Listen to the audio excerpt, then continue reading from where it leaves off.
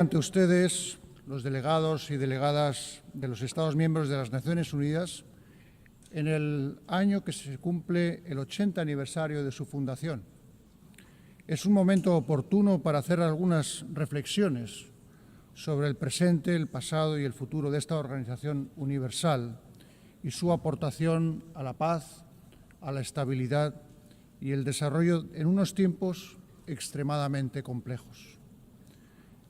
Este es un mundo trepidante y desbocado, que en demasiadas ocasiones nos sitúa ante el vértigo del precipicio, en el que no faltan voces que preconizan el fin del multilateralismo y la obsolescencia e ineficacia de las Naciones Unidas. Es el efecto, se nos dice, de la sustitución de una lógica de diálogo y cooperación por una lógica de competencia, rivalidad y tensiones extremas. ¿No es ese el mundo al que estamos abocados? Oímos decir, sino el mundo en que ya estamos inmersos.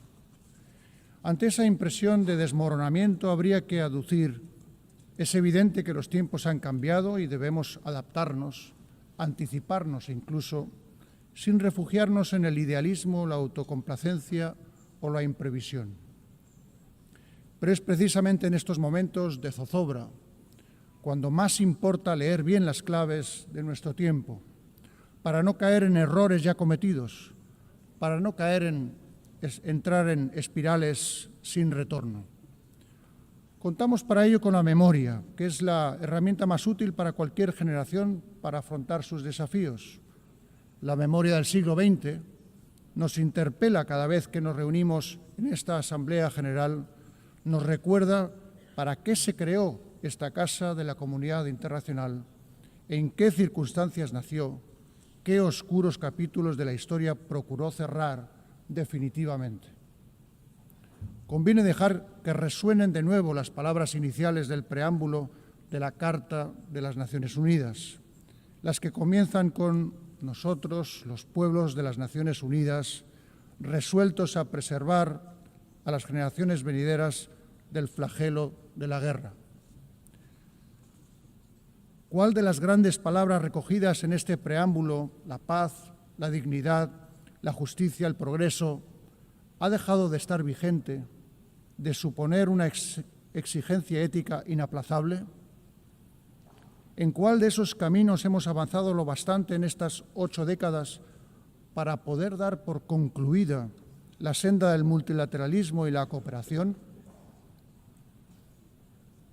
En el silencio ante esas preguntas está la mayor prueba de que las Naciones Unidas no solo siguen siendo útiles, son imprescindibles, son insustituibles. Creer en las Naciones Unidas es creer con firmeza en la universalidad de los principios y valores recogidos en su Carta y en la Declaración Universal de los Derechos Humanos. Es eludir la tentación de modularlos con particularismos, con relativismos, con excepciones. Porque la dignidad del ser humano no es negociable. Creer en las Naciones Unidas es también creer en un mundo basado en normas. Las normas generan conductas a las que se ciñe la enorme mayoría de los actores internacionales. Incluso cuando se incumplen o se vulneran, hay base para reivindicarlas, para hacerlas valer. Las normas son la voz de la razón aplicada a las relaciones internacionales, la mejor defensa que tenemos ante la ley del más fuerte. Un mundo sin normas es una terra incógnita. Un tiempo sin normas es una Edad Media. El camino que nos propone la Carta de las Naciones Unidas está llena de obstáculos y nunca acabaremos de recorrerlo del todo. Por eso es tan valioso el ejemplo de tantas personas comprometidas con sus valores y principios, personas que trabajan en condiciones extremas a riesgo de su libertad, su integridad física o incluso de su vida, en un mundo asolado por el conflicto en demasiadas regiones. Lo estamos viendo en el continente europeo, en Ucrania, con la guerra desencadenada por la agresión no provocada e injustificable de Rusia, en violación de la soberanía y la integridad territorial del país. La paz en Europa no será posible sin justicia, sin responsabilidad. España seguirá apoyando todos los esfuerzos encaminados a lograr una paz justa y duradera, basada en los principios de la legalidad internacional, el respeto a los derechos humanos y la rendición de cuentas. Lo vemos también en toda su crudeza en Oriente Próximo, en Palestina, en la Franja de Gaza. No podemos guardar silencio ni mirar hacia el otro lado ante la devastación, los bombardeos, incluso de hospitales, escuelas o lugares de refugio, ante tantas muertes entre la población civil o ante la hambruna y el desplazamiento forzoso de cientos de miles de personas. ¿Con qué destino? Son actos aberrantes que están en las antípodas de todo lo que este foro representa. Repugnan a la conciencia humana y avergüenzan al conjunto de la comunidad internacional. España es un pueblo profundamente orgulloso de sus raíces sefardíes. Cuando hablamos al pueblo de Israel, estamos hablando a un pueblo de hermanos, un pueblo que cuando regresa a España, a Córdoba, Toledo, Sevilla, Barcelona y tantos otros lugares, regresa a su casa. Ese fue el principio inspirador de la ley por la que en 2015, y con amplio consenso, se concedió la nacionalidad española a los descendientes de los judíos sefardíes originarios de España. Por eso nos duele tanto, nos cuesta tanto comprender lo que el gobierno israelí está haciendo en la Franja de Gaza. Por eso clamamos, imploramos, exigimos, detengan ya esta masacre. No más muertes en nombre de un pueblo tan sabio y tan antiguo que tanto ha sufrido a lo largo de su historia. Seamos claros, condenamos rotundamente el execrable terrorismo de Hamás y especialmente aquella matanza brutal del 7 de octubre de 2023 contra la población israelí y reconocemos el derecho de Israel a defenderse. Pero con la misma firmeza demandamos que el Gobierno de Israel aplique sin reservas el derecho internacional humanitario en toda Gaza y Cisjordania. Exigimos que la ayuda humanitaria llegue sin dilaciones, un alto el fuego con garantías y la liberación inmediata de todos los rehenes que aún retiene Hamás con tanta crueldad. La comunidad internacional debe asumir su responsabilidad para hacer realidad cuanto antes una solución viable que contemple la existencia de dos Estados. El reconocimiento del Estado de Palestina por parte de un número creciente de miembros de nuestra organización, al que España se sumó el pasado mes de mayo, debe ayudar a conseguir una paz regional justa y definitiva, basada en la aplicación de las resoluciones de Naciones Unidas y también en el reconocimiento universal del Estado de Israel. Señora presidenta, señores y señores delegados, también son causa y consecuencia de tantos conflictos, como sabemos, la falta de recursos, la fragilidad de los Estados, las desigualdades. La distancia que nos separa del cumplimiento de los objetivos incluidos en la Agenda 2030 sigue siendo enorme y el déficit actual de financiación para el desarrollo sostenible supera los 4 billones de dólares anuales. El llamamiento a la eficacia, a la optimización de recursos logrado en la cuarta Conferencia Internacional sobre Financiación para el Desarrollo que celebramos hace poco en Sevilla, debe tener continuidad. Por eso España, en línea con el compromiso allí alcanzado, adoptado por consenso, ha lanzado el Plan Sevilla de apoyo al multilateralismo. Hemos aumentado nuestra contribución a los fondos internacionales para el desarrollo y reafirmado nuestro compromiso con la defensa de los derechos humanos, la igualdad de género y la transición ecológica, que son elementos centrales y distintivos de nuestra política exterior. Me referiré con brevedad a cada uno de estos 3 ámbitos. En primer lugar, los derechos humanos. España es desde este año miembro del Consejo de Derechos Humanos, lo que nos permitirá seguir trabajando en causas tales como la lucha contra el racismo, la erradicación de la pena de muerte y la promoción de los derechos económicos, sociales y culturales, y persistir en el combate contra todo tipo de discriminación. Porque somos partidarios de las sociedades plurales, abiertas, donde todos los ciudadanos participan. Y nos preocupa la erosión de las democracias, la desafección que advertimos hacia valores esenciales para la convivencia democrática. En estos tiempos confusos, que ponen a prueba la capacidad de diálogo, es cuando más fieles debemos permanecer ante estos valores. En sintonía con esos principios, creemos que la inmigración adecuadamente gestionada es un vector de desarrollo mutuo para las sociedades de origen, de tránsito y destino, y que los derechos humanos de los migrantes deben ser, en consecuencia, la referencia principal de nuestra acción. Por eso apoyamos con convicción plena la aplicación del Pacto Mundial Migratorio y el Pacto Mundial de Refugiados. Quiero referirme, en segundo lugar, a la igualdad de género. Este año, en que se cumple el 30 aniversario de la Declaración y Plataforma de Acción de Beijing, es una nueva oportunidad para renovar nuestro compromiso con la igualdad real y efectiva, que no es solo un paso adelante en materia de derechos humanos, sino, ante todo, una cuestión de justicia. España aspira a seguir siendo un referente global en temas como la lucha por los derechos sexuales y reproductivos, contra la violencia sexual y de género, por la mayor participación de las mujeres en posiciones de liderazgo y los procesos de toma de decisiones. Me referiré, en tercer lugar, al medio ambiente.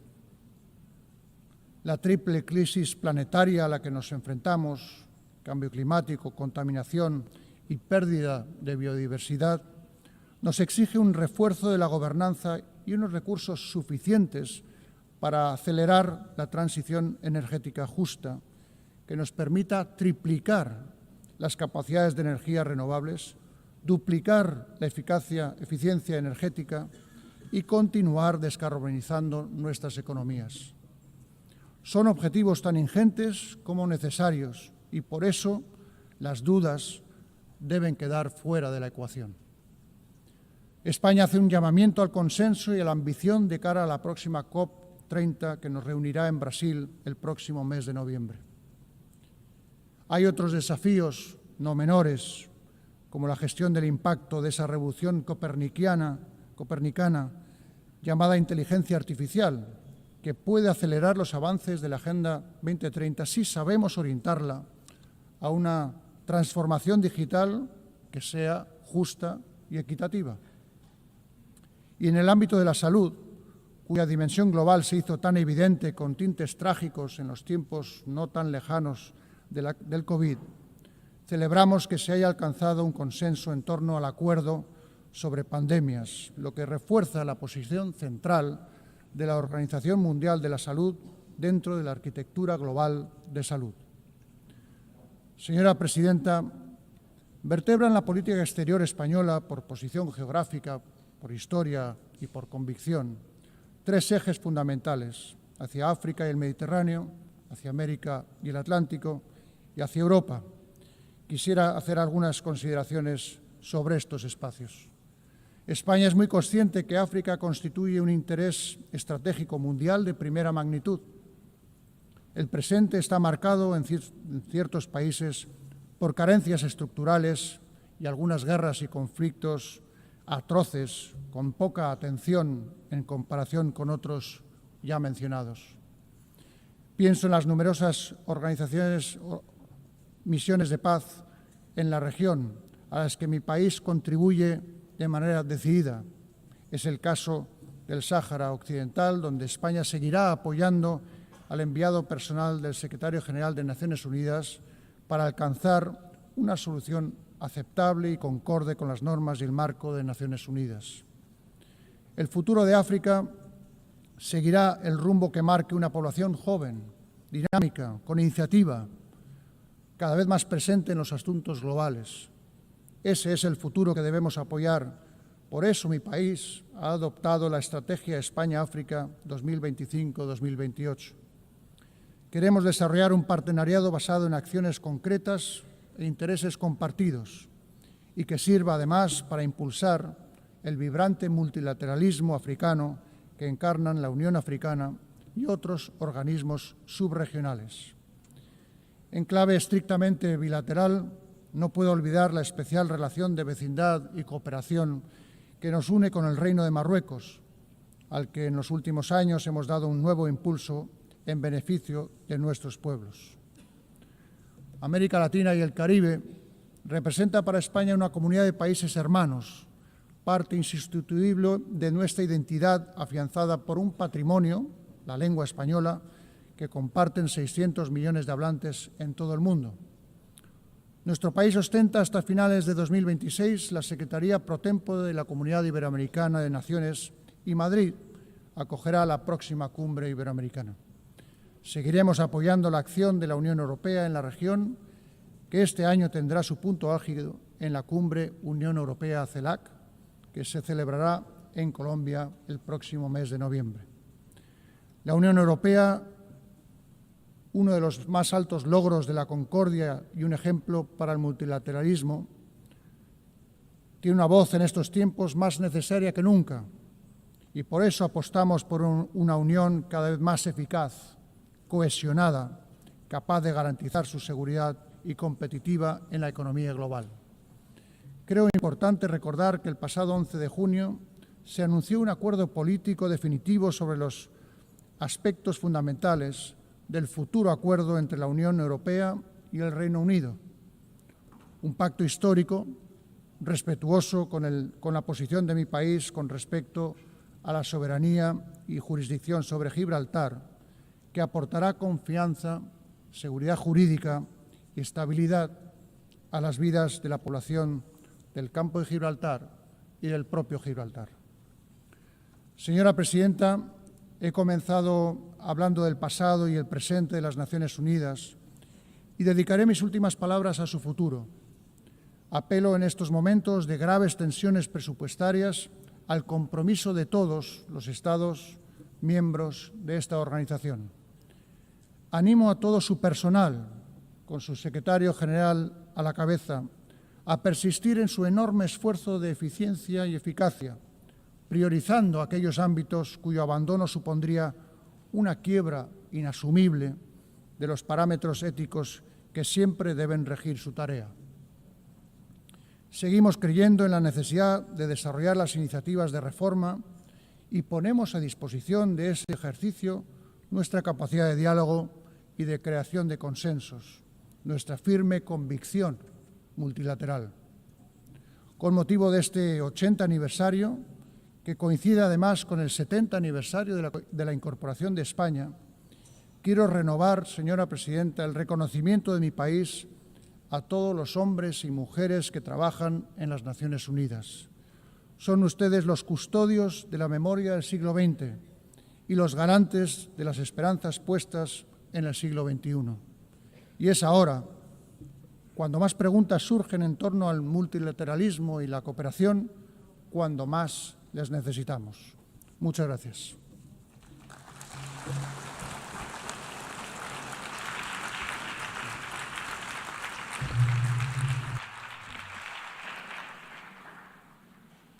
Au nom de l'Assemblée générale, je tiens à remercier le roi d'Espagne.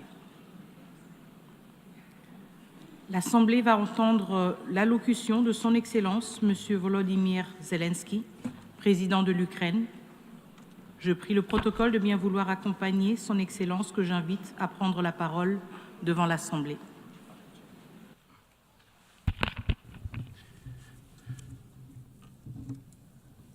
Madame Chair, Deputy Secretary.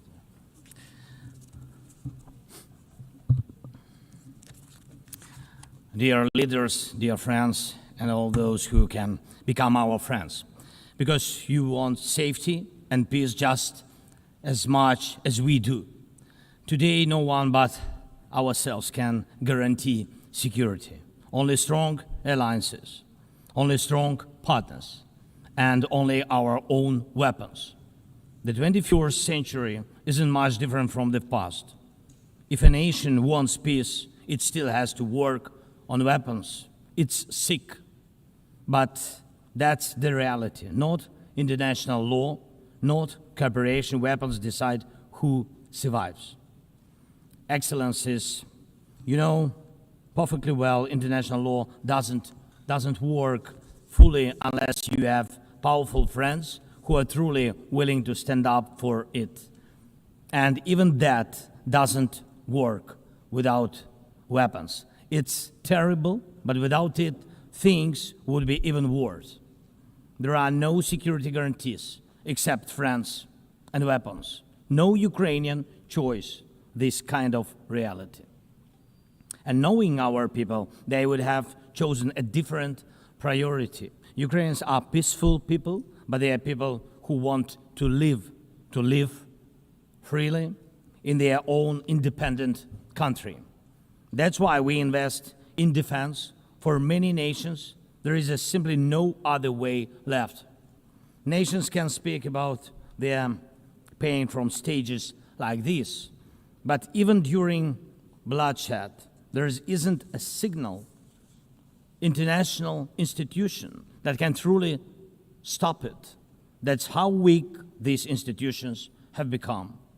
What can Sudan or Somalia or Palestine or any other people living through war really expect from the UN or the global system?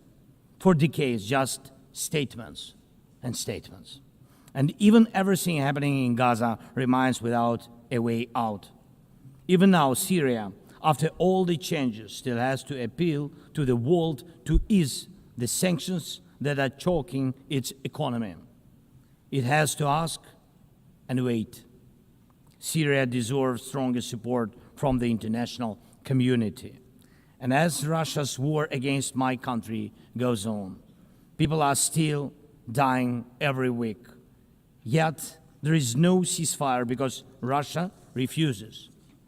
Russia abducted thousands of Ukrainian children, and we have brought some of them back. And I thank everyone who's helped. But how long will it take to bring all of them home?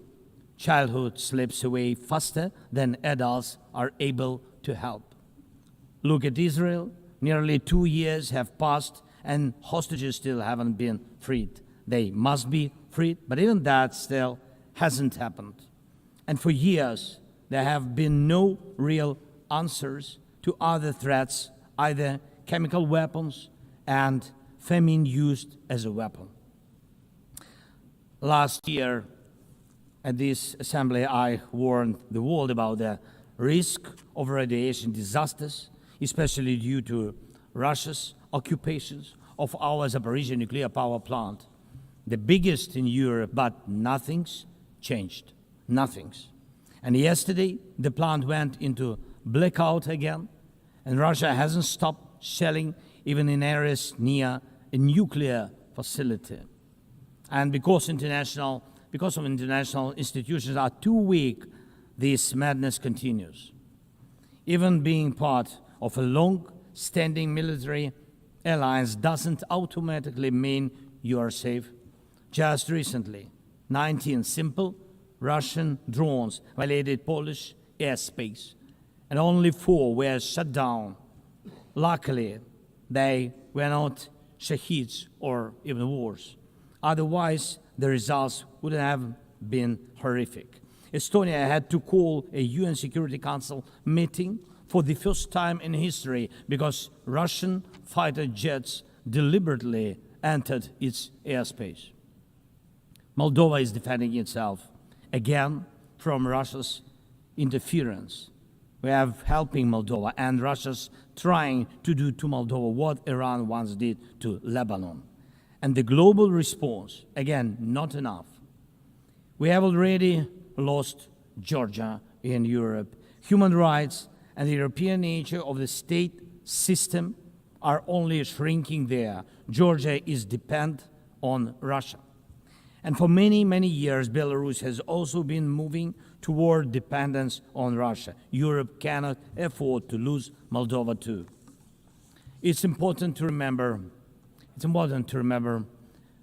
how the world once ignored the need to help Georgia after Russia's attack, and how the moment was missed with Belarus. How Moldova must not be lost. And for Europe, supporting Moldova's stability is not costly, but failing to do so will come at a much higher price. That's why the EU needs to help Moldova now with funding and energy support, not just words or political gestures. We must not forget about protecting the rights of people and the rights of nations in regions where these rights are under threat. The UN Charter and the Universal Declaration of Human Rights must apply everywhere. But the Taliban in Afghanistan dragged a whole country back into the dark ages. Cartels in some Latin America countries are more powerful than the government there. This is all about collapse of international law and the weakness of the international institutions. And so it's about the rise of weapons. Weapons decide who survives. Excellencies, yesterday President Trump stood right here in this hall, and God saved him from a murder attempt during the campaign. A shot was fired from a rifle, and just a fraction of an inch saved his life. Just days ago, President, along with hundreds of thousands of Americans, honored the memory of Charlie Kirk. Sadly, his life was cut short by a bullet. Once again, violence with a rifle in hand. We also mourn the Ukrainian woman, Irina Zarutska. She was brutally killed with a knife here in America, the very country where she was seeking refuge from Russia's war. And almost every day when we open the news, we see headlines about violent attacks happening all around the world. Most of it is done with weapons. People are already used to, but weapons are evolving faster than our ability to defend ourselves. Now, there are tens of thousands of people who know how to professionally kill using drones. Stopping that kind of attack is harder than stopping any gun, knife, or bomb. This is what Russia has brought with its war. It used to be that only the strongest countries could use drones because they were expensive and complex. Now, even simple drones can fly thousands of kilometers. War tech doesn't care about geography anymore. It's now reshaping it. Just recently, airports in Europe had to shut down because of drones. Authorities couldn't even say what kind of drones they were, who sent them, or from where. Last week, North Korea announced the test of a tactical strike drone. That means even countries with limited resources can now build weapons that are dangerous to their neighbors. Ukraine and nations like Saudi Arabia know all too well how dangerous Iranian attack drones are. But what happens when all the types of drones become available, even to small terrorist groups or cartels? The world moves too slowly to protect itself, and weapons move fast. Now companies are already working on drones that can shoot down other drones, and it's only a matter of time, not much, before drones are fighting drones, attacking critical infrastructure, and targeting people all by themselves, fully autonomous and no human involved, except the few who control AI systems. Dear leaders, we are now living through the most destructive arms race in human history, because this time includes artificial intelligence. And if there are no real security guarantees except friends and weapons, And if the world can't respond even to old threats, and if there is no strong platform for international security, will there be any place left on Earth that's still safe for people? We need global rules now for how AI can be used in weapons, and this is just as urgent as preventing the spread of nuclear weapons. We need to restore international cooperation, real working cooperation for peace and for security. A few years from now might already be too late. 10 years ago, war looked different, and no one imagined that cheap drones could create dead zones, areas stretching for dozens of kilometers where nothing moves, no vehicles, no life. People used to imagine that only after a nuclear strike. Now it's drawn reality. Mass-produced, simple drones, and without AI yet. Ukraine doesn't have the big fat missiles dictators love to show off in parades, but we do have drones that can fly up to 2,000-3,000 kilometers. We had no choice but to build them to protect our right to life. Control over the sea used to depend on having a big navy. Ukraine doesn't have a big fleet, but we succeeded. In the Black Sea, we pushed what's left of the Russian navy into remote base. And we did it with sea drones. That's how we protect our ports and maritime trade routes, because Russia has left us no other choice. And our spiderweb operation, when cheap drones destroyed or damaged dozens of expensive Russian strategic bombers, became a real example for special forces around the world of what new weapons can do to old systems. These very Russian bombers attacked our cities. And none of this would have happened if Putin had not started this full-scale aggression, full-scale war. And every year that this war goes on, weapons become even more deadly. And only Russia deserves to be blamed for this. Dear leaders, to protect lives, Ukraine builds underground schools and underground hospitals. To protect lives, we have to spend more on protecting power stations from drone and missile attacks than on building sports facilities or cultural infrastructure. Ukrainian farmers are learning how to protect their equipment from Russia's FPV drone strikes, and for them, that challenge is far greater than climate change. Russia's war has put us in this situation, but do you have protection against similar threats? The facts are simple. Stopping this war now, and with it, the global arms race, is cheaper than building underground kindergartens or massive bunkers for critical infrastructure later. Stopping Putin now is cheaper than trying to protect every port and every ship from terrorists with sea drones. Stopping Russia now is cheaper than wondering who will be the first to create a simple drone carrying a nuclear warhead. So we must use everything we have together to force the aggressor to stop. And only then do we have a real chance that this arms race will not end in catastrophe for all of us. If it takes weapons to do it, if it takes pressure on Russia, then it must be done. And it must be done now. Otherwise, Putin will keep driving the war forward wider and deeper.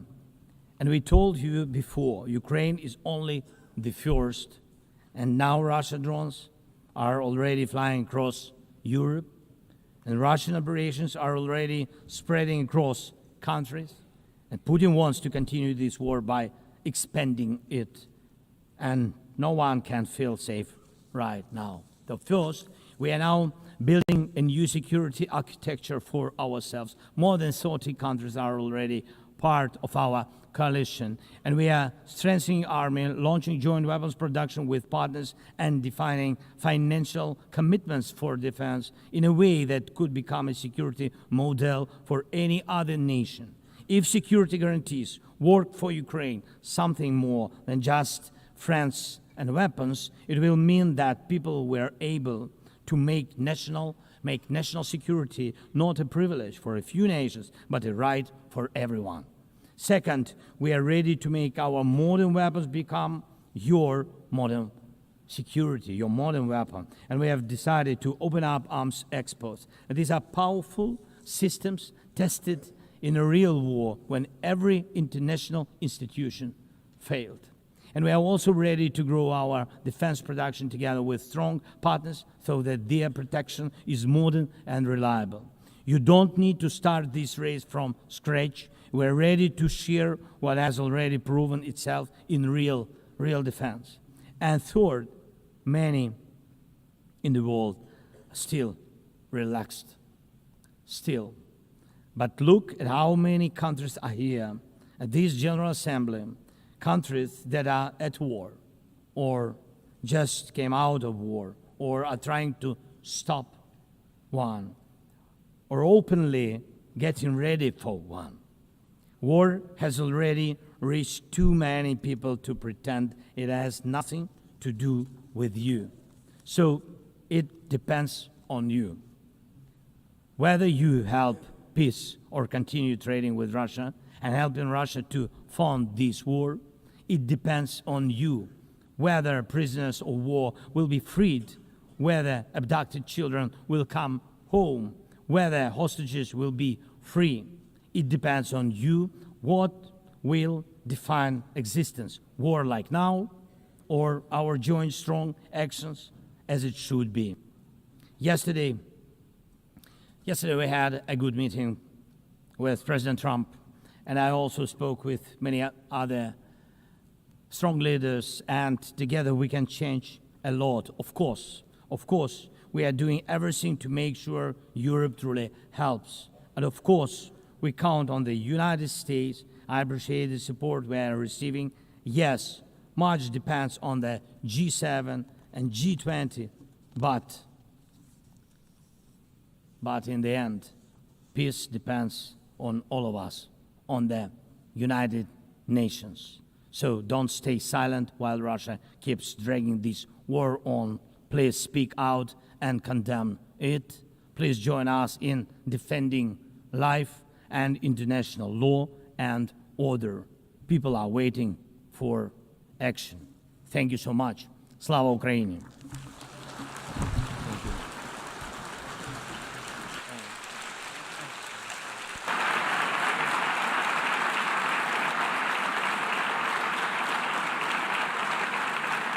Au nom de l'Assemblée générale, je tiens à remercier le président de l'Ukraine.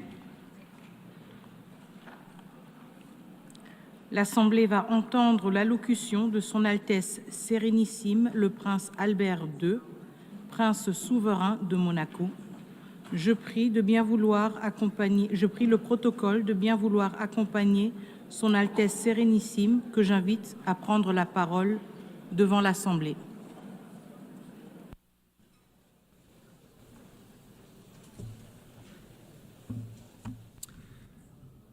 Madame la Présidente de l'Assemblée générale, Monsieur le Secrétaire général, Mesdames et Messieurs les chefs d'État et de gouvernement, Excellences, Mesdames et Messieurs. Il y a 80 ans, la création de l'Organisation des Nations Unies a marqué un tournant décisif dans l'histoire contemporaine des relations internationales, offrant à chaque État un forum de dialogue et d'échange. L'ambition des fondateurs était claire et audacieuse. Toutes les nations, grandes ou petites, doivent pouvoir participer sur un pied d'égalité à l'élaboration de solutions collectives. Égalité, respect, dialogue, voilà le cœur de l'esprit multilatéral. Ce sont précisément ces valeurs qui ont permis à Monaco de trouver sa place dans le concert des nations. Au cours de ces 8 décennies, les Nations Unies ont su accompagner les grands tournants de l'histoire. La reconstruction de l'Europe après la Seconde Guerre mondiale, le processus de décolonisation, l'espoir d'un ordre international plus apaisé après la guerre froide. L'organisation a contribué à l'édification d'un droit international solide, par l'adoption de nombreux traités, du droit de la mer à la lutte contre le terrorisme, de la protection de l'environnement à la promotion des droits de l'homme.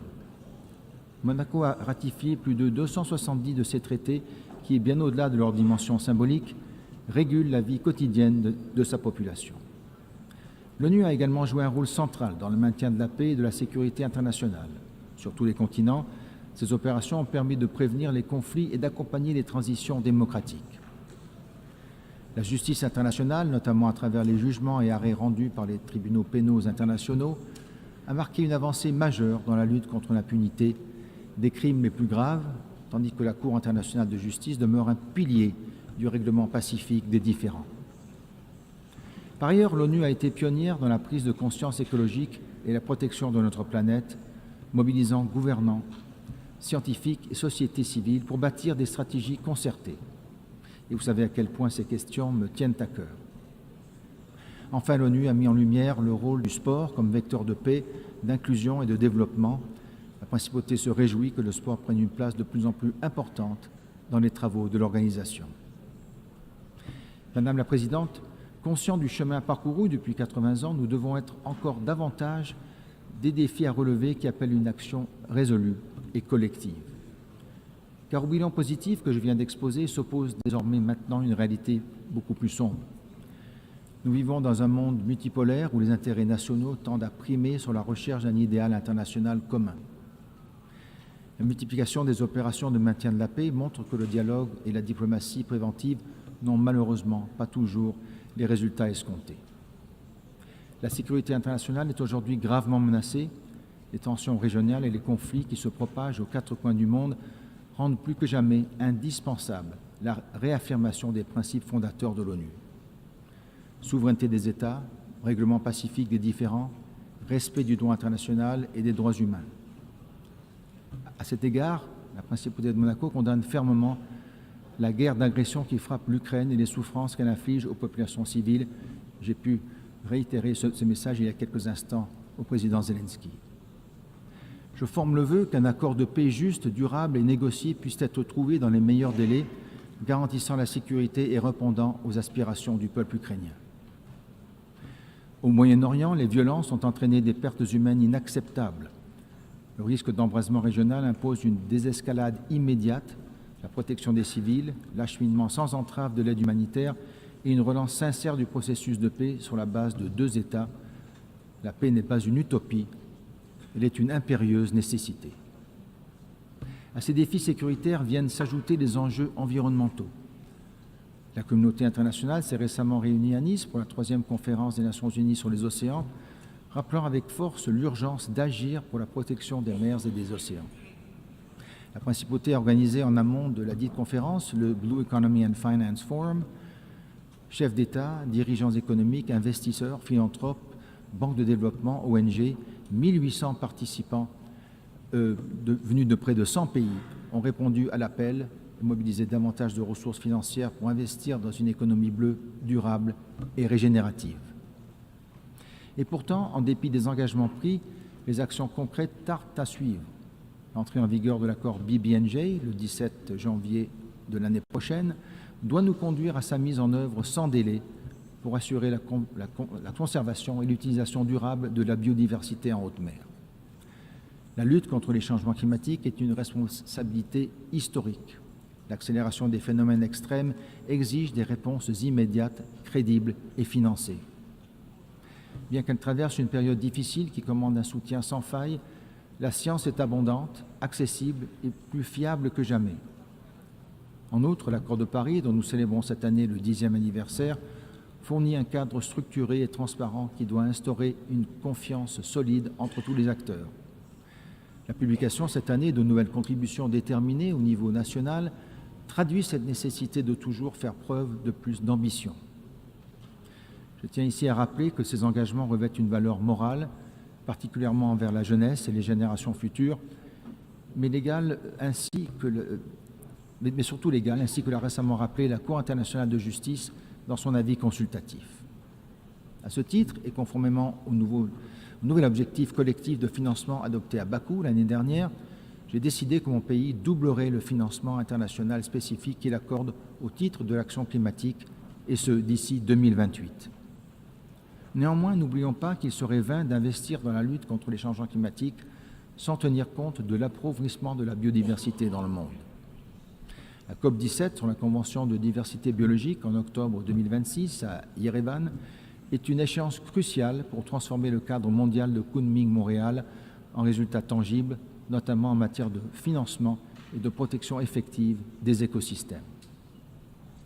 Madame la Présidente, nous ne pouvons passer sous silence le recul préoccupant des droits humains. Restriction des libertés, répression de la société civile et de l'opposition, usage excessif de la force. Ces dérives érodent les fondements mêmes de notre organisation et nourrissent la crise de confiance des citoyens envers les institutions. Les droits des femmes constituent un pilier fondamental de la paix, du développement et de la justice. 30 ans après la conférence de Beijing, l'égalité entre les femmes et les hommes n'est toujours pas pleinement universellement atteinte et nous devons réaffirmer qu'il s'agit d'une priorité absolue. Il est également urgent de susciter une mobilisation collective contre les violences faites aux femmes et aux filles et contre tous les types de persécutions qu'elles subissent, y compris dans les zones de conflit. Aucune société ne peut prospérer en laissant subsister de telles inégalités. De même, aucune société ne peut se développer sans prendre soin de sa jeunesse, parce qu'elle n'est pas seulement l'avenir du monde, elle en est le présent.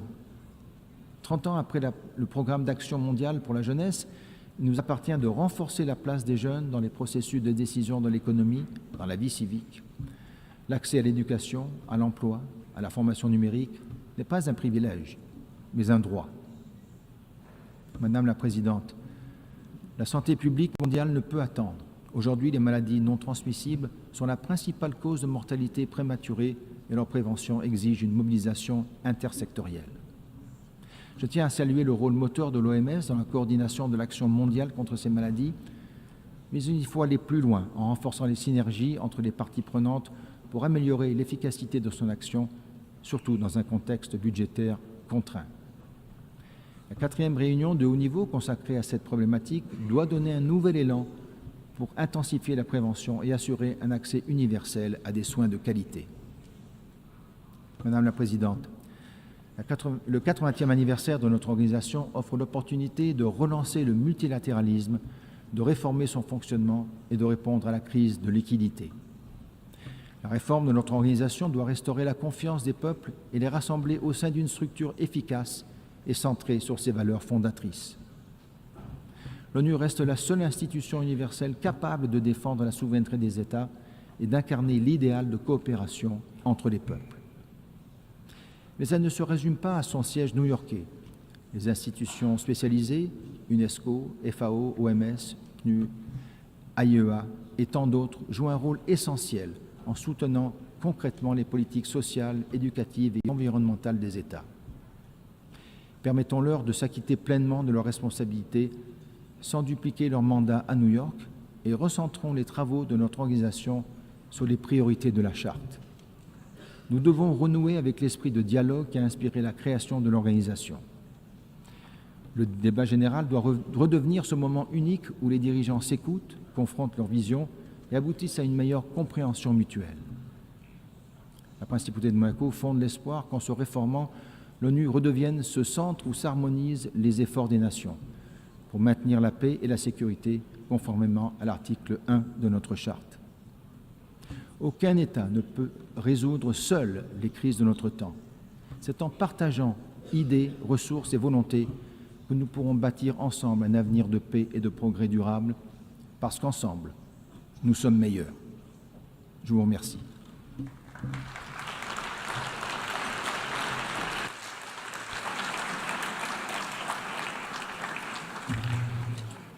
Au nom de l'Assemblée générale, je tiens à remercier le prince souverain de Monaco. L'Assemblée va entendre l'allocution de son Excellence M. Massoud Pezeshkian, président de la République islamique d'Iran. Je prie le protocole de bien vouloir accompagner son Excellence, que j'invite à prendre la parole devant l'Assemblée.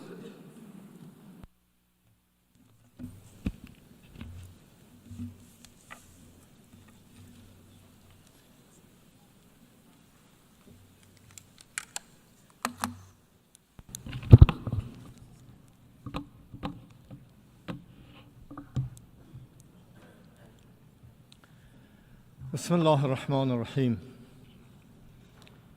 آقای دبیرکل، خانم رئیس، نمایندگان محترم، خانم ها و آقایان، شعار امسال 80 سال و بیشتر برای صلح، توسعه و حقوق بشر در حقیقت فراخوانی برای همبستگی و نگاهی مشترک به آینده روشن‌تر است. اعتقاد و باور دینی ما و دعوت همه پیامبران نیز بر مبنای برابری حقوق همه انسان هاست.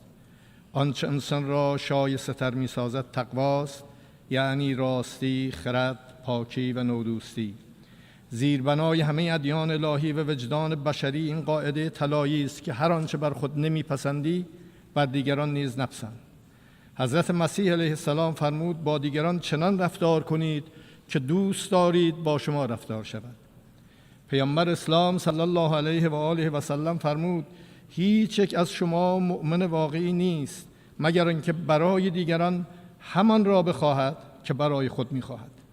حکیم هیلیل اساره تورات را چنین بیان کرد: آنچه بر تو ناپسند است بر دیگران نیز روا مدار. در سنت‌های مشرق زمین نیز آموزه مرکزی همین اصل است و مکاتب اخلاقی سکولار نیز با عقلانیت مبتنی بر وجدان به همین نتیجه رسیدند. عالی جنابان، آیا جهان ما چنین است؟ به 2 سال گذشته بنگریم. جهان در 2 سال گذشته نظاره‌گر نسل کشی در غزه بود، نظاره‌گر ویرانی خانه‌ها و نقض مکرر حاکمیت و تمامیت ارضی در لبنان، نظاره‌گر تخریب زیرساخت‌های سوریه، نظاره‌گر حمله به مردم یمن، نظاره‌گر گرسنگی اجباری کودکان نحیف در آغوش مادران، نظاره‌گر شبیخون دزدانه به حق حاکمیت کشورها، تجاوز به تمامیت ارضی دولت‌ها و هدفگیری عریان رهبران ملت‌ها بود. و همه اینها با پشتیبانی تمام عیار مسلح‌ترین حکومت جهان و به بهانه دفاع از خود. آیا اینها را برای خود میپسندید؟ چه کسی برهم زننده ثبات منطقه و جهان است؟ چه کسی تهدید علیه صلح و امنیت بین المللی است؟ چه کسی ناقض قاعده طلایی اخلاق بشر است؟ عالی جنابان، خانم ها و آقایان، همه شما شاهد بودید که در خرداد گذشته کشور من مورد تهاجمی وحشیانه و خلاف اصول مسلم حقوق بین الملل قرار گرفت.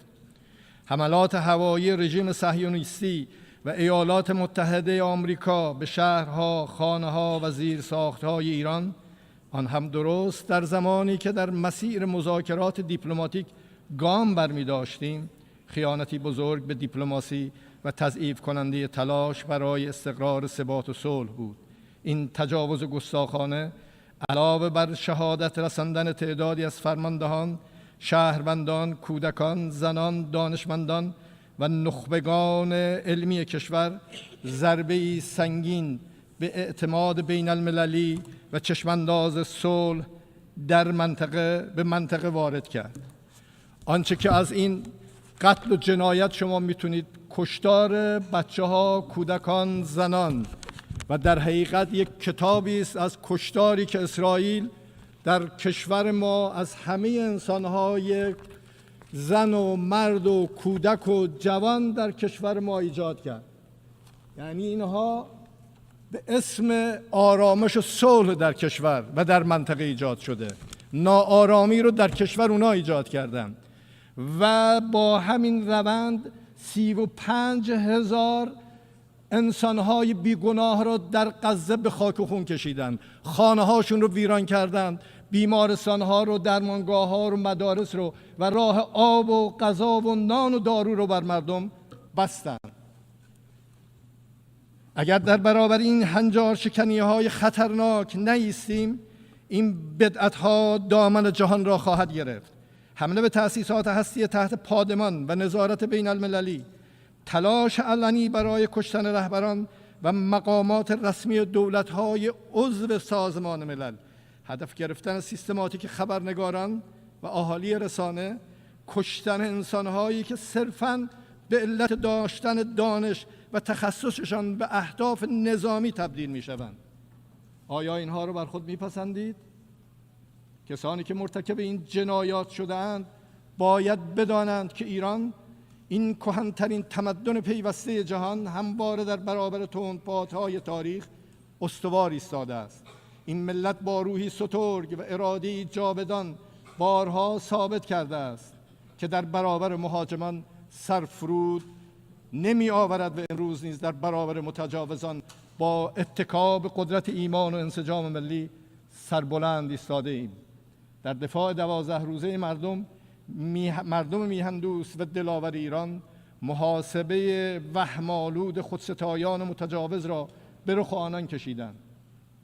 دشمنان ایران ناخواسته اتحاد مقدس ملی را قوام بخشیدند. مردم ایران با وجود شدیدترین، طولانیترین و سنگینترین تحریم‌های اقتصادی، جنگ روانی و رسانه‌ای و تلاش‌های مستمر برای ایجاد تفرقه، به مجرد شلیک نخستین گلوله به خاکشان یکپارچه حامی نیروهای مسلح دلیر خود شدند و امروز نیز خود خون شهیدانشان را پاس می‌دارند. من در اینجا به نام مردم ایران از تمام شخصیت‌ها، ملت‌ها، دولت‌ها و سازمان‌های بین المللی و منطقه‌ای که در این جنگ با ایران همدل بودند صمیمانه تشکر می‌کنم. خانم‌ها و آقایان، امروز پس از نزدیک به 2 سال نسل کشی، گرسنگی دادن جمعی و تداوم آپارتاید در داخل سرزمین‌های اشغالی و تجاوز به همسایگان، طرح مضحک و متوهمانه اسرائیل بزرگ با وقاحت از سوی بالاترین سطوح این رژیم عنوان می شود. این طرح بسیاری از سرزمین‌های منطقه را در بر می‌گیرد.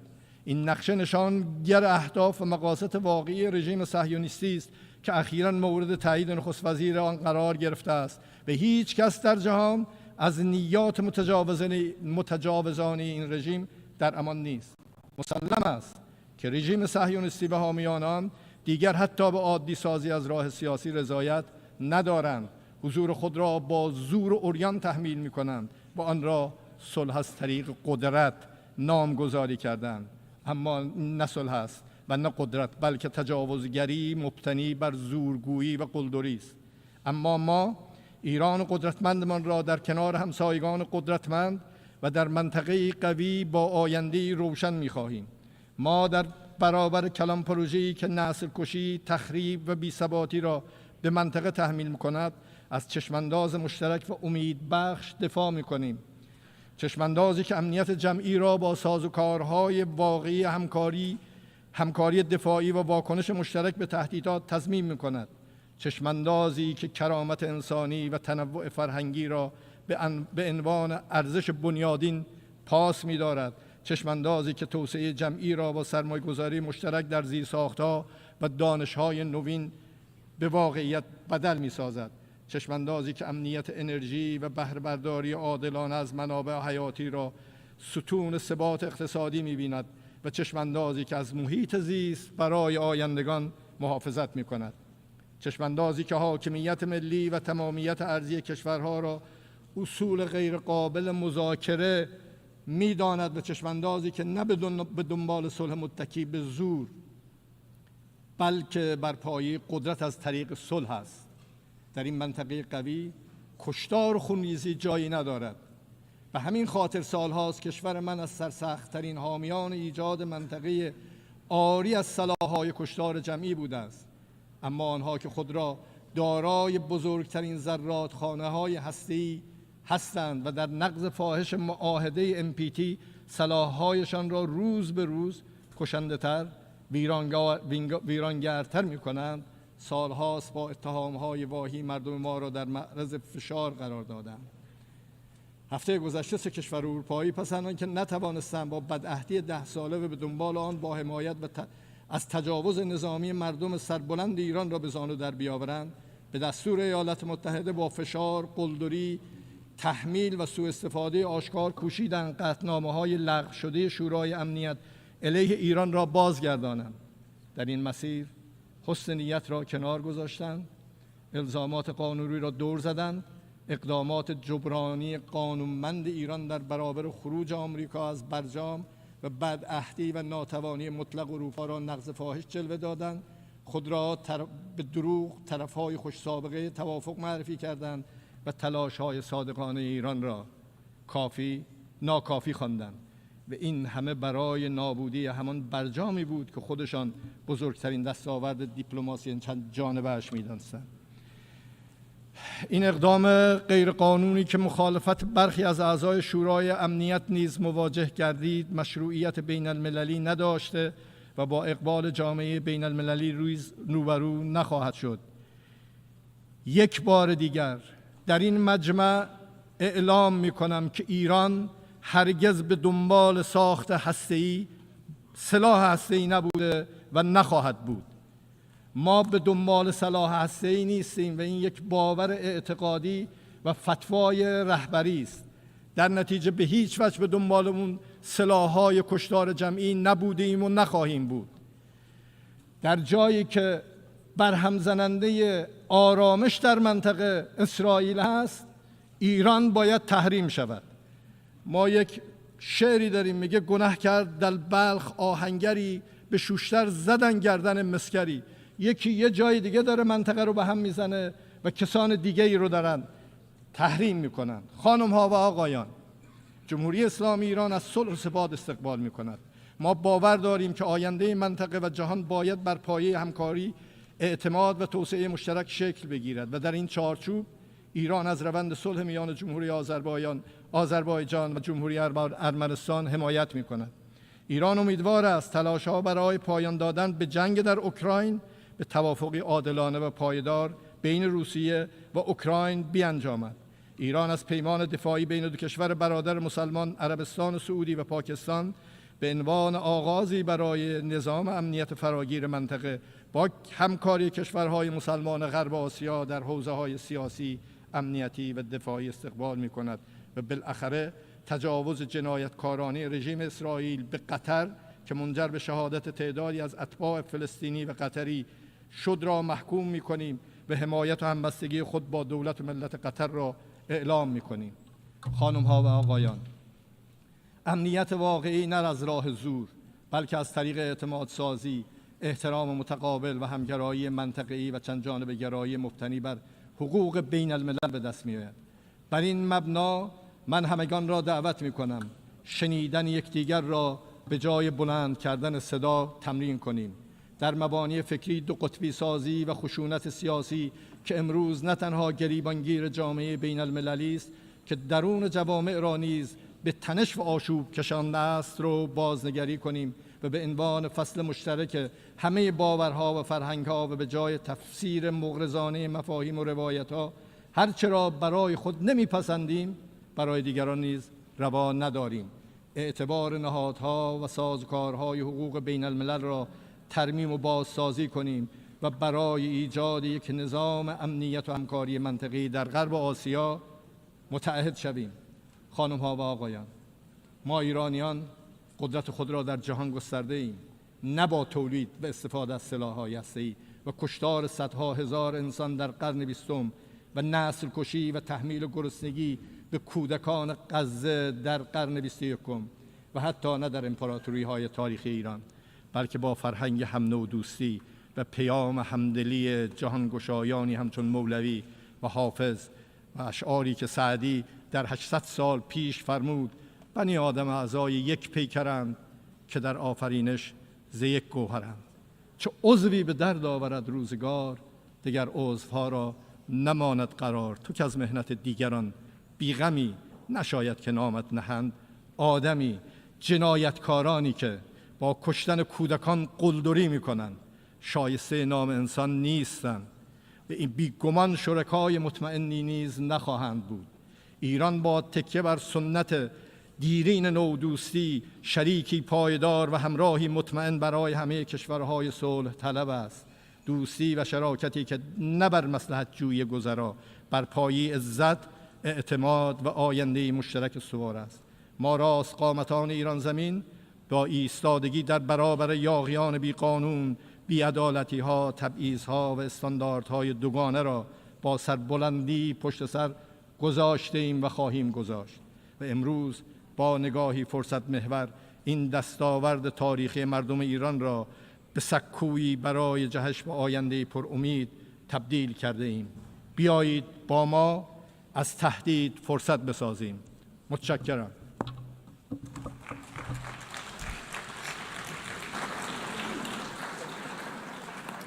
On behalf of the Assembly, I wish to thank the President of the Islamic Republic of Iran. The Assembly will hear an address by His Excellency José Raúl Mulino Quintero, President of the Republic of Panama. I request protocol to escort His Excellency and invite him to address the Assembly.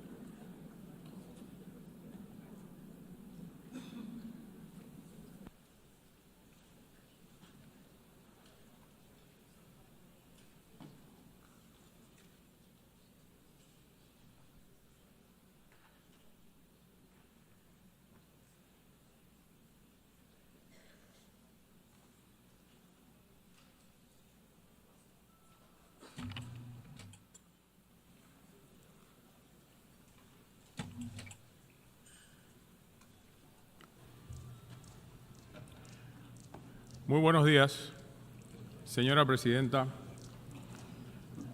distinguidos jefes de Estado y de Gobierno, honorables delegados.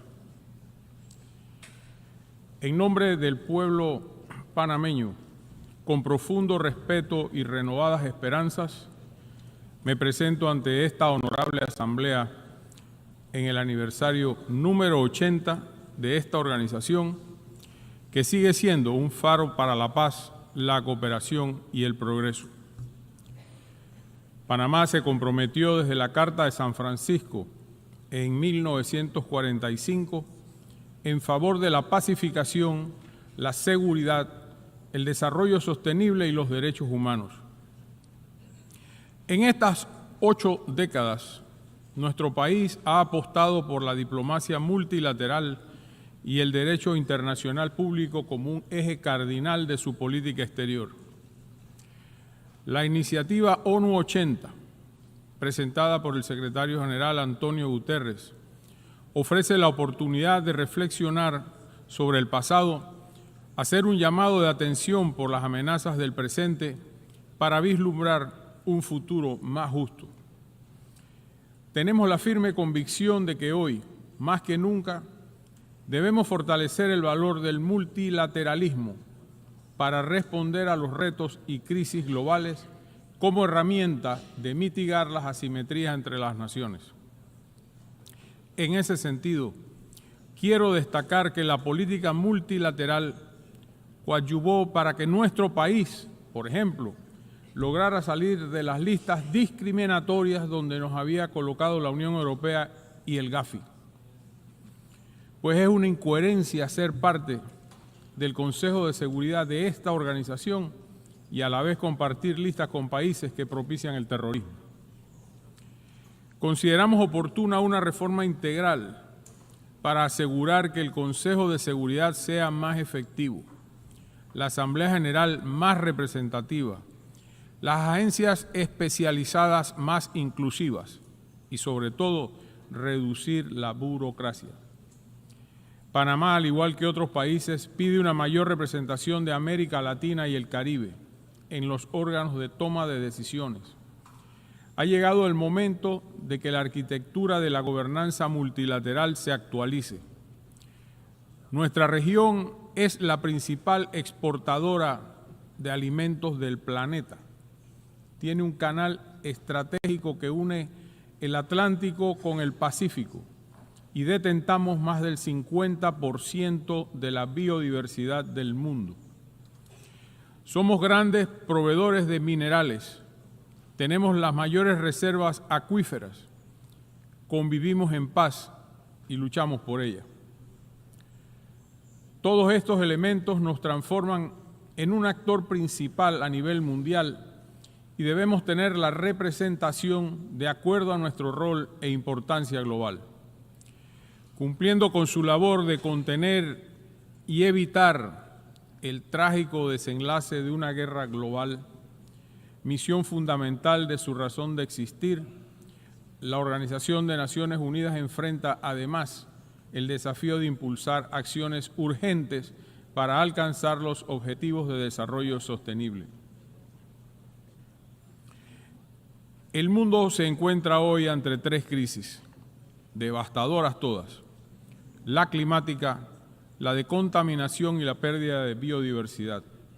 en un escenario de cooperación fragmentado. La respuesta a estas crisis debe ser rápida y solidaria. Ante esto, Panamá presentó el Nature Pledge, nuestro pacto con la naturaleza. Es una forma nueva de entender la política ambiental y climática en un marco que una nuestras obligaciones en materia de clima, biodiversidad y tierras en un solo compromiso nacional. En la práctica, Panamá se compromete a reducir sus emisiones para el año 2035. Aún siendo un país carbono negativo, creemos que siempre se puede dar un paso más en favor de la sostenibilidad para las futuras generaciones. Por ello, restauraremos 100.000 hectáreas de ecosistemas prioritarios, incluyendo manglares y cuencas hidrográficas, porque la naturaleza es nuestra primera línea de defensa frente al cambio climático.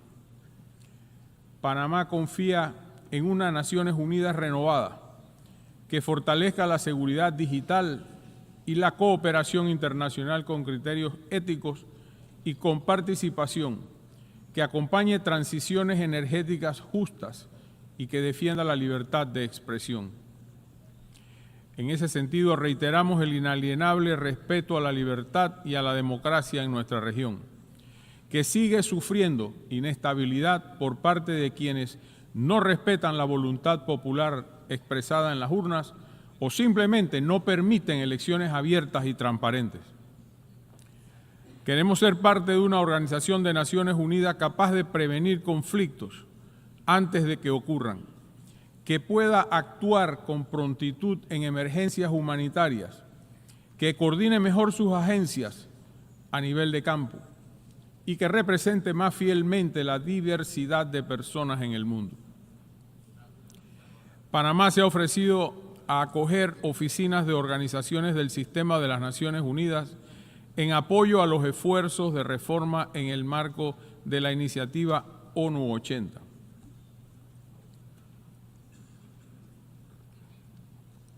También quiero expresar hoy mi solidaridad con el pueblo japonés en ocasión de cumplirse 23 años de la admisión por parte de Corea del Norte del secuestro de al menos 17 ciudadanos japoneses.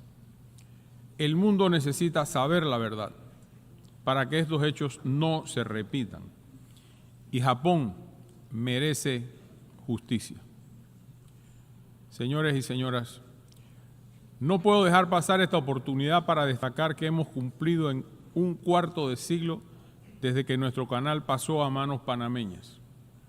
A partir del 31 de diciembre de 1999, la República de Panamá asumió las obras y la operación del canal con eficiencia, seguridad, sostenibilidad y neutralidad, de acuerdo con el Tratado del Canal de Panamá, Torrijos-Carter, y el de neutralidad permanente, ambos de 1977.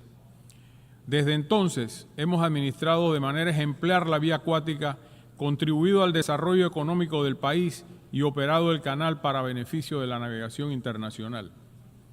En este periodo, Panamá amplió la ruta interoceánica con recursos propios para atender la demanda de buques de grandes dimensiones. Ahora vamos a dar un paso más. Acompañamos a la Autoridad del Canal de Panamá en el desarrollo del reservorio de Río Indio, un ambicioso proyecto para garantizar el agua a la población y al canal. Así, el tráfico de buques no se verá amenazado a causa de las sequías que azotan de tiempo en tiempo nuestra región. Nuestra vía acuática sirve a más de 180 rutas marítimas y más de 140 naciones, y por ella transita aproximadamente 4% del comercio mundial. Tenemos el compromiso de garantizar la eficiencia en favor de la logística internacional. Ante esta Asamblea, Panamá reafirma una vez más su serio y sostenido compromiso hacia el régimen establecido en el tratado concerniente a la neutralidad permanente y a cuyo protocolo se han adherido numerosos estados. La neutralidad es la fórmula más adecuada para proteger la seguridad de nuestro canal, un bien de utilidad global. El Canal de Panamá neutral, abierto al mundo y facilitador de un comercio internacional más integrado, es y seguirá siendo panameño. Señoras y señores, Panamá, como es sabido, mantiene un asiento no permanente en el Consejo de Seguridad de Naciones Unidas para el periodo 2025 y 2026. El pasado mes de agosto hemos ejercido la presidencia rotativa del Consejo, entendiéndola como una responsabilidad para mantener una voz fuerte en favor de la paz, la igualdad soberana de los estados, la justicia, el derecho internacional y el respeto a los pactos entre países. También hemos enfatizado la importancia de la seguridad marítima como una prioridad de acción para nuestra participación en el Consejo. La identidad nacional de Panamá está estrechamente vinculada al transporte marítimo. A lo largo de los siglos hemos sabido consolidar nuestro papel como un actor clave en la navegación y el comercio internacional. La piratería, el tráfico de armas y narcóticos, así como la pesca ilegal, impactan al comercio y al sistema de transporte marítimo global.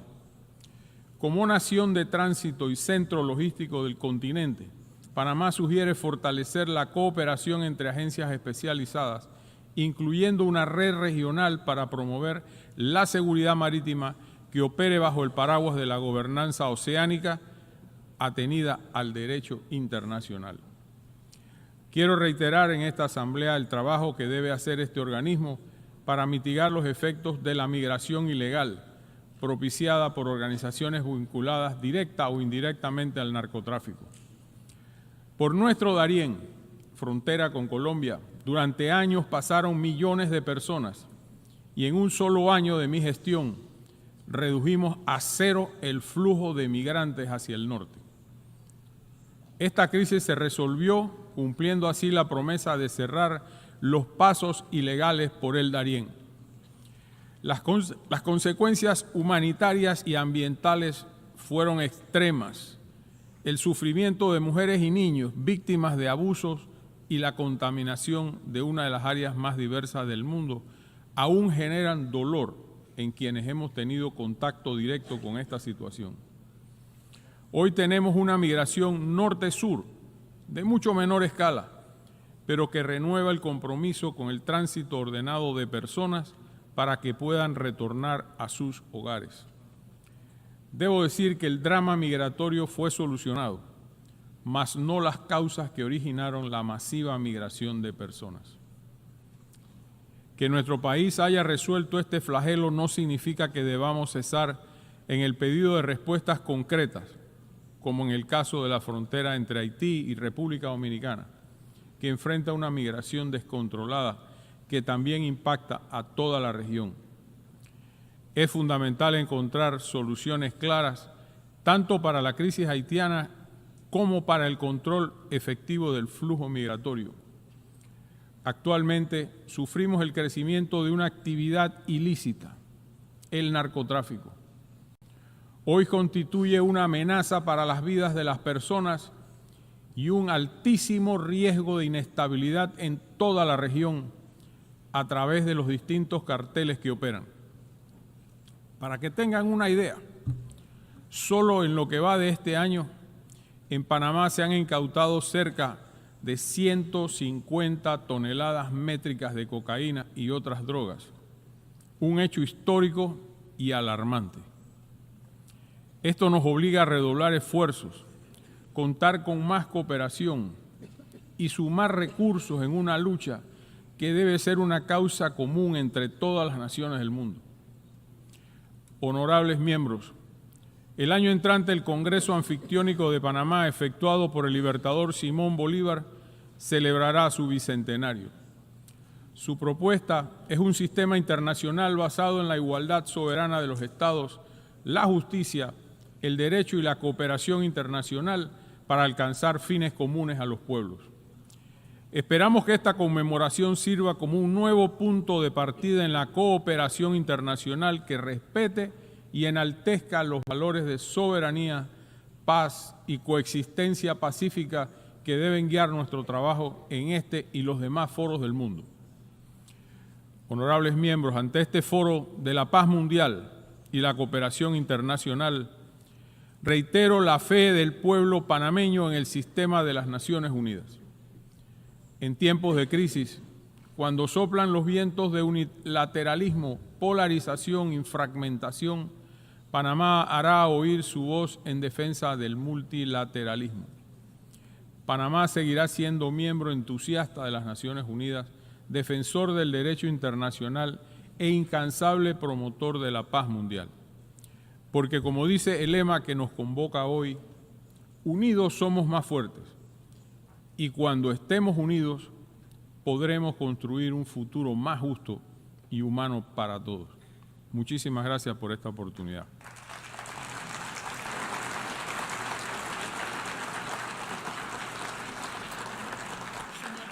Muchas gracias. On behalf of the Assembly, I wish to thank the President of the Republic of Panama. As the Assembly will hear an address by His Excellency Peter Pavel, President of the Czech Republic, I request protocol to escort His Excellency and invite him to address the Assembly.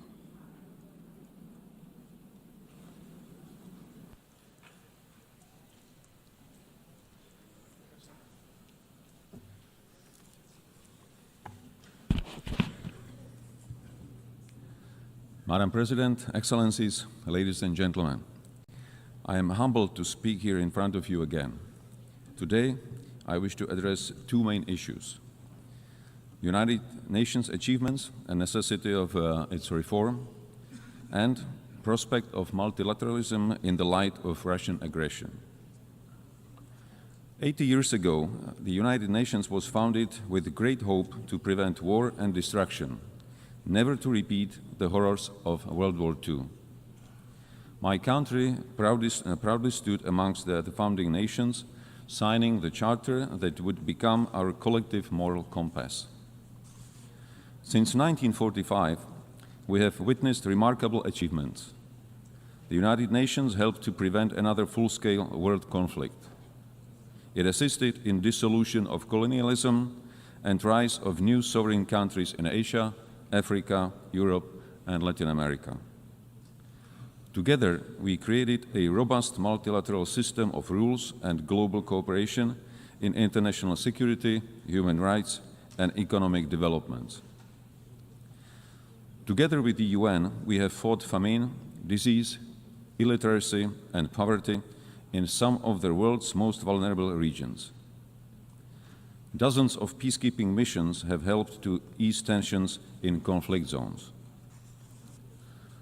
Thanks to its long-standing efforts, the UN has helped transform countless lives and laid the groundwork for a better world, a world which is more humane and more cooperative. It provided a platform where even the smallest nations can speak out and be heard. The UN remains the only institution where the world can collectively confront global crises. Not with weapons, but with dialogue, shared responsibility, and pressure where necessary. UN's greatest achievement is not perfection, it's persistence. With many devastating conflicts ongoing, Russia's invasion of Ukraine has significantly transformed the global security landscape. Since the last general debate a year ago, our world has not become more secure. On the contrary. In the game of smoke and mirrors, Russia continues targeting civilians, civilian infrastructure, foreign diplomatic missions, and most recently, even our neighboring country, Poland. Not to forget the acts of hybrid warfare on our own territory. These range from disinformation campaigns and attempts to undermine public trust, to cyber attacks, and even acts of sabotage carried out by mercenaries recruited online. Despite being the largest country on the map, Russia still aims to seize Ukrainian territory and expand its sphere of influence. Backed by China, Iran, North Korea, and other countries that help it circumvent sanctions and provide economic or political support. Russia, a permanent member of UN Security Council, is not only violating the principles of state sovereignty and territorial integrity enshrined in the UN Charter, but also sets a dangerous example and precedent, sending the message that aggression can yield territorial and political gain and remain unpunished. Ladies and gentlemen, our multilateral system was created on the premise that rules apply to all without exception. The consequences of this war go far beyond the news headlines. This war threatens to dismantle our system of governance based on mutual respect, equal partnership, and rules we all subscribe to. What is happening in Europe today could happen anywhere else tomorrow, under different circumstances, but under the exact same pretext. If Russia wins this unjust war, it will legitimize the triumph of brute force. Turning a blind eye to Ukraine today is a green light to any future aggressor anywhere in the world. Disruptions of the status quo in the Taiwan Strait or elsewhere in the Indo-Pacific would further destabilize global security and trade. Geographical distance offers no protection. Security in one part of the world is directly linked to security everywhere.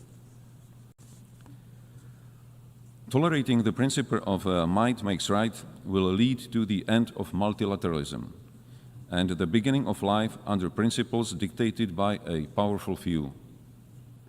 It would be a future with history deliberately rewritten, with lies promoted as facts, and with truth slowly disappearing from our discourse and memory. Just the opposite of what most of our nations fought for in the previous century. The heroism of Ukrainian people, their willingness to sacrifice for freedom, and global solidarity with Ukraine demonstrate that most of us still believe in universal values and in our responsibility to defend them. To achieve sustainable peace, we democratic allies from all over the world must act in unity and intensify our economic pressure on Russia. This is the only way to bring the aggressor to the negotiating table. Such peace, based on the existing international law, including territorial integrity and the right of self-determination, is in the interest of not only European countries, but of the whole international community. Any future peace agreement must send a clear message worldwide that aggressor must not be rewarded and borders cannot be changed by force. Ladies and gentlemen, the structure of the UN was based on the outcome of the World War II. Today, one of the UN Security Council permanent members is waging a ruthless war while obstructing any constructive solutions put forward. It is in light of these new geopolitical realities that we need a strong and effective UN system capable of responding to today's global challenges, from security threats and climate change to rapid evolution of new technologies. Otherwise, we risk sliding into a world that is more fragmented, more dangerous, and far less predictable. Czechia welcomes the UN 80 initiative and the commitments in the Pact for Future. Yet these ambitions stand in stark contrast with today's reality. In the light of Russian aggression against Ukraine, the UN Security Council is currently failing its purpose and mission.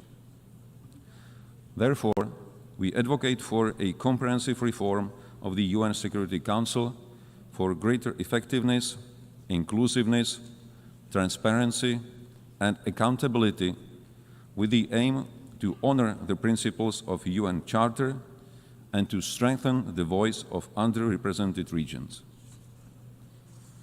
Freedom and human rights are not granted entitlements. They are hard-won principles that must be cherished and protected.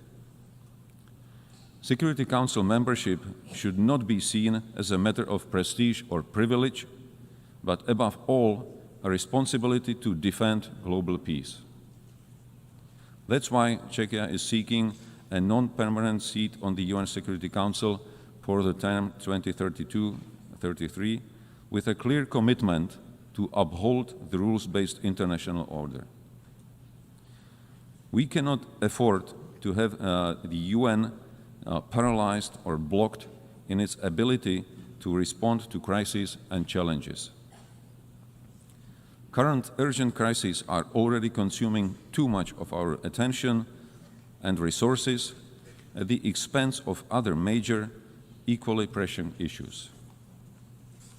Madam President, ladies and gentlemen, as I mentioned in the beginning of my speech, the UN significantly improved the quality of life of billions, including through access to education, healthcare, and services.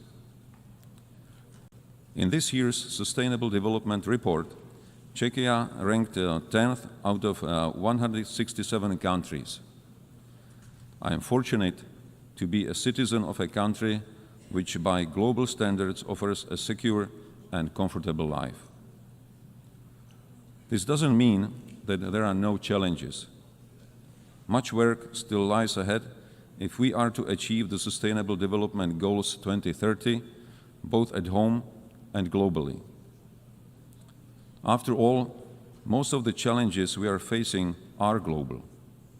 No single nation is powerful enough to succeed alone. That is why we need more dialogue. That is why we need greater cooperation and collective action. And ultimately, that is why multilateralism must not only survive, it must thrive. Not only for us, but most importantly, for future generations. Thank you. On behalf of the Assembly, I wish to thank the President of the Czech Republic. The Assembly will hear an address by Her Excellency Karen Keller-Sutter, President of the First Confederation. I request protocol to escort Her Excellency and invite her to address the Assembly.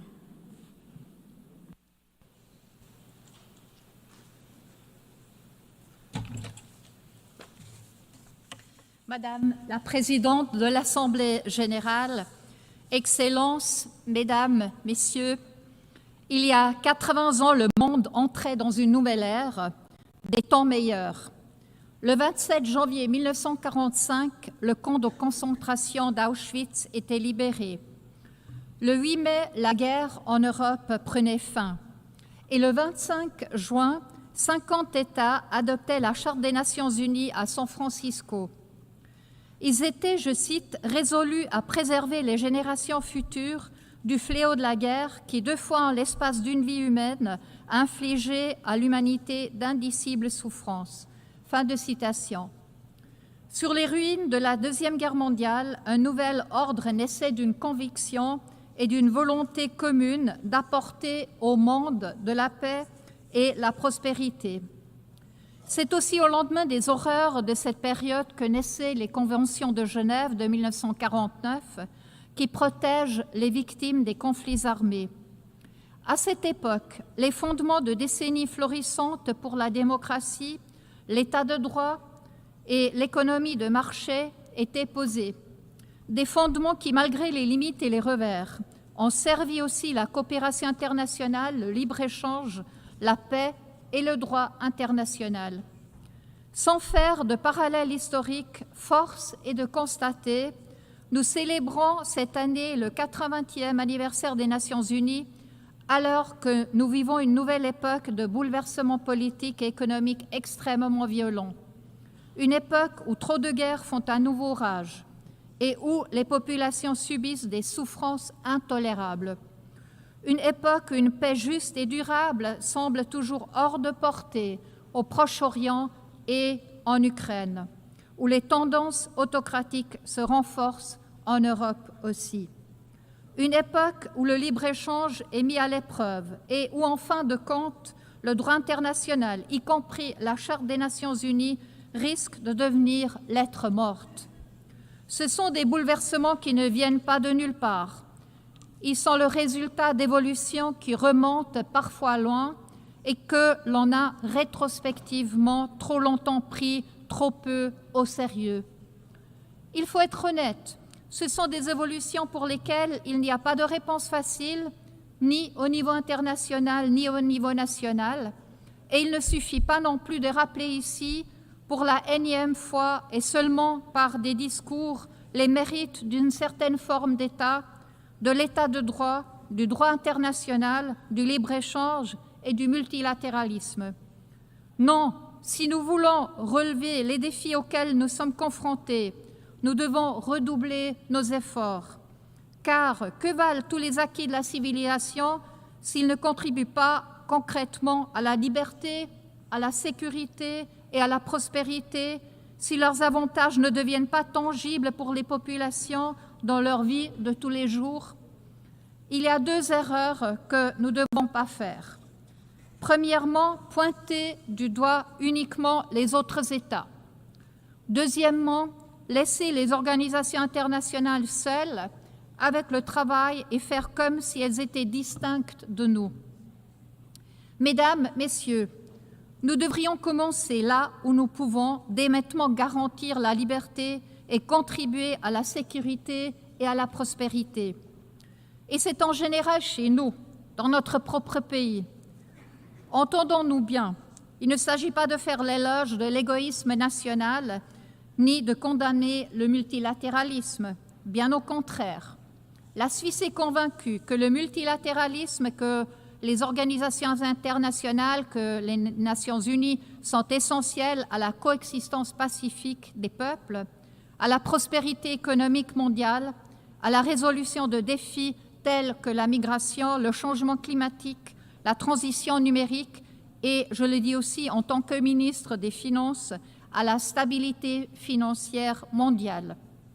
L'année dernière, nous avons adopté ensemble le Pacte pour l'avenir, un engagement fort en faveur du multilatéralisme dans l'agenda 2030 pour le développement durable, constitue donc l'un des piliers. Nous devons mettre en œuvre ces feuilles de route sans délai. La Suisse est aussi convaincue que la Genève internationale peut apporter une contribution unique à la réalisation de ces objectifs. Genève, en tant que premier centre opérationnel onusien, dispose d'une forte expertise dans de nombreux domaines cruciaux pour notre avenir, liés notamment à l'humanité et à l'innovation. Il s'agit d'un écosystème sans égal pour réfléchir, discuter et agir ensemble. Mais toute organisation internationale forte a besoin de membres forts. Et quand je dis fort, je ne parle pas de force par la taille ou par la puissance militaire. Je parle d'États qui sont en mesure de permettre à leurs citoyens de s'épanouir et je dirais aussi de s'exprimer librement en toute sécurité. Une sécurité non seulement militaire mais aussi juridique, économique et sociale.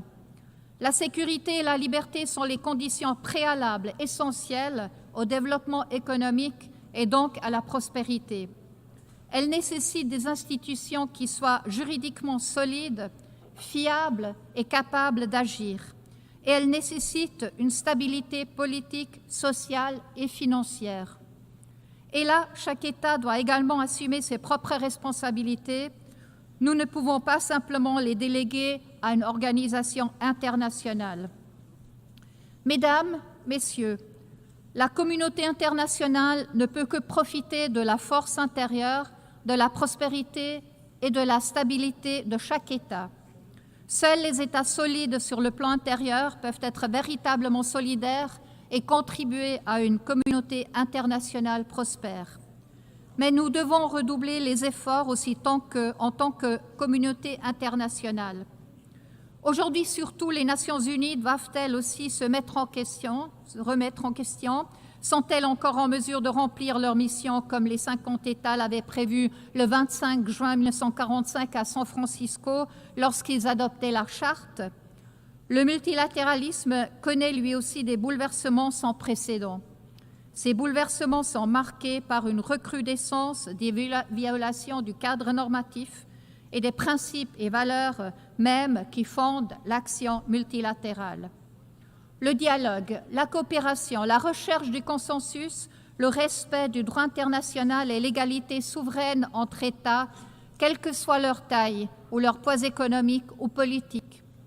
La Suisse appelle tous les États à un engagement ferme en soutien des principes et valeurs comme ils étaient déclarés dans la Charte des Nations Unies il y a 80 ans. C'est le prélude à toute réflexion sur les réformes et les mesures d'efficacité qui doivent renforcer l'impact de notre action dans les 3 piliers de l'organisation. À cet égard, nous soutenons pleinement le programme de réforme ONU 80 du secrétaire général. Le renforcement de l'efficacité, de la cohérence, de l'agilité et de l'impact de l'action multilatérale doit guider chacune de nos décisions. Une approche structurée et réfléchie visant à définir ensemble l'ONU de demain est essentielle. Je peux vous assurer que la Suisse continuera d'œuvrer en faveur des efforts de réforme d'une ONU plus efficace et d'un multilatéralisme pérenne, à la fois en tant qu'État d'hôte fiable et en tant qu'État membre engagé. Madame la Présidente, Excellences, Mesdames, Messieurs, nous ne sommes pas toujours dans la même situation qu'il y a 80 ans. Nous sommes en plein dans une phase critique et le prochain chapitre de l'histoire n'est pas encore écrit. Cela signifie que nous pouvons participer activement à son écriture. Je cite un survivant d'Auschwitz, l'écrivain italien Primo Levi. C'est arrivé, cela peut donc arriver de nouveau. Tel est le noyau de ce que nous avons à dire. Fin de citation. Mais cela ne doit pas se reproduire. Et en fait, cela ne doit pas se reproduire. C'est pourquoi les Nations Unies ont été créées il y a 80 ans. C'est pour ça aussi que nous sommes là aujourd'hui. C'est à nous de faire en sorte que ce tournant de l'histoire, dont on parle si souvent aujourd'hui, comme aussi il y a 80 ans, ouvre une nouvelle ère pour de temps meilleurs. Gardons-nous de l'arrogance et de la facilité et mettons-nous au travail, chez nous, dans notre pays et ensemble aux Nations Unies. Je vous remercie.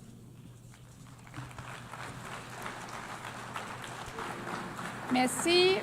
I thank on behalf of the Assembly the President of the Swiss Confederation. The Assembly will hear now an address by His Excellency Edgars Rinkēvičs, President of the Republic of Latvia. I request protocol to escort His Excellency and invite him to address the Assembly.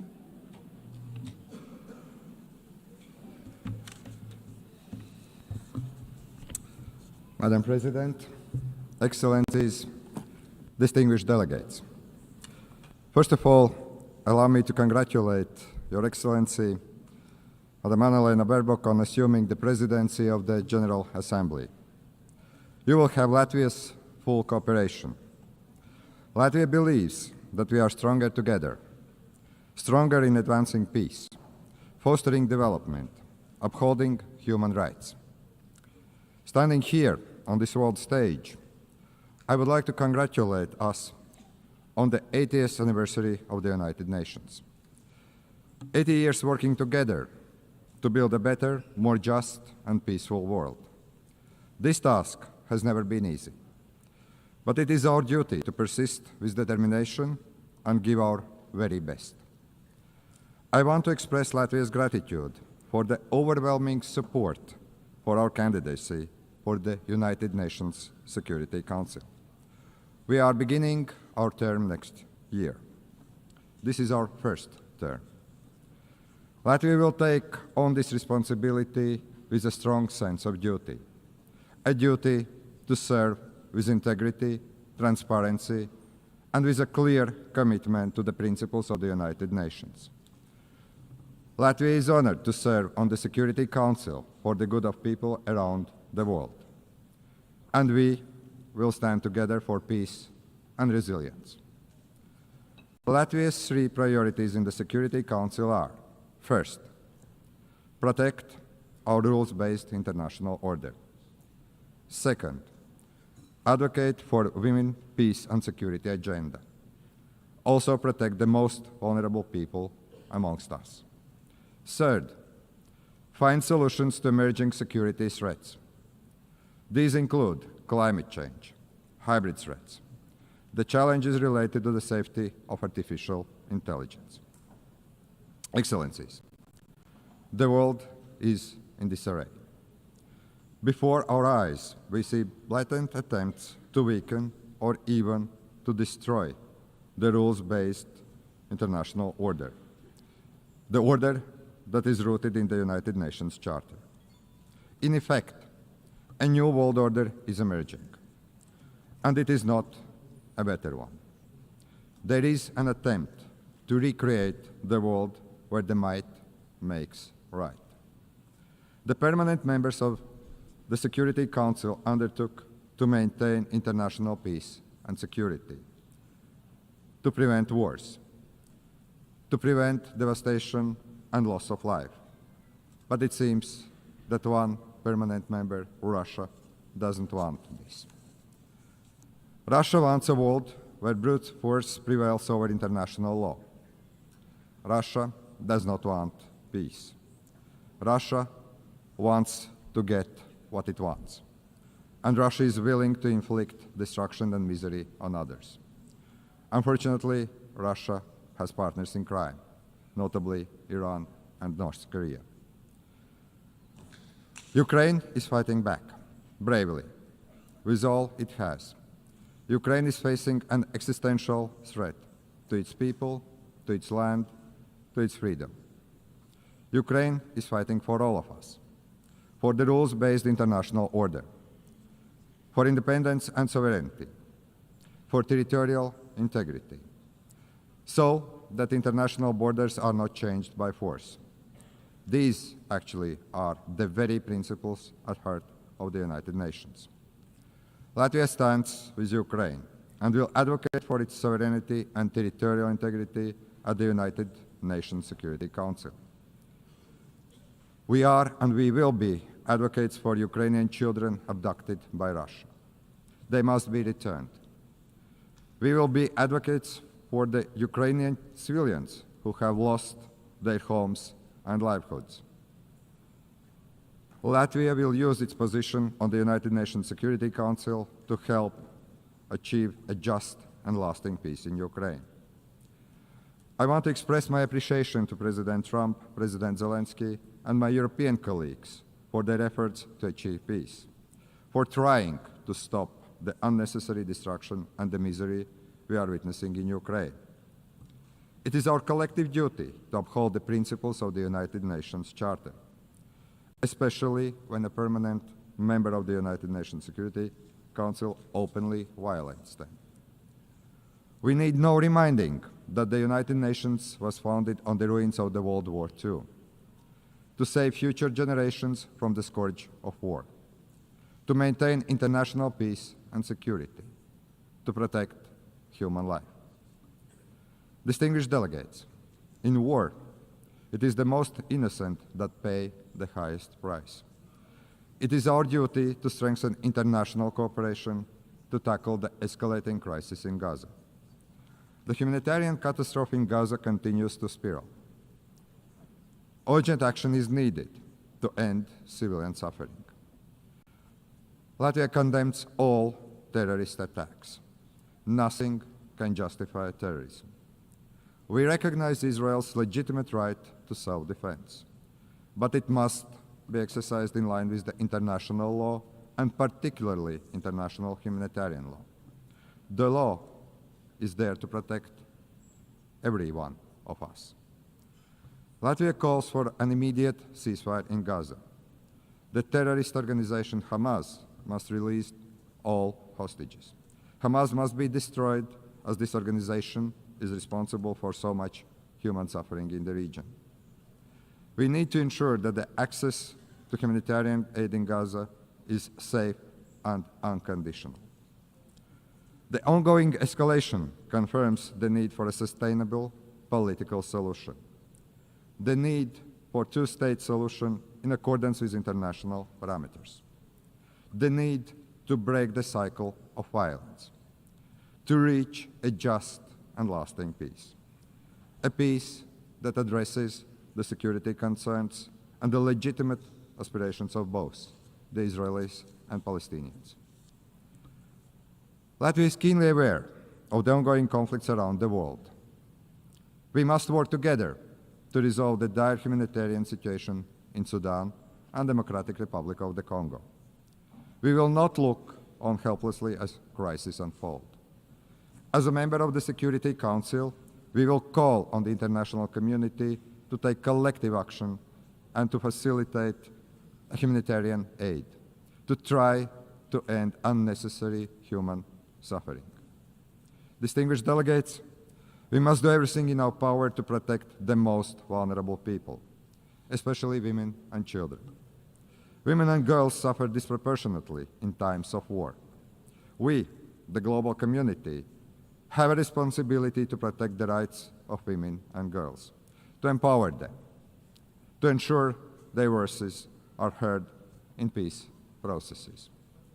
The first deportation of Ukrainian children to Russia is beyond disturbing. We call on the United Nations to do more, do much more. We will do all we can to help bring these children home. Madam President, it is not only conventional warfare that threatens peace, security, and stability. Emerging threats like climate change, cyber attacks, hybrid attacks, and the misuse of the artificial intelligence are testing us on a daily basis. Our modern world is connected in ways that most of us can't imagine. Today, many countries are experiencing a growing wave of hybrid attacks, also Latvia. We have to deal with damage to undersea cables, GPS jamming, arson attacks, the Russian shadow fleets. Russia continues and actually invests in new provocations, most recently recklessly violating the airspace of Poland and Estonia. The intensity of Russia's drone attacks against Ukraine has created incidents in Latvia, Lithuania, Poland, Romania. This is the new reality. Russia bears full responsibility for these acts and also consequences. This kind of reckless behavior is a direct threat to international peace and security, and we must act to stop it before such acts spiral out of control. We must counter these threats by resilience and increased cooperation with our friends and allies. But hybrid warfare is evolving, as are emerging and disruptive technologies. The challenge is to maximize the benefits these technologies can bring, while remaining vigilant of the potential risk they pose. We share the United Nations view that we need to develop artificial intelligence responsibly, but we should not halt the progress. Artificial intelligence can promote economic growth, drive scientific progress and innovation, even improve healthcare and make education more accessible. Artificial intelligence is already part of our daily lives. We must acknowledge this reality and work to make it safer and more beneficial for the people. The governments should not take years to create regulations. We should act swiftly and do it right. As a responsible United Nations member, a future UN Security Council member. Latvia is ready to work with our partners to address these issues. Ladies and gentlemen, the United Nations has stood the test of time for 80 years. It is the primary architect of international law and protector of rules-based international order. The United Nations is not perfect, but it is the best we have, the only truly global organization. As one of UN Secretary Generals, Dag Hammarskjöld, famously said, the United Nations was not created in order to bring us to heaven, but in order to save us from the hell. But after 80 years, it is time to adjust to new realities. The United Nations must evolve to remain relevant, to be effective and fit for the challenges ahead. That's why we support the UN 80 initiative by the Secretary General. Let us work together for peace and resilience. Let us protect the rules-based international order and the United Nations Charter, because we all are better together. Thank you very much. On behalf of the Assembly, I wish to thank the President of the Republic of Latvia. The Assembly will hear an address by His Excellency William Samoei Ruto, President of the Republic of Kenya and Commander-in-Chief of the Defense Forces. I request protocol to escort His Excellency and invite him to address the Assembly.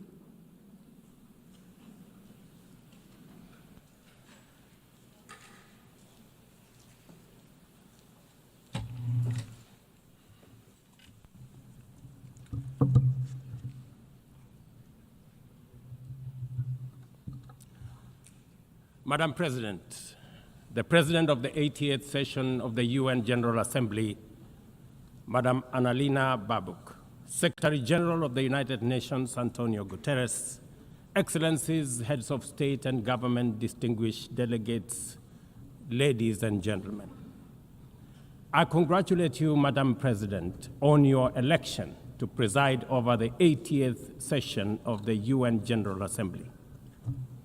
Madam President, you can count on Kenya's full support throughout your tenure as you steer the Assembly into the future. Ladies and gentlemen, 80 years ago, in the aftermath of the unprecedented global destruction and devastating war, the international community came together in hope.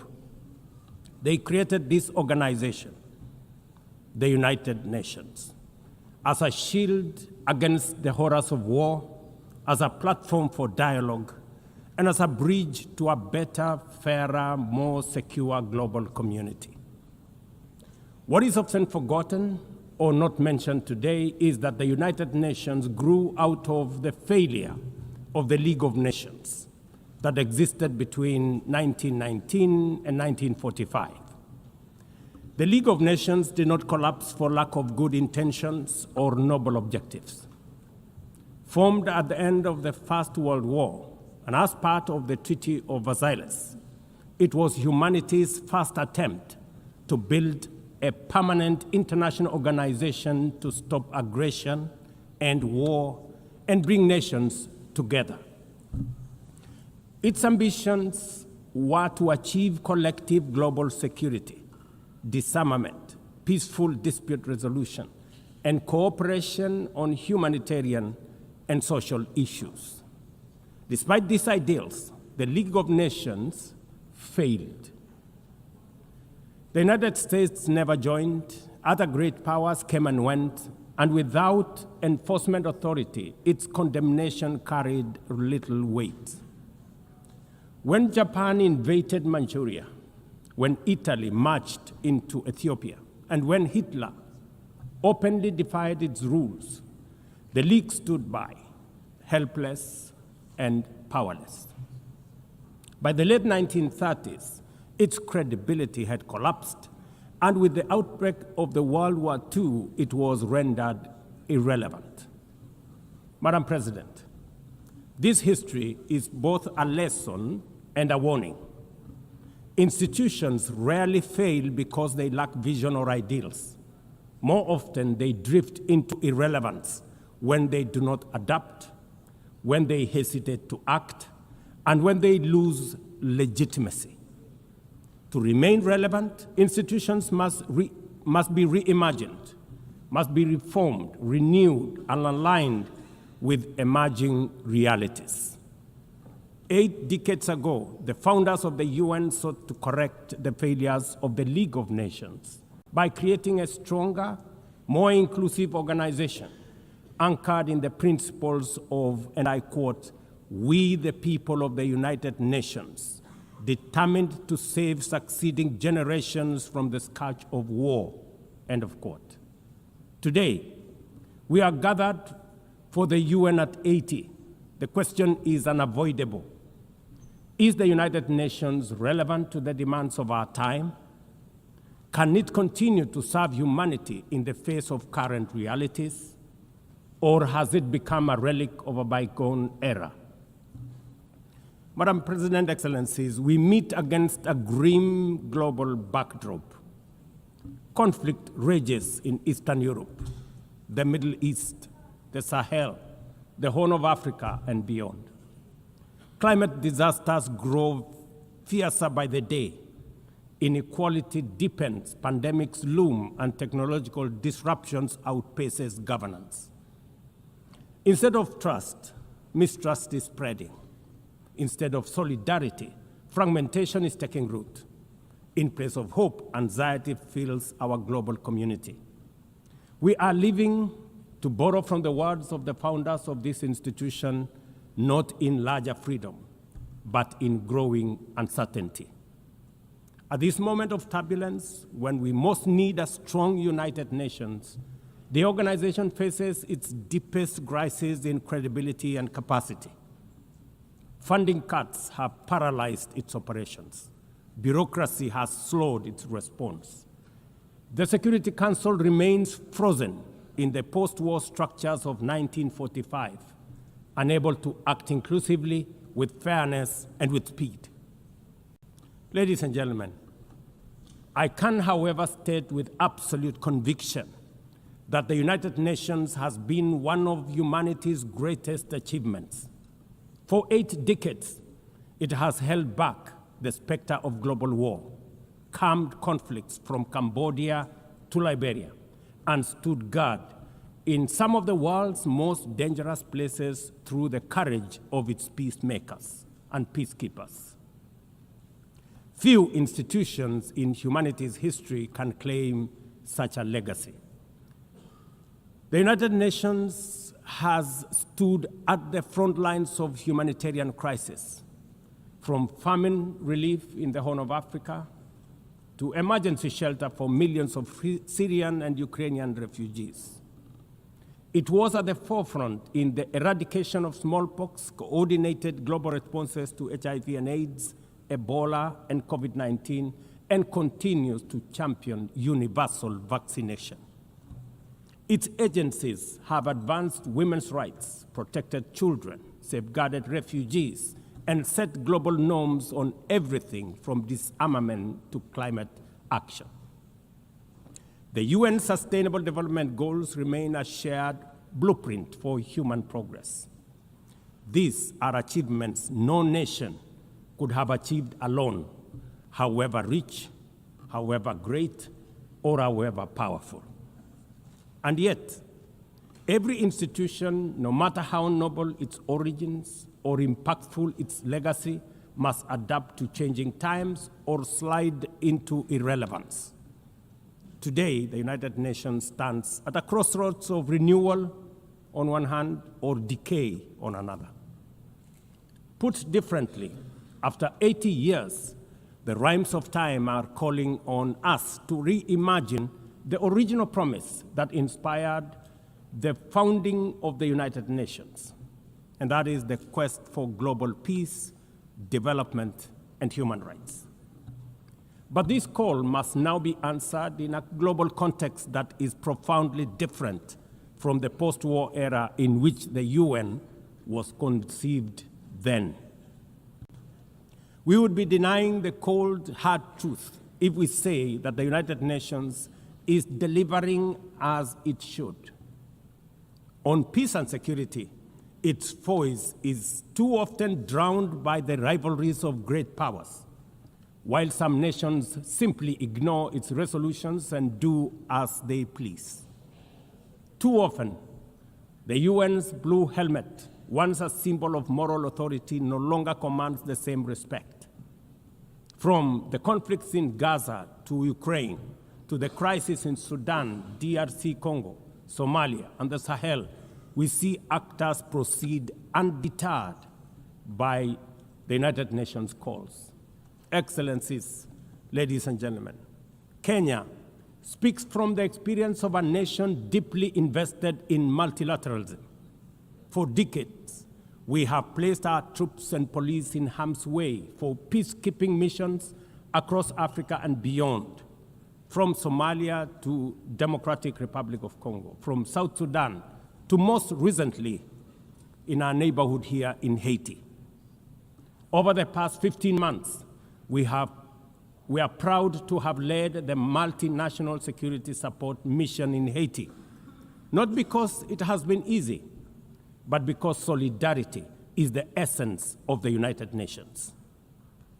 Madam President, the mandate of the MSS mission is coming to an end in a few days. As the lead nation, allow me to briefly share our experiences, the successes and the challenges, as both a cautionary tale and a living lesson about the strengths and weaknesses of the current global security governance architecture.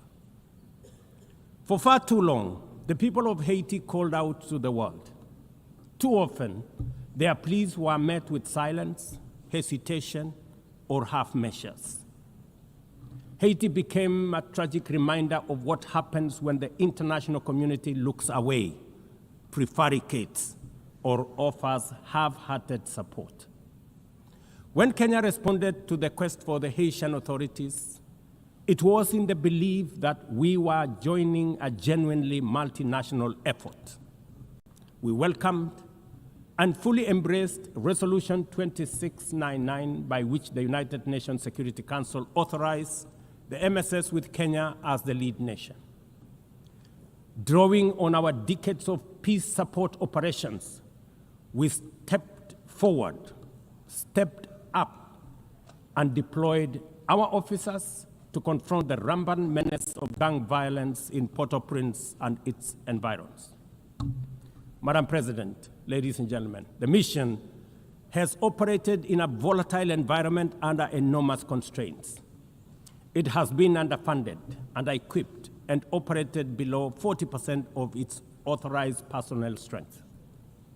Our police officers have valiantly shouldered responsibilities without the full logistical support that would accompany any mission sanctioned by the United Nations. Despite these challenges, and against all odds, the MSS has delivered results many thought were impossible. The presidential palace, once under siege from gangs, is today restored as the seat of government. The police headquarters and the police training center, once overrun by gangs, are now secure, with the academy resuming the training of new police officers, over 700 of whom graduated a few months ago.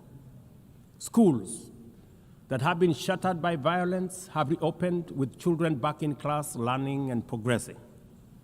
Roads once manned or blocked by gangs have now free-flowing traffic. Cases of kidnapping and extortion have reduced sharply. The airport and the seaport, once surrounded by gangs, are now abuzz with normal operations.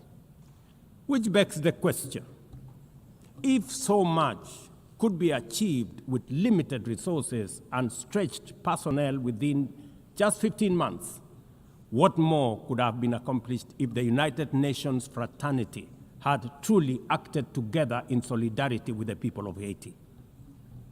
From this podium, I wish to assure all partners and actors that with the right personnel, adequate resources, appropriate equipment, and necessary logistics, Haiti's security can be restored. Gangs Gangs can be neutralized and the safety of streets, schools, hospitals, and homes secured. The continued harassment, abductions, and criminal acts undermining the lives of Haitians are unacceptable, unjustifiable, and must be stopped by this organization, the United Nations. Madam President, as the UN Security Council deliberates on the next steps, we must not lose sight of the fact that the situation in Haiti demands sustained, coordinated, and undivided international attention.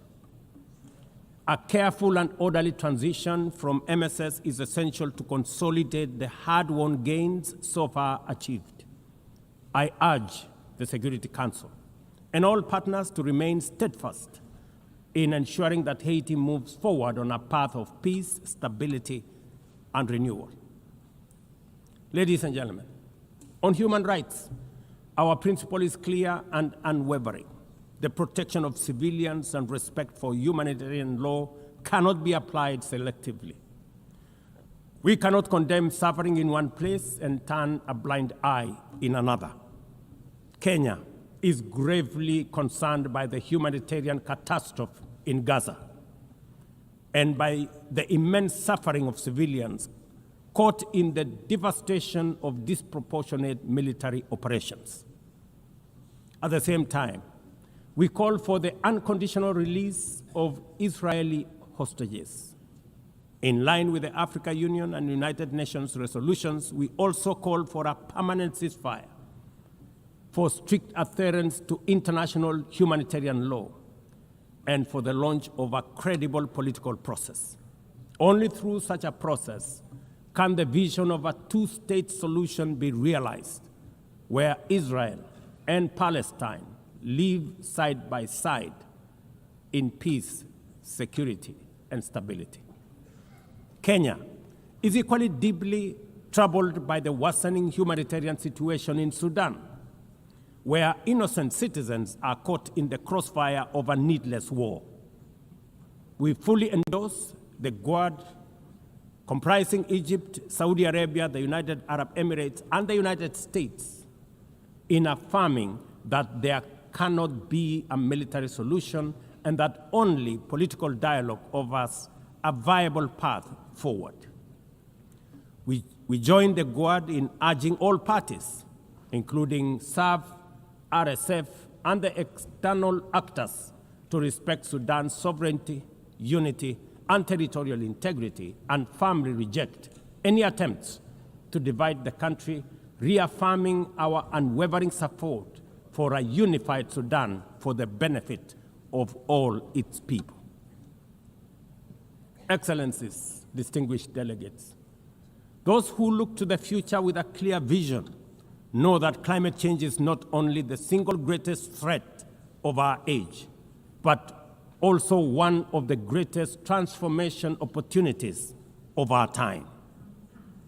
The global stocktake has made it plain that the world is off track. Current national determined contributions are steering us towards temperature rises far beyond any safe threshold. This is the difference between survival on one hand and devastation for millions across the world on the other. Kenya and Africa are not passive victims of this crisis. We are taking bold steps showing that climate action is not only possible, but can also be the foundation for inclusive growth. We are building a climate-resilient society by embedding adaptation into every sector, from agriculture and energy to infrastructure and livelihoods, to sustainable mining and artificial intelligence. This ambition is visible on the ground. Today, 93% of Kenya's electricity comes from renewable sources: geothermal, wind, solar, and hydro. We are expanding investments in e-mobility, climate-smart agriculture, clean cooking solutions, and green manufacturing. We are also pioneering nature-compatible solutions such as sustainable waste management and circular economy interventions. Africa, too, is uniting its voice. In 2023, In Nairobi, we hosted the inaugural Africa Climate Summit where the continent adopted the Nairobi Declaration on Climate Action and Call to Action. Just 2 weeks ago, in Addis Ababa, Africa came together once more at the second Africa Climate Summit to reaffirm our commitment and strengthen our ambition for climate-positive growth. We declared Africa not just as a victim of the crisis, but as a source of solutions, with climate action driving economic growth, transformation, and job creation for our communities. Ambition, ladies and gentlemen, cannot stand on willpower alone. Implementing our new NDCs will require $56 billion. That is why we call on the global community to unlock the $300 billion agreed at Baku and to accelerate negotiations towards the new $1.3 trillion goal under the Baku-Belém roadmap. Without affordable finance and without reform of the international financial architecture, the promise of climate action in Africa will remain constrained. Madam President, in the aftermath of World War II, the Bretton Woods institutions were created to stabilize the global economy and rebuild war-torn Europe. At that time, their design reflected the power and interest of the victorious nations, who were also their primary shareholders and beneficiaries. The IMF was tasked with upholding the gold standard exchange rate system, while the World Bank was established to finance Europe's reconstruction. Both have since evolved into development finance institutions, but their structures, decision-making, and governance remains dominated by wealthy nations. Today, the global context is vastly different. The global standard collapsed 5 decades ago, and Europe has long since been rebuilt. Yet, the governance of these institutions has not kept pace with needs of a multipolar world, especially the needs of poor and developing nations. The mismatch between shareholders and stakeholders has become starkly visible.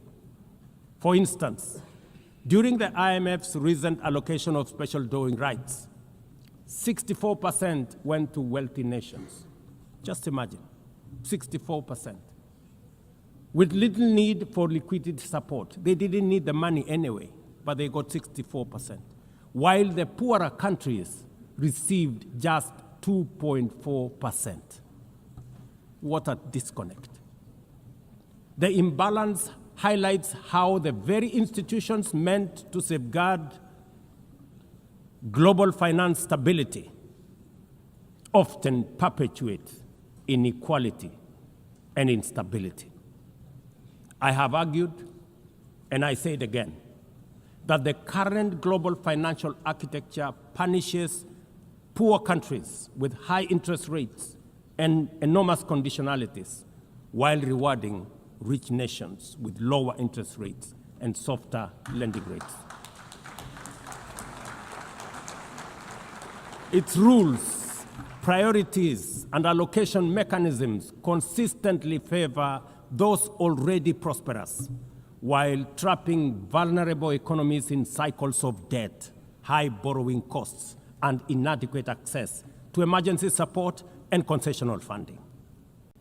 It is imperative to transform these institutions into genuinely independent, apolitical global bodies that their operations are aligned with their global mandate. Such a shift would democratize decision-making, restore credibility, and allow the IMF and the World Bank to serve all countries fairly rather than reinforcing old hierarchies. But Africa is not merely waiting for external prescriptions. We are taking bold and deliberate steps to strengthen our financial independence, safeguard our stability, and accelerate our development. Kenya, for instance, fully endorses the establishment of the Alliance of African Multilateral Financial Institutions, launched with the African Union in February 2024.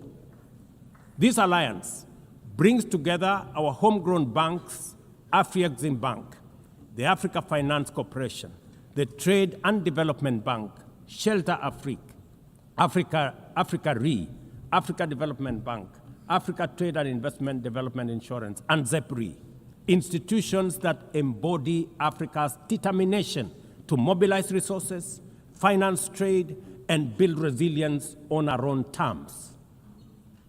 At the same time, the African Union is championing 3 transformative institutions: the Africa Central Bank, which will issue a single currency and free our trade from dependence on foreign money; the Africa Monetary Fund, positioned to stabilize our economies and give us true financial sovereignty; and the Africa Investment Bank, designed to mobilize resources for infrastructure, industrialization, and integration that Africa needs to rise. And to complete this vision, the Africa Credit Rating Agency, one that understands our realities, values our uniqueness, and tells our story with fairness and truth, has already been established. Excellencies, as we mark the 80th anniversary of the United Nations, Africa also marks 20 years since the Ezulwini Consensus and the Sirte Declaration, the 2 historic milestones that establishes the common African position on UN Security Council reforms. For 2 decades, Africa has spoken in one voice, demanding justice, equity, and representation in the highest organ of global governance. This demand, however, continues to be ignored, deferred, or endlessly debated to the detriment of both Africa and the legitimacy of the United Nations itself. You cannot claim to be the United Nations while disregarding the voice of 54 nations. It is not possible. Africa is no longer willing to wait on the margins of global governance while decisions about peace, security, and development are made without our understanding, without our perspectives, and without our voice. Africa's exclusion is not only unacceptable, unfair, and grossly unjust, it also undermines the very credibility of the United Nations, this organization. Africa dominates most of the Security Council agenda, provides some of the largest contingents of UN peacekeeping forces, and bears the heaviest costs of instability. Yet we remain the only continent without a permanent seat at the main table where decisions about our destiny are made. Africa deserves, ladies and gentlemen, at the very least, 2 permanent seats with full rights, including the right to veto, and 2 additional non-permanent seats on the United Nations Security Council. The world must understand that reforming the Security Council is not a favor to Africa or to anybody. It is a necessity for the United Nations' own survival. If the United Nations is to remain relevant in this century, it must reflect today's realities, not the post-war power arrangements of 1945. Madam President, despite the stated and evident weaknesses of the United Nations, it still remains humanity's best chance at global solidarity. No other institution has the universal legitimacy or convening power of the UN.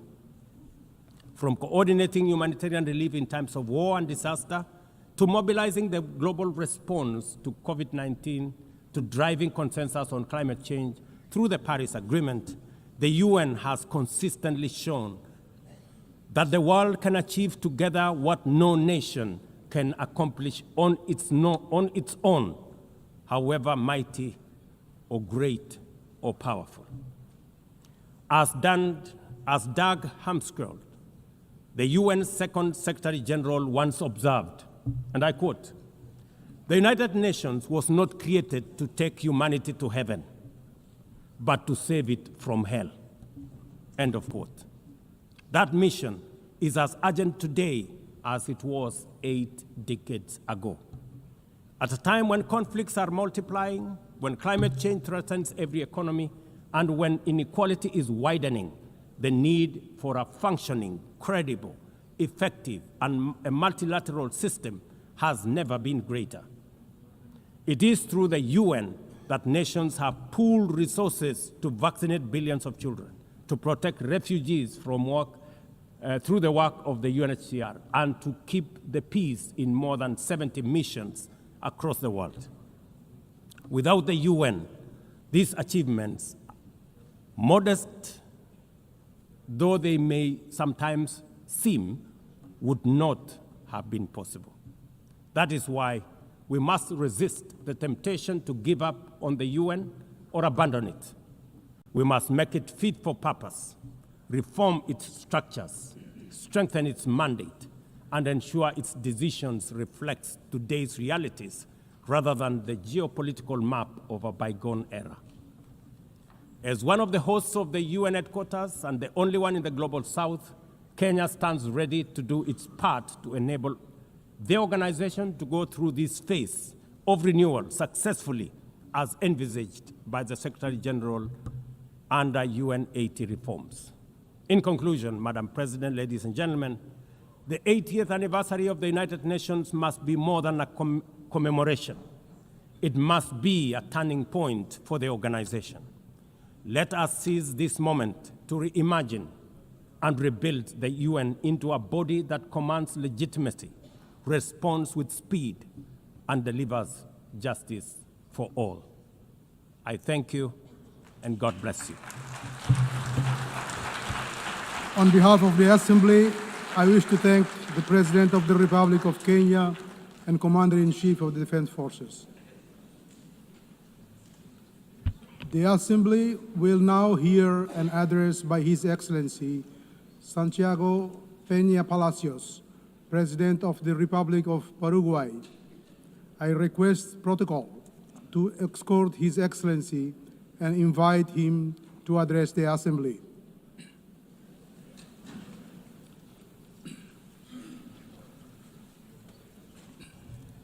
Señora Presidenta de la Asamblea General, distinguidos jefes de Estado y de Gobierno, estimados ministros de Relaciones Exteriores, damas y caballeros. Esta es mi tercera intervención en la Asamblea General de las Naciones Unidas. Es sin duda un enorme privilegio y honor representar al Paraguay en este magno foro, un país que quizás geográficamente parece pequeño, pero es un gigante en su espíritu y sus potencialidades. Por ello, al volar hasta Nueva York desde lejos, pensé en empezar este discurso expresando la alegría que siento por tener la oportunidad de contarle las grandes cosas que esperan al Paraguay. Sin embargo, los sucesos acaecidos en los últimos meses y días hacen que esto sea simplemente imposible. En su lugar, penosamente debo empezar recordando la anécdota del gran historiador alemán Theodor Mommsen, quien, al recibir el premio Nobel en 1903, pidió a su público que no aplaudiera tras su discurso de aceptación. Los tiempos, dijo apesumbrado, son demasiado graves para eso. Los años siguientes confirmarían plenamente su intuición. Creo que exactamente lo mismo puede decirse ahora. En efecto, en estos días hemos visto que el mal, la ideologización radical, la intolerancia, son desafortunadamente reales y están enraizados en ciertos sectores de nuestras sociedades. Todavía estoy conmocionado y también triste y afligido por las imágenes chocantes de dos cobardes e incomprensibles atentados políticos. Primero, la intolerancia, el odio, se llevaron la vida de un gran ser humano, Miguel Uribe, el precandidato presidencial colombiano, quien fue asesinado en público durante un recorrido en una plaza. Los fantasmas de la violencia que pensábamos era cosa del pasado para nuestros hermanos de Colombia. Segundo, vimos que un joven soñador, Charlie Kirk, era miserablemente arrebatado de su esposa y 2 hijos por un único pecado: defender sus convicciones y los valores con gran elocuencia y coraje. Ambos, en lugar de acudir a la violencia para imponer sus ideas, recurrieron al método más cívico y pacífico posible: el debate libre, abierto, franco, sin eludir las posiciones controversiales, pero siempre en el marco del respeto. La respuesta ominosa, macabra, nos tiene que despertar de nuestro somnoliento estado de complacencia. Queridos amigos, nuestros valores, nuestra forma de vida misma están en peligro. La idea de la democracia, venerable y genial creación del genio griego, que nos permite un modus vivendi pacífico a pesar de nuestras diferencias, se encuentra hoy en riesgo. Por ello, en tiempos en los que la oscuridad busca apagar la luz, debemos tomar posiciones. No es tiempo para tímidos, señores. O estamos del lado correcto, de la paz y la razón, o estamos con la violencia y la intolerancia. Nuestros hijos y nietos no olvidarán qué actitud hemos tomado ante el enorme desafío que enfrentamos. Por eso quiero ser muy claro con ustedes. La violencia política es inmoral, intolerable y profundamente dañina. Debemos rechazarla sin matices. Por eso les pido que digamos alto y fuerte: no al odio, no a la violencia, no al autoritarismo. No debemos subestimar la gravedad de lo que está ocurriendo. Estos no son casos aislados, son patrones. Y la situación se ha venido agravando ante la mirada impasible de los gobiernos y de los movimientos políticos. La polarización y el extremismo, antes revelados sutilmente en textos y discursos, hoy se están materializando en actos de violencia reales. Hay una crisis de creencia en las instituciones. Los ciudadanos simplemente ya no confían. Nuestra democracia, esa democracia que por décadas ha sido garantía de los derechos más fundamentales del ser humano, personificados en ese magnífico instrumento que es la Declaración Universal de los Derechos Humanos, imperecedero logro del sistema de Naciones Unidas, está asediada por todos los cuarteles y espectros, tanto por la izquierda como por la derecha.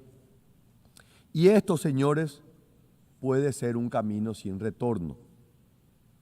Esta situación de crisis es el caldo de cultivo perfecto para el autoritarismo, donde los valores democráticos se erosionan. El autoritarismo o su perverso hermano gemelo, el populismo, toman su lugar.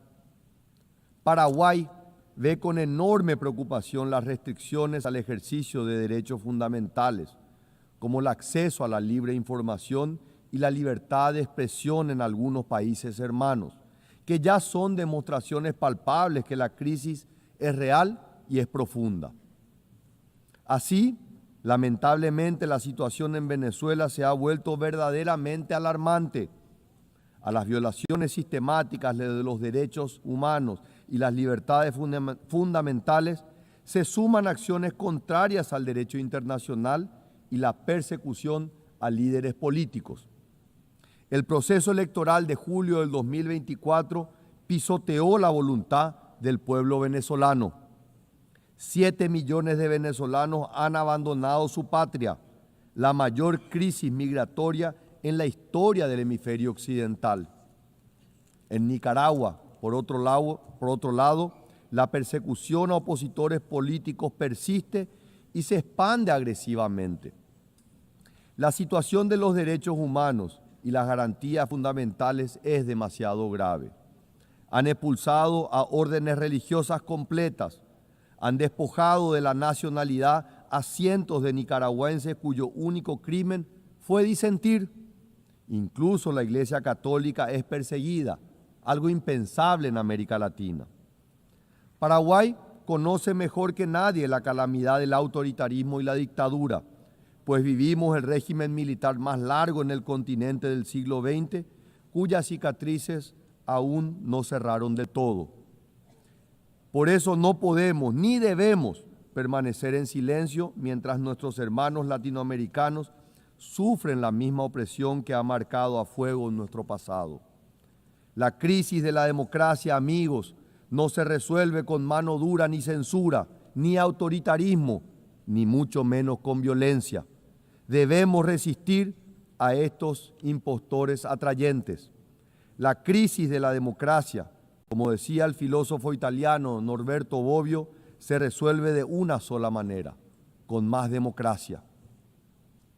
No con fantoches autoritarios ni con odio o intolerancia. Debemos responder con más democracia, más república, más tolerancia, más diálogo, más derechos, más libertad. La razón de ser, la esencia de las Naciones Unidas es ser el mantenimiento de la paz. Sin embargo, mientras nos reunimos aquí, más de 120 conflictos armados nos demuestran lo grave que puede ser el fracaso de nuestras instituciones. El Paraguay extiende su solidaridad con todas las víctimas de los conflictos armados y aboga, una vez más, por la resolución pacífica de las controversias. Resalto hoy, particularmente, la dolorosa situación en Haití. El momento de una acción decidida y coordinada por parte de las Naciones Unidas y en especial del Consejo de Seguridad es ahora. El Paraguay lo sabe y está listo para ayudar al pueblo haitiano que ya no puede esperar.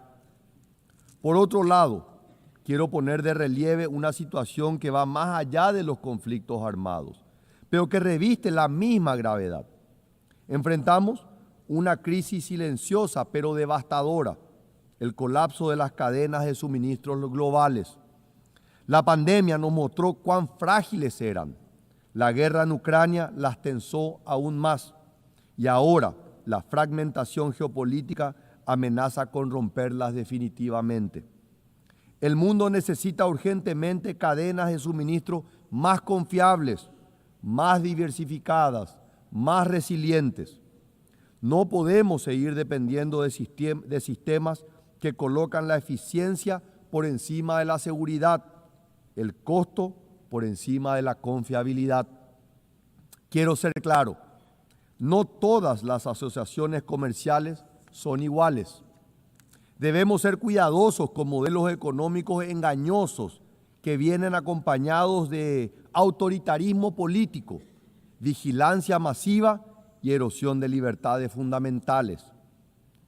Cuando aceptamos inversiones que comprometen nuestra soberanía, cuando permitimos que nuestra infraestructura crítica dependa de regímenes autoritarios, estamos simplemente hipotecando no solo nuestra economía, sino nuestra democracia.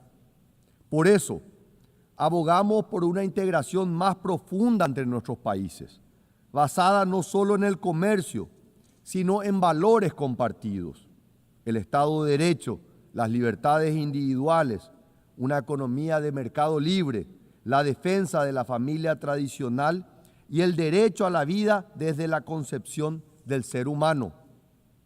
Por eso, la política exterior del Paraguay no se basa en puros intereses económicos, sino en esos valores y principios compartidos. Por estas razones, el Paraguay no puede ni debe esquivar las realidades que desafían la paz mundial. La prudencia diplomática no puede convertirse en complicidad silenciosa. Es precisamente en estos momentos cuando los principios que nos definen como nación democrática deben traducirse en posiciones claras e inequívocas con sus amigos y aliados. Paraguay reafirma aquí su posición sin ambigüedades. Israel tiene el derecho legítimo a defenderse. Los ataques terroristas del 7 de octubre del 2023 contra civiles israelíes fueron actos de barbarie grotescos que ninguna causa puede justificar.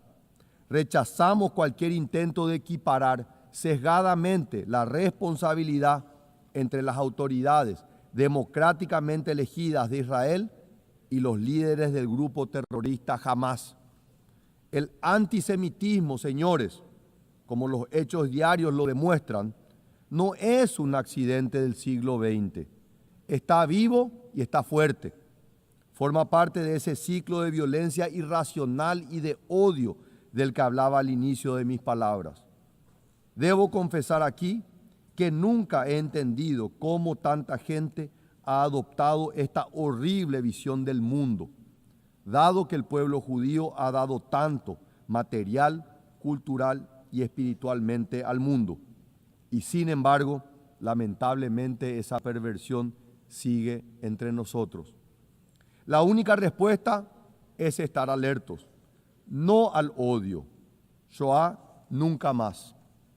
Es por eso que el Paraguay ha sido uno de los primeros países del mundo en designar tanto a Hezbollah como a Hamás como organizaciones terroristas internacionales y siempre ha censurado profundamente sus acciones malvadas. Condeno decididamente a estas organizaciones criminales una vez más hoy ante todos ustedes. Mi país seguirá oponiéndose a quienes nieguen el valor sagrado de la vida humana, idea fundamental en la visión paraguaya sobre el ser humano. Hacemos también un llamado urgente para la implementación de una solución que alivie la situación humanitaria en territorio palestino, ponga fin a la violencia y garantice la liberación inmediata de los rehenes, promoviendo un diálogo constructivo que conduzca hacia la convivencia pacífica entre ambos pueblos y sea fuente de una paz duradera en la región del Medio Oriente. La diplomacia principista del Paraguay, basada en convicción y no en mera conveniencia, también explica la firmeza moral que tenemos sobre otra democracia que enfrenta amenazas existenciales. La coherencia en la defensa de los valores democráticos no admite geografías selectivas ni cálculos de conveniencia.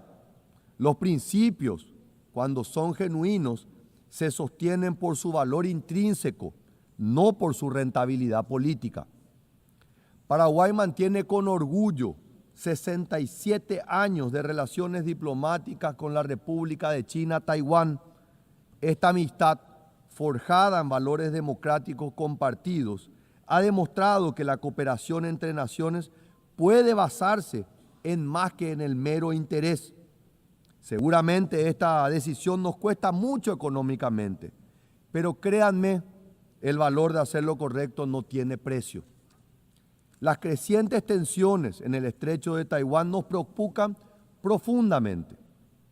Los ejercicios militares cada vez más agresivos, las incursiones aéreas constantes, la retórica belicista, todo apunta hacia una escalada peligrosa que podría desestabilizar no solo Asia, sino el orden global entero. Señoras y señores, hay que decirlo sin ser tibios o pusilánimes. Taiwán merece un lugar en este foro. Permítanme repetirlo. Taiwán se merece un lugar en este foro. Es una cuestión de estricta justicia. Su exclusión del sistema de las Naciones Unidas es una afrenta que debilita la legitimidad de nuestras instituciones. 23 millones de personas decentes, trabajadoras y dignas no pueden seguir siendo invisibles para el multilateralismo.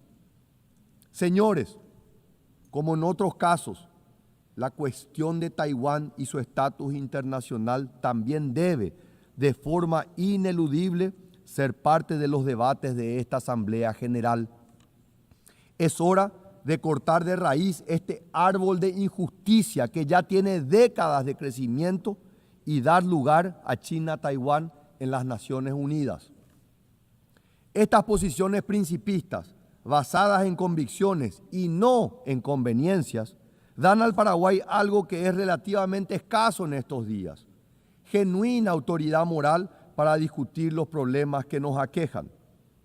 En este contexto de crisis global, Paraguay se reafirma como una potencia media, con un rol central en la construcción de consensos y en el fortalecimiento del sistema multilateral. Los hechos respaldan nuestras palabras.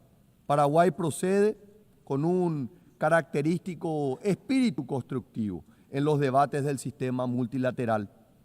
En línea con este protagonismo activo, actualmente mi país es miembro del Consejo Económico y Social y contamos con expertos nacionales en el Tribunal del Mar, el Comité de Derechos Humanos, el Comité de Derechos Económicos, Sociales y Culturales y la Junta Internacional de Fiscalización de Estupefacientes y la Comisión Consultiva en Asuntos Administrativos y de Presupuesto, entre otros.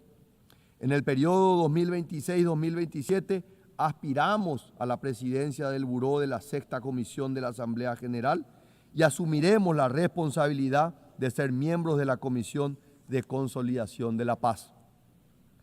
Queridos amigos, el Paraguay está de pie y listo para tomar su lugar en el concierto de las naciones, no como una mera voz periférica, sino como un verdadero actor protagónico en la búsqueda de soluciones en los problemas globales. Por eso, el Paraguay acepta y se compromete con los objetivos propuestos en la iniciativa UN 80 del secretario general, las cuales incluyen la búsqueda de mayor eficiencia en la utilización de los recursos existentes, la simplificación de los procesos y la revisión de la implementación de los mandatos. Por eso, el Paraguay exige la implementación del balance geográfico en la designación del próximo secretario general para fortalecer la legitimidad y la representatividad de esta organización. En dicho proceso, estamos convencidos debe mirarse a nuestra región, que cuenta con candidaturas que cumplen con los más altos estándares de experiencia, integridad, visión y sobre todo liderazgo para generar puentes que nos ayuden a superar los desafíos con impacto global y riesgo sistémico. Por eso, Paraguay exige la reforma profunda del Consejo de Seguridad, para evitar que se vuelva prescindible dentro de un multilateralismo que precisa dar soluciones a los numerosos conflictos actuales, tanto aquellos entre estados como los causados por actores no estatales. Por eso, pedimos aquí posiciones más flexibles para que el Consejo de Seguridad vuelva a ser verdaderamente representativo en su membresía y recupere la eficacia en el cumplimiento de su misión. Reclamamos la eliminación del veto, lo que dará más legitimidad al organismo y permitirá que la ONU, como organización universal, vuelva a ser protagonista en la determinación de las soluciones a los grandes desafíos que enfrenta nuestro mundo. Señora Presidenta, distinguidos delegados, sé que el panorama que he presentado hasta aquí no es el mejor, incluso es sombrío, pero he preferido hablar con la verdad, sin rodeos, para no subestimar la gravedad de nuestra situación actual. Y aún así, optimista de alma como soy, no puedo evitar decirlo. Miro al futuro con una gran esperanza. Como dijo el gran escritor William Faulkner, yo creo que la humanidad no solo perdurará, sino prevalecerá. Con todos nuestros defectos, cuando trabajamos en conjunto, cuando anteponemos la solidaridad sobre los separatismos, el diálogo sobre la violencia, la tolerancia sobre el odio, la humanidad es capaz de grandes cosas. La construcción del futuro no es posible solo formulando un deseo. La construcción del futuro requiere intención, persistencia, constancia y disciplina. Siempre digo, y hoy lo repito, no hay atajos para el desarrollo, solo existe el trabajo duro. Pero las palabras ya no bastan. Nuestros pueblos están hartos de las promesas vacías, de declaraciones grandilocuentes que no se traducen en pan sobre la mesa, en seguridad en las calles, en educación para sus hijos. Como cualquier relación cuya confianza ha sido rota, la clave para recobrarla es mostrar resultados. La democracia debe demostrar que puede cumplir, que puede generar prosperidad, que puede asegurar la justicia, que puede ofrecer esperanza, que puede ser una democracia con rostro humano, con contenido social, como la que han defendido los grandes ideólogos de mi propia nucleación política, como Ignacio Apane, Fulgencio R. Moreno o Juan León Mallorquín. Todo esto lo ha venido demostrando mi partido en función de gobierno del Paraguay en las últimas décadas, de que es posible crecer económicamente con justicia, con democracia y con derechos humanos. No lo digo con arrogancia, sino con la humildad que nos caracteriza a todos los paraguayos, humildad que nace de una historia de grandeza, pero también de una historia de sufrimiento. Los paraguayos conocemos el eterno ciclo del renacimiento, el surgimiento, la crisis, la tragedia. Hemos tenido que reinventarnos y resurgir de las cenizas. Y en ese noble proceso construimos el Paraguay de hoy. Finalmente está siendo reconocido por lo que es, un gigante que resurge. Mientras el mundo se tambalea, nosotros estamos construyendo algo diferente, un modelo que funciona, un modelo que genera confianza porque genera resultados. Los números hablan por sí solos. Tuvimos un crecimiento económico del 5.2% en el primer semestre del 2025, mientras que la región crecía apenas al 2%. Nuestra inflación se encuentra controlada en menos del 5%, por debajo del promedio regional. Avanzamos firmemente hacia la convergencia fiscal post-pandemia. Nuestro déficit fiscal vuelve al 1,5% para el próximo año. Nuestro desempleo se encuentra hoy en los mínimos históricos.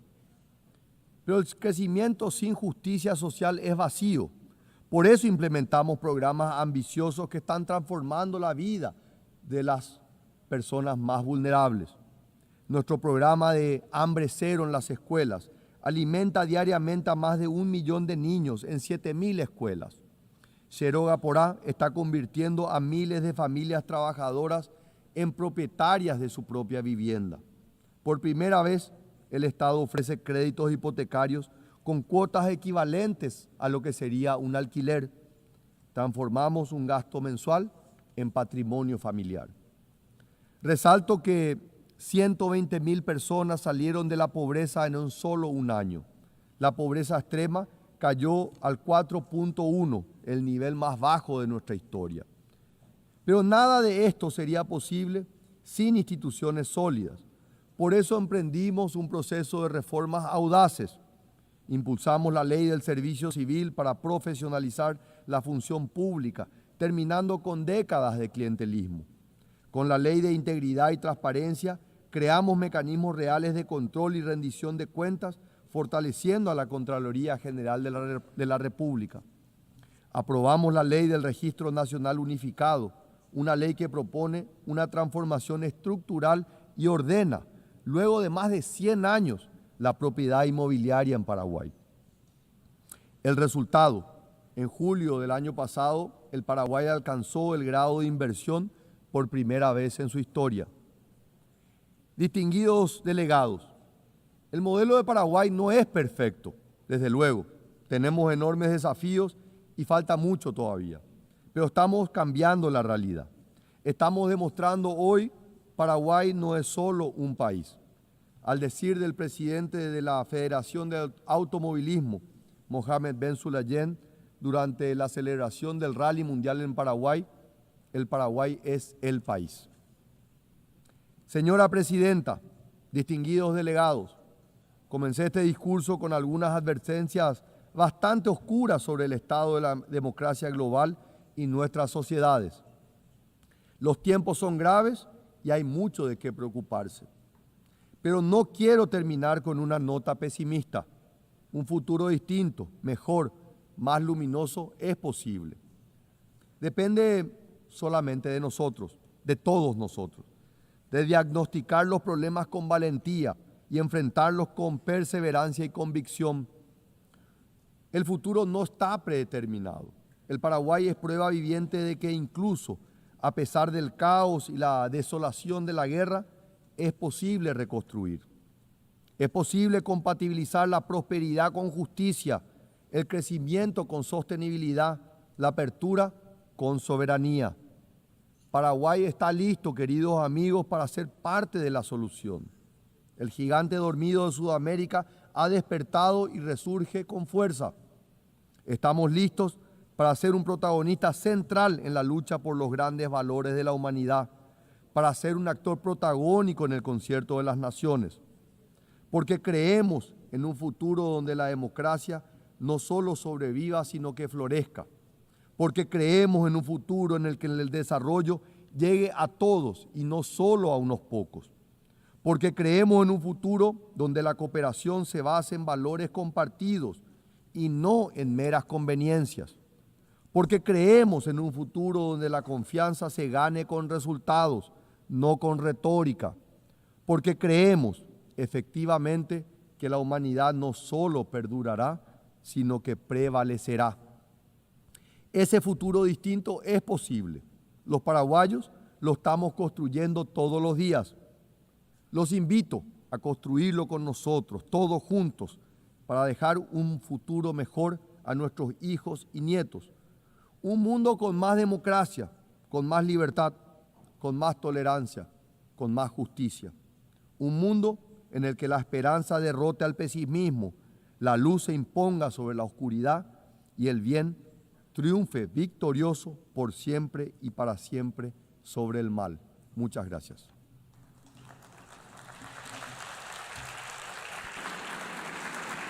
On behalf of the Assembly, I wish to thank the President of the Republic of Paraguay. The Assembly now will hear an address by His Excellency Al-Karis, President of the Republic of Estonia. I request protocol to escort His Excellency and invite him to address the Assembly.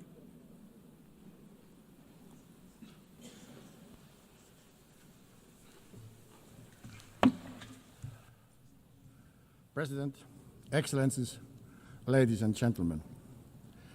United Nations is an idea of a better world. It is an idea that is not an abstract construction nor an empty declaration, but carefully crafted agreement. A grand agreement that is the basis of a current multilateral world order.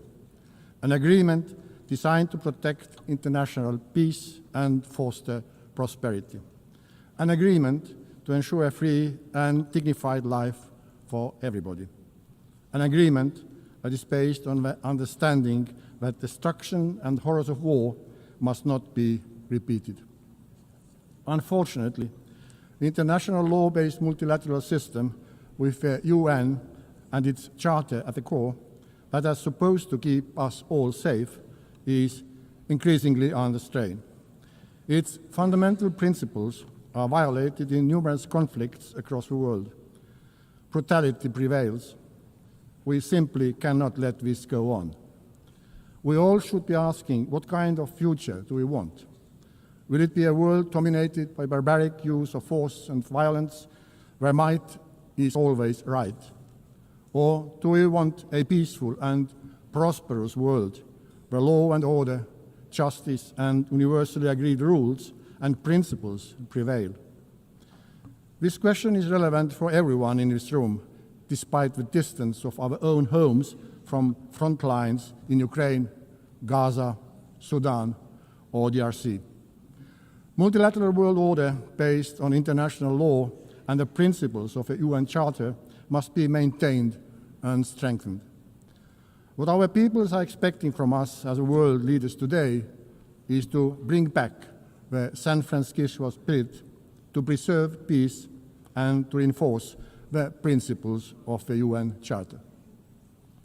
Ladies and gentlemen, Russia's war of aggression against Ukraine constitutes one of the gravest breaches in international law and the UN Charter since its adoption 80 years ago.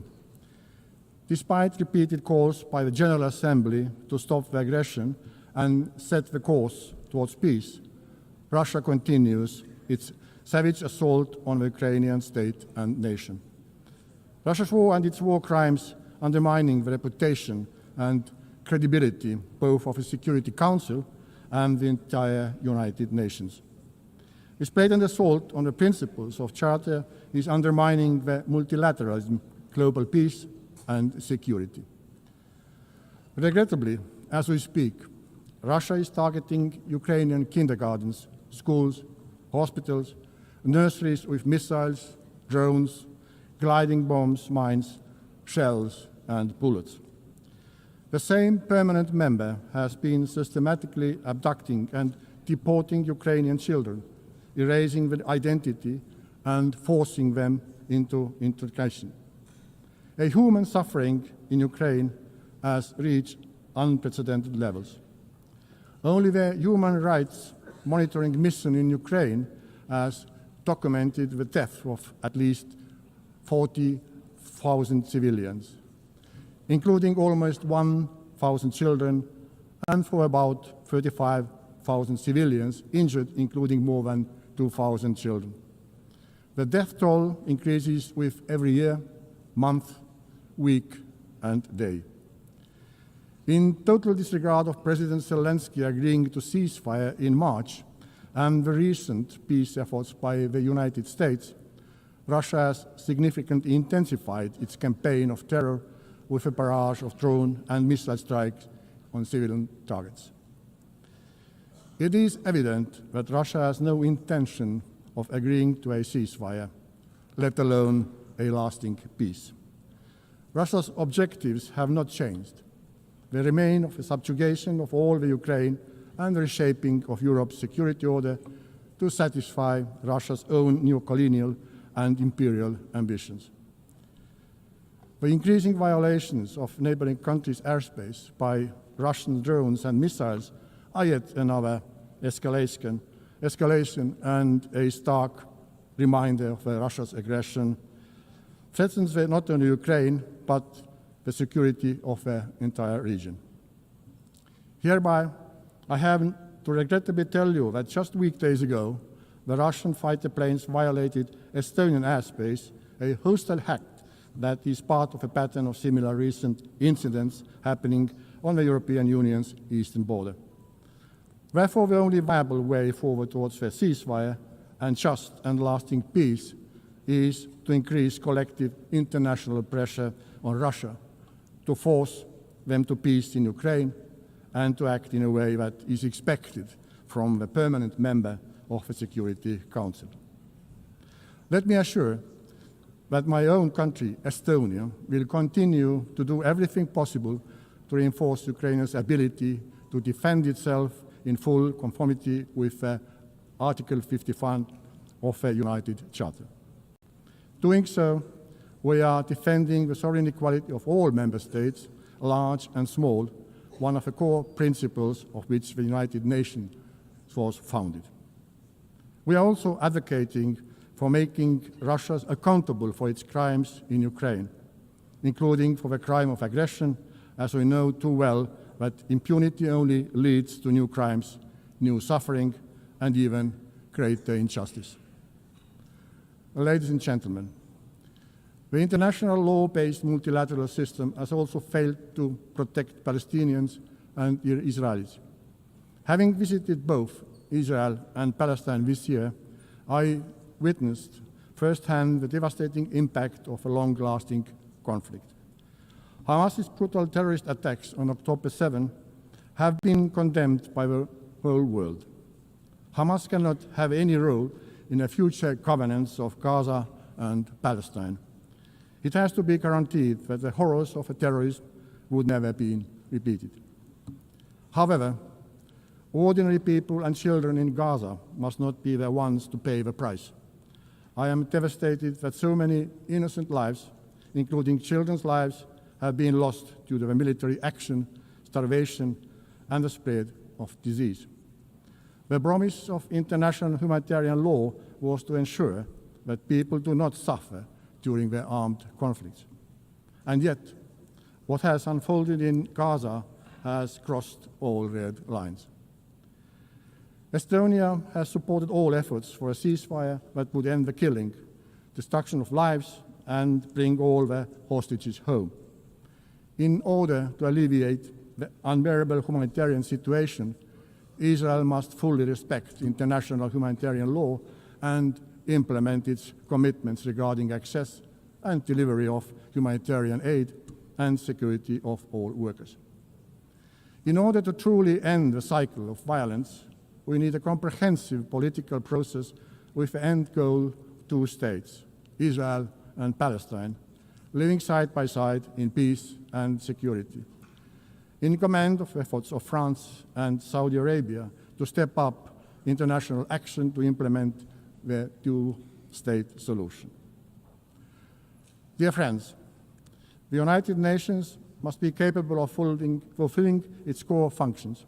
In order to face the multitude of current global challenges, all the pillars of the UN, peace and security, human rights and sustainable development have to be strengthened. Estonia, therefore, supports an ambitious system-wide reform of the United Nations. This is not only an issue of monetary efficiency and financial discipline, it's a structural problem and credibility question for the UN.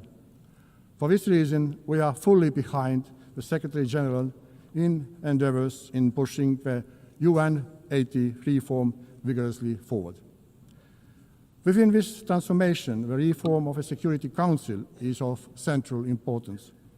Estonia supports the expansion of the Security Council membership so that it would include countries that have, inter alia, demonstrated their unwavering commitment to international law and the principle of UN Charter, and have consistently acted in accordance with these principles.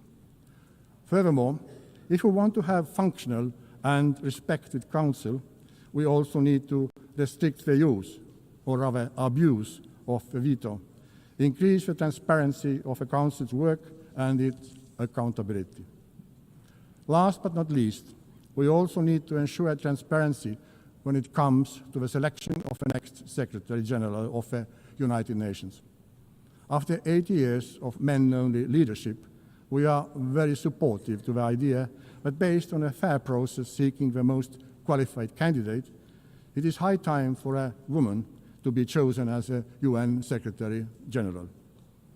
We need to put forward ambitious selection criteria, clear timeline, and assure greater role of a General Assembly in this process.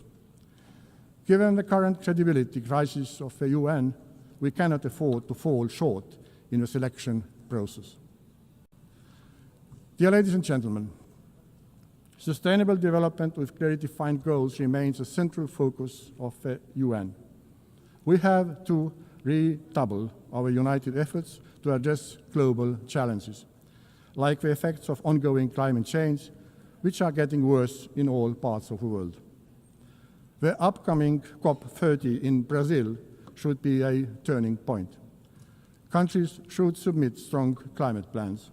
These plans should cover all parts of the economy and follow a 1.5-degree goal of the Paris Agreement. Substantial progress during this decade is crucial. We must work together to triple renewable energy production by 2030, because this is the most effective way to reduce emissions. Estonia shows that this is possible. We used to rely on oil shale, a local fossil fuel, for our energy production, but today nearly 40% of our electricity comes from renewable sources. This change happened because of political will and private investments. Let us now raise our ambition together, like we did when we agreed on a World Cleanup Day to be acted upon on 20th September at Estonia's initiative and example worldwide. Not to celebrate it, but to do it. Dear colleagues, in myriad of challenges we face, accessible education is a prerequisite of understanding the current problems, learning from the mistakes of the past, and crafting a better world. Estonian educational system ranks high in many international rankings. We see how this has had an impact to many other fields where Estonia has been doing well, including digital governance, media freedom, and innovation. Our goal is to share with our partners, including through UNICEF board, our diverse experience in innovation, in education, developing educational policies, reforming education, and improving the availability of high-quality education. Every situation, every culture, every context is unique and requires specifically developed solutions. However, allow me to draw your attention to one of specific experience of ours. In 1991, at the start of the Internet revolution, we decided to radically integrate computers and Internet into our educational system. The program Tiger Leap, which had the aim of opening a computer class in every Estonian school within a year, was a cornerstone of Estonia becoming one of the most digital societies in the world today. World today looks different from the one 34 years ago. But new technology is there again and waiting to put it into the best use. Therefore, Estonia is making a new leap, the artificial intelligence leap. We are again providing the best technological tools available to our students and teachers so that we keep comparative edge in education for years to come. Equipping citizens with the skills to use AI wisely and responsibly is essential. AI must serve dignity, development, and human rights, not the other way around. In Estonia, we believe in innovation, and we are most ready to develop new tailor-made solutions with our good partners all around the globe. In collaboration with the International Telecommunication Union and Germany, Estonia co-founded the CovStack initiative.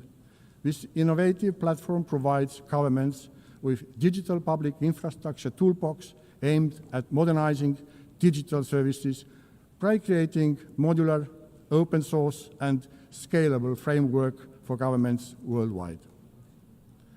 Dear Member States, whichever global problem we approach, we have to build human rights and basic freedom.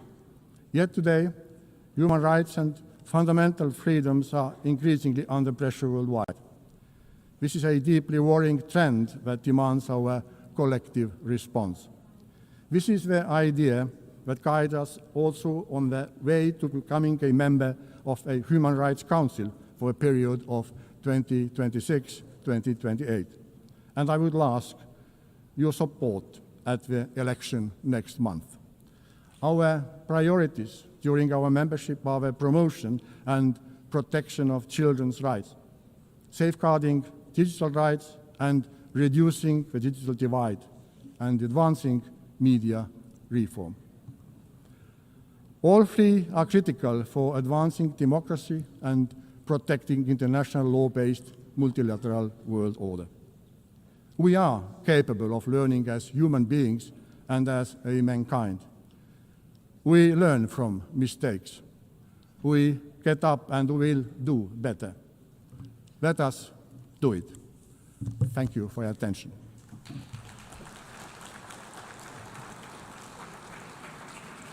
On behalf of the Assembly, I wish to thank the President of the Republic of Estonia.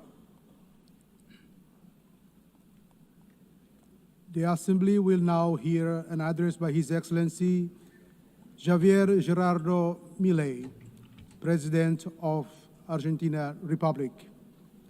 I request the protocol to exhort His Excellency and invite him to address the Assembly.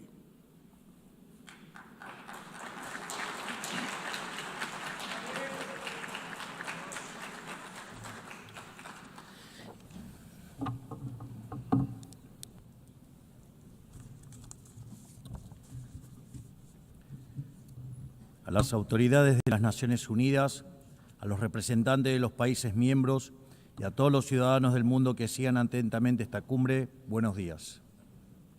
El año pasado me paré ante ustedes en esta misma asamblea y presenté una nueva orientación en política exterior para la Argentina. Sostuvimos que era imperativo un retorno a las ideas de la libertad, a los principios inmortales que sostienen la dignidad de la vida, la libertad y la propiedad de todos los individuos bajo la ley, y la necesidad de que la cooperación internacional tenga como fin precisamente asegurarlas. Sin embargo, advertí que la ONU se había alejado de su norte en las últimas décadas. El exitoso modelo de Naciones Unidas que hablaba de la necesidad de paz sin victoria y que se fundaba en la cooperación de los Estados-nación, se vio reemplazado por un modelo de gobierno supranacional de burócratas internacionales que buscan imponerle a los ciudadanos del mundo un modo de vivir determinado. Así es como pasamos de una organización que pretendía mediar la paz entre pares a una organización que pretende decidir no solo qué debe hacer cada Estado-nación, sino también cada uno de los individuos en las distintas latitudes del planeta. Nosotros creemos en el fin original de este organismo. Creemos que existen problemas globales que requieren del diálogo y la cooperación internacional para ser resueltos. Pero para eso debemos rechazar estas extralimitaciones que a menudo acompañan a las agendas nobles. Como sostuvimos el año pasado, no acompañaremos nunca el cercenamiento de libertades individuales, comerciales, ni la violación de los derechos naturales de los ciudadanos de los Estados miembros. Y durante el último año y medio hemos votado en consecuencia.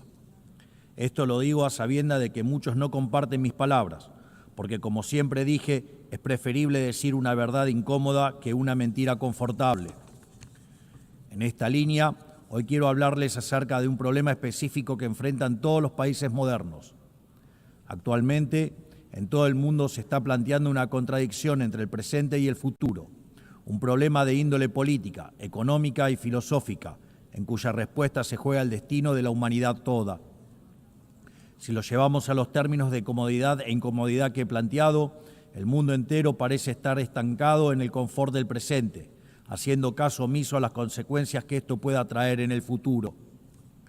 Como la incomodidad le resta voto y poder a quien lo asume, los dirigentes prefieren hacer todo lo que está a su alcance para mantener el statu quo heredado, aunque sea a costa de las consecuencias futuras. Incendian el futuro para mantener caliente el presente. Así, los estados contemporáneos han entrado en una dinámica muy compleja de revertir, en la que los incentivos tanto de la población como de los políticos apuntan a privilegiar el repartir la riqueza de hoy por sobregenerar la riqueza de mañana. En todo momento, los tomadores de decisiones tienen frente a sí la decisión de o bien preservar el legado que les fue encomendado o bien destruirlo. Este legado puede ser riqueza acumulada, capacidad productiva, leyes o cualquier cosa que haga al bien común. Por lo general, si incineran su legado, si optan por la comodidad, tendrán grandes beneficios presentes, pero sufriendo costos futuros aún mayores. Si yo dispongo de un ahorro hoy, lo pierdo para mañana. Si lo mantienen por el otro lado, preservan el crecimiento y la prosperidad tanto de sí mismos como de las generaciones futuras. Es decir, es necesario encontrar un equilibrio para que el pan de hoy no signifique hambre para mañana y así poder garantizar un incremento sostenido del bienestar, algo que los economistas llamamos crecimiento económico. Dicho crecimiento a veces se podrá sentir lento y a veces podrá verse frenado momentáneamente porque el progreso nunca es lineal. Pero es precisamente con su consistencia a largo plazo lo que ha revolucionado sistemáticamente el mundo y ha sacado a miles de millones de la pobreza. La diferencia entre crecer 0 y crecer 2% a largo plazo es la diferencia entre el estancamiento y la prosperidad. Los argentinos sabemos mucho del tema, siendo el único país de la región que no creció en los últimos 15 años.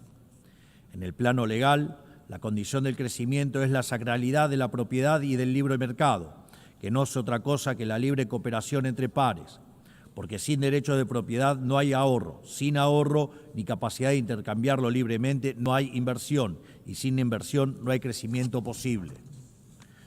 Pero no está en el interés individual del político respetar estos principios, porque es precisamente en el agrandamiento del Estado a costa de las libertades de ciudadanos donde el político gana poder. Es así que para el político siempre será redituable sacrificar el futuro en el altar del presente, porque consumir el capital acumulado genera bienestar momentáneo y ese bienestar momentáneo genera votos. Pero a cambio está sacrificando un futuro de mayor crecimiento, haciendo que la riqueza acumulada sea cada vez menor en el tiempo. La mayor manifestación de ello es aquellos países que muestran una orgía de aumento de gasto público, ya que el Estado no crea riqueza, sino que la roba, sino que la destruye. En este esquema, el político gana poder por vía doble, se legitima democráticamente y obtiene más recursos para gastar. Es decir, el político tiene un doble incentivo para fomentar esta traición intergeneracional, porque aunque en el futuro todos pierden, en el presente él más que nadie gana. Y en este sentido, si un hombre grande es aquel que siembra árboles cuya sombra sabe que nunca disfrutará, aquel que tala los árboles que otros sembraron para así construir su silla de poder, es un hombre miserable, en definitiva, es un hombre despreciable. Este es el gran mal y la gran trampa a la que casi todas las naciones están de a poco sucumbiendo, porque cuando este proceso se lleva adelante, el crecimiento se estanca, y cuando el crecimiento se estanca, la demanda de redistribución se recrudece. Entonces el político populista grita con más fuerza, apelando a la envidia y al resentimiento. El final de este proceso es ver jóvenes desamparados, sofocados por el peso de un Estado que saben que solo está allí para explotarlos. Lamentablemente, las medidas de expansión fiscal, la expansión monetaria y la expansión del poder estatal por sobre el de los individuos conforman un patrón que se está repitiendo en todos los países, sobre todo en aquellos que componen el mundo libre. Pero el problema no es solo de política económica. Lo vemos también cuando se viola la igualdad ante la ley o se abren las puertas de forma indiscriminada a la inmigración por razones políticas. Contrariamente a lo que es la inmigración, en este caso se trataría de invasión. Y los organismos de cooperación internacional, de los cuales esta organización forma parte, tampoco son ajenos a este problema.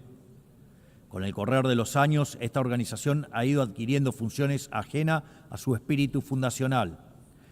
Ha ido creando capa sobre capa de organismos, agencias y programas hasta alcanzar una hipertrofia de administraciones que son poco efectivas a la hora de resolver los problemas para los cuales fueron creadas. Así, se engrosan las responsabilidades de la ONU, se engrosan los aportes recibidos por parte de las naciones miembros y se redujeron los resultados palpables que esta organización tenía para ofrecerle al mundo. A este cóctel de incentivos cruzados se le suma que, a diferencia de los primeros mandatarios nacionales, las organizaciones internacionales nadie rinde verdaderamente cuentas por fallar en la resolución de un problema. Esta contradicción entre grandes objetivos y resultados magros ha generado una erosión del prestigio de esta casa y de otras.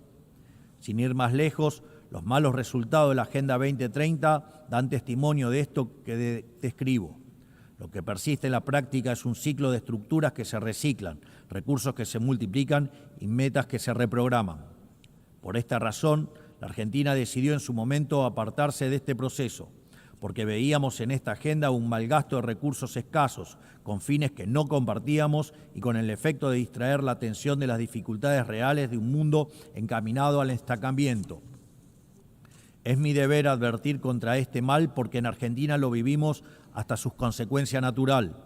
Llegamos al fin del cómodo camino al que conduce desentenderse el futuro, o sea que venimos de un futuro que para ustedes aún no ha terminado de llegar.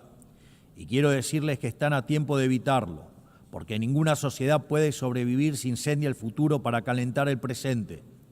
En mi país hemos aprendido por las malas una lección muy valiosa. Durante décadas se hipotecaron flujos futuros en función de repartir stock en el presente. En 2023 llegamos finalmente al largo plazo de 100 años consecutivos de hacer las cosas mal, de pasar la cuenta de mano en mano hasta que no quedó quien la pague. Y todo eso, sumado a lo que les conté previamente, terminó quebrando a nuestro Estado. Producto de esa implosión, durante el último año y medio tuvimos la gigante tarea de administrar la escasez extrema. Y hoy estamos por primera vez en décadas haciendo lo que hay que hacer para que el futuro sea mejor. Para lo cual, la única fórmula es hacer lo contrario a lo que se hizo en el pasado. A esto se le contrapone el resto de la política, que nos demanda hacer lo mismo que hacían ellos y que también nos arrastró hacia la decadencia, hipotecar el futuro para satisfacer demandas presentes. Ellos quieren que apliquemos lo que hicieron 1000 veces y nos trajo hasta aquí, pero quiero dejarles en claro que Argentina hoy tiene un gobierno que decidió emprender el camino correcto, aunque sea el más difícil, porque la prosperidad y el progreso de nuestro pueblo no puede postergarse más. No somos, sin embargo, los únicos que estamos tomando las decisiones difíciles que este momento histórico demanda.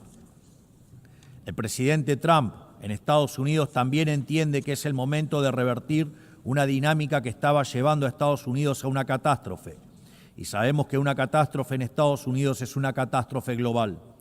Su férrea y exitosa política en términos de ponerle un freno a la inmigración ilegal lo deja más que claro. Entiende que debe hacer lo necesario, aunque a muchos no les guste, antes de que sea demasiado tarde. En otros países, por ejemplo, ya es demasiado tarde para esta decisión.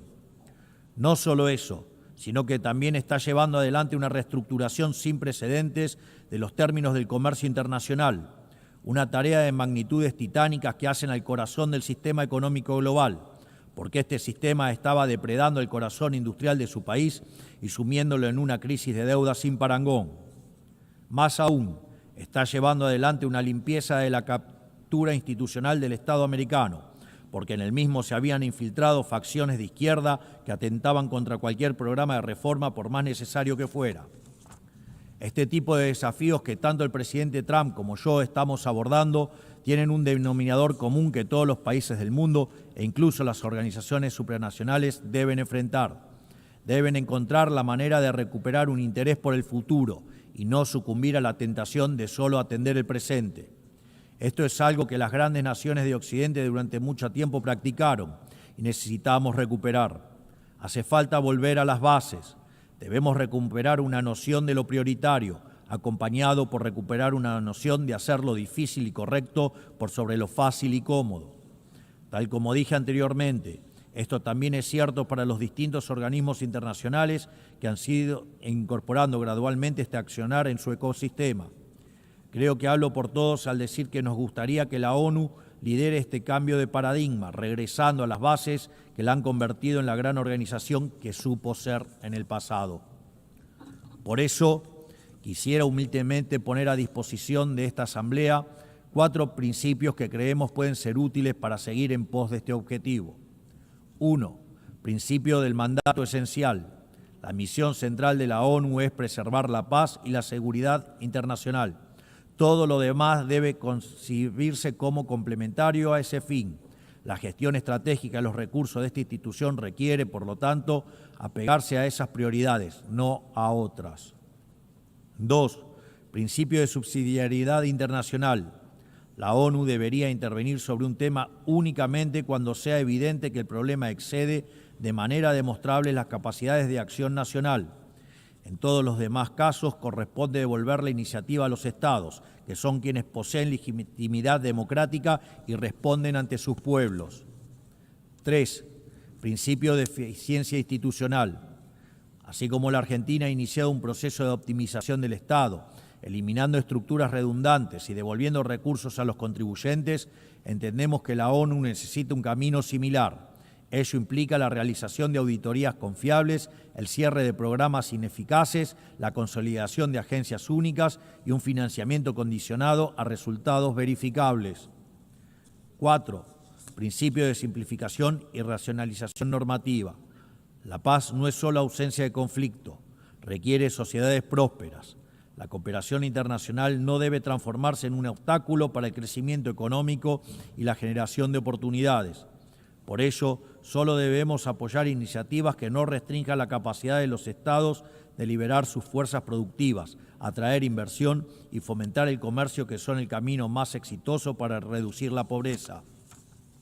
Creemos que estos 4 principios serían grandes valores para reencauzar esta organización, para que así pueda perdurar y traer resultados palpables en el tiempo. Para finalizar, quiero recordar 4 cuestiones sensibles y de vital importancia para la República Argentina.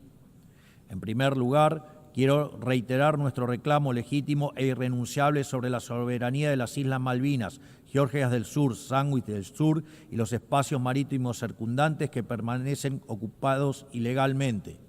A pesar de los 80 años que pasaron desde la creación de esta organización, situaciones coloniales como esta siguen sin ser resueltas. Por lo que invitamos al Reino Unido a reanudar las negociaciones bilaterales de conformidad con la resolución 2065 de esta misma Asamblea General, junto con todas las resoluciones posteriores que la acompañan. En segundo lugar, quiero manifestar nuevamente mi repudio a las expresiones de violencia fundamentalista que aún existen y se propagan por el mundo. En Argentina ya sufrimos este horror con los ataques de la Embajada de Israel y la AMIA en los años 1992 y 1994 respectivamente. Por eso instamos a la comunidad internacional a fortalecer la cooperación jurídica para garantizar que las circulares rojas de Interpol sean respetadas y que los responsables de dichas atrocidades puedan comparecer ante la justicia, ayudándonos a terminar de cicatrizar esta dolorosa herida en la historia de nuestro país. Tercero, estamos asistiendo a una escalada inadmisible en la violencia política por parte de la izquierda a nivel global, violencia que en Argentina conocemos muy bien. Es inadmisible recurrir a la fuerza allí donde las razones fallan. Por eso repudiamos enfáticamente estos procedimientos que atentan contra las normas básicas de convivencia democrática. Cuarto, la situación del ciudadano argentino Nahuel Gallo, secuestrado y detenido de manera arbitraria en Venezuela sin imputación, sin asistencia legal ni consular. En palabras simples, una desaparición forzosa. Exigimos al gobierno de Venezuela su inmediata liberación y hacemos un llamado a la comunidad internacional para que acompañe este reclamo legítimo en defensa de los principios más básicos del derecho internacional y de la dignidad humana. Finalmente, reiteramos nuestra exigencia de liberación inmediata de los rehenes que aún permanecen cautivos en Gaza. Finalmente, que Dios bendiga al mundo libre, que las fuerzas del cielo nos acompañen. Muchas gracias a todos. Thank you very much on behalf of the Assembly, His Excellency, the President of Argentina Republic.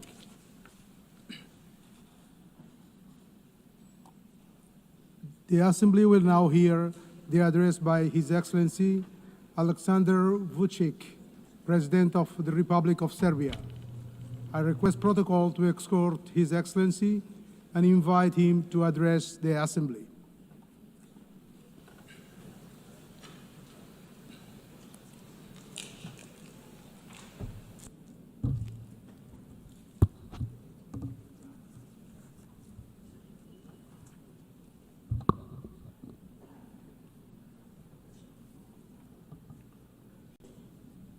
Excellencies, ladies and gentlemen, I'm very honored to address this 80th anniversary session of the General Assembly of the United Nations on behalf of the Republic of Serbia, a founding member of the United Nations and a freedom and peace-loving country proud of its history. This year, we mark 8 decades of the existence of the World Organization, and during that period, the UN has provided a framework for dialogue, cooperation, and solidarity among the nations, short of which it would not be possible to respond to the challenges of our day.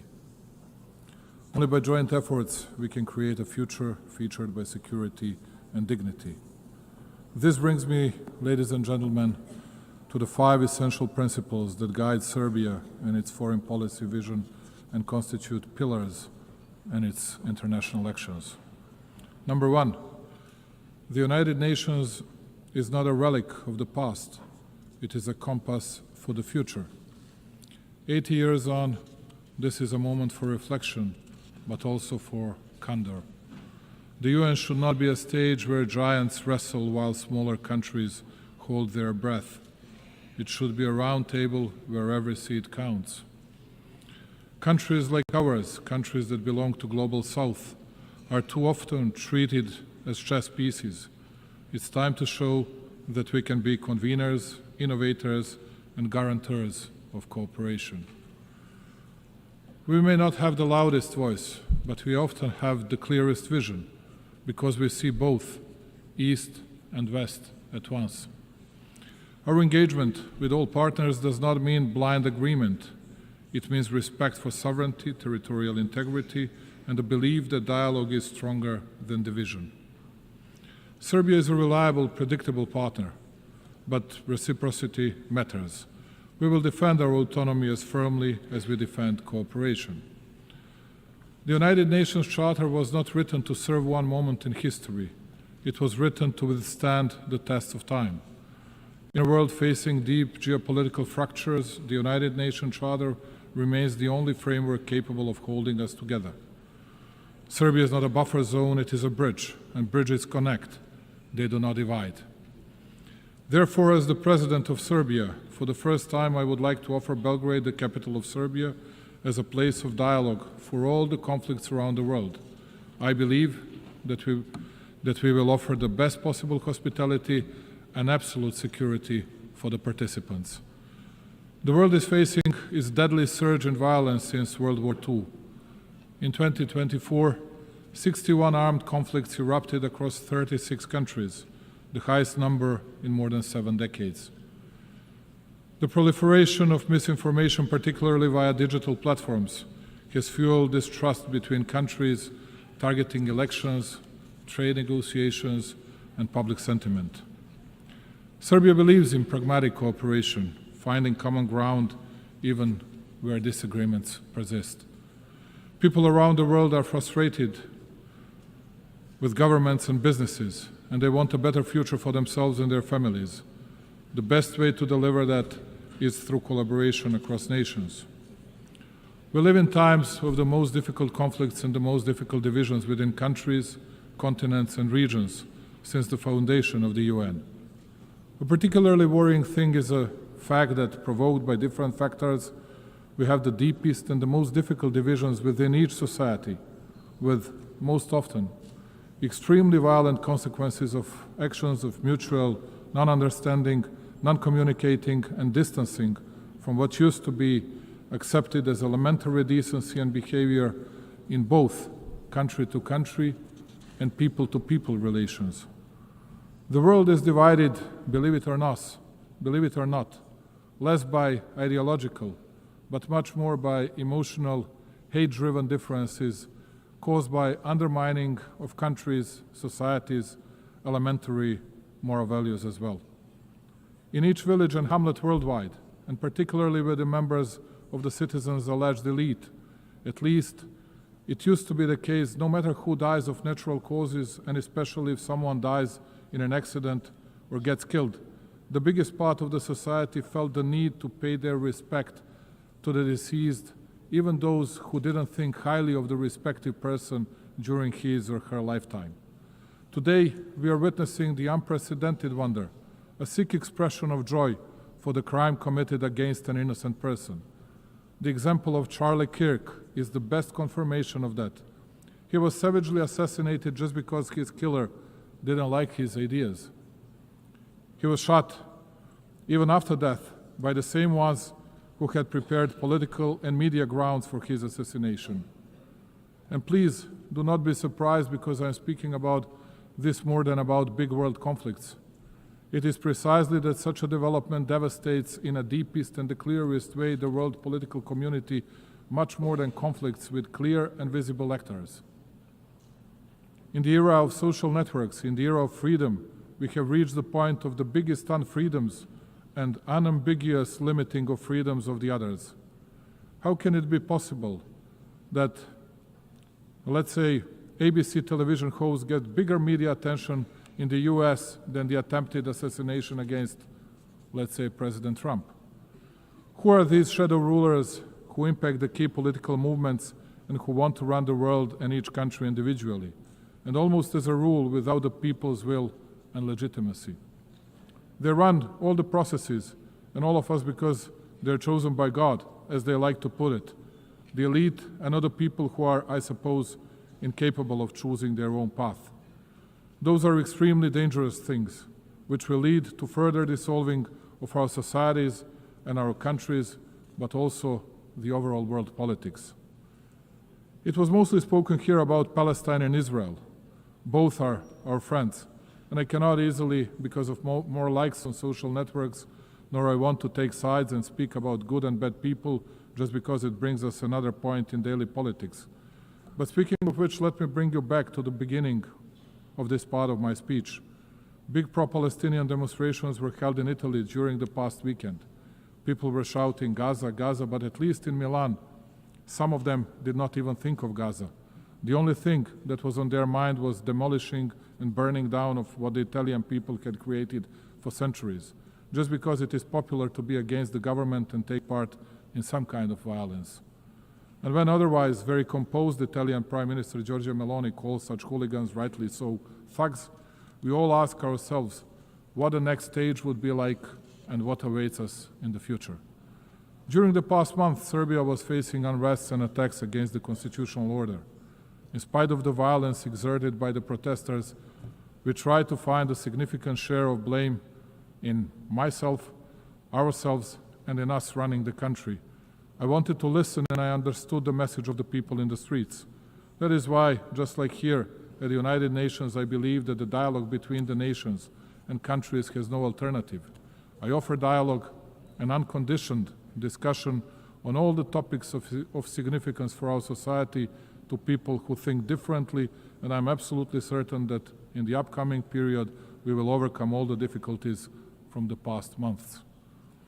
Progress on global challenges is uneven. Financing is dwindling, the UN budget is constrained, and smaller nations often lack access to the tools and support that richer countries enjoyed, particularly in the energy transition. Climate change is not just a statistic for Serbia and the Balkans, it is a lived reality marked by droughts, floods, and energy insecurity. Sustainable economic growth is essential, not optional, for climate resilience and well-being. For us, partnerships are defined by commitment, not hierarchy. We are a place where East and West collaborate on concrete projects from clean energy to infrastructure and digital transformation, when we will continue to build on this foundation. At a time when the UN seeks to inspire trust globally, these practical, results-driven partnerships strengthen confidence at home and abroad. Distinguished colleagues, alongside many other member states, especially those who do not belong among great powers, Serbia is adamant in pointing to the importance of and respect for the fundamental principles and rules of the Charter of the United Nations. Perhaps it is only too proper to repeat today what we committed to 8 decades ago. The principles and rules of the Charter are valid equally for all states, large or small, for all political powers or levels of development. With a feeling of deep pride, my country continues to commit to a consistent implementation of international norms, notwithstanding the fact that it too is facing a lack of fairness and double standards. In words and deeds, and on a number of occasions, Serbia has recommitted to respecting the sovereignty and territorial integrity of all UN member states, the fundamental principles of the Charter. In doing so, my country expects all the states to respect its sovereignty and territorial integrity, which I have the pleasure to note most of them do, and to which I owe my profound gratitude. After all, as I said on many previous occasions, the respect of the Charter of the UN is not a matter of choice. Rather than that, it is a universal and binding obligation of us all. Number two, territorial integrity is not a principle measured by power. It is the measure that restrains power. If the principle of territorial integrity is applied selectively, it ceases to apply at all. Its violation in one place becomes justification for conflict everywhere. Undermining it does not create exceptions. Rather, like in the case of Serbia, it creates precedents, dangerous ones. Serbia is well aware of the price paid in this regard of international law and multilateralism. 26 years ago, my country fell prey to a brutal aggression by NATO. It opened a Pandora box of sorts, whereby the very postulates of international law were unscrupulously undermined and the principle of territorial integrity brought into question. The consequences of such actions of those who consider themselves untouchable at the time are felt today as well.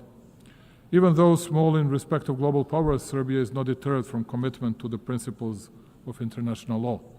We firmly believe that they should be respected in every situation, without exception and selectivity. As a persistent drop can shape stones over time, so does our perseverance in defending universal norms help assert their durability. Serbia will continue advocating those principles, as the observance of the respective is the only reliable way to peace and stability. This rostrum and this occasion are the best opportunity to reiterate that my country will never forget its history, its people, its sanctities. Kosovo and Metohija is an inseparable part of Serbia, the main pillar of its identity, culture, and spiritual heritage. For us, Serbs, it is not only a piece of land, it is the cradle of our spirituality and our existence on that land over centuries. Our concern is not only moral and historical, it is humane too. It is with a heavy heart that I advise of the dramatic circumstances in which the Serbs of Kosovo live today. Day in, day out, they are denied basic human rights, the right to life, freedom of movement, the right to education and health protection, access to workplace and property. They live in isolation, basic foods and medicines are in short supply, while children grow up in a fear and uncertainty. Their situation is not only local by nature, it touches upon the conscience of the entire international community and is a test of its readiness to fend for the innocent and helpless. We witness ethnic violence suffered by the Serbs almost every day. It is frightening in size and scope. The Serbs are physically attacked, intimidated, arrested unlawfully, their property is confiscated, and their rights to language, education, and cultural expression limited. The Serbs are often discriminated against, too. The practice sets the stage to make life in Serbian communities more difficult as they are denied basic services, taxed exorbitantly, and erected hurdles and obstacles too. This is aimed at creating fear and pressure, and by extension change the demographic picture and force the Serbs to flee Kosovo and Metohija. Serbia, therefore, calls on the international community to take concrete and resolute measures to stop the violence in order to ensure security and rights of all peoples in Kosovo and Metohija. Compassion is not good enough. We need deeds and protection mechanisms. Notwithstanding the continuous, open and obvious violations of UN Security Council Resolution 1244, Serbia continues to believe in dialogue under the European Union auspices. It has no alternative, and if true and committed, it is the only way to a just and sustainable solution in line with international law and with full respect for mutual obligations. Just as in the past, my country will continue to fight for peace, patiently, emphatically, and in good faith. Number 3, the Balkans must not be a stage for the ambitions of others, but a space for shared responsibility. 30 years after the conflict, stability has become our highest value. The nations of the Balkans deserve the right to shape their future free from external patronage through cooperation, mutual respect, and regional ownership. Distinguished colleagues, cooperation, dialogue, and mutual confidence are perceived as main levers of international relations also on the regional level. We consider that our region should look to the future while we continue to work to the benefit of all citizens and economic interlinkage. To paraphrase Indira Gandhi, who once said that one cannot shake hands with a clenched fist, let me say that Serbia will keep its hand extended, the hand reaching over divisions and borders, devoted to stability and prosperity for all those who strive for a positive agenda and a vision of common European future. The stability of our region is of paramount importance for us. As a guarantor of the Dayton Peace Agreement that we signed 30 years ago, we shall always work toward its full implementation and respect for the rights of all 3 constituent peoples in Bosnia and Herzegovina, Serbs, Bosniaks, and Croats. Unilateral acts and the abuse of authority contrary to the letter of the agreement are not conducive to peace and bring about new tensions. Only by the agreement of Bosnia and Herzegovina's people and entities can the stability and functioning of that country be guaranteed. Absence of dialogue and unilateral initiatives without agreement by all interested sides, in particular the initiatives that take advantage of international organizations, are but a step back to a painful past and create new divisions. Serbia will use all diplomatic means to prevent these activities from taking place as they undermine regional dialogue, the process of reconciliation and understanding. We shall not hesitate in our resolve to promote regional stability in an effort to contribute to global security. For exactly 30 years now, and in this distinguished institution and everywhere else, a false campaign has been ongoing against both the Republic of Serbia and Republika Srpska, the entity within Bosnia and Herzegovina. All over the world, everywhere, countless times, you could hear how, as they used to say, from well-informed sources, they heard that it was only a matter of days before Serbia would attack someone in the region, and that Republika Srpska and its leadership would violate the territorial integrity of Bosnia and Herzegovina. And all this time it has been a lie, a real smokescreen intended to enable international representatives who are not elected by the people to deal with legitimate representatives of the Serbian people, one of the three constituent peoples in Bosnia, imposing sanctions against them, believe it or not, replacing them from the positions the people elected them to, and conducting criminal proceedings and issuing convictions for words spoken for verbal offenses. Thus, all of you are witnesses to a fact that for 3.5 years since the beginning of the conflict in Ukraine, you have been hearing stories that we, as an alleged Russian puppet, will attack someone in the region, which of course did not happen and will not happen. The only thing we have never heard is an apology from those who spread such falsehoods, and it is quite certain that we will never hear one. Let me reiterate, Serbia is a free, independent and sovereign country that makes its own decisions independently. We are committed to our European path. We do not plan to attack anyone, but equally, we will not allow anyone else to threaten our freedom and our country. Number 4, the world is changing and the United Nations must evolve to remain a pillar of global stability. Reforming the United Nations is not simply an institutional task. It is a moral duty to safeguard the future of global peace and justice. We are well aware of the need to reform the UN and revitalize its system in order to increase its credibility and shore up multilateralism so as to make our organization more effective, just and close to the needs of its member states. Also, the SC should become more effective in and better adapted to the pursuit of its primary goal of safeguarding international peace in order to reflect more accurately the reality of the present-day world. Africa in particular, the youngest continent which comprises 54 states, must be better represented. Many countries rely on the UN for technical expertise, development funding, and guidance to achieve the Sustainable Development Goals. Cuts to funding or reduced access to UN programs risk widening the gap between wealthy and developing nations.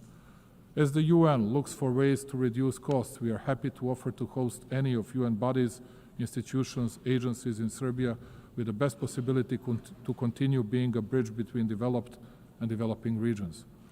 Serbia is situated at the crossroads of Europe, easily accessible to both East and West. And speaking about cost effectiveness, we are able to offer lower operational costs compared to Geneva, New York, or other big hubs. Belgrade offers modern facilities, reliable connectivity, and proven capacity to host large international events, for example, Expo 2027. Hosting an agency in Belgrade strengthens the UN's presence in Southeastern Europe, a region with transitional and developmental experience relevant to global priorities. This would expand the UN's geographic footprint, ensuring agencies are more representative and globally distributed. And number 5, Serbia will remain independent and will overcome internal challenges through the strength of its statehood tradition, focusing steadfastly on building a prosperous future. True sovereignty today is not insulation. It is the dignity to choose, to say yes on our own terms, and to use that choice for cooperation. Serbia's independence is not a privilege granted. It is a sovereign right exercised, and its sovereignty is not situational, it is foundational. Notwithstanding numerous global challenges, Serbia has remained on a steady course. Its macroeconomic situation is stable and its economy continues to grow, which only shows how commitment to reforms and responsible economic policies lead to great results. Investments in infrastructure, energy transition, and digitalization bear out my country's commitment to sustainable development and the 2030 Agenda goals. Let me take a moment, ladies and gentlemen, to inform you that in 2027, Serbia will host the specialized exhibition Expo 2027 with a motto, Play for Humanity, Sport and Music for All. This event will provide an opportunity for my country to show to the world the strength of our culture, sport, and creativity as a universal language that transcends differences. This will be a moment in which, along with its partners, Serbia will build bridges of friendship and togetherness, promote understanding, and open new horizons of cooperation. Serbia's way is the way of development, progress, and prosperity, and it is fully committed to becoming a full-fledged member of the European Union. This commitment, though, makes us no less devoted to promoting and deepening cooperation with countries from other parts of the world, maintaining and cherishing all along our traditional friendships and relations of trust in the East. Strengthening overall bilateral relations with key actors of the international community, and with our European partners tops our agenda.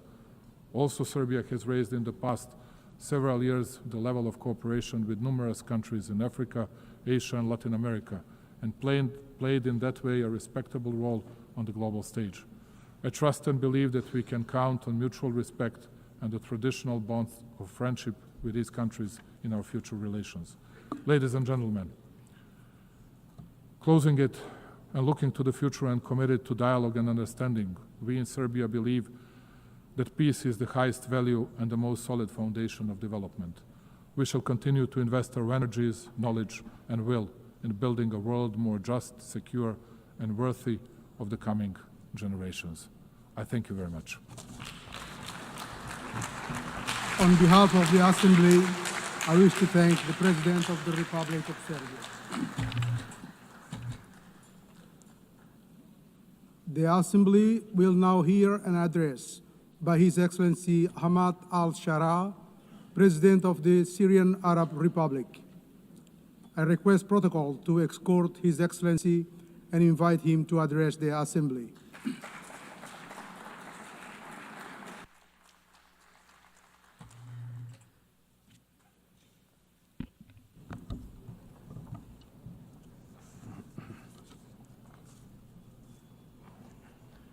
بسم الله الرحمن الرحيم. إن الحكاية السورية حكاية تهيج فيها المشاعر ويختلط فيها الألم بالأمل. إن الحكاية السورية حكاية صراع بين الخير والشر، وبين الحق الضعيف الذي ليس له ناصر إلا الله، والباطل القوي الذي يملك كل أدوات القتل والتدمير. إن حكايتنا عبرة من عبر التاريخ، وهي تمثيل حقيقي للمعاني الإنسانية النبيلة.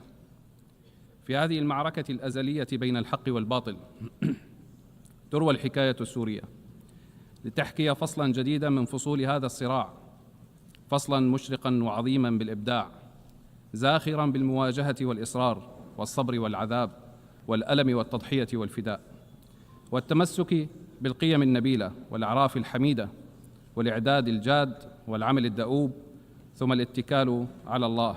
كل ذلك أدوات تعين الحق على الباطل. أما بعد، السيدة رئيسة الجمعية العامة، السيد الأمين العام، أصحاب الجلالة والفخامة والسمو والمعالي، السيدات والسادة المندوبون، السلام عليكم ورحمة الله وبركاته. لقد جئتكم من دمشق، عاصمة التاريخ ومهد الحضارات، تلك البلاد الجميلة التي علمت الدنيا معنى الحضارة وقيمة الإنسان والتعايش السلمي لتصبح منارة يقتدي بها العالم. غير أن سوريا ومنذ 60 عاما وقعت تحت وطأة نظام ظالم غاشم يجهل قيمة الأرض التي حكمها ويقهر الشعب الودود المسالم. لقد صبر شعبنا لسنين طويلة على الظلم والقهر والحرمان، ثم ثار الشعب مناديا بحريته وكرامته، فقوبل بالقتل والتنكيل والحرق والاغتصاب والتهجير. لقد استخدم النظام السابق في حربه على شعبنا أبشع أدوات التعذيب والقتل، البراميل المتفجرة والأسلحة الكيماوية والتصفية الميدانية والتعذيب في السجون والتهجير القسري، وأثار الفتن الطائفية والعرقية، واستخدم المخدرات كسلاح ضد الشعب والعالم. مزق بلادنا طولا وعرضا، وهدم أهم حواضر التاريخ فيها، واستخدم قوات أجنبية وميليشيات وعصابات من أصقاع الأرض شتى، وارتهن بلادنا الجميلة. لقد قتل النظام السابق نحو 1,000,000 إنسان، وعذب مئات الآلاف، وهجر نحو 14 مليون إنسان، وهدم ما يقرب من 2,000,000 منزل فوق رؤوس ساكنيها. أيها السيدات والسادة، لقد استهدف الشعب الضعيف بالأسلحة الكيماوية بما يزيد عن 200 هجوم موثق. نعم، لقد استنشق أطفالنا ونساؤنا وشبابنا الغازات السامة. لقد فعل النظام كل ذلك ليسكت صوت الحق، ومع كل هذا الإجرام أنهى أي لغة سياسية للحل رغم ما كان يعرض عليه. فما كان أمام هذا الشعب سوى أن ينظم صفوفه وأن يستعد للمواجهة التاريخية الكبرى في عمل عسكري خاطف، مواجهة أسقطت منظومة إجرام استمرت ل60 عاماً مع كل داعميه. عمل عسكري كان ملؤه الرحمة والخير وتغليب العفو والتسامح. معركة عسكرية لم تتسبب بتهجير إنسان ولا قتل مدني، توجهت بنصر لا ثأر فيه ولا عداوات، واستعاد الشعب فيها حقه وانتصر لظلمه. نعم، لقد انتصرنا في المعركة للمظلومين والمعذبين والمهجرين قسرا. لقد انتصرنا لأمهات الشهداء والمفقودين. انتصرنا لكم جميعا أيها العالم. انتصرنا لمستقبل أبنائنا وأبنائكم، ومهدنا الطريق لعودة اللاجئين إلى ديارهم، ودمرنا تجارة المخدرات التي كانت تنتقل من بلادنا إلى بلادكم زمن النظام السابق. وتحولت سوريا بهذا النصر من بلد يسطر الأزمات إلى فرصة تاريخية لإحلال الاستقرار والسلام والازدهار لسوريا وللمنطقة بأسرها. السيدات والسادة،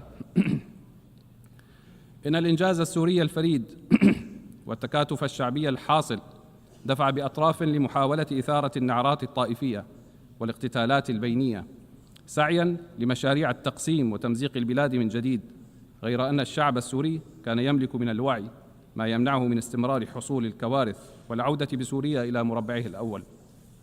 فعملت الدولة السورية على تشكيل لجان لتقصي الحقائق، ومنحت الأمم المتحدة الإذن بالتقصي كذلك، وخلصت إلى نتائج متماثلة بشفافية غير معهودة في سوريا. وأنني أتعهد بتقديم كل من تلطخت يداه بدماء الأبرياء إلى العدالة. وفي ذات السياق، لم تهدأ التهديدات الإسرائيلية ضد بلادنا منذ 8 ديسمبر وإلى اليوم، وأن السياسات الإسرائيلية تعمل بشكل يخالف الموقف الدولي الداعم لسوريا وشعبها، في محاولة لاستغلال المرحلة الانتقالية مما يعرض المنطقة إلى الدخول بدوامة صراعات جديدة لا يعلم أحد أين تنتهي. وإزاء ذلك تستخدم سوريا الحوار والدبلوماسية لتجاوز هذه الأزمة، وتتعهد بالتزامها باتفاق فض الاشتباك لعام 1974، وتدعو المجتمع الدولي للوقوف إلى جانبها في مواجهة هذه المخاطر واحترام سيادة وحدة الأراضي السورية. السيدات والسادة، إننا من لحظة سقوط النظام السابق وضعنا سياسة واضحة الأهداف، حيث أنها تقوم على عدة ركائز: الدبلوماسية المتوازنة، والاستقرار الأمني، والتنمية الاقتصادية.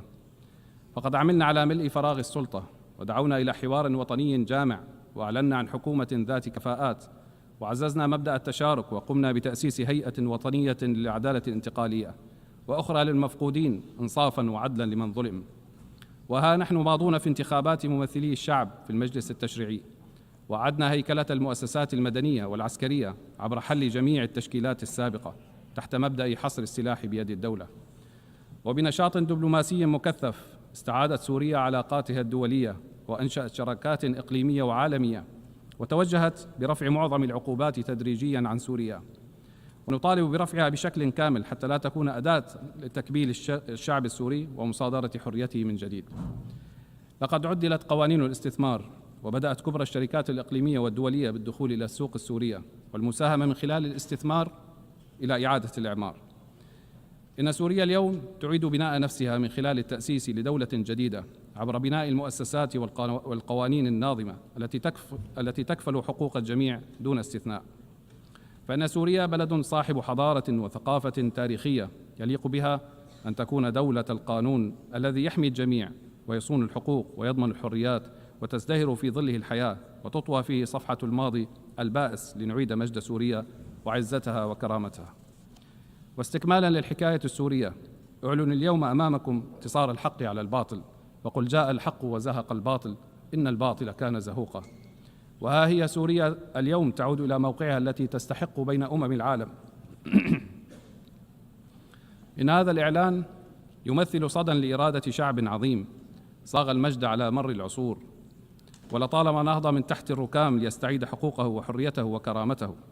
ونيابة عن الشعب السوري أتوجه بالشكر والعرفان إلى كل من وقف مع قضية الشعب السوري وأعانه في مأساته واستقبله في بلده، وإلى كل دول العالم وشعوبها التي فرحت بانتصار إرادة الشعب السوري وتقف اليوم إلى جانبه في مسيرة السلام والازدهار. وأخص بالشكر كل من تركيا وقطر والمملكة العربية السعودية وكافة الدول العربية والإسلامية والولايات المتحدة الأمريكية والاتحاد الأوروبي.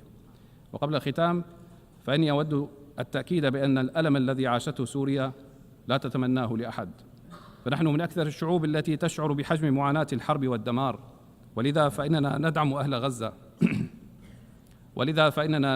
غزة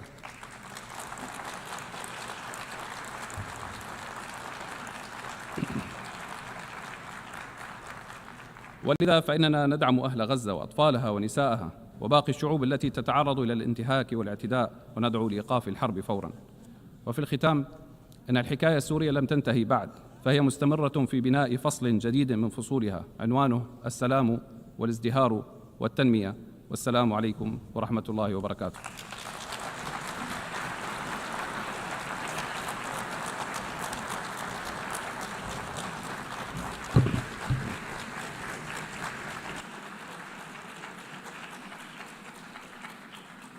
On behalf of the Assembly, I wish to thank the President of the Syrian Arab Republic. The Assembly will hear an address by His Excellency Zoran Milanovic, President of the Republic of Croatia. I request protocol to escort His Excellency and invite him to address the Assembly.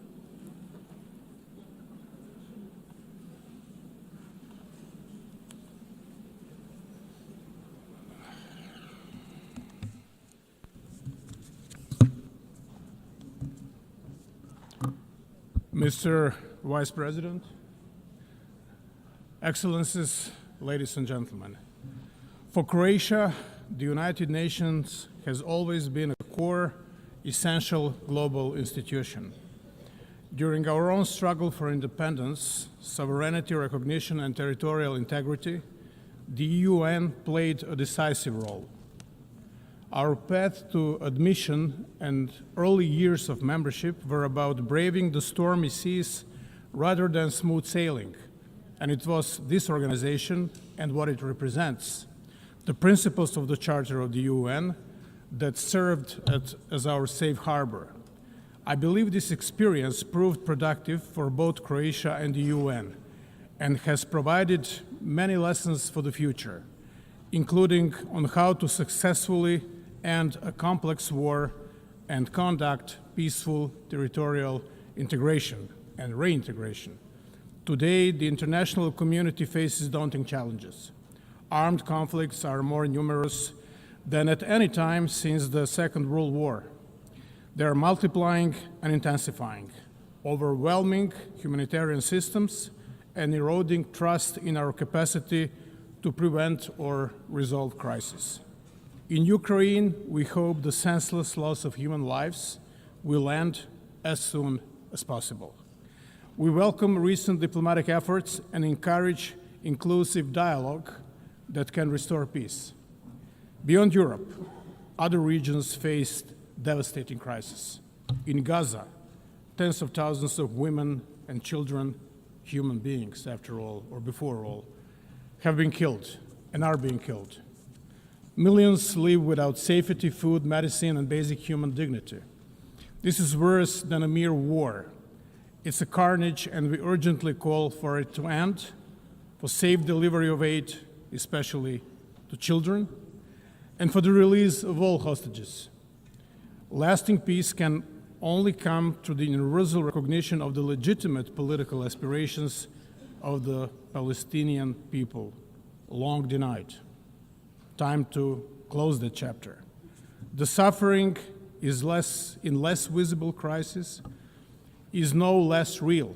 In Sudan, one of the gravest humanitarian catastrophes of the 21st century is unfolding before our eyes.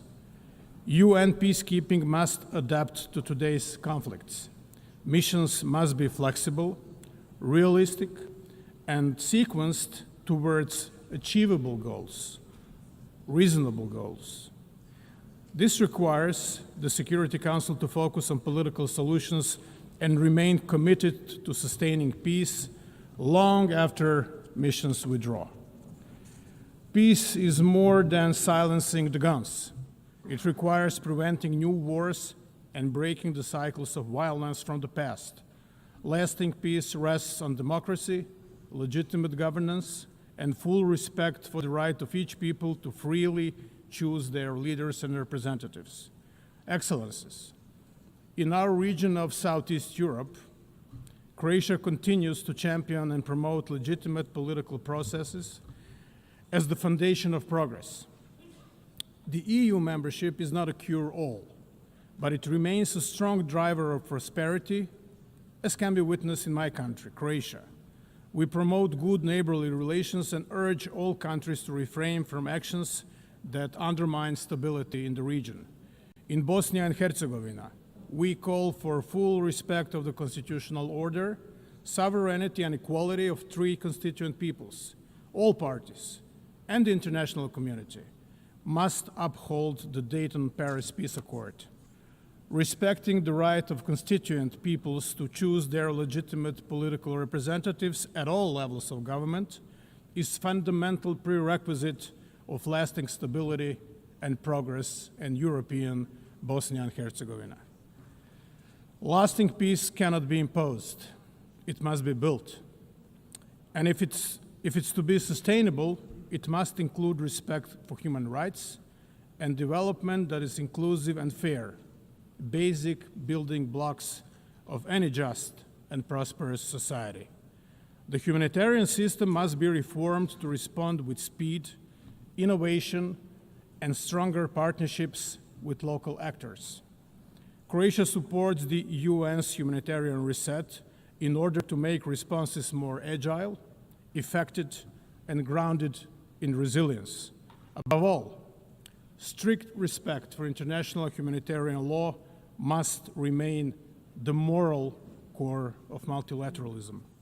In Croatia, decades after the homeland war, 3 decades, 3.5 decades, families still search for 1,744 missing loved ones. Not bodies, not just numbers, but human souls, fathers, sons, grandchildren, still missing, unaccounted for.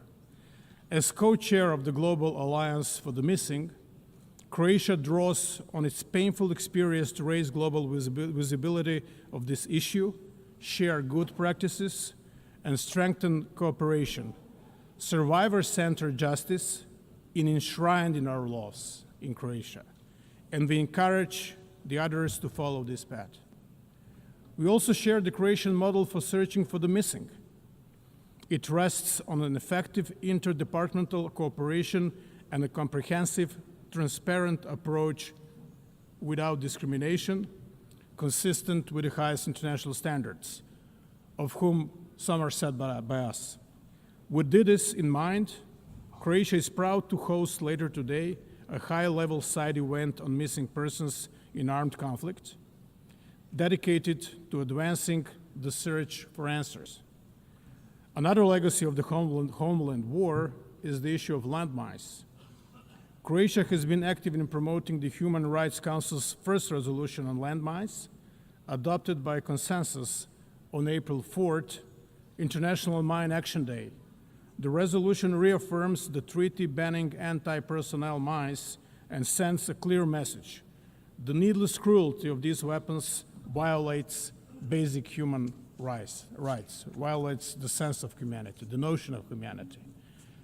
The togetherness which is promoted throughout this debate especially means inclusion of the most vulnerable. Therefore, Croatia is proud to have led the initiative resulting in consensus adoption of an impressive 99 member states co-sponsoring the General Assembly resolution declaring the June 27th as the International Day of Deaf Blindness. Peace and security are inseparable from development and human rights. The founders of the United Nations acknowledged this when they placed these 3 pillars at the heart of the organization. As we marked the 10th anniversary of the General Assembly's resolution on the 2030 agenda, Croatia reaffirms its commitment to the SDGs and to ensuring that no one is left behind. We are grateful to member states for their support in electing Croatia to the UN Economic and Social Council for the 2026-2028 term. Our priorities will include accelerating the 2030 agenda, preparing momentum for the 2027 SDG Summit and the agenda beyond 2030, and strengthening links between humanitarian, development, and peace efforts. At home, in Croatia, sustainable development is fully embedded in our national planning.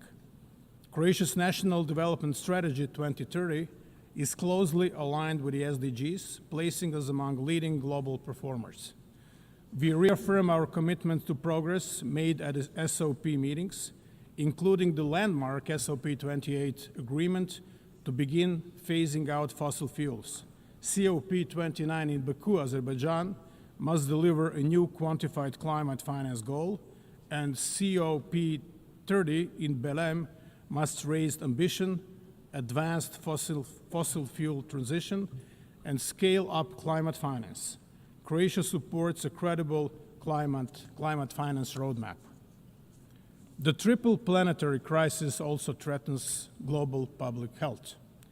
Croatia endorses the One Health approach, recognizing the interdependence of human, animal, and the environmental health. We welcome adoption of the pandemic agreement at the 78th World Health Assembly earlier this year. As a Mediterranean nation, Croatia knows that health diseases are both a national imperative and a global responsibility.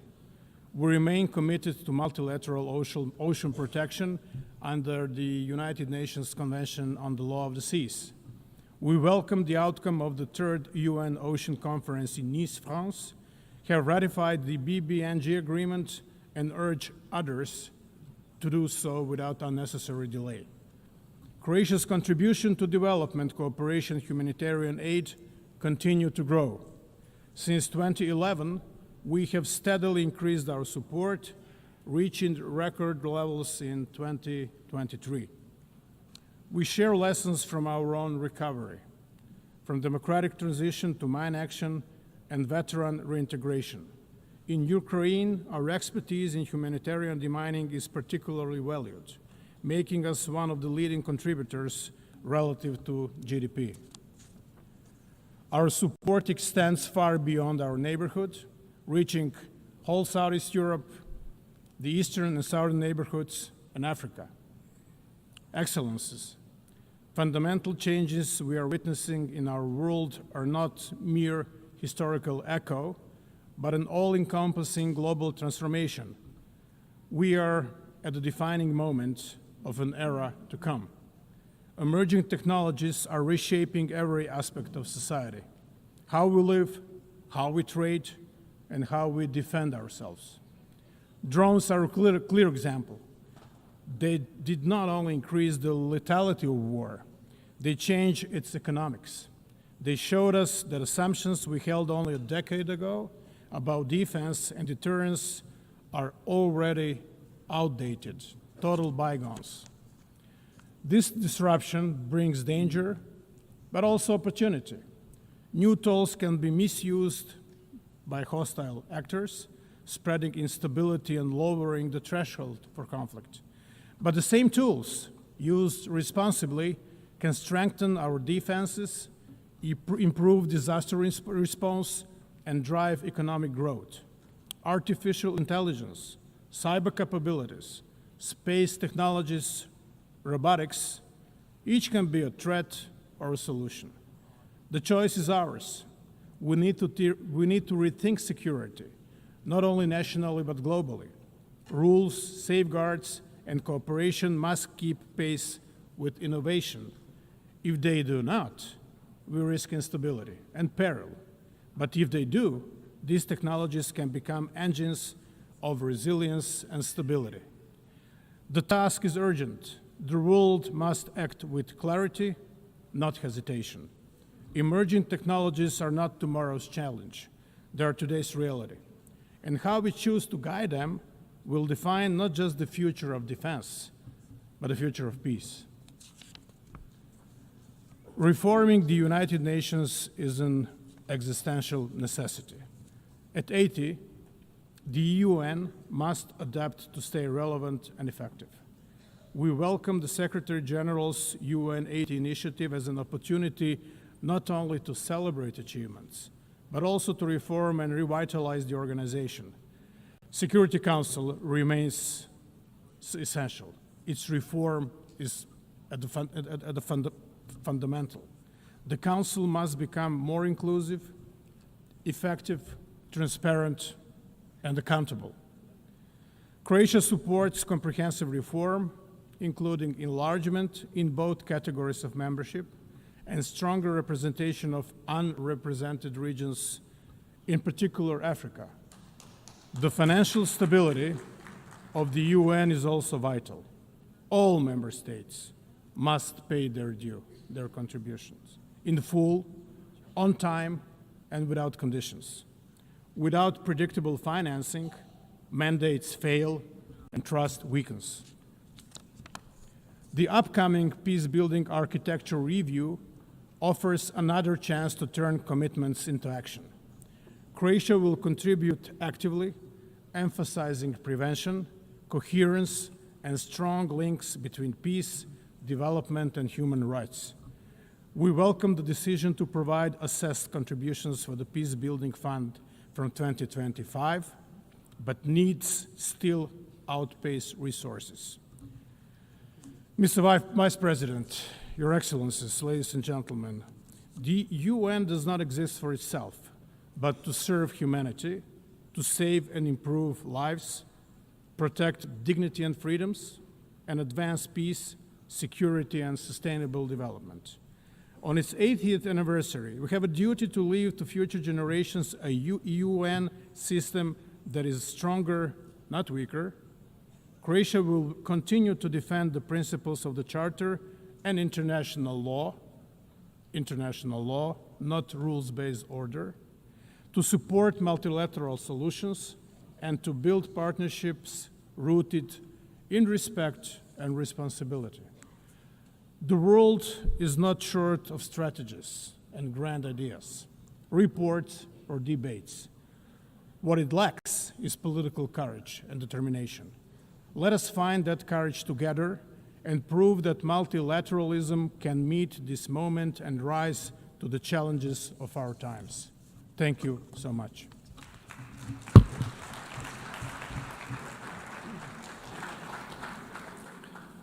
On behalf of the Assembly, I wish to thank the President of the Republic of Croatia.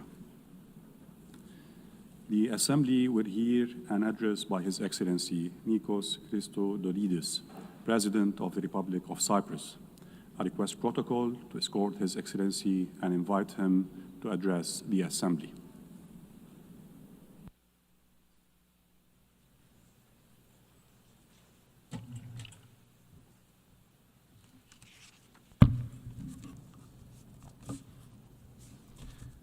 Mr. President, Your Excellencies, we stand at the brink of a precipice. International order, as we noted, is challenged in an unprecedented manner 80 years since the United Nations emerged out of World War II. Today, we stand before drastic, unpredictable geopolitical shifts, instability that appears to spiral, and an uncharted landscape that seems resistant to the international order and norms as we know them. We are witnessing devastating wars, an unimaginable humanitarian catastrophe, and human suffering, blatant violations of international law and international humanitarian law that bring our system to its knees. We stand before the rise of use of force against sovereign states that constantly escalate and expand, threatening regional security and stability. States are sponsoring Malayan actors to destabilize, disrupting critical maritime routes. The use of new means of warfare is rising without even the most basic safeguards in place. Global security is constantly undermined. At the same time, we are faced with the challenge of the uncontrolled expansion of technology and AI, threatening our security and the well-being of our children. And climate change is looming, threatening livelihoods, economies, creating new migration routes, and inequalities are becoming embedded. Our world is changing rapidly. And while there can be no doubt that the United Nations has served a noble cause and that together we have achieved tremendous progress, at this critical moment of inflection, we have a responsibility to recognize the shortcomings, to admit that we have lagged behind, that we have failed along the way. And these admissions need to steer us into action. We must urgently evolve to be fit to effectively address the immense, complex challenges we are faced with. Ladies and gentlemen, this is our moment of responsibility, collective responsibility and individual state responsibility, inextricably linked and mutually reinforcing. The scale and nature of the challenges we face require both. Better together is the theme of this year's Assembly, but beyond better, we are also stronger together, more resilient together. This is the moment to renew our collective commitment and stand firmly and boldly in support of multilateralism and international law. Dialogue and diplomacy are the sole path to lasting stability and security. Dialogue and diplomacy over violence, each and every time. And most importantly, this is the moment to transform pledges into bold action, into change. Ladies and gentlemen, history will look back to this moment in time, and it will be unforgiving. It will judge us all, not by the declaratory statements we pronounce, but by the change we enable. We will be judged by the change we become as states, as governments, as leaders that have been elected by our citizens to deliver.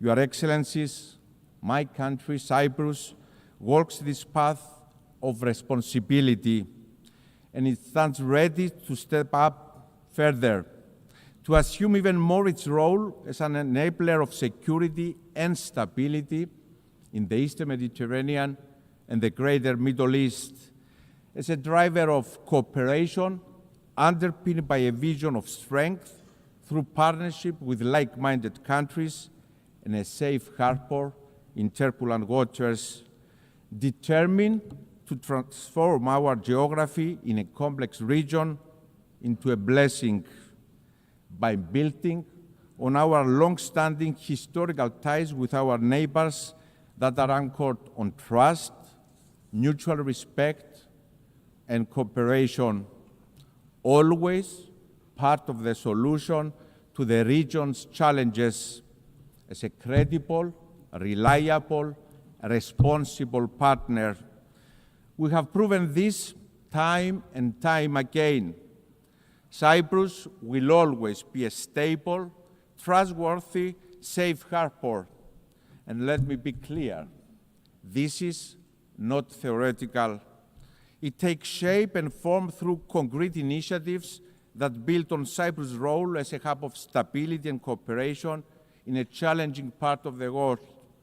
Cyprus has consistently provided the necessary infrastructure and support for the evacuation of foreign nationals from areas of danger or conflict, from Sudan, from Lebanon, from Israel, from Iran.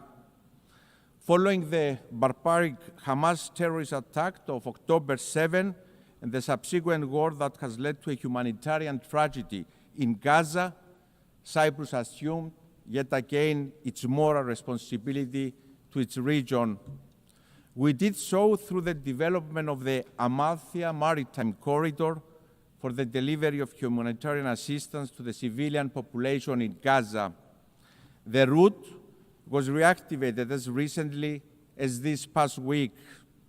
We worked with like-minded partners, the United Arab Emirates, the United States, the European Union, the UK, and others, and yes, we deliver.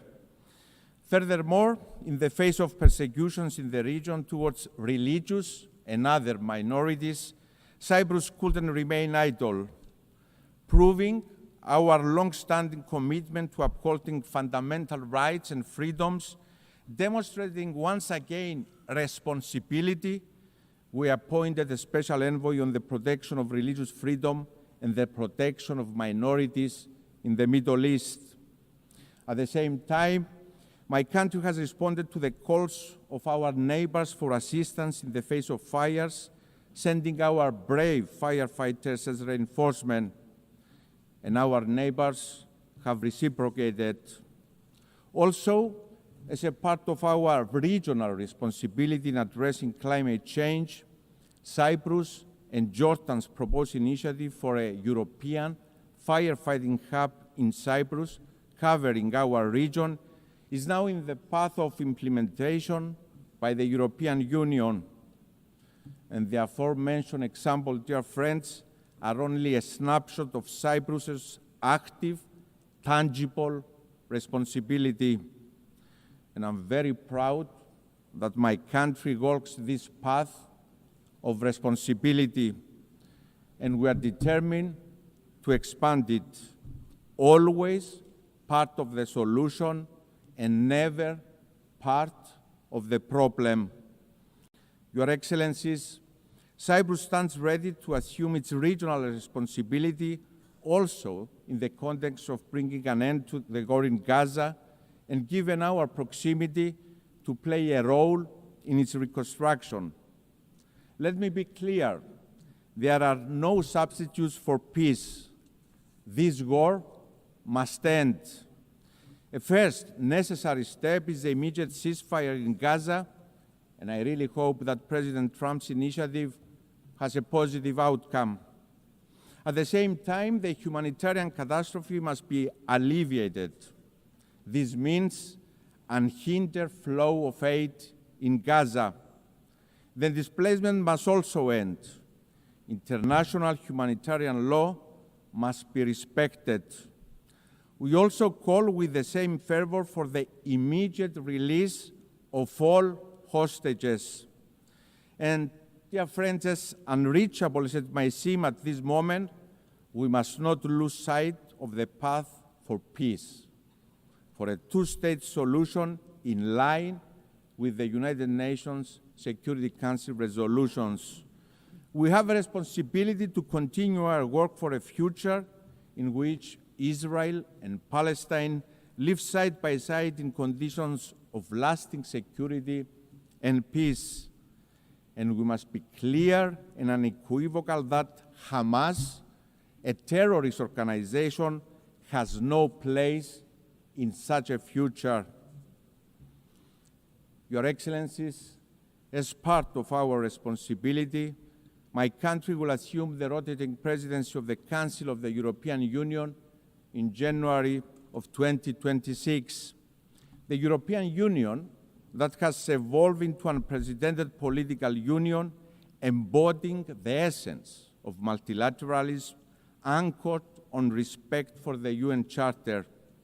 It is a project of collective responsibility that delivers a unifying force of stability, security, and prosperity.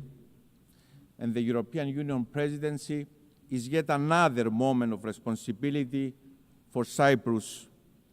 Europe's heart will beat for 6 months from the Union's last divided member state under occupation since the 1974 Turkish invasion.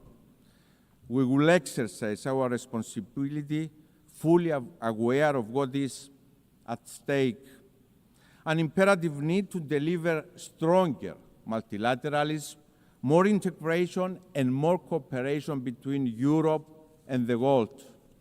To deliver a stronger, more secure, more autonomous European Union, committed to supporting partners focusing also on the Eastern Mediterranean and the greater Middle East, supporting and investing in strategic partners that are pillars of stability in the region, such as Egypt and Jordan. working together with our Lebanese partners to ensure long-lasting stability in the country, working to ensure stability in Syria, inclusivity, respect to religious freedoms, and of course, protection of minorities, assuming more responsibility as a union for our security, but also for our neighborhood. Ladies and gentlemen, Cyprus will assume another role of responsibility for the first time in its history as a member of the Human Rights Council for the period 2025-27. It is in the same spirit that we also proudly presented our candidature for the presidency of the 81st session of the UN General Assembly. As a member state that embodies and embraces the principles of multilateralism, inclusivity, bridge building, and of course, responsibility. Mr. President, Your Excellencies, the Russian aggression against Ukraine in violation of the UN Charter must serve as a wake-up call. As we condemn the use of force against a sovereign nation, the killing of civilians, the forced disappearance of children, the destruction and displacement, we have an obligation to remember. We must collectively act against aggressor, no matter who they are. Appeasing the aggressor never yields results, and history demonstrates this very clearly. Each time we turn a blind eye to violation of territorial integrity and sovereignty of states anywhere in the world, we create space and opportunity for the next aggressor. And this time, it can be bordering your country. In 2022, Russia invaded a sovereign nation, Ukraine, violating the UN Charter. In 1974, Turkey invaded a sovereign nation, Cyprus, violating the UN Charter. The violation is equal: the suffering, the invasion, and the occupation. My country, Cyprus, is under Turkish occupation for 51 years. Tens of thousands displaced, women raped, destruction of cultural and religious heritage, the fenced town of Varosha held hostage by Turkey, awaiting for its lawful inhabitants to return as the relevant UN Security Council resolutions have prescribed for Turkey to allow. A policy of illegal settlements to change the demographic character of the country. Families, 51 years later, waiting for the fate of their loved ones. As a young boy in those early years after the invasion, the images of mothers and children weeping for their loved ones have been engraved in my memory. Dear friends, the playbook of occupiers is always the same. Your Excellencies, from this very podium yesterday, Mr. Erdogan preached the word on peace and accountability. He pointed the finger to others for crimes Turkey itself commits every single day. That is selective sensitivity and hypocrisy of the highest form. Illegality cannot yield legality. Illegality stemming from use of force cannot be recognized, no matter who is the perpetrator is, no matter who the victim is. Ladies and gentlemen, politicians are judged not by their words, but by their actions. It is what distinguishes politicians from leaders. Cyprus has proven time and again that it is a reliable, responsible actor. A country that not only talks the talk, but also walks the walk of responsibility. And my call to Mr. Erdogan is to join that path of responsibility, to end the occupation through negotiations for a comprehensive settlement that will reunify Cyprus in a bizonal, bicommunal federation with political equality, always in line with UN Security Council resolutions, European Union law, values, and principles. This is the only way. Therefore, let me repeat, the call for responsibility is the loudest for my own country. I'm ready for this moment of responsibility, ready to deliver on the call of history to reunify Cyprus, to reunify my people, Greek Cypriots, Turkish Cypriots, Maronites, Armenians, and Latins. Mr. President, Your Excellencies, we stand at the brink of a precipice. And while the impulse may be to shrink away from the immense responsibility we inherited from the visionaries who stood here 80 years ago, now is the moment for us to assume our responsibility collectively and individually as states. Rest assured that my country, Cyprus, will continue to do its part by being responsible, by being advocates for responsibility, for the good of humanity, for our peoples. Thank you very much.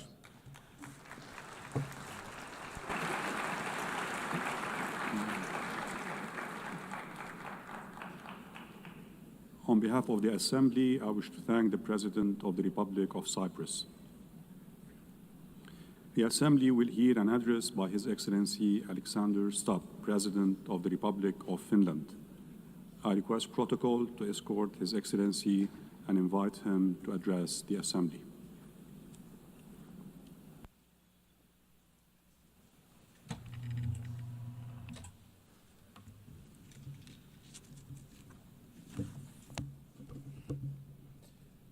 Mr. President, Excellencies, ladies and gentlemen, in its simplest form, foreign policy is really about three things: about values, interests, and power. I come from a relatively small country, Finland, and our toolkit is mainly about two of those three things. It's about values and interests. Power, hard or soft, is usually the luxury of bigger players. The power of smaller country arises from its capacity to cooperate with others. Smart diplomacy gives smaller player at least relative influence. The UN is, of course, case in point. Big players have power through their permanent membership in the UN Security Council. But we, the smaller players, can influence the ebb and flow of international relations by being active in the corridors of diplomacy. Now, most of the speeches that we've heard here today have highlighted the fact that the world order, balance, and dynamics are changing, much like they did after World War II when the UN was founded. I actually think that the post-Cold War order is over, but we don't know what the new order is going to look like. It will take at least 5 to 10 years for things to settle. And my message to this Assembly today is that regardless of the size, each and every member state of the United Nations has agency, a say in how the new world order will look like. It is important that we all use this power wisely and responsibly. Now, I fully appreciate that our interests differ, depending on our geographical location, history, state of development, or culture. But fundamental values are something we should all share. We have commonly defined some of the most essential of them in the UN Charter. Today, I want to do two things. First, analyze where we are, and second, give my proposals on what we might want to do together. To understand what's currently happening in the world, I'd like to raise three different but yet related developments. First, it seems to me that there's a growing tension between multilateralism, in other words, an order based on the rule of law, and those that speak the language of multipolarity or transactionalism. So difference between multilateralism and multipolarity. Now, I can understand the temptation and the rationale of the proponents of multipolarity and transactionalism. But can they solve the world's biggest challenges, such as climate change or sustainable development? Today, I see many states, both big and small, pursuing transactional or multivectoral foreign policies. In essence, their aim is to diversify their relations with multiple actors rather than aligning with any one particular bloc. Now, this can be opportunistic, but it may also be justified and reasonable. This depends on political choices. A transactional or multivectoral foreign policy is dominated by interests. Interests drive practical choices of states, and this is entirely legitimate. This kind of foreign policy is based on a realistic understanding of power. Power defines the limits of what is possible for each state. However, values should actually underpin everything we do. Even transactional or multivectoral foreign policy should rest on a score of fundamental values. Without them, foreign policy will ultimately run into a wall. If you set aside values for unhindered pursuit of power and interests, you will eventually find before you the very same problems you wanted to overlook. Second, the balance of power in the New World Order is shifting towards the South and the East. Many countries, especially in Africa, Asia, Latin America, are becoming or have become key players in determining the direction of the New World Order. To put it simply, they have both agency and power. They are not only an expanding economic force, but their demographic growth is inexorable. This will also turn them into a political and cultural force. It will yield them both hard power and soft power, and they will use it to promote their interests as they should. The 193 members of the United Nations do not have to agree on every minute detail of values, but we have to have a common understanding of fundamentals. They include the sovereignty and territorial integrity of states. They include the prohibition of the use of force and the respect for human rights and fundamental freedoms. These values are the building blocks of who we are and what we stand for as the United Nations. The broad international community has overwhelmingly an interest to uphold them. Let me be clear. Russia has no right to continue its aggression on Ukraine. Israel has no right to violate international law in Palestine. States have no right to use Sudanese or Congolese territories to fight proxy wars for their economic or strategic self-interests. I urge us all to heed this message of the international community and act accordingly. War is always a failure of humanity. It is a collective failure of our fundamental values. It is a failure of us as human beings. Thirdly, I would like to say a few words about the state of the United Nations, the institution where we are. The UN was created to maintain and promote peace, stability, development, and friendly relations among nations. In order to achieve this, the balance between the three elements was required. The power at the highest level was represented by the UN Security Council. The interests of the wider membership were reconciled here in the General Assembly, and the values were enshrined in the Charter and consolidated as rules of international law. Now, unfortunately today, the UN is struggling to fulfill its central promise of delivering peace and stability. We can always blame each other, but at the end of the day, it's a collective decision. Countries have increasingly taken the liberty to break the rules of international law and to use force against other people's territories and suppress other nations. The United Nations of today does not sufficiently reflect the realities of the balance of power.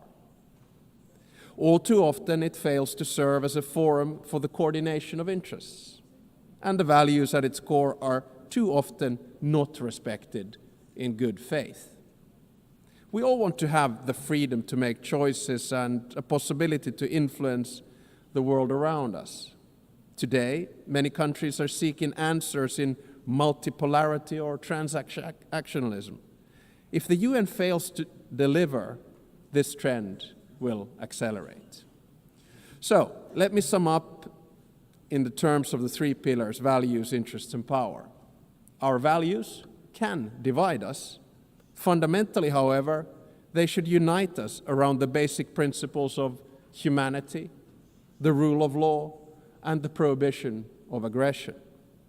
Our interests differ, and it's only right that we promote them. However, our choices have consequences. Opportunism will eventually be forced to confront the problems it tried to ignore. Power will constantly seek a new balance. We must adapt to change. Nevertheless, we should not allow the rise of hard power to blind us. The power of legitimacy, integrity, and rules will remain strong. So let me get to my second part, from the situation to possible solutions or things that we could do together. Never before in history has humankind had such means of innovations at its disposal to solve the world's most pressing problems. However, the current direction is wrong in so many ways. There are more wars than at any time since World War II. The world is becoming increasingly divided. And so are our societies, and the measures to deal with climate change and sustainable development are lagging behind. In different parts of the world, we're witnessing immense civilian suffering and blatant disrespect for humanitarian principles. For me as a Finn, Russia's war of aggression in Ukraine not only reminds me of our past, but is directly linked to the security of the part of the world where I live. On the other hand, there is aggression and total disregard for civilian life, and an attempt to undermine the fundamental principles on which the international order is based. On the other hand, there's a bastion of freedom that is defending its right to exist and to make its own choices. The battle for what consequences we will draw from this aggression is not yet over. Recently, there's been serious attempts at diplomatic solutions of the war on the initiative of the United States. There are no perfect solutions to wars. At the same time, we know that any decision made in these matters will have far-reaching consequences in Ukraine and beyond. There can hardly be a stronger unifying interest among the UN's broad membership than our opposition to the wars of conquest. Aggression must not be rewarded. Accountability for the most serious international crimes must be pursued. In the Middle East, civilians in Gaza are experiencing immense suffering. The deepening humanitarian crisis has reached unbearable levels and represents a failure of the international system. At the same time, Hamas continues to hold the hostages it has taken, and many have already lost their lives. An immediate ceasefire is needed in Gaza. That has been reiterated from this podium many times today and yesterday. Humanitarian aid must be granted safe and unhindered access. The hostages must be released. I commend the efforts led by France and Saudi Arabia to advance the two-state solution. The negotiations must meet the Israeli and Palestinian security needs and Palestinian right to self-determination, its legitimate aspiration for statehood and sovereignty. The occupation that began in 1967 must end, and all permanent status issues must be resolved. Correspondingly, the countries that have not recognized Israel must do so. At the same time, the international community must support and strengthen the Palestinian Authority for it to govern the entire Palestinian territory effectively. This is the only viable option for achieving a two-state solution. A stable Palestine will also significantly benefit the security of Israel. In many parts of the world, conflicts are raging, causing immense suffering locally, instability regionally, and reverberations globally. We've witnessed particularly brutal violence in Sudan, in the Democratic Republic of Congo, in Haiti, Myanmar, and Mali, among others. Civilian populations continue to face famine and displacement at a large scale. And sometimes I feel that we end up looking at conflicts only that are near to us. But I think the job of the UN is to look at all of them with equal determination. I praise all those who, in good faith, continue to work for peace despite the daunting task. In June, a peace agreement was reached for the conflict in the Eastern Democratic Republic of Congo. The true test, like with all peace agreements, lies in its implementation. Does it stick? There's a humanitarian crisis of alarming proportions that compels us, all of us, to respond. Peace processes should not be transactional. They must be guided by international law. All countries and stakeholders in the region must be engaged and committed to achieve sustainable peace. The presence and involvement of the UN is essential. I would also like to stress the crucial work carried out by journalists amid conflicts and in other difficult circumstances. Attacks on members of the media are unacceptable. Media freedom is the basis for democracy. It is a prerequisite for an open society. The ability of the press to carry out its work is important for all of us. Ladies and gentlemen, the composition of the UN still largely reflects the world of 1945. As the world has changed drastically, so should the decision-making at the UN. Last year, in this very hall, I argued for a reformed Security Council, a council where currently underrepresented regions would have a stronger voice through permanent seats at the table. The number of permanent members should be increased in the UN Security Council. At least there should be 2 new seats for Asia, 2 for Africa, and 1 for Latin America. I think I'm going to say this every year because it's the only place where I get applause. No single state should have a veto power. And if a member of the Security Council violates the UN Charter, its voting rights should be suspended. I believe that these changes at the top of the UN are necessary in order to maintain the UN's central role in international relations.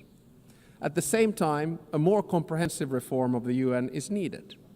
I commend the Secretary General for his UN 80 initiative, and I encourage him to take bold and ambitious action. So Finland strongly supports the UN and wants it to succeed. Therefore, we stress the need for true reform to enhance the organization's credibility, relevance, and efficiency.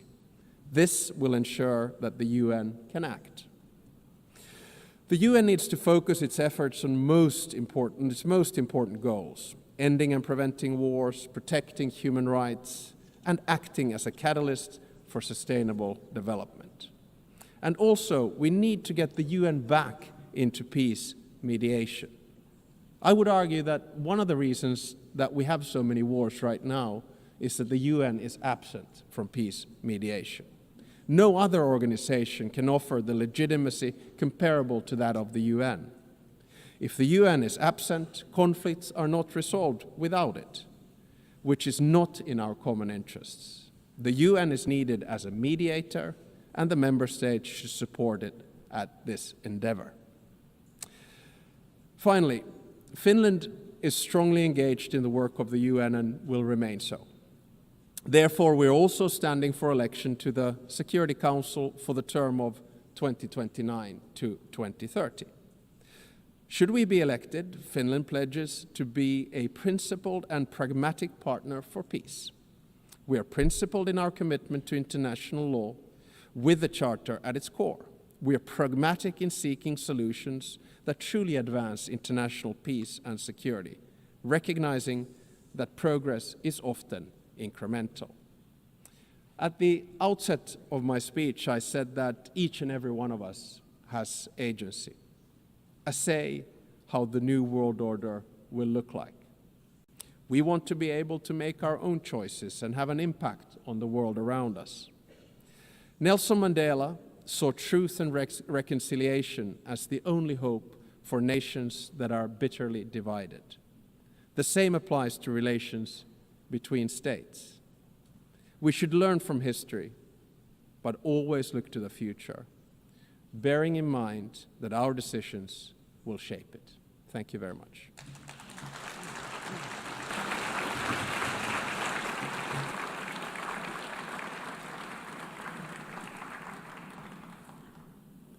On behalf of the Assembly, I wish to thank the President of the Republic of Finland.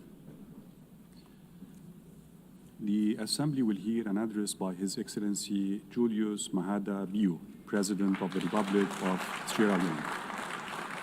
I request protocol to escort His Excellency and invite him to address the Assembly.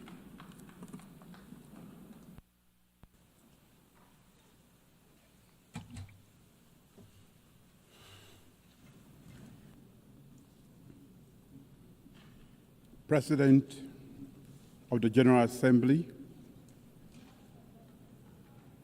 the Secretary General, Excellencies, distinguished ladies and gentlemen, I congratulate Her Excellency Annalena Baerbock on her election as President of the General Assembly to lead this historic 80th session of the General Assembly. I thank her predecessor, His Excellency Filmo Young, for his distinguished leadership during the 79th session. I commend the Secretary General, Antonio Guterres, for his steadfast commitment to the ideas of the United Nations during these increasingly turbulent times. Madam President, it's both an honor and a solemn responsibility to address this Assembly on the 80th anniversary of the United Nations. This Assembly is not just ceremonial. It is a call for the world's conscience to act with unity, determination, and vision. Our theme, Better Together, 80 years and more for peace, development, and human rights, both celebrates and summons. It reminds us that cooperation delivers progress. It also demands that we reimagine multilateralism so that peace, dignity, and equality are not promises on paper, but realities in the lives of people. This anniversary is not a time for complacency, but for courageous renewal. Today, we face deepening inequalities, climate crises, geopolitical fragmentation, technological disruptions, and entrenched conflict. No nation can meet these challenges alone. We need bold multilateralism and a united nations that is not only reformed, but reinvigorated. The UN must be more than a meeting place. It must be a working place for people, for peace, and for our planet. Madam President, Sierra Leone is a small state that has relied heavily on the United Nations Charter and now helps to uphold it. We speak with independence and conviction because we have lived the cost of its absence.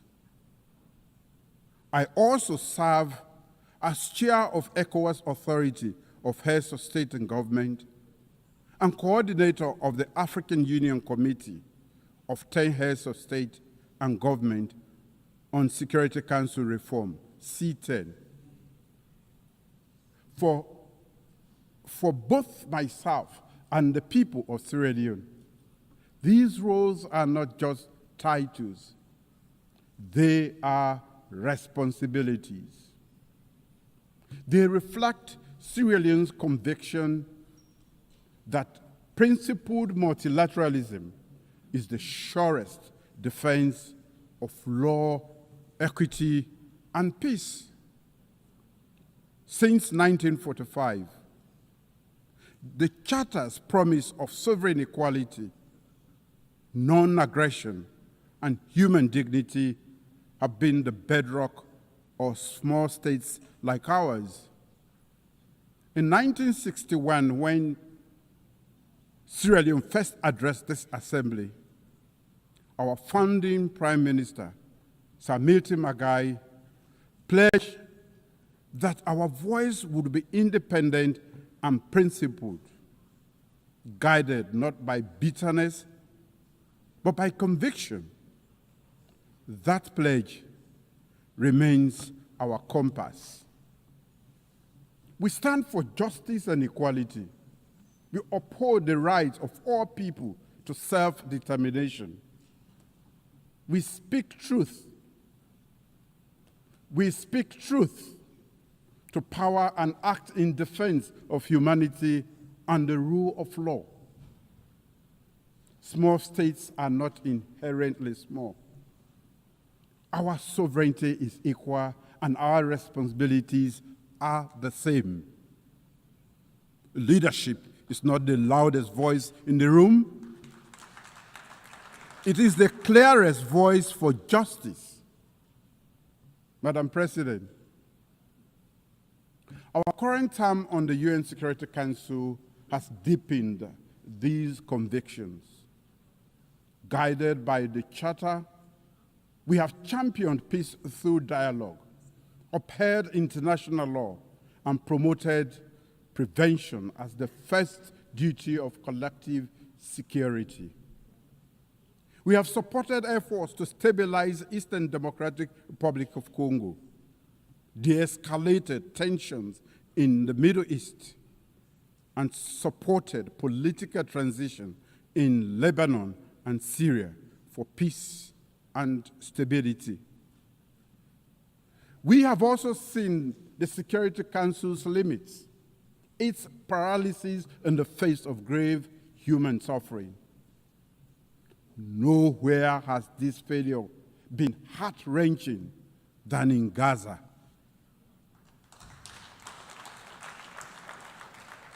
A preventable genocide was not prevented.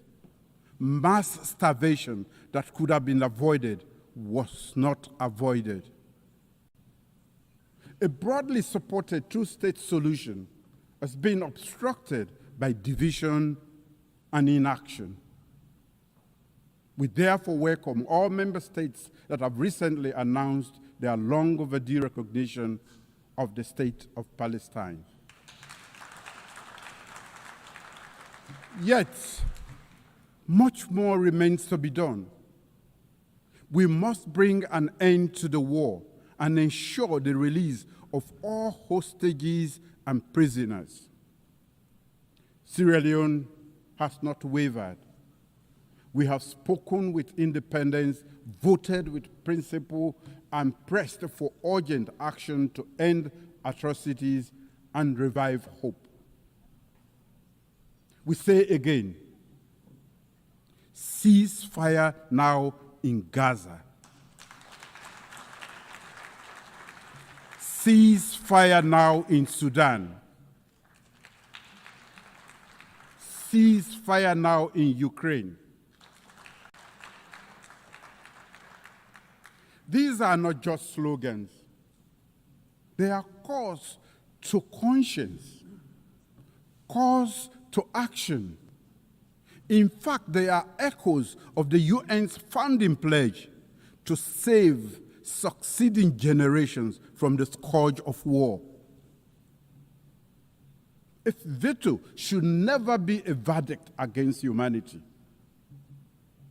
Madam President, across the world, the UN's authority and legitimacy are being tested. Selective adherence to international law, disregard for Security Council and General Assembly resolutions, deprivation of funding, attacks on peacekeepers and humanitarian workers, disinformation that corrodes trust, and over-reliance on unilateral action. For countries like Sierra Leone, this is not an abstract debate. We know what a working United Nations means. At our darkest hour, during one of the most brutal civil wars in modern history, the UN stood by our side. The United Nations missions in Sierra Leone, UNAMSI, one of the largest peacekeeping operations of its time, helped disarm over 75,000 combatants, restore civilian governance, support democratic elections. The Special Court for Sierra Leone and the Truth and Reconciliation Commission, both backed by the United Nations, ensured justice and reconciliation.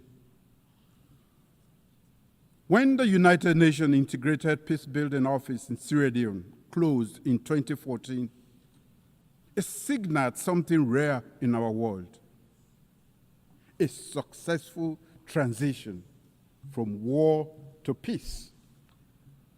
We saw blue helmets on our streets. We saw ballot papers returned to citizens' hands. We saw our nation breathe again. When the UN works, lives are saved. When it fails, lives are lost. We must ensure the UN delivers for all. And to do so, we must respect and implement UN decisions. Protect those who serve under the United Nations flag. Invest in prevention and peace building. And reform the Security Council so its authority and legitimacy match today's world. The United Nations cannot protect vulnerable people if it cannot protect its own authority. As a nation, Sierra Leone does its part and contributes troops to peacekeeping missions. We serve as elected Security Council member and offer our experience in peace building to the world. Sierra Leone's story is proof that multilateral solidarity works when it is grounded in trust, mutual respect, and genuine investment in national ownership. Madam President, peace is inseparable from development. In Sierra Leone, our medium-term national development aligned with the SDGs and the African Union's Agenda 2063 prioritizes people-centered growth. We are transforming our agricultural sector to ensure food security. We are investing in a digital economy that fosters inclusion and innovation. We are deepening investment in human capital development through free quality education and in healthcare, particularly maternal and child health. We are expanding renewable energy to support industrialization and climate resilience. Climate change is an existential threat to Sierra Leone. Our greenhouse gas emissions are negligible, yet our people and our wide coast bears the cost through erosion, flooding, and pressure on food systems and fisheries. We have mainstreamed climate adaptation and strengthened disaster preparedness. In fulfillment of the commitment made at the Third United Nations Oceans Conference, Sierra Leone has ratified the Biodiversity Beyond National Jurisdiction Treaty, BBNG. As the 60th state to deposit its instrument of ratification, Sierra Leone is proud of the collective endeavor to trigger the entry into force of the BBNG Treaty, a historic milestone for multilateralism and the collective stewardship of our ocean commons. To do the same, so the high seas and areas are governed by common good. Climate justice is not charity. It is a legal and moral responsibility. If the poorest are left to pay the highest climate price, there is no justice. Developed nations must honor their commitments, $100 billion per year in climate finance, technology transfer, and capacity building. We welcome the International Court of Justice advisory opinion on climate change, affirming states' obligation to prevent environmental harm and to protect future generations. In that spirit, Sierra Leone is proud to present the candidature of Professor Dr. Charles Cherno Jallo to the International Court of Justice, a distinguished jurist and tireless advocate for the rule of law. We respectfully solicit the support of all member states in the November 12 elections this year. Madam President, as chair of the ECOWAS Authority of Heads of State and Government, I proudly note our community's 50th anniversary. For 5 decades, ECOWAS has embodied regional integration and collective security, often acting decisively when others hesitated. ECOWAS moved early in Sierra Leone's peace process before and alongside the UN to end our civil war. It has done so in Liberia, the Gambia, and elsewhere to defend democracy and stabilize the region.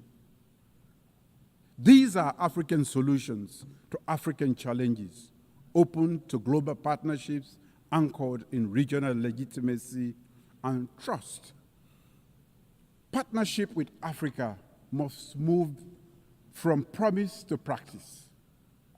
As chair of the ECOWAS Authority, I recently embarked on a regional tour, including a second visit to Burkina Faso in 2 years. This was to demonstrate solidarity and build trust between ECOWAS member states and the Alliance of Sahelian States. I commend the leadership of Burkina Faso for its willingness to engage and I look forward to continued dialogue with the leadership of both Mali and Niger. In my role as chair of the ECOWAS Authority, I have placed emphasis on advancing and safeguarding democratic governance with a strong commitment to upholding constitutional order and reflecting the people's will. Countering terrorism and strengthening our regional security architecture, including operationalizing the ECOWAS standby force and implementing counterterrorism strategies. Enhancing economic integration by promoting trade, liberalization, developing cross-border infrastructure, and advancing towards a common ECOWAS currency. Strengthening the credibility of institutions through reforms that promote transparency, efficiency, and service focused on citizens. We urge the United Nations to deepen its partnership with ECOWAS and other African regional mechanisms in the spirit of Chapter 8 of the United Nations Charter. Africa is not a problem to be solved. Africa is a partner to be empowered. Madam President, during Sierra Leone's tenure as elected member of the Security Council, 2024-2025, we have highlighted the urgent security challenges in West Africa and the Sahel, where terrorism and violent extremism transcends borders and destabilize the entire region. However, Africa's lack of permanent representation continues to hinder the Council's ability to act decisively and contextually. We have advocated for a comprehensive approach to counterterrorism in the Sahel, linking security with development, governance reforms, and regional cooperation, and strengthening the UN-AU-ECOWAS partnership. Too often, however, the Council's response has been hindered by narrow geopolitical interests, delaying action that could have saved lives. Our experience confirms a clear truth. Lasting peace requires inclusivity, ownership, and legitimacy. The Council's structural imbalance undermines its credibility and must be addressed to ensure the safeguarding of collective security. Madam President, in my capacity as coordinator of the African Union Committee of 10 on Security Council reforms, I speak on behalf of a continent still excluded from the permanent representation on the Council. Africa, home to 1.4 billion people and the largest regional bloc in the United Nations, still has no permanent seat. This is unjust and untenable.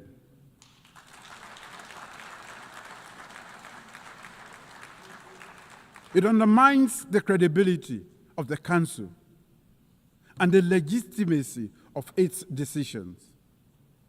The common African position expressed in the Unies Consensus and SALL Declaration calls for at least 2 permanent seats for Africa with full rights and prerogatives, including the veto, if retained, and 2 additional non-permanent seats.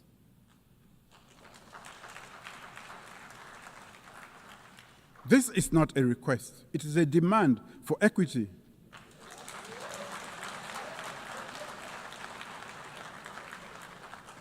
It is a test of UN's commitment to fairness and its own charter.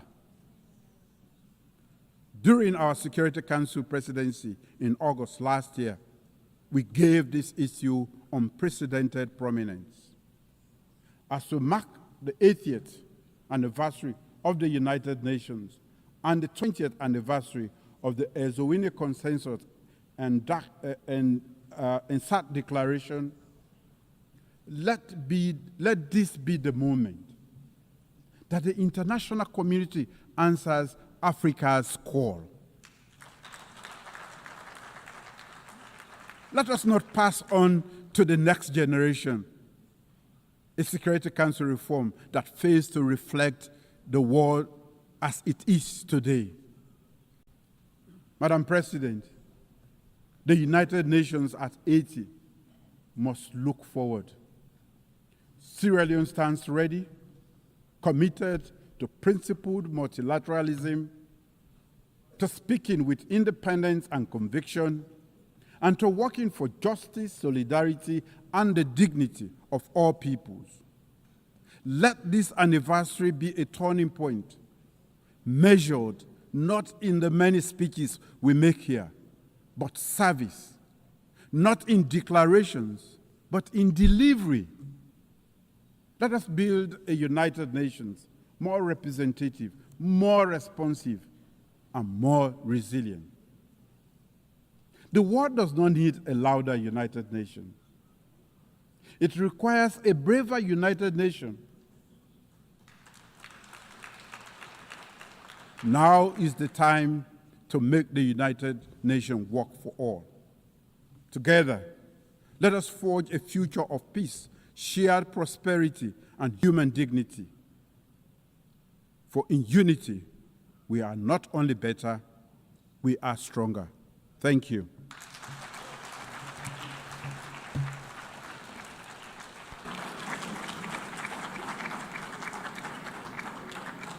On behalf of the Assembly, I wish to thank the President of the Republic of Sierra Leone. We have heard the last speaker in the general debate for this meeting. The next plenary meeting to continue with the general debate will begin at 3:30 p.m. At 3 p.m. The meeting is adjourned.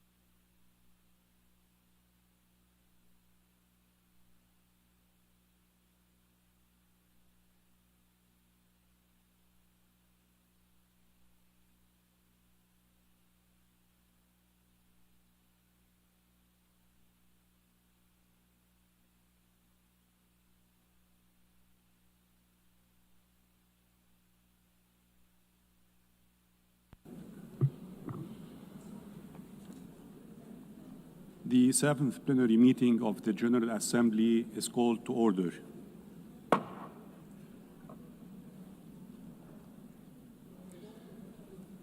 The Assembly will hear an address by His Excellency Luis Rodolfo Abinader Corona, President of the Dominican Republic. I request protocol to escort His Excellency and invite him to address the Assembly.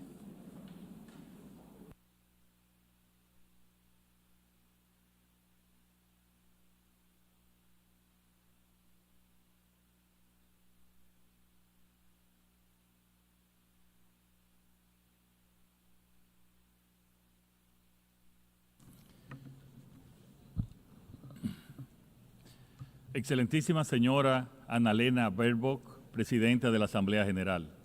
Excelentísimo señor Antonio Guterres, Secretario General de las Naciones Unidas. Excelencias, distinguidos jefes de Estado y de Gobierno, honorables jefes de delegación, señoras y señores.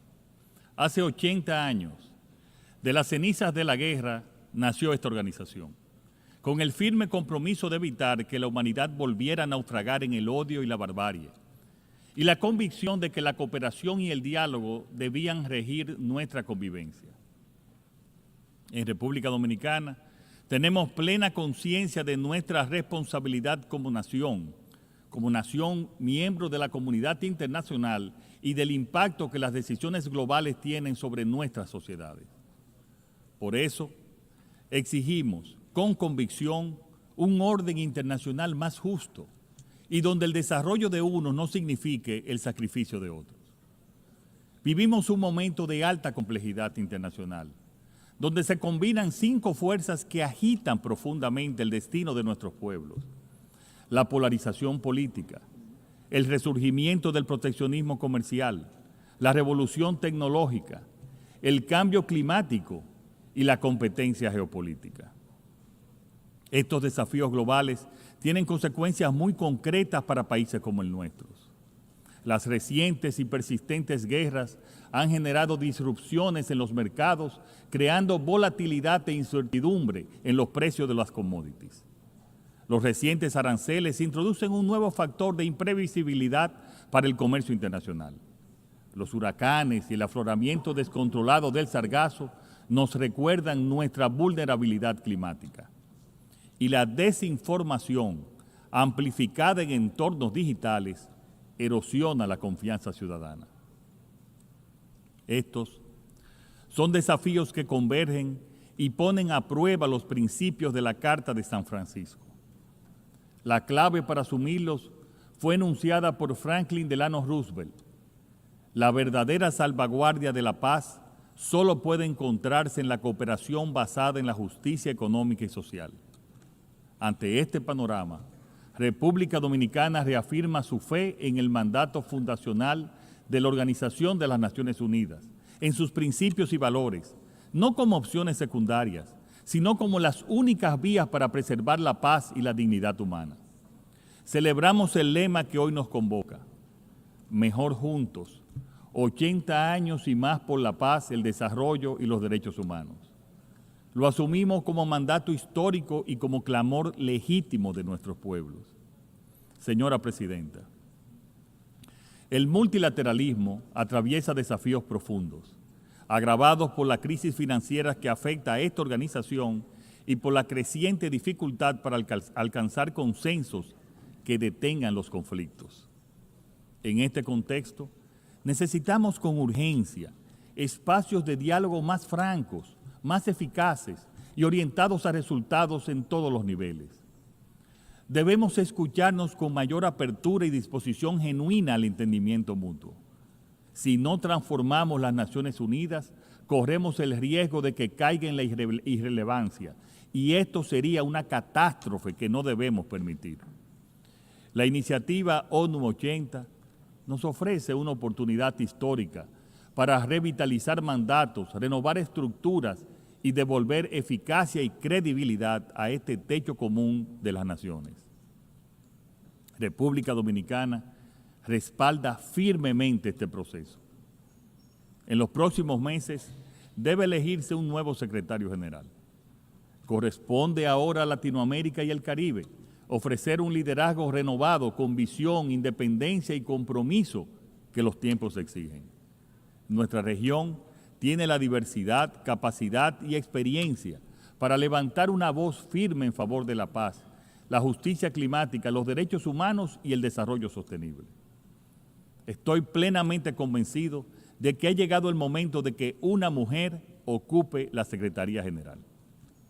Colegas, apenas 5 años nos separan del 2030 y los objetivos de desarrollo sostenible siguen rezagados. El principal obstáculo es una arquitectura financiera internacional que no responde a las realidades de los países en desarrollo.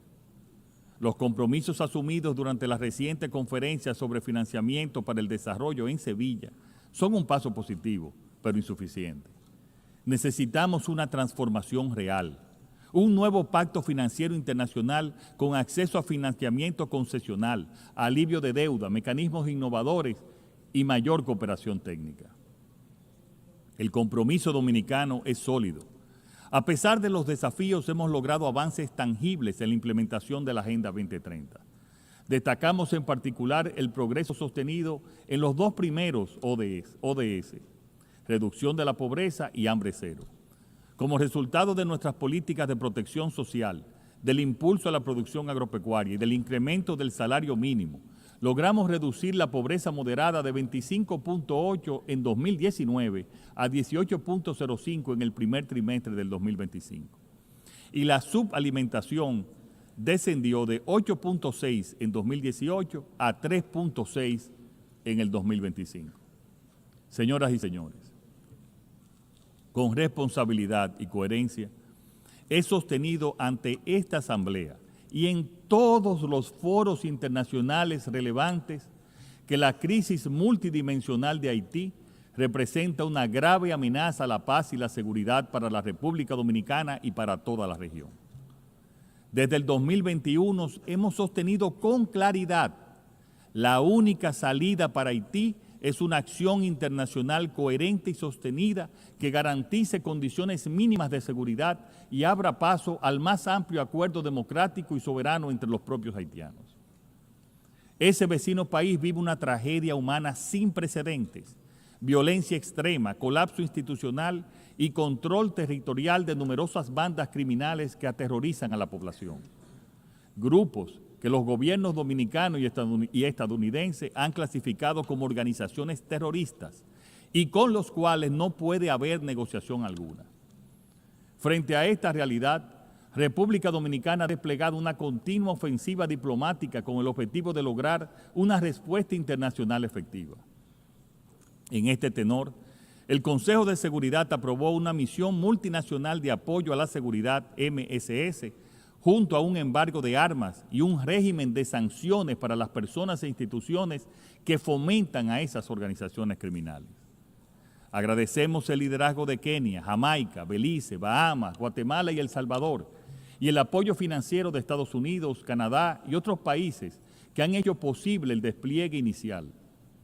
Pero la misión aún no ha alcanzado la escala necesaria, número de efectivos y el financiamiento adecuado, por lo que no ha alcanzado sus objetivos. Por eso, respaldamos firmemente el proyecto de resolución presentado por Panamá y Estados Unidos ante el Consejo de Seguridad, basado en la propuesta del secretario general Guterres para transformar la MSS en una fuerza que logre imponer orden y restablecer la paz con una estructura de mando reforzada, metas claras y evaluables y el apoyo logístico y operativo de una oficina bajo el mando de Naciones Unidas. Esta propuesta establece una presencia más robusta, con mayor coordinación, supervisión y estándares de rendición de cuentas, tanto en derechos humanos como en desempeño operativo. Hacemos un llamado urgente a los miembros del Consejo de Seguridad, en especial a los 5 permanentes, a adoptar esta resolución sin demoras. Debemos estar conscientes de que el mandato de la MSS expira el 2 de octubre. Estamos frente a un periodo de transición delicado que exige garantizar legitimidad a todo el contingente actual de la misión. República Dominicana reclama que se apoye este pedido y lo hace desde la frontera misma del colapso haitiano. Apelamos también al respaldo político, financiero y operativo de Latinoamérica y el Caribe para la misión en Haití. Se trata de un país de nuestra región que exige una responsabilidad compartida como vecinos. Es importante dejar claro que República Dominicana seguirá protegiendo su integridad territorial y haciendo valer su régimen migratorio nacional. Ningún Estado puede ser reprochado por defender sus fronteras ni por garantizar la seguridad de sus ciudadanos. No podemos ni debemos cargar solos con el peso de una crisis que desborda cualquier capacidad nacional. No es sostenible ni seguro para nadie. Cada día de inacción aleja la solución a la crisis. Actuemos ya, amigos y amigas. Para los pequeños estados insulares en desarrollo, la triple crisis planetaria, el cambio climático, la pérdida de biodiversidad y la contaminación ambiental es una amenaza existencial. Esta crisis en el Caribe tiene un rostro concreto, el sargazo, un fenómeno devastador que afecta nuestras costas, nuestra salud pública y los medios de vida.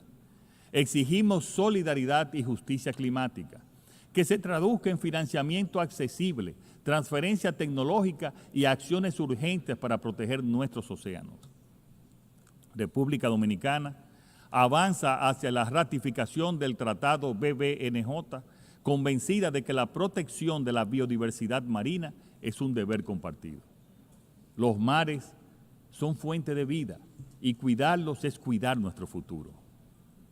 Distinguidos delegados, este 80º aniversario no debe ser un ritual de nostalgia, sino un llamado vibrante a renovar la alianza de la humanidad consigo misma. Aunque no enfrentamos una guerra mundial, el mundo sangra por múltiples frentes y la incertidumbre se extiende como sombra. No es este el porvenir que soñaron nuestros antecesores, ni el presente que merecen nuestros pueblos. La ONU no debe limitarse a registrar crisis, debe ser brújula en la tormenta y un faro en la noche. Esperamos que no se apague la fe en el diálogo y en el consenso, en el poder del multilateralismo, en la dignidad humana y en un progreso que no excluya a nadie. El poder sin justicia y el progreso sin equidad son espejismo. El mundo no puede seguir siendo un plano trazado por un puñado de arquitectos habitados por millones de inquilinos. Un mundo diseñado para unos pocos sería un castigo. Uno diseñado por y para todos sería un horizonte de prosperidad compartida. República Dominicana alza su voz para encender la esperanza y convocar a la acción. Que la paz no sea un anhelo, sino una decisión de todos. Ese es nuestro clamor, ese es nuestro sueño, ese debe ser nuestro pacto común. Muchas gracias.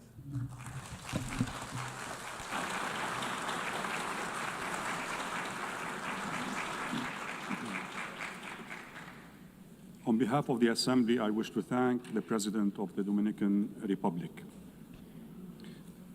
The Assembly will hear an address by His Excellency Anura Kumara Desanayake, Head of State and President of the Democratic Socialist Republic of Sri Lanka. I request protocol to escort His Excellency and invite him to address the Assembly.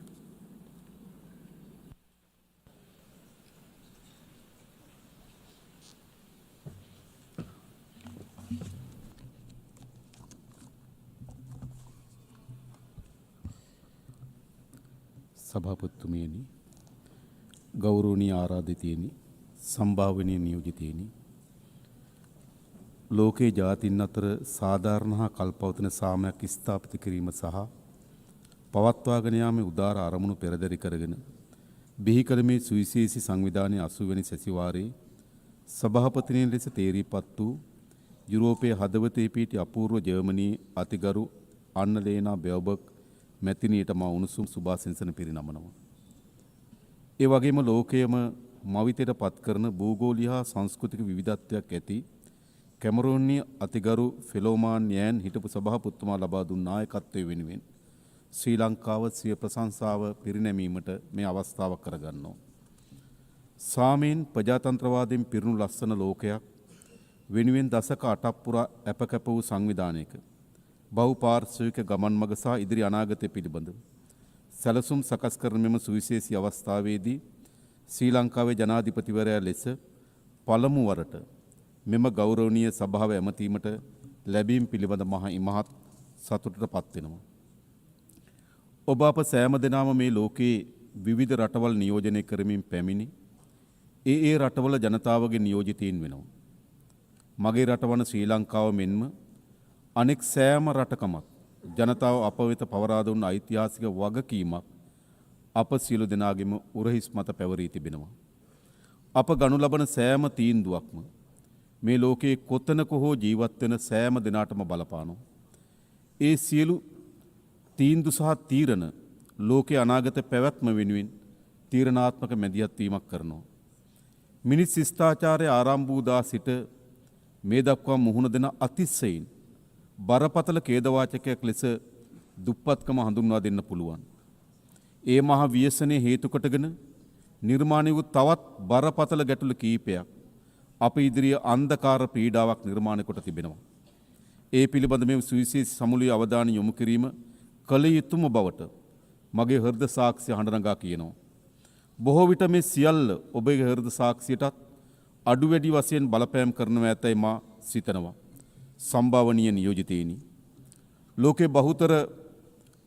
ලෝකේ බහුතරයක් රටවල් සියවස් ගණනාවක් තිස්සේ අත්විඳින නොනවතින සහ අතිශය වේදනාබර අරගලයේ ලෙස දුප්පත්කම හඳුන්වා දෙන්නට පුළුවන්කම තිබෙනවා. ඒ විවිධ මුහුණුවරින් එන බිහිසුණු සතුරෙක් වන අතර අප මේ සමුළුව රැස්ව සිටින මොහොතේ මාද ඇතුළු මේ සෑම නියෝජිතයෙකුම රටවල් වල අඩු වැඩි වශයෙන් සැලකිතු දරුවන් පිරිසක් කුසගින්නේ සිටිනවා. සියලුම දරුවන්ට අධ්‍යාපන ලැබීමේ අයිතිය ජාත්‍යන්තර මානව හිමිකම් නීතිය මගින් සහතික කර ඇති සහ ආණ්ඩුක්‍රම ව්‍යවස්ථාව තුළ පිළිගත් මූලික මානව අයිතියක් වෙනවා. නමුත් නැතිබැරිකම දුප්පත්කම නිසා මේ අයිතිය උල්ලංඝනය වන ලක්ෂ සංඛ්‍යාත දරුවන් ලෝකේ පුරා සිටිනවා. තාක්ෂණයෙන් පිරිපුන්නේයි උදම් මනන ලෝකයක් පාසල් අහිමි දරුවන් සිටීම මොනතරම් අවාසනාවන්ත තත්වයක්ද. අධ්‍යාපනය යනු සෑම ශ්‍රේෂ්ඨ ජාතියක්ම ගොඩනගන අත්තිවාරම් වෙනවා. අනාගත ලෝකයේ පැවැත්ම තීරණය කරන ප්‍රධානම සාධකය වෙනවා. අධ්‍යාපනය සඳහා කරන ආයෝජනය ලෝකයේ ප්‍රගතිය උදෙසා කරන ආයෝජනයක් ලෙස අපි සලකනවා. බොහෝ සංවර්ධන වීම පවතින රටවල් වල දුප්පත්කමට මුහුණ දීමේ ප්‍රගතියට ණයබර අඛණ්ඩව බාධා කරනවා. සාමාන්‍යයෙන් අඩු ආදායම්ලාභී රටවල් සෞඛ්‍ය අධ්‍යාපන සේවා සඳහා ගෙවීමට වඩා දෙගුණයකටත් වඩා වැඩි අරමුදල් සුද්ධ පොලි ගෙවීම සඳහා වෙන් කරනවා. පුරවැසියන් වශයෙන් මෙන්ම රටවල් වශයෙන් ණය උගුල් වල හිර වී සිටිනවා. මේ තත්ත්වයේ සාධනීය විසඳුමක් අවශ්‍ය වෙනවා. තිරසාර සංවර්ධන සඳහා වූ 2000 න්‍යාය පත්‍රයේ කිසිවෙකු අතහැර නොවන බවටත් පළමුවෙන්ම පිටුපසින් සිටින අය වෙත ළඟා වීමටත් පොරොන්දු වී තිබෙනවා. අද ලෝකේ පුරා මුහුණ දෙන විශාලතම ගෝලීය අභියෝගය දුප්පත්කම අවසන් කිරීමේ අභියෝගය බව තිරසාර සංවර්ධන සඳහා වූ 2000 න්‍යාය පත්‍රය හඳුනාගෙන තිබෙනවා. 1995 දී කෝපන්හෙග්දී පැවති සමාජ සංවර්ධනය සඳහා වූ ලෝක සමුළුවේදී ගත් තීරණාත්මක තීන්දුවක් ඔබේ අවධානයට යොමු කරනවා. නමුත් අනපේක්ෂිත යුද්ධ, දේශපාලන ව්‍යාකූලතාවයන් වගේම ලෝකයේම කුණාටුවකට හසු කළ කොවිඩ් වසංගතය නිසා අභිලාෂකාමී න්‍යාය පත්‍රයේ ව්‍යාකූලත්වයට පත් කොට තිබෙනවා. ඒ නිසා ඇති නැති පරතරය දුප්පත්කම ලෝක ව්‍යසනයක්සේ සලකා කටයුතු කළ යුතුව තිබෙනවා. ගරු සභාපතිතුමනි, ගෞරවනීය අමුත්තනි, මේ අසිරිමත් ග්‍රහලෝකයේ අස්ථාවරත්වයටත් ව්‍යාකූලත්වයටත් පත්වන නවතම ගැටලුවක් ලෙස මත්ද්‍රව්‍ය හා ඒ හා බැඳුණු සංවිධානාත්මක අපරාධ කණ්ඩායම් හඳුනා ගන්නට පුළුවන්කම තිබෙනවා. ඒ බව එක්සත් ජාතීන්ගේ මත්ද්‍රව්‍ය අපරාධ පිළිබඳ කාර්යාලය 2025 ලෝක මත්ද්‍රව්‍ය වාර්තාවේ පවා තහවුරු කොට තිබෙනවා. ගෝලීය මත්ද්‍රව්‍ය ගැටලුව ලොව පුරා මිලියන සංඛ්‍යාත ජනතාවට බලපාන සංකීර්ණ අභියෝගයක් වී තිබෙනවා. දිනෙන් දින මත්කුඩු සහ ඒ ආශ්‍රිත නිෂ්පාදන ගෝලීය වෙළඳපොළ වාර්තාගත ලෙස ආක්‍රමණය කොට තිබෙනවා. මද්ද්‍රව්‍ය වෙළඳාම සහ ඒ හරහාම ක්‍රියාත්මක සංවිධානාත්මක අපරාධ ලෝක අර්බුද රැසකට මාර්ගය විවෘත කොට තිබෙනවා. මේවාට සම්බන්ධ කණ්ඩායම් රාජ්‍යයන් ගොදුරු බිම් බවට පත් කරමින් සිටිනවා. මේ ව්‍යසනය ලෝක සෞඛ්‍යයට, ලෝක ප්‍රජාතන්ත්‍රවාදයට, ලෝක දේශපාලනයට සේම අවසන් වශයෙන් ලෝකයේ යහ පැවැත්මට එරෙහි මහා ප්‍රවාහයක් බවට පත් වී තිබෙනවා. මේමා ව්‍යසනයේ තුරන් කිරීම වෙනුවෙන් ශ්‍රී ලංකාවේ අප සාධනීය වැඩපිළිවෙලක් ක්‍රියාත්මක කරමින් සිටින අතර මේ උවදුර පිටු දැකීමේ ලෝක න්‍යාය පත්‍රය සක්‍රිය කිරීමට මා ඔබට ගෞරවයෙන් ආරාධනා කරනවා. මේ ජාවාරම්කරුවන්ට එරෙහිව නීතිය තදින් ක්‍රියාත්මක කිරීම, එවැනි ජාවාරම්කරුවන්ට තම තමන්ගේ රටවල් වලට සංක්‍රමණය වීමේ ඉඩ ප්‍රස්ථා අහුරුවාලීම, මේවට ඇබ්බැහි වූවන් පුනරුත්ථාපනය කරනු ලබන මධ්‍යස්ථාන බිහි කිරීම වැනි කරුණු මෙහි මොහොතේ මම ඔබගේ අවධානයට යොමු කරවනවා. ගරු සභාපතිතුමනි, ගෞරවනීය අමුත්තනි, දූෂණය සමාජයේ පුළුල් පරාසයක විනාශයට සහ ඛේදවාචකයට හේතු වන දොහොයි වසංගතයක් විදිහට අපි විශ්වාස කරනවා. දූෂණය සංවර්ධනයට බාධාවක්, ප්‍රජාතන්ත්‍රවාදය සහ ලෝකයේ යහපැවැත්මට තීරණාත්මක තර්ජනයක් සහ දුප්පත්කමට හේතුවක් වන බව අපේ ස්ථාවර වෙනවා. දූෂණයට එරෙහි සටන භයානකයි. නමුත් දූෂණයට එරෙහි සටන් නොකර සිටීම ඊටත් වඩා භයානකයි යන්න මම ඔබට ඉතාමත් ගෞරවයෙන් සිහිපත් කරනවා. 1948 දී මානව හිමිකම් පිළිබඳ විශ්ව ප්‍රකාශනය ලෝකයේ මිනිස් ප්‍රජාවට විශාල ජයග්‍රහණයක් ගෙනාවා. මානව ශිෂ්ටාචාරයේ විවිධ ජයග්‍රහණයන් එක් රැයකින් ලැබී නැහැ. ඒ සියල්ල අප්‍රමාණ කැපකිරීම සහ නොපසුබට උත්සාහයේ ප්‍රතිඵල.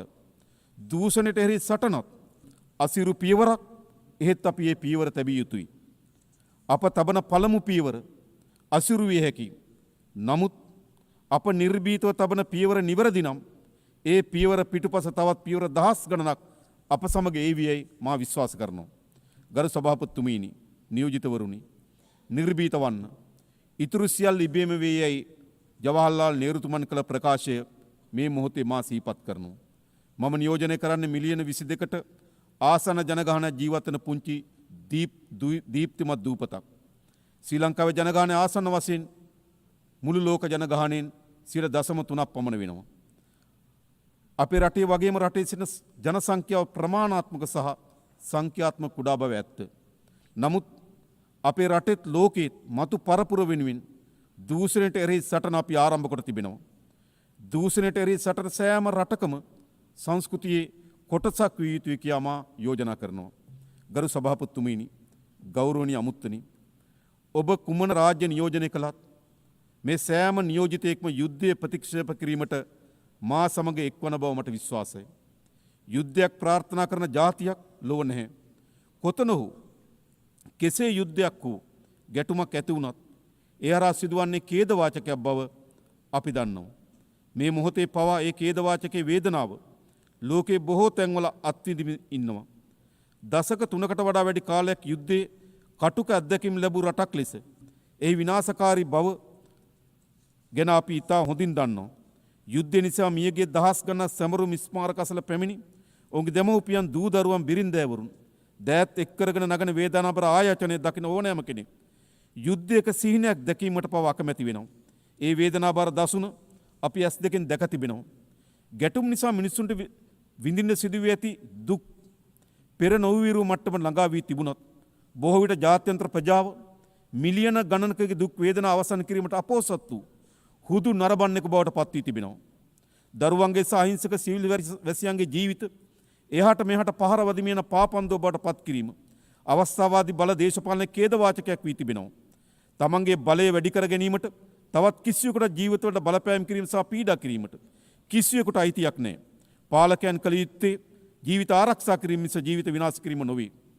ගාසා තීරයේ අඛණ්ඩව සිදුවන බිහිසුණු ව්‍යසනය අපගේ දැඩි කනස්සලට හේතු වී තිබෙනවා. විශේෂම ගාසා තීරයේ වේදනාබර ඛේදනීය එලිමහන් සිර කඳුරක් වී තිබෙනවා. අහිංසක දරුවන්ගේ සහ සිවිල් වැසියන්ගේ විලාපය රැව් පිළිරැව් දෙනවා.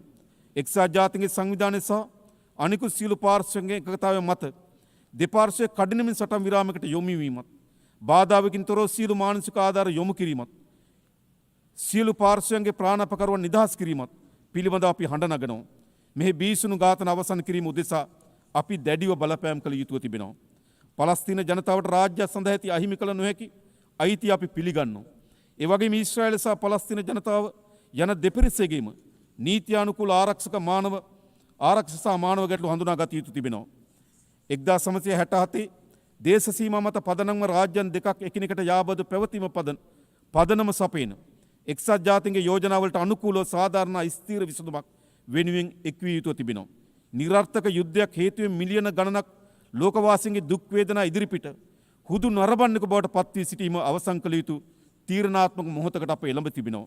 මිනිස් සංහතිය තුළ ලෝකය පීඩාවට පත්කන යුද්ධ ගැටුම් වලට උමුතු ආගමික අන්තවාදයට සහ ජාතිවාදයට බරපතල ලෙස හේතු වී තිබෙනවා.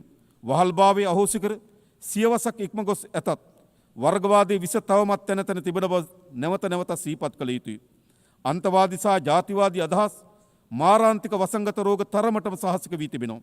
හාස්‍යයට සහ විමතියට කරුණ වන්නේ මෙතරම් ඉදිරිගාමී ලෝකයක් තුළ පවා මේ ජාතිවාදී වර්ගවාදී ගෝසාවන් තව දුරටත් අලුයට ගිනි පුපුරුමෙන් ඉතිරිව තිබීමයි. එහි බීසුම තත්ත්වය වන්නේ ඉතාමත් තීරණාත්මක ලෙස විශ්වයේ යහ පැවැත්මට එරෙහිව අවස්ථාවාදී ලෙස ගිනි පුපුරු විටින් විට මහා ගිනි ජාලාව බවට පත් කිරීමයි. ආයුධ මගින් ප්‍රශ්න විසඳ ගන්නවා වෙනුවට මානව ශිෂ්ටත්වයේ වටිනාකම වලින් ප්‍රශ්න විසඳා ගැනීමේ හැකියාව වෙත අපි අවතීර්ණ විය යුතු තිබෙනවා. මිලියන ගණනක් දරුවන් කුසගෙන්නේ මේ යන ලෝකයක අපි බිලියන ගණනින් ආයුධ වෙනුවෙන් වීදම් කරනවා. නිසි සෞඛ්‍ය පාසුකම් නොමැති කෝටි ගණන් ජනතාව මරණය මාවත තෝරා ගන්නා විට නිරන්තක යුද්ධය වෙනුවෙන් ප්‍රකෝටි ගණන් වියදම් කරනවා. අධ්‍යාපන නැමැති පියාපත් ලබන්නට බැරිව ලක්ෂ ගණන් දරුවන් සුසුමන විට භූමියන් ආක්‍රමණය කරන්නට මිලියන ගණන් වියදම් කරනවා. ඇත්ත වශයෙන්ම මේ ලෝකයේ සෑම බිම් අඟලක්ම සාමයේ ජනාවාස බවට පත් කළ හැකි නම් ඒ ලෝකයේ ආශ්චර්යමත් ලෝකයක් බවට පත් වෙන බව ඒකාන්තයෙන්ම අපි විශ්වාස කරනවා. මේ සමුළුවට එක් වූ අපි සියලු දෙනා ලෝක සාම ජනාවාස බිහි කරන උදාර සාම වන්දනා කරුවන් බවට පත්වීම කියා මා යෝජනා කරනවා. ගෞරවනීය ආරාධන අමුත්තනි, ඓතිහාසික මැතිවරණ ශ්‍රී ලාංකික ජනතාව සියවස් ගණනක් දුටු සිහිනයක් වෙනුවෙන් තීන්දුවක් ගත් බව මම ඔබට සිහිපත් කරනවා. එයින් බිහි ව්‍යවස්ථාදායක විවිධත්වයකින් සහ විචිත්‍රත්වයකින් යුක්ත වුණා. එක් අතකින් රටේ සමස්ත ජනතාව ආණ්ඩුව පිළිබඳ දැවැන්ත විශ්වාසයක් තිබුවා. තව අතකින් දුස්්‍යාබාද පාර්ලිමේන්තු මන්ත්‍රීවරු ඇතුළු කාන්තා සහ සෙසු ජාතීන්ගේ නියෝජනය ඓතිහාසික ලියාමක් නිර්මාණය කළා. පාර්ලිමේන්තුව තුළ පෙන්눔 කරන මෙම විවිධත්වය ශ්‍රී ලංකාවේ පාලන තන්ත්‍රය තුළ ජනමාර්ගික විවිධත්වය සහතික කරනවා වගේම සියලු පුරවැසියන්ට සමාන අයිතිවාසිකම් සහ අවස්ථාවන් ලබා දීම සඳහා අප තුළ ඇති කැපවීම නැවත බලගන්නු ලබනවා. ඒ වගේම මහජන නියෝජනයන් යනු මහජනතාව වෙනුවෙන් සේවය කරන්නන් මිස අනිසි වරප්‍රසාද ලබන්න නොවන බව අපි ආදර්ශයක් ලබා දී තිබෙනවා. ජනතා නියෝජිතයන්ගේ වගකීම් විය යුත්තේ රට හා ජනතාව සංවර්ධනය කිරීම මිස පෞද්ගලිකව තමන් සංවර්ධනය වීම නොවන බව අප විශ්වාස කරනවා. සභාපතිතුමීනි, සම්භාවිනි අමුත්තනි, අන්ධකාරය වෙනුවට ආලෝකයේ මාවත තෝරාගත් අපේ රටේ ජනතාව පොහොසත් රටක් ලස්සන ජීවිතයක් සඳහා වූ ප්‍රායෝගික දැක්මට ජනතා ආශිර්වාද ලබා දී තිබෙනවා. මෙම ඓතිහාසික ජයග්‍රහණය මල්පල ගැන්වීම සඳහා දූෂණයෙන් තොර සදාචාරාත්මක පාලනය, දුප්පත්කම තුරන් කිරීම, ඩිජිටල්කරණය සහ පිරිසුදු රටක් යන ප්‍රධාන අංශකරේ අපේ අවධානය යොමු කර තිබෙනවා. ඊට සමගාමීව අධ්‍යාපනය සහ සෞඛ්‍ය කරේ අපි දැඩි අවධානය යොමු කර තිබෙනවා. ඒ සියල්ල පියවරෙන් පියවර අප ජය ගනිමින් සිටිනවා.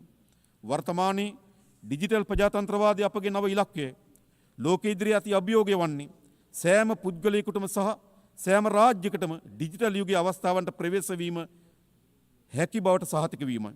අප සාර්ථක වුවහොත් තාක්ෂණයට ප්‍රවේශ වීම ඉඩ ප්‍රස්ථා විවර වීම, සංවර්ධන වේගවත් වීම සහ පාලනය ශක්තිමත් වීම වැළැක්විය නොහැකි වෙනවා. නමුත් එසේ කිරීමට අප අසමත් වුවොත් තාක්ෂණය අසමානතාවය, අනාරක්ෂිතභාවය සහ අයුක්තිය ඇතිවීමට තුඩු දෙන තවත් බලවේගයක් වන බව අප විශ්වාස කරනවා. ඩිජිටල් මෙවලම් වෙත ප්‍රවේශ වීම හැකිය නොහැකි රාජ්‍යයන් අතර ඩිජිටල් පරතරය පැහැදිලිව පවතිනවා. කෘත්‍රිම බුද්ධිය සම්බන්ධයෙන් ඊටත් වඩා ඔබට විහිදුණු පරතරයක් මතුවෙමින් තිබෙනවා. ශ්‍රී ලංකාව ඇතුළු දකුණු ආසියාවේ බොහෝ රටවල් මෙන්ම ලෝක පුරා තවත් බොහෝ රටවල් සංවර්ධනයේ මෙවලමක් ලෙස කෘත්‍රිම බුද්ධිය භාවිතා කිරීමට යටිතල පාසුකම් අවම වීම බලපාලා තිබෙනවා.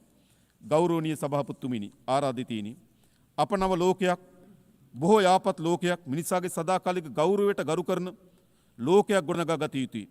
මෙම සමුළුවේ සමාජිකයන් වන ඔබ වඩා හොඳ ලෝකයක් නිර්මාණය කරන ගෘහ නිර්මාණ ශිල්පීන් විය යුතුයි.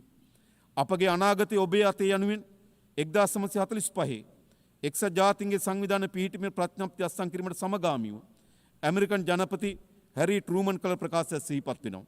අප ක්‍රියා කළ යුත්තේ බියෙන් හෝ බැඳීමකට යටත් නොව බලාපොරොත්තු පෙරදැරිවයි. වඩා යහපත් ලෝකයක් උදා කරගත හැකි මෙන්ම ඒ වඩා සමීපයේ යන අපේක්ෂාව පෙරදැරි කරගෙනයි. ව්‍යසනයට ලෝකයේ රැගෙන යන වෙනුවට මතු පරපුරට සුරක්ෂිත ලෝකයක් බිහි කිරීමට හදවතට එකඟව අප අපකැප වූ පරපුරක් ලෙස මෙම සමුළුවේදී අධිෂ්ඨාන කරගනිමු. අවසාන වශයෙන් මට මගේ රට ගැන අපේක්ෂාවේ සීනයක් තිබෙනවා. ඔබට ඔබේ රටවල් ගැන අපේක්ෂාවේ සීනයක් තිබෙනවා. මගේ රටේ ජනතාව සතුටින් පිරුණු පොහොසත් ජීවිතයක් උරුම කර දීම මගේ ඒකායන සීන වෙනවා. ඔබේ රටවල ජනතාවටත් එවැනි ජීවිතයක් උරුම කර දීම ඔබේ සීනේ බව මා විශ්වාස කරනවා. ඒ සියලු සීන වෙනුවෙන් අප යා යුත්තේ එකිනෙකා පරාය යන ගමනක් වෙනුවට එකිනෙකා අත්වල බැඳගත් ගමනක් බව අප විශ්වාස කරනවා. නිරෝගී ධර්මතලයක සාමය, ගෞරවය හා සමානත්වතාව වෙනුවෙන් කැපවීම යනුවෙන් එක්සත් ජාතීන්ගේ සංවිධානයේ ආදර්ශ පාඨයේ සඳහන්ව තිබෙනවා. ඒ ලෝකයේ සැබෑවට පිළිසකර කරන්නන් වෙමු කියා මා ඔබට ගෞරවයෙන් ආරාධනා කරනවා. බෙහෙවින් ස්තුතියි.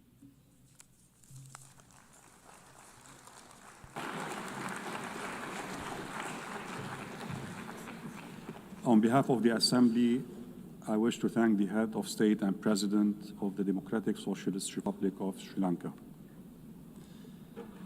The Assembly will hear an address by His Excellency Cesar Bernardo Arevalo de Leon, President of the Republic of Guatemala.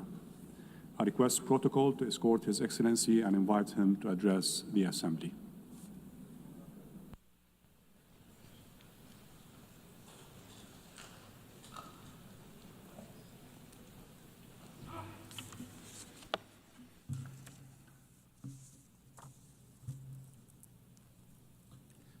Señora Presidenta de la Asamblea General, Annalena Baerbock, señor Secretario General de la Organización de Estados Unidos, Antonio Guterres, jefes de Estado, distinguidos delegados y delegadas, damas y caballeros, muy buenas tardes.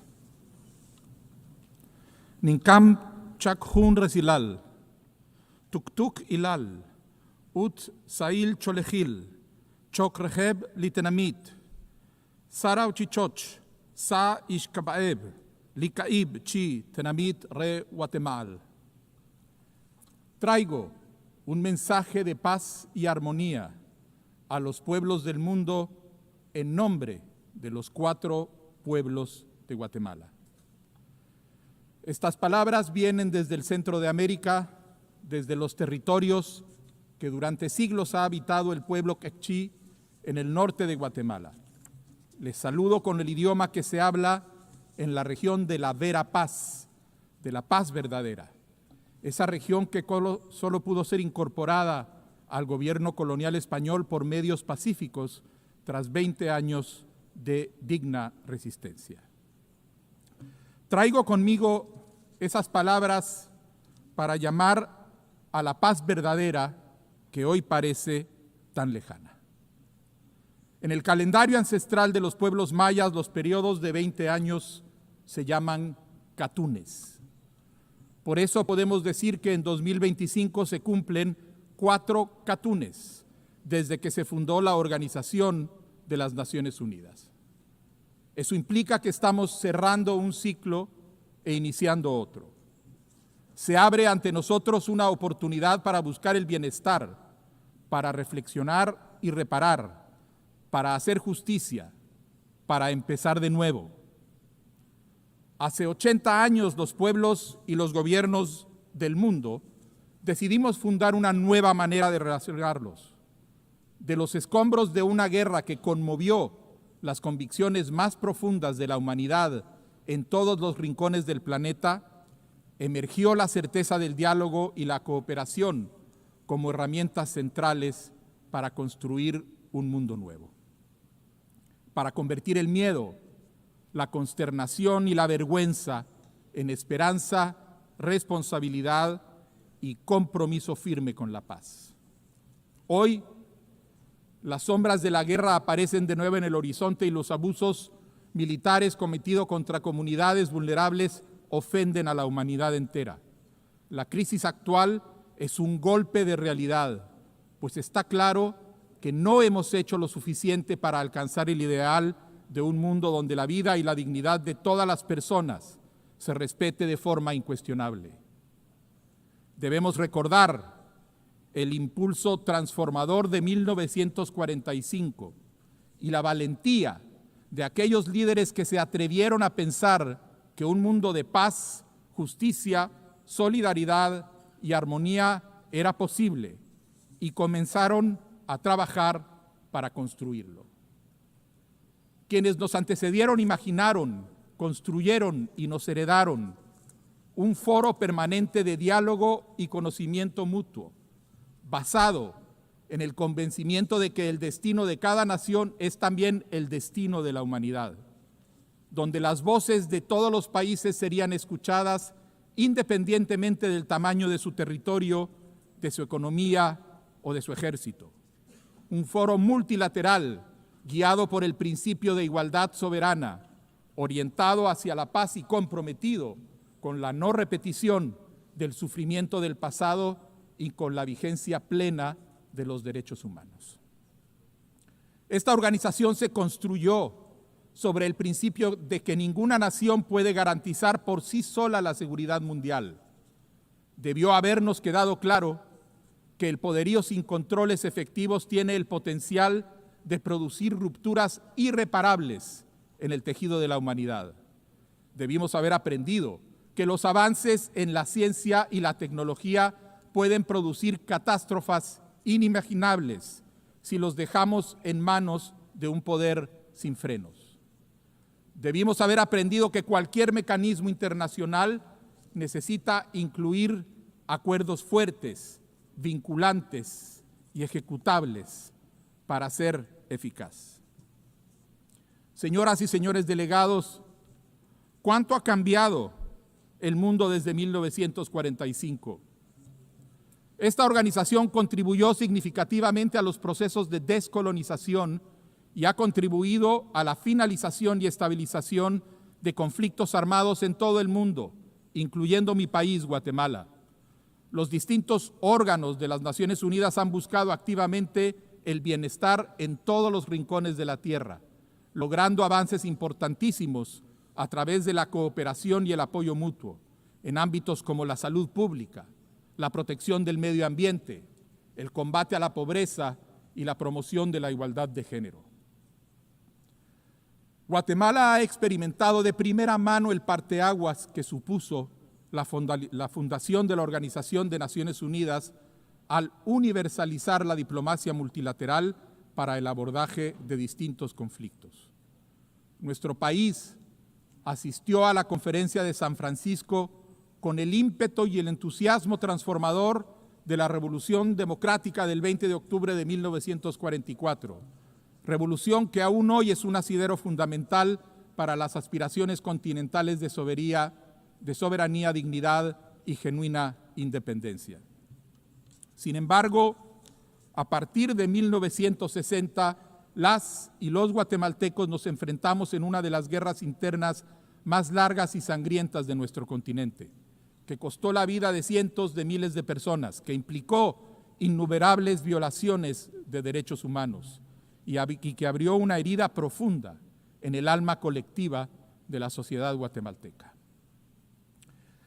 Ese largo capítulo de intolerancia y violencia política llegó a su fin en 1996.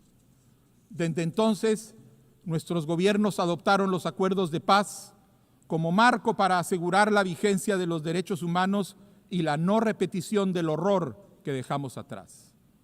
El respaldo de la Misión de Verificación de Naciones Unidas para Guatemala, MINUGUA, fue determinante para que los diversos sectores del país tuvieran la certeza de que la paz era posible.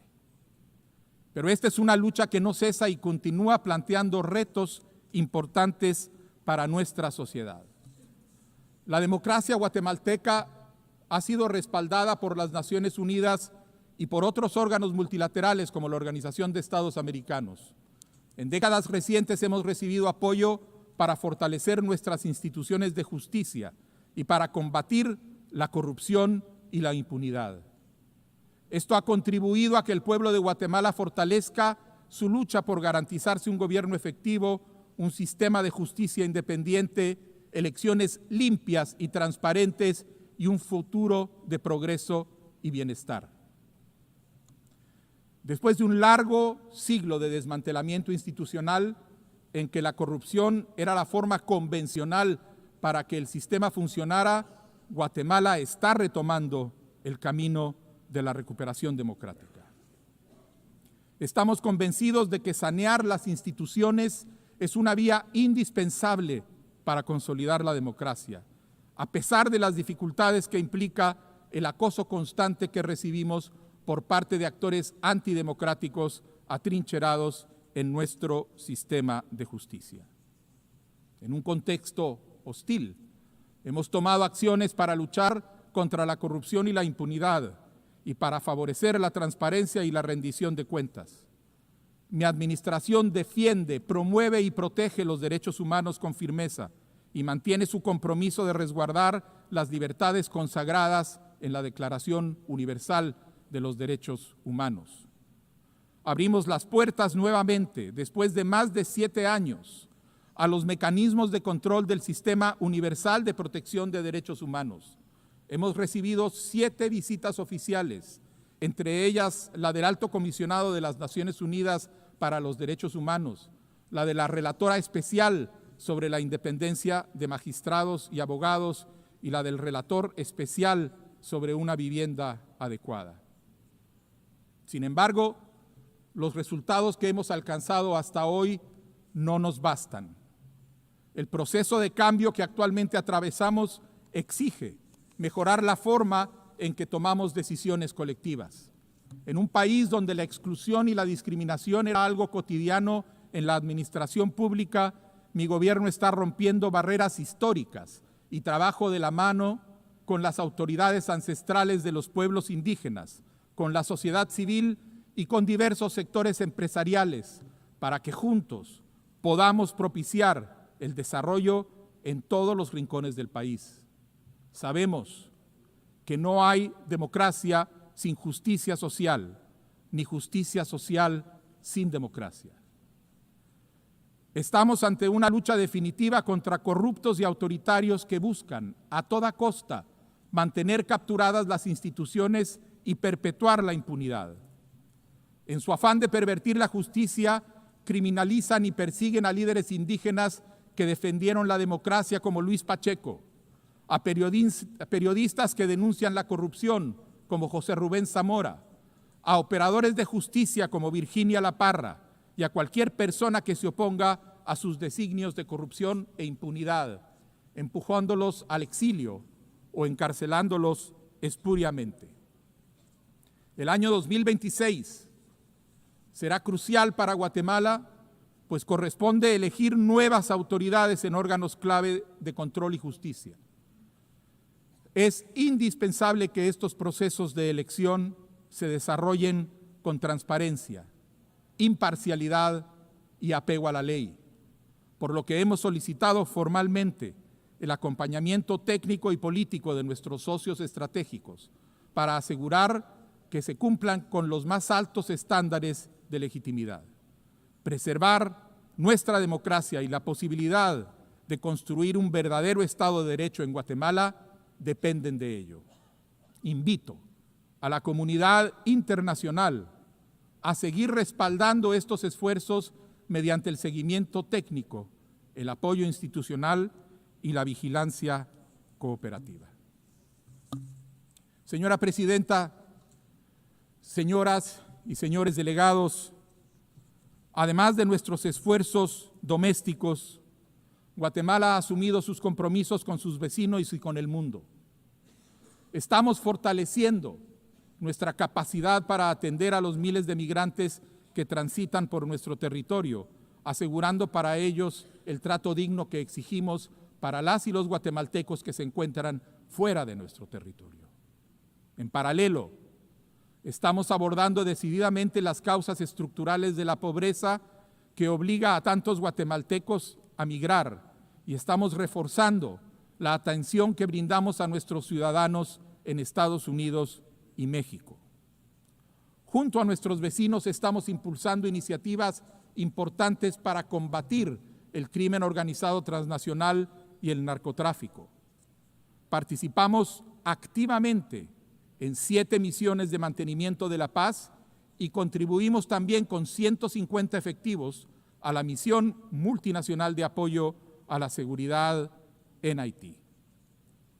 Apoyamos la propuesta del secretario general para que dicha misión se transforme en una misión híbrida, respaldada por la organización y financiada con fondos de las contribuciones permanentes para el mantenimiento de la paz. Reafirmamos nuestro apoyo a Haití y sus esfuerzos por alcanzar la estabilidad con el respaldo de la comunidad internacional.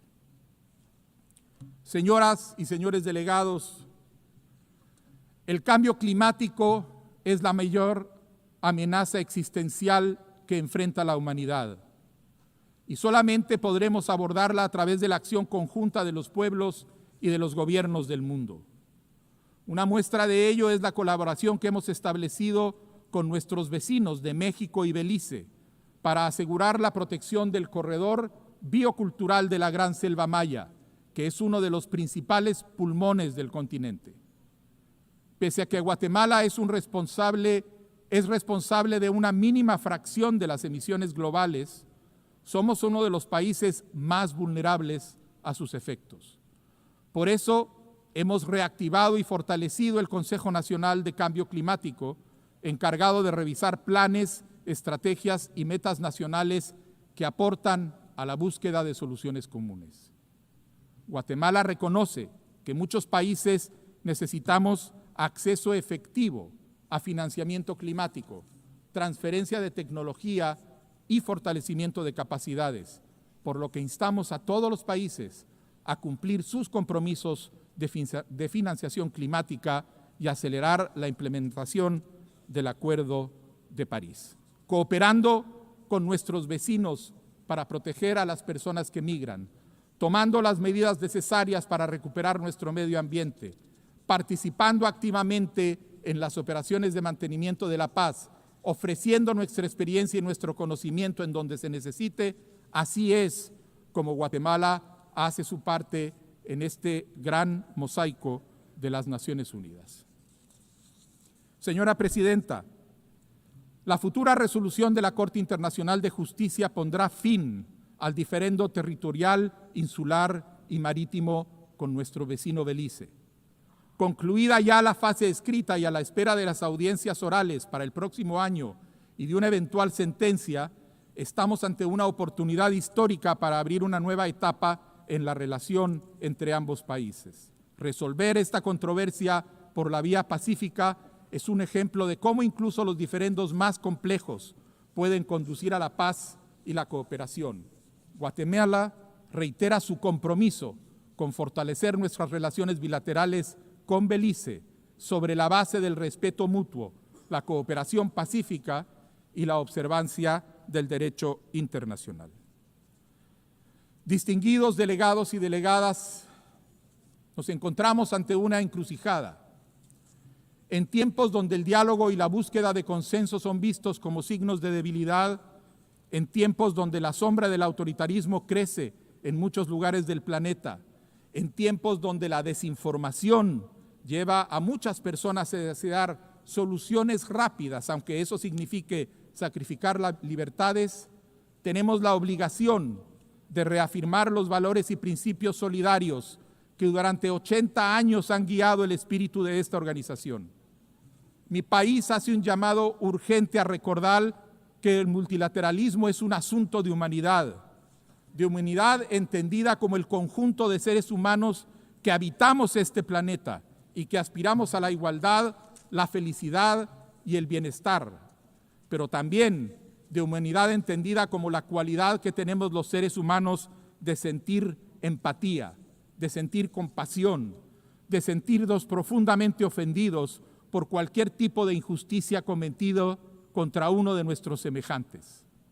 Para Guatemala es muy claro que la injusticia en cualquier parte del mundo es inaceptable. Nuestra principal tarea como Naciones Unidas es recuperar una certeza, que podemos y debemos convivir en paz. La aspiración universal de un mundo sin guerra y el anhelo de una paz sostenible pasa necesariamente por asegurar procesos legítimos, abiertos y plurales para que la toma de decisiones sea más eficaz. Esta búsqueda de legitimidad no debe ser un freno ni una excusa para retrasar las acciones necesarias. Las Naciones Unidas no hemos cumplido con nuestro mandato de actuar cuando un aparato militar arrasa con individuos, familias, comunidades y poblaciones en nombre de la seguridad y la soberanía, como sucede ahorita mismo en Ucrania, en Sudán y en Gaza. Debemos detener inmediatamente los ataques y garantizar el ingreso de ayuda humanitaria a todos los territorios en guerra. Debemos poner un alto a la invasión de Ucrania, un alto a la guerra en Sudán, un alto total al sufrimiento y a la muerte de población civil en Gaza. Y llamamos también a la liberación inmediata y sin condiciones de los rehenes.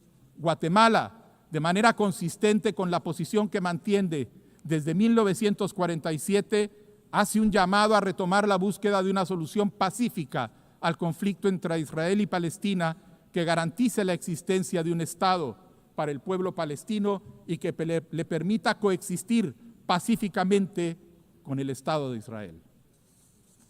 Nunca debimos haber llegado a este punto.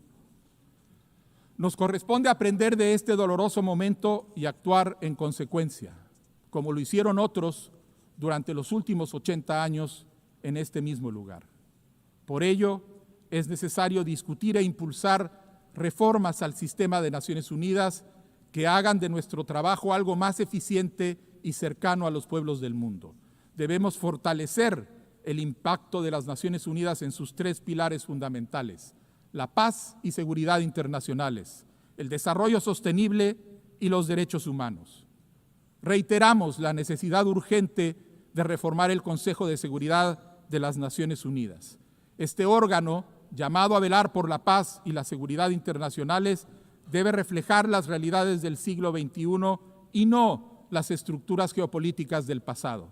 Por eso, respaldamos una estructura más representativa y democrática que elimine las complicaciones que implica el poder de veto y refleje la realidad geopolítica actual. En este sentido, quiero hacer propia la frase de un anterior secretario general de las Naciones Unidas, Dag Hammarskjöld, que dijo: esta organización no fue creada para llevar a la humanidad al cielo, sino para salvar a la humanidad del infierno. Pueblos del mundo, hoy el multilateralismo está en crisis. Su supervivencia como acción conjunta de naciones libres que da sentido, orientación y vida a esta organización depende de que tengamos la capacidad de reformarlo profundamente. No podemos perder más tiempo. Debemos luchar porque las Naciones Unidas sean una comunidad de seres humanos unidos que cuidan la vida en todas sus formas y en todo lugar. Solo esto nos garantizará la paz verdadera, la verapaz. Bantiosh, muchas gracias.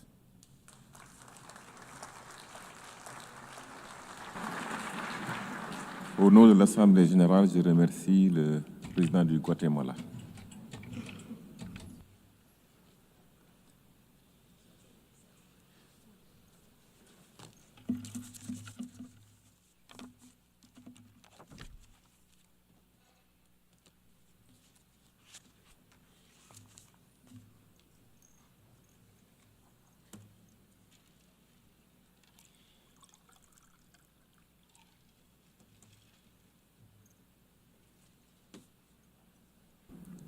L'Assemblée va maintenant entendre l'allocution de son Excellence M. Azali Assoumani, président de l'Union des Comores.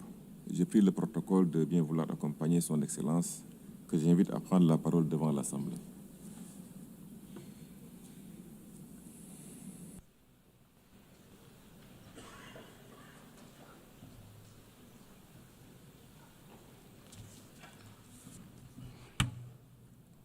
Bismillahirrahmanirrahim. Excellence, Madame la Présidente de l'Assemblée générale, Excellences, Monsieur le secrétaire général de l'Organisation des Nations Unies, Majesté, Altesse, Excellences, Monsieur le chef d'État et de gouvernement, chef de délégation, honorable assistance, Assalamu alaikum wa rahmatullahi wa barakatuh.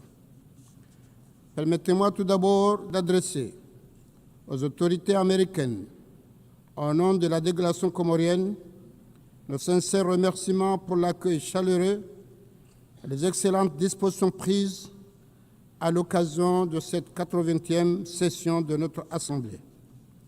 Et je voudrais ensuite féliciter Son Excellence, Madame Alena Berkouk, pour son élection à la présidence de cette Assemblée et lui souhaiter bonne réussite dans sa noble mission. Et par la même occasion, rendre un hommage à Son Excellence M. Philom Yang pour la sagesse et la rigueur avec lesquelles il a conduit les travaux précédents. Je salue enfin le leadership éclairé de Son Excellence M. Antonio Guterres, secrétaire général des Nations Unies, dont l'engagement sans faille en faveur de la paix et du développement incarne fidèlement les idéaux de notre charte, alors que l'ordre international traverse malheureusement de profondes turbulences. Madame la Présidente, le thème de cette 80e session, Mieux ensemble, plus de 80 ans au service de la paix, du développement et des droits humains, prend toute sa pertinence et son urgence dans le contexte mondial actuel. Il y a 10 ans, ici même, nous avons fixé l'ambition d'un monde meilleur à l'horizon 2030. Les objectifs de développement durable devaient éradiquer la pauvreté, protéger la planète et offrir à tous la prospérité et la paix. Or, à 5 ans de cette échéance, force est de constater que le monde n'est ni plus juste, ni plus apaisé, ni plus équitable. Au contraire, les inégalités s'accentuent, les conflits se multiplient et l'humanité s'éloigne de la vision qui nous animait. C'est le cas en Europe avec le conflit ukrainien, et en Afrique avec la situation au Sahel et la crise des Grands Lacs. La tragédie palestinienne en est le témoignage le plus accablant. Depuis plus de 70 ans, et aujourd'hui encore plus qu'hier, le peuple palestinien endure la spoliation de sa terre, l'exil, la torture et l'humiliation. Son histoire récente n'est qu'une succession de pages écrites dans le sang, l'indifférence et le mépris. Face à ce drame, qualifié à juste titre de génocide par nombre d'experts, la communauté internationale se limite trop souvent à des condamnations verbales sans action concrète. Nous avons condamné à juste titre les actes barbares commis le 7 octobre 2023 en Israël. Mais la riposte disproportionnée qui se déroule à Gaza depuis relève bien d'un génocide dont les victimes sont à 80% des enfants, des personnes âgées, des malades, tués par des bombardements qui n'épargnent ni les hôpitaux, ni les écoles, ni les centres de distribution d'aide, ni les personnes de l'ONU, ni les journalistes. Les crimes perpétrés contre la Palestine révèlent une contradiction insoutenable. En effet, comment un gouvernement issu d'un peuple qui a été victime de l'Holocauste peut-il commettre un génocide au vu au su du monde entier et imposer aujourd'hui à d'autres les traumatismes semblables de la guerre, de l'exil et de l'oppression? Comment Israël peut-il de surcroît s'en prendre à tous et être en conflit meurtrier avec tous ses voisins? Comme le rappelle un vieil adage, on ne choisit pas son voisin, mais on doit vivre en paix, en sécurité avec lui. Ainsi, nous ne pouvons que saluer le courage et l'humanisme des frères israéliens, des amis israéliens, qui élèvent leur voix contre cette barbarie. Bravo et merci à vous, chers amis. Et comme l'histoire nous rappelle, devant la tragédie de l'Holocauste, les pays arabes, africains et musulmans n'ont jamais été du côté des génocidaires. Au contraire, nos aïeux et nos ancêtres ont, au péril de leur vie, combattu aux côtés des alliés pour défendre le peuple juif et les accueillir et les rescaper dans leur pays. Madame la Présidente, l'Union des Comores, fidèle à ses principes, au respect du droit international, réaffirme son soutien indéfectible à la solution à deux États vivant côte à côte, avec Jérusalem-Est comme capitale de l'État de Palestine, seule solution pour la paix et la sécurité pour Israël et pour toute la région du Proche et du Moyen-Orient. Contrairement à l'argumentaire selon lequel reconnaître l'État de Palestine, c'est faire un cadeau à Hamas, avoir un État palestinien reconnu permettra aux Palestiniens de se conformer, d'accomplir leurs devoirs aux obligations et au droit international. Cela constitue un meilleur gage de paix plutôt que d'avoir des groupes comme interlocuteurs. Nous saluons ainsi la décision historique de la France et nous rendons hommage au président Macron et aux dirigeants de nombreux pays qui ont reconnu lundi 23 septembre dernier l'État de Palestine depuis cette tribune de l'ONU. Nous nous réjouissons de cette heureuse initiative qui intervient à la suite de la déclaration de New York adoptée ce même mois de septembre par une auguste Assemblée générale et dans le droit fil de celle de la conférence internationale organisée en août dernier par la France et l'Arabie saoudite sous l'égide des Nations unies. Nous appelons cette Assemblée à inscrire de façon irréversible l'avenir de l'État palestinien au cœur de notre agenda commun.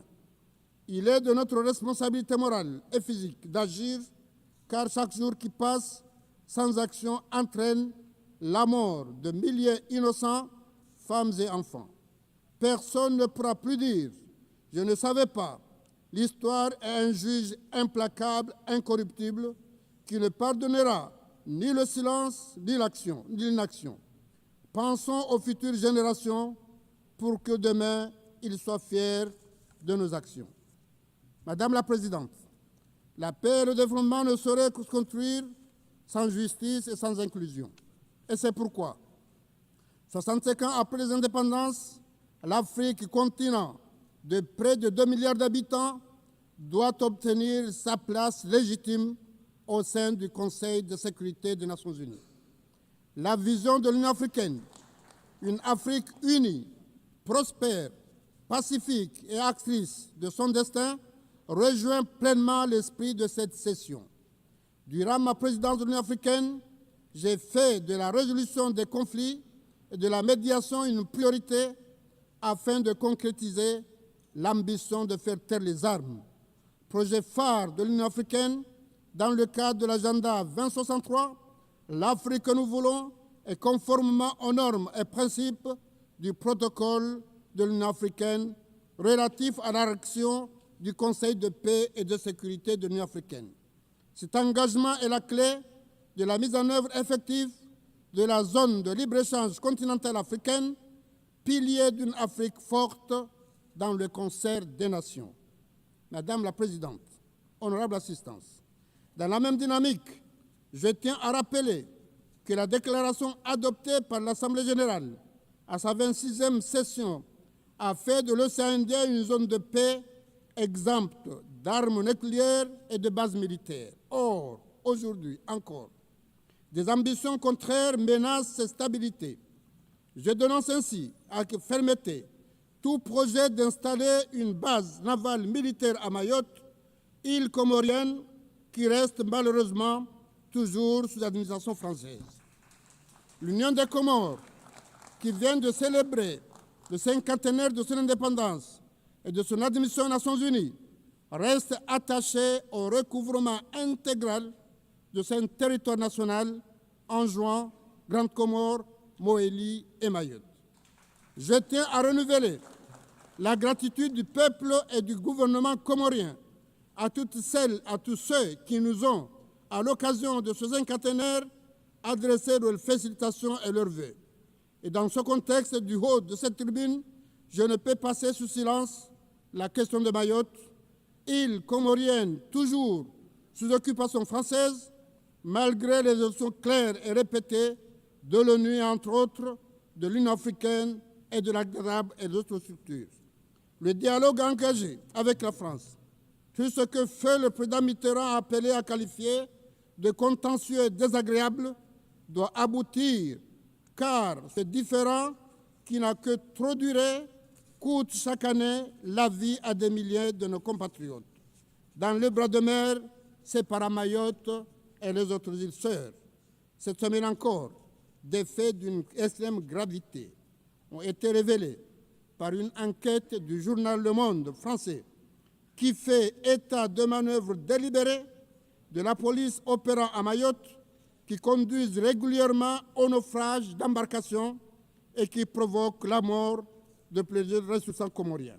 Ainsi, l'Union des Comores appelle à l'État français, puissance occupante, à faire arrêter ces opérations, à diligenter les enquêtes appropriées et à sanctionner les auteurs de cette barbarie pour que justice soit faite et pour que la dignité des vies humaines soit respectée. Pour sa part, l'Union des Comores poursuivra sans relâche son action diplomatique et juridique afin que justice soit rendue et pour qu'une solution juste soit trouvée à la question de l'île comorienne de Mayotte qui constitue l'une des dernières blessures de la décolonisation en Afrique. Nous nous désolons ainsi que certains pays frères africains qui ont défendu le droit international et la cause comorienne tergiversent aujourd'hui et prennent des initiatives malheureuses avec la France pour établir des relations avec Mayotte au mépris du droit international et de notre souveraineté nationale. Nous appelons l'Union africaine à agir pour rappeler le devoir et la nécessité du respect du droit international, de l'unité de notre archipel. Madame la Présidente, honorable assistance, comme beaucoup de petits États insulaires en développement, les Comores sont en première ligne face au changement climatique et restent un pays vulnérable mais déterminé. La montée des eaux, les régions côtières et la fréquence accrue des cyclones menacent nos villages, nos écosystèmes et nos vies. Nous appelons à un accès équitable et simplifié au financement climatique et à une solidarité accrue pour que nos populations puissent non seulement survivre, mais prospérer.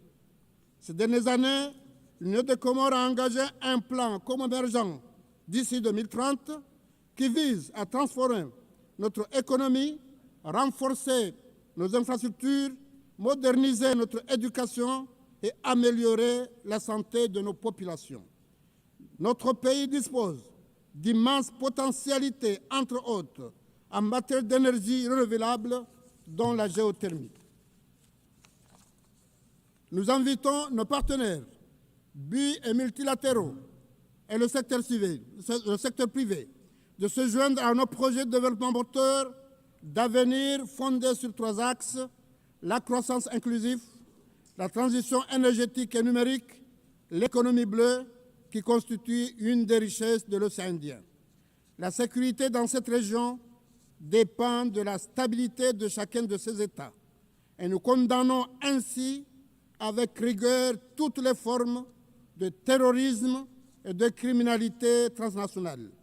Nous plaidons pour un multilatéralisme fort, juste et solidaire, fondé sur la Charte des Nations Unies et le respect de l'égalité souveraine des États. Nous devons réaffirmer notre engagement en faveur d'un ordre mondial plus équitable, où les petits États ont voix au chapitre et participe pleinement à la gouvernance mondiale.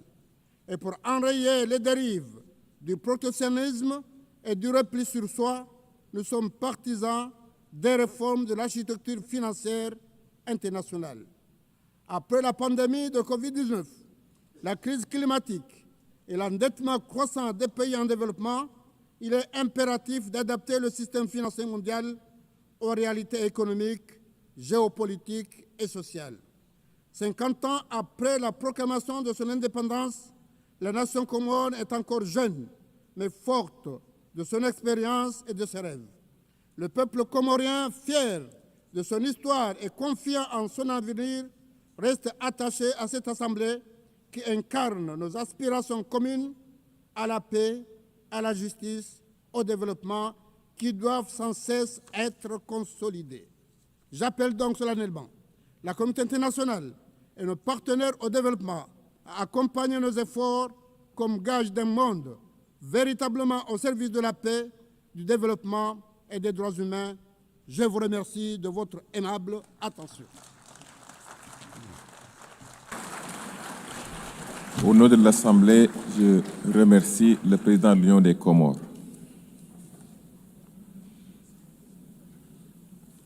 L'Assemblée va maintenant entendre l'allocution de son Excellence Madame Netumbo Nandi-Ndaitwah, présidente de la République de Namibie.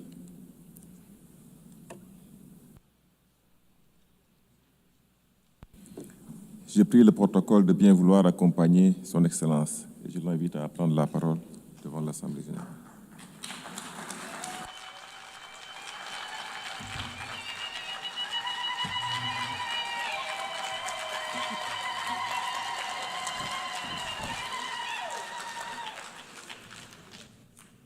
Thank you, Madam President. When the founders of the UN convened 8 years ago, they did so to establish an organization, among others, to save succeeding generations from the scourge of war, to reaffirm faith in fundamental human rights, dignity of human person, and equal rights of men and women, and of nations, large and small, and to lay the groundwork for a durable system that promotes justice and respect for the obligations arising from treaties and international laws.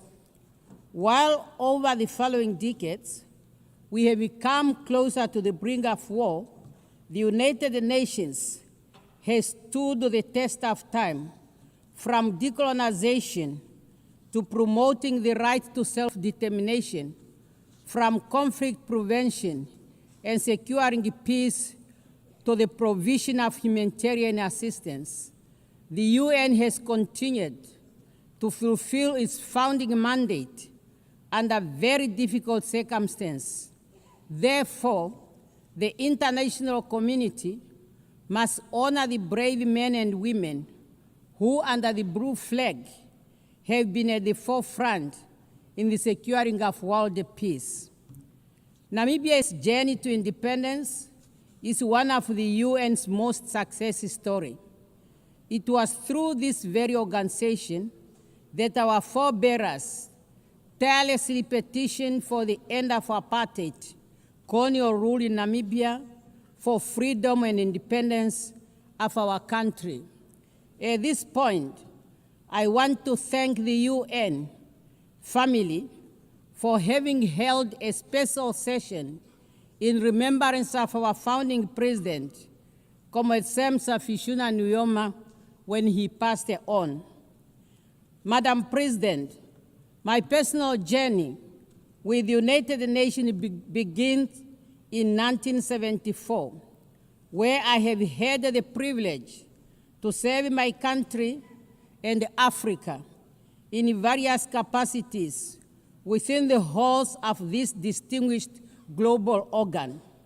Today, I am deeply honored and humbled to stand before you as the 5th President of the Republic of Namibia with a mandate to deliver services and to ensure justice of all inhabitants of our country. As a woman, I encourage every girl and woman by affirming that your voice matters, your vision is needed, as it will pave you a way to the helm of whatever institution you are serving. Madam President, Namibia's 8th administration is built on the strong foundation and legacy of our predecessors. Under the theme, Unity in Diversity, Natural Resources Beneficiation, and Youth Empowerment for Sustainable Development. That theme aims to shape and transform the Namibian economy through value addition and other economic activities. Hence, we have identified agriculture, sports, youth empowerment, education and training, creative industry, health services, land and housing as critical sectors supported by mining, energy, water, tourism, infrastructure development, transport, logistics, to sustain our economic development through our long-term development blueprint, Vision 2030. This vision is being implemented through a series of national development plans, NDPs. Recently, we launched the 6th NDP with its fundamental pillars clearly aligned to the global agenda, such as the SADC Regional Inductive Strategic Development Plan, the African Union Agenda 2063, and the UN Agenda 2030 for Sustainable Development. Some of our achievements include the launch and the operationalization of the National Youth Fund, which is to assist young entrepreneurs in their economic activities. In the area of education, we will abolish registration and tuition fees in all public institutions of higher learning and vocational training centers to ensure skill development. On energy, Namibia is diversifying her energy mix using all our natural resources. In addition, Namibia presented her energy compact at the African Energy Forum, thus enabling us to access concessional funding for national energy initiatives. Madam President, climate change is scorching our lands and drying up our rivers. Global instability is impacting our economies, our markets, and jeopardizing our livelihood. These are interconnected symptoms of deeper fragility in our shared system. They require our collective action rooted in apathy and shared responsibility. In this regard, I am glad to announce Namibia's bid to host the Africa Regional Hub of the Green Climate Fund. Furthermore, severe droughts, floods, and other climatics brought about by climate change cannot be overemphasized. Namibia calls for the implementation of the provision of the Namib Declaration on a strong United Nations Convention to combat desertification for a land degradation and neutral world. Namibia acknowledges the technological advance in all fields, but ethical boundaries must be respected. However, artificial intelligence must not be a substitute for human judgment or responsibility. We therefore call for a global standard that ensures that the usage of artificial intelligence remains transparent, fair for humanity. Youth unemployment, increased economic inequality, lack of adequate housing, quality education and health care, water energy, and data distress are among the common challenges that no one country can address alone. Through multilateral cooperation, our collective action must ensure that we all forge ahead to make the world a better place and to work together on those challenges in line with our theme, Better Together. Madam President, 30 years since the adoption of the Beijing Declaration and Platform of Action, we have made much to celebrate and to ponder on. Namibia continues to make progress in the area of women participation in politics and decision-making. Currently, Namibia's cabinet has 57% of women. As we gear up to commemorate the 25th anniversary of the adoption of the UN Security Council Resolution 1325 on women, peace, and security, adopted during Namibia's presidency of the UN Security Council, Namibia will host 2 high-level events in Windhoek and New York. I look forward to the participation of all member states in those events to collectively reaffirm commitment to women, peace, and security agenda. And through the Namibia International Women Peace Center, we will continue to advocate for the universal implementation of the women, peace, and security agenda.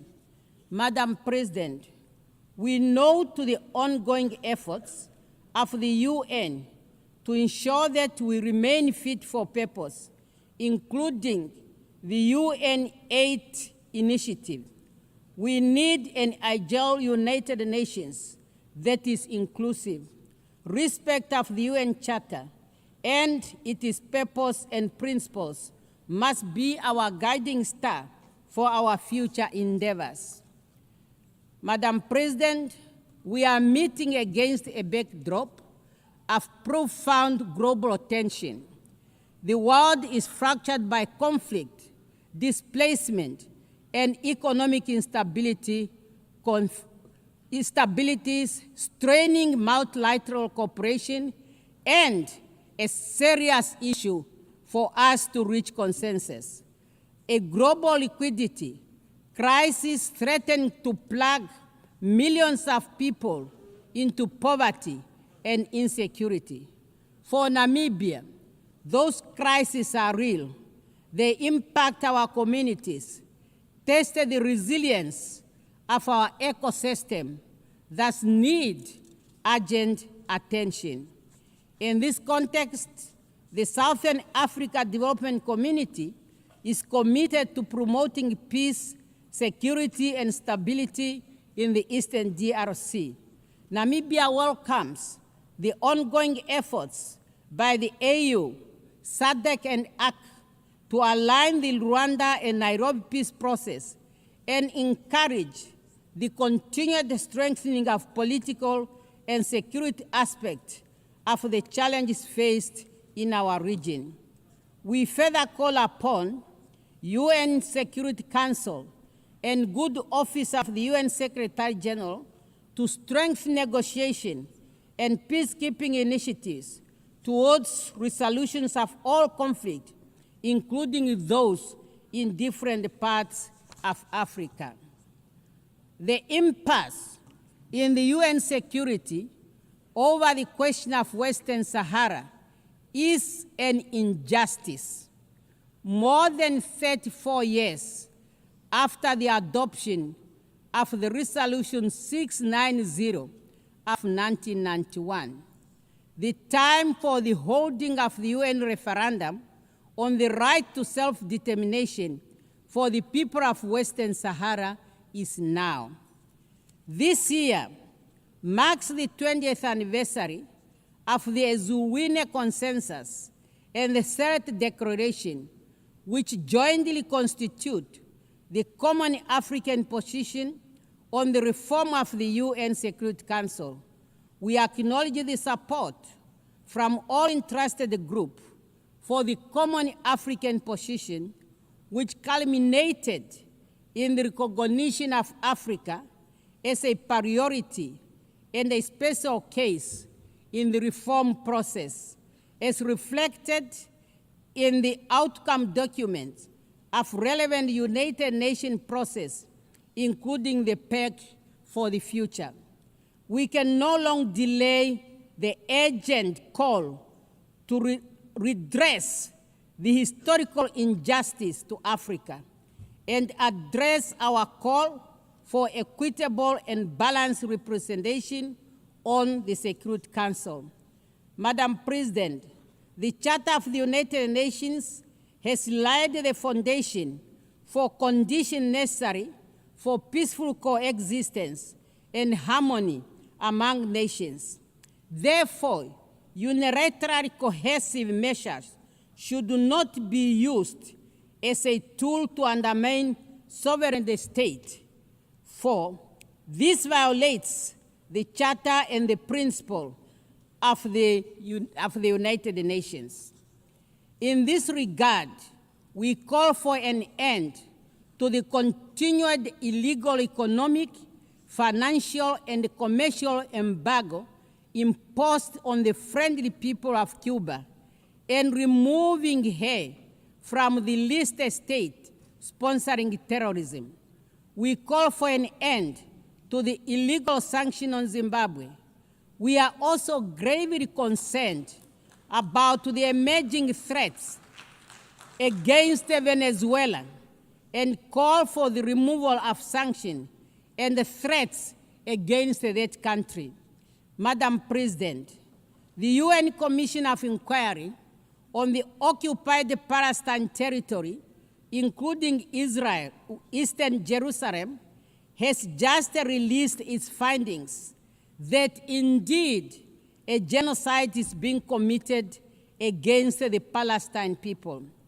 Despite the clear provision of the Security Council and General Assembly resolutions and advisory opinion rendered by the international community of justice, the humanitarian situation in Gaza is worsening, and access to humanitarian aid is severely limited.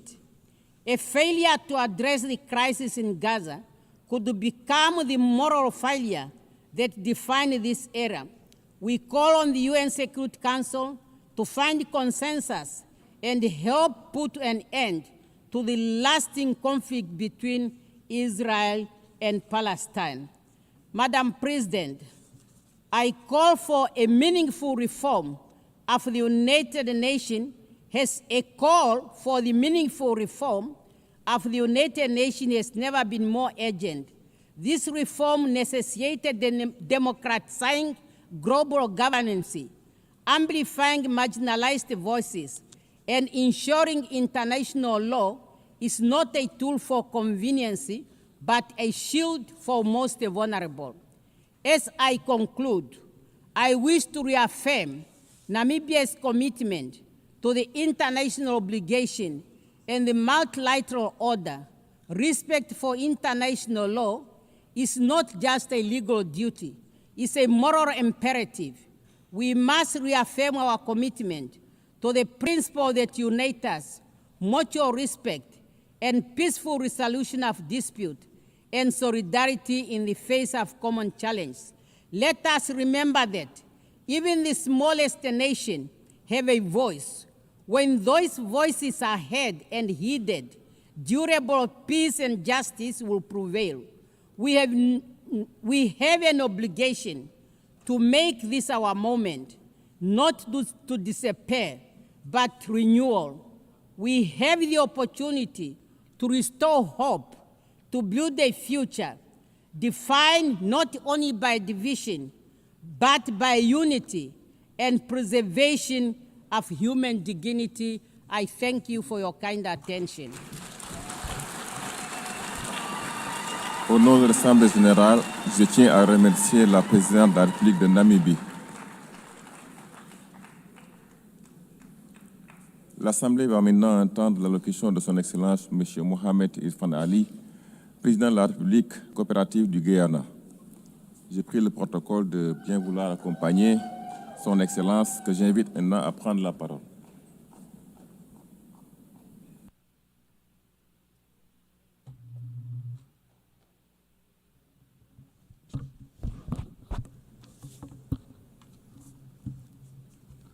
President, Excellencies, distinguished delegates, friends, I extend my heartfelt congratulations to Madam President on her election as President of the 80th session of the United Nations General Assembly. I also record my profound appreciation for His Excellency Philemon Yang of Cameroon, whose distinguished stewardship and steady hand guided the 79th session. Today, as we mark the 80th anniversary of the entry into force of the United Nations Charter, we find ourselves at a crossroads. This organization, our organization, has delivered. From creating international law, promoting development and human rights, to resolving disputes, providing humanitarian aid, and advancing self-determination and independence. The fact remains, over these 8 decades, we have worked together for the greater good. From 51 member states in 1945 to 193 today, the UN has established itself as the premier organization for multilateralism. In fact, it is difficult to imagine our world without the United Nations.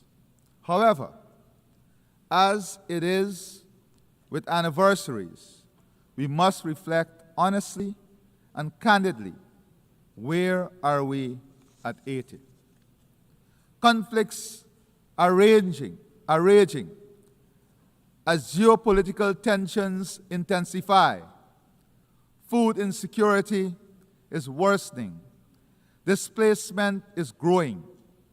Human rights are being ignored, and climate change is threatening lives and livelihoods.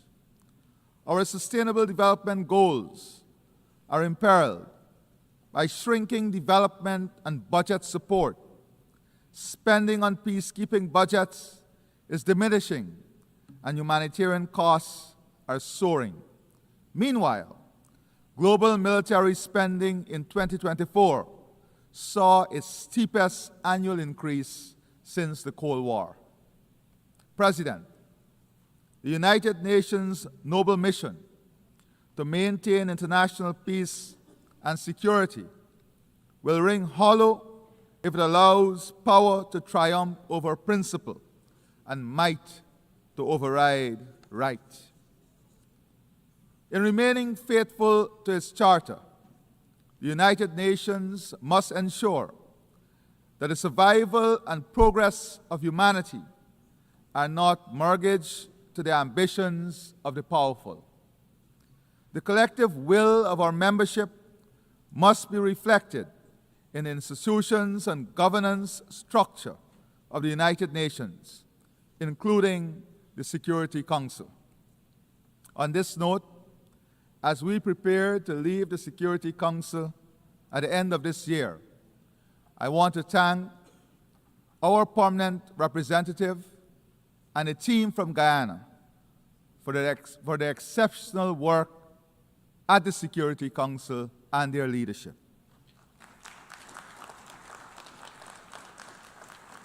It is precisely when the ideals of the United Nations are tested by horrific realities that the collective must act in defense of the UN Charter and international law. At present, a dark shadow looms over the 80th session of the General Assembly.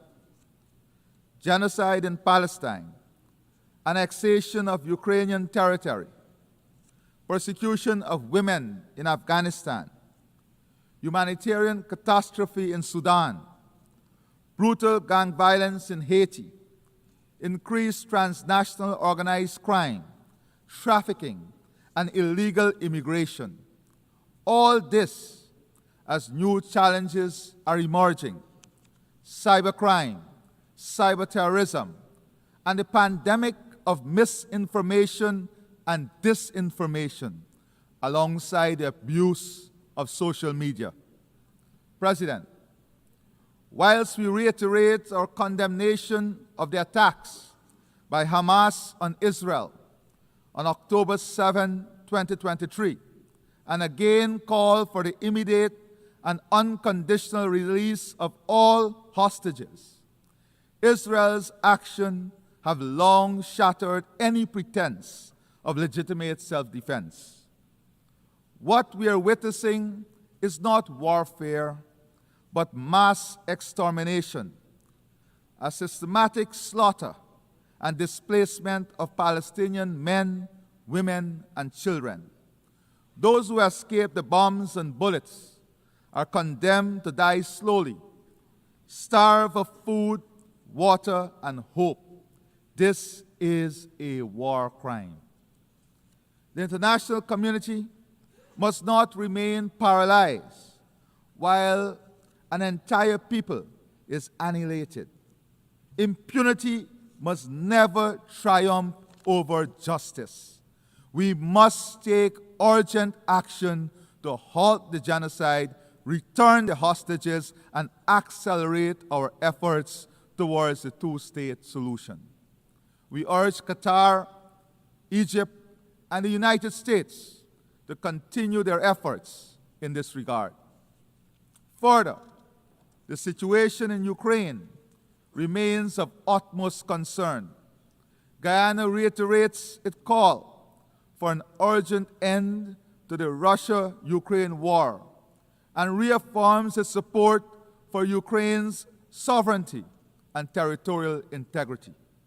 Equally, the international community must act decisively in Haiti, where gang violence, displacement, and shortages of food and medicine have pushed the nation into deepening despair. Restoring security is the foremost priority, requiring strict enforcement of the arms embargo and robust support for a UN-authorized mission. I emphasize that without urgent humanitarian funding and a Haitian-led and owned political process, stability will remain elusive. We must address the root causes of Haiti's continuing troubles, including its historical debt burdens, which stymies its development, prospects, and upliftment of its people. As President Macron acknowledged, making Haiti pay for its independence was unjust. This is a welcome step.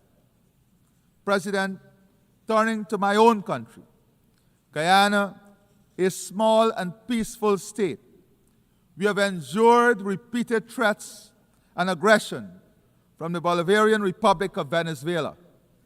The territorial controversy between our states is now before the International Court of Justice, which has twice reaffirmed its jurisdiction and which in 2023 issued provisional measures ordering Venezuela to refrain from altering the status quo.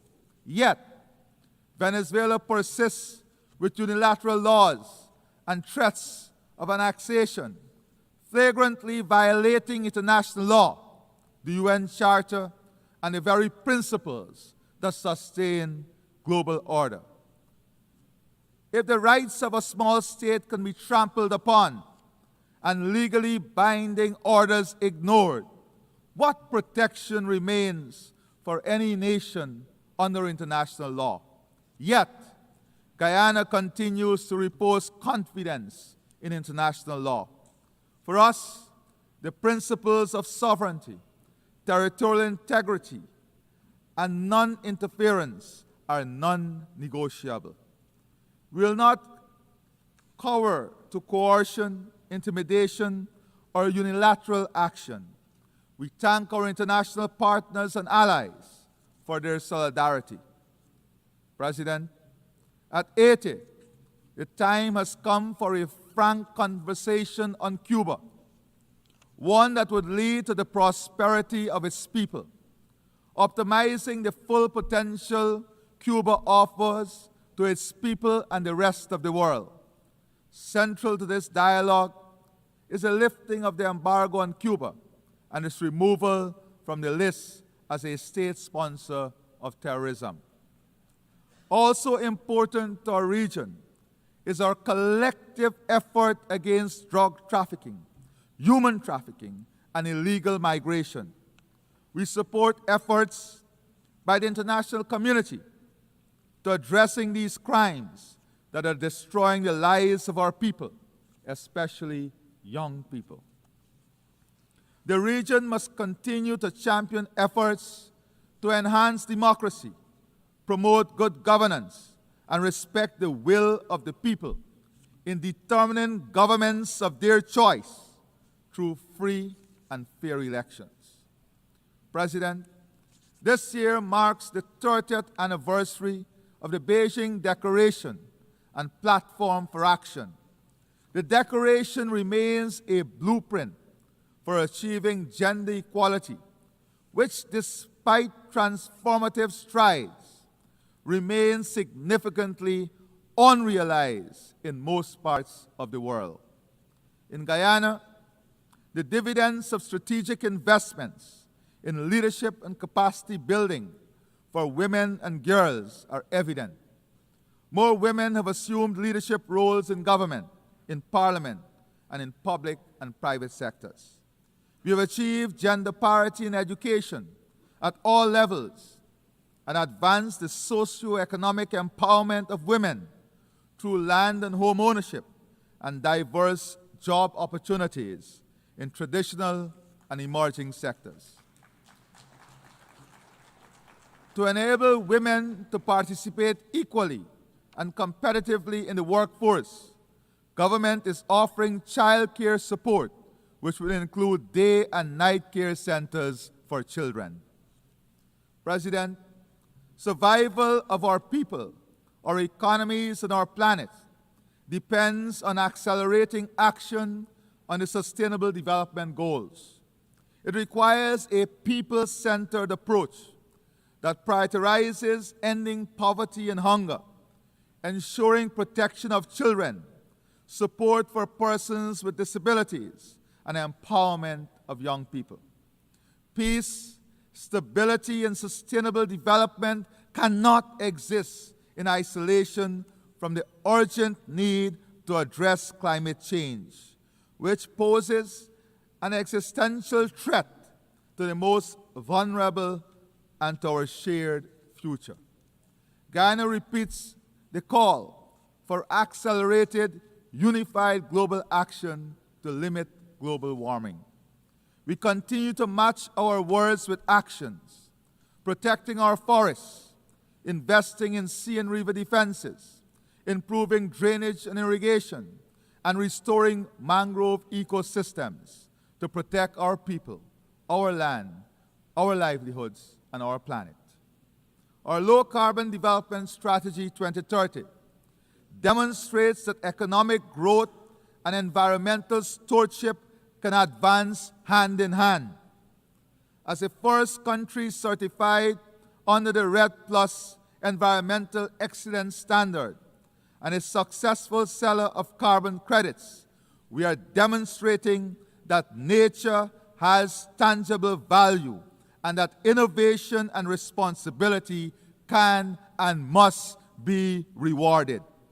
We call on the international community to deliver predictable, accessible climate finance to support adaptation and resilience and to embrace nature-based solutions. We once again commend Prime Minister Motley and the Bridgetown Initiative as the path towards sustainable financing for climate action. President, this year marks the 10th anniversary of the Sustainable Development Goals. Yet, the slow pace of implementation and regression in many areas sound a stark warning that the promise of 2030 is at risk. Guyana calls for renewed global commitment to financing for development, including fulfilling official development assistance pledges, mobilizing domestic resources, and addressing the crippling debt burdens that hinder progress in many developing nations. Addressing these development challenges requires recognizing that the health of our ecosystems is inseparable from achieving the SDGs. Guyana proudly convened the inaugural Global Biodiversity Alliance Summit in Georgetown in July 2025, uniting over 140 countries, organizations, community groups, indigenous leaders, scientists, and financial institutions. The Georgetown Declaration, endorsed by this broad coalition of stakeholders, sends a clear and urgent message that biodiversity is a global public good and its protection must be woven into national development plans, climate strategies, and financial frameworks.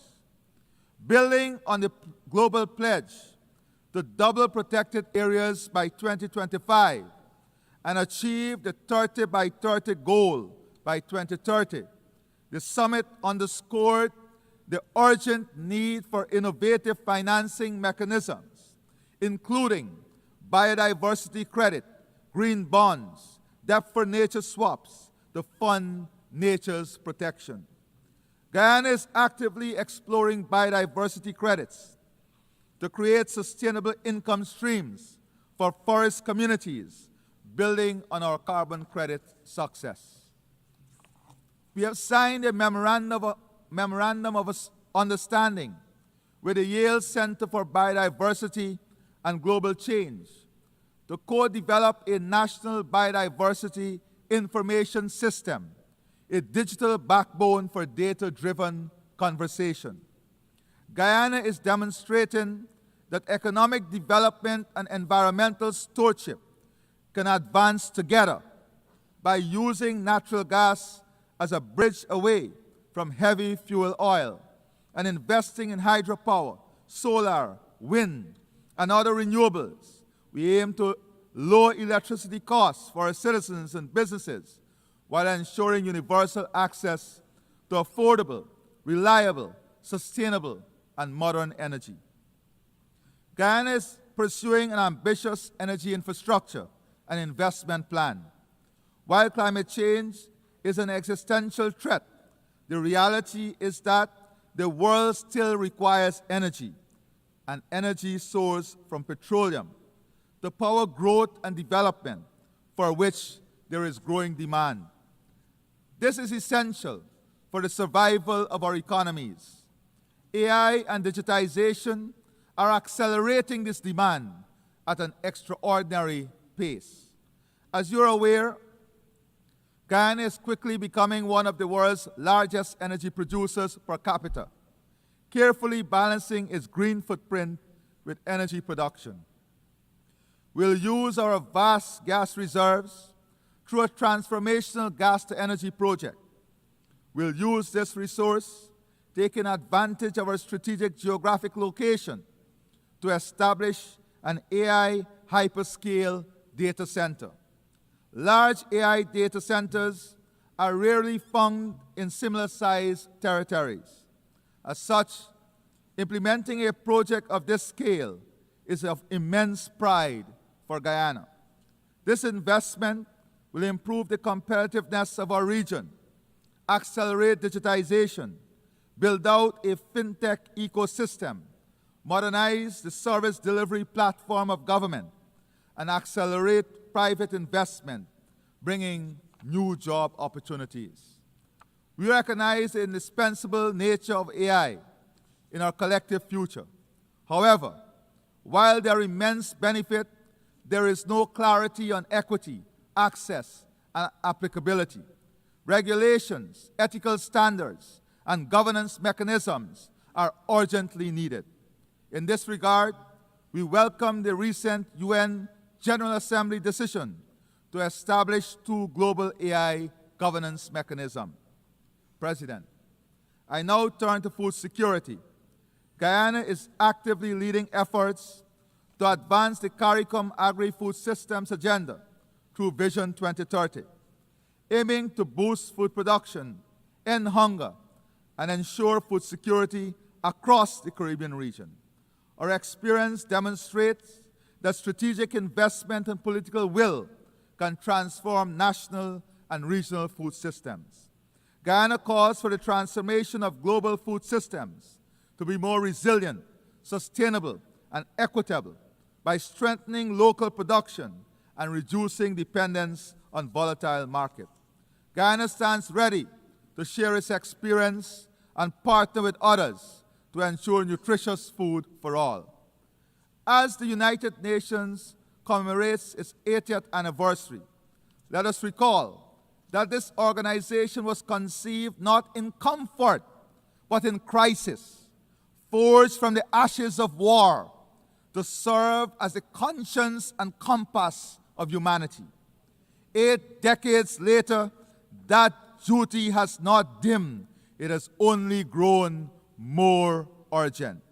If the UN is to remain humanity's best hope, it must stand firm against aggression and remain fully engaged with the great question of our time. We must be bold in recognizing the necessity for institutional adjustments that will advance the organization's success. Our generation will be judged not by the eloquence of our declaration, but by the substance of our deeds.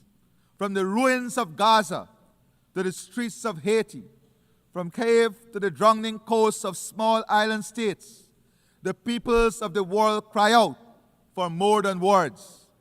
To honor 80 years of promise is to act with courage, to match principle with action, and to bind ourselves once more to the dream of a world united, not by fear or force, but by the shared destiny and enduring hope. I thank you, and may God bless all of our nations and all of our people. Thank you. Au nom de l'Assemblée générale, je tiens à remercier le président de la République coopérative du Guyana.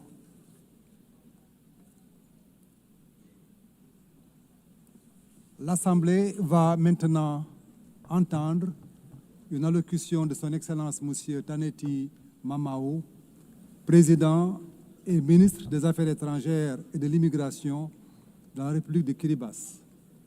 Je prie le protocole de bien vouloir accompagner son Excellence, que j'invite à prendre la parole devant l'Assemblée.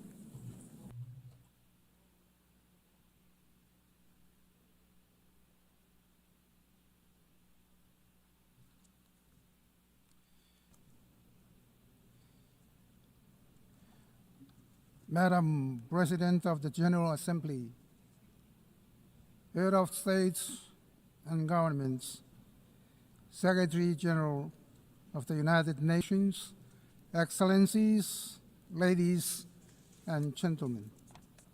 In His holy name and on behalf of the government and the people of Kiribati, I extend our warm greetings to you all. I am honored to warmly congratulate you, Madam President, on your election to preside over this historic 80th session of the United Nations General Assembly. And I wish you every success as you guide these important deliberations. Madam President, we commend your theme, Better Together, 80 years and more for peace and development and human rights, reminding us of the enduring importance of multilateral cooperation in addressing global challenges. For Kiribati, it underscores the value of working collectively to advance peace, safeguard human rights, and promote sustainable development. Your Excellencies, Kiribati welcomes the initiative of the Secretary General to reform the United Nations for the challenges and realities of the 21st century in order for it to respond more effectively to member needs, especially small island developing states or SIDS, and the least developed countries, LDS.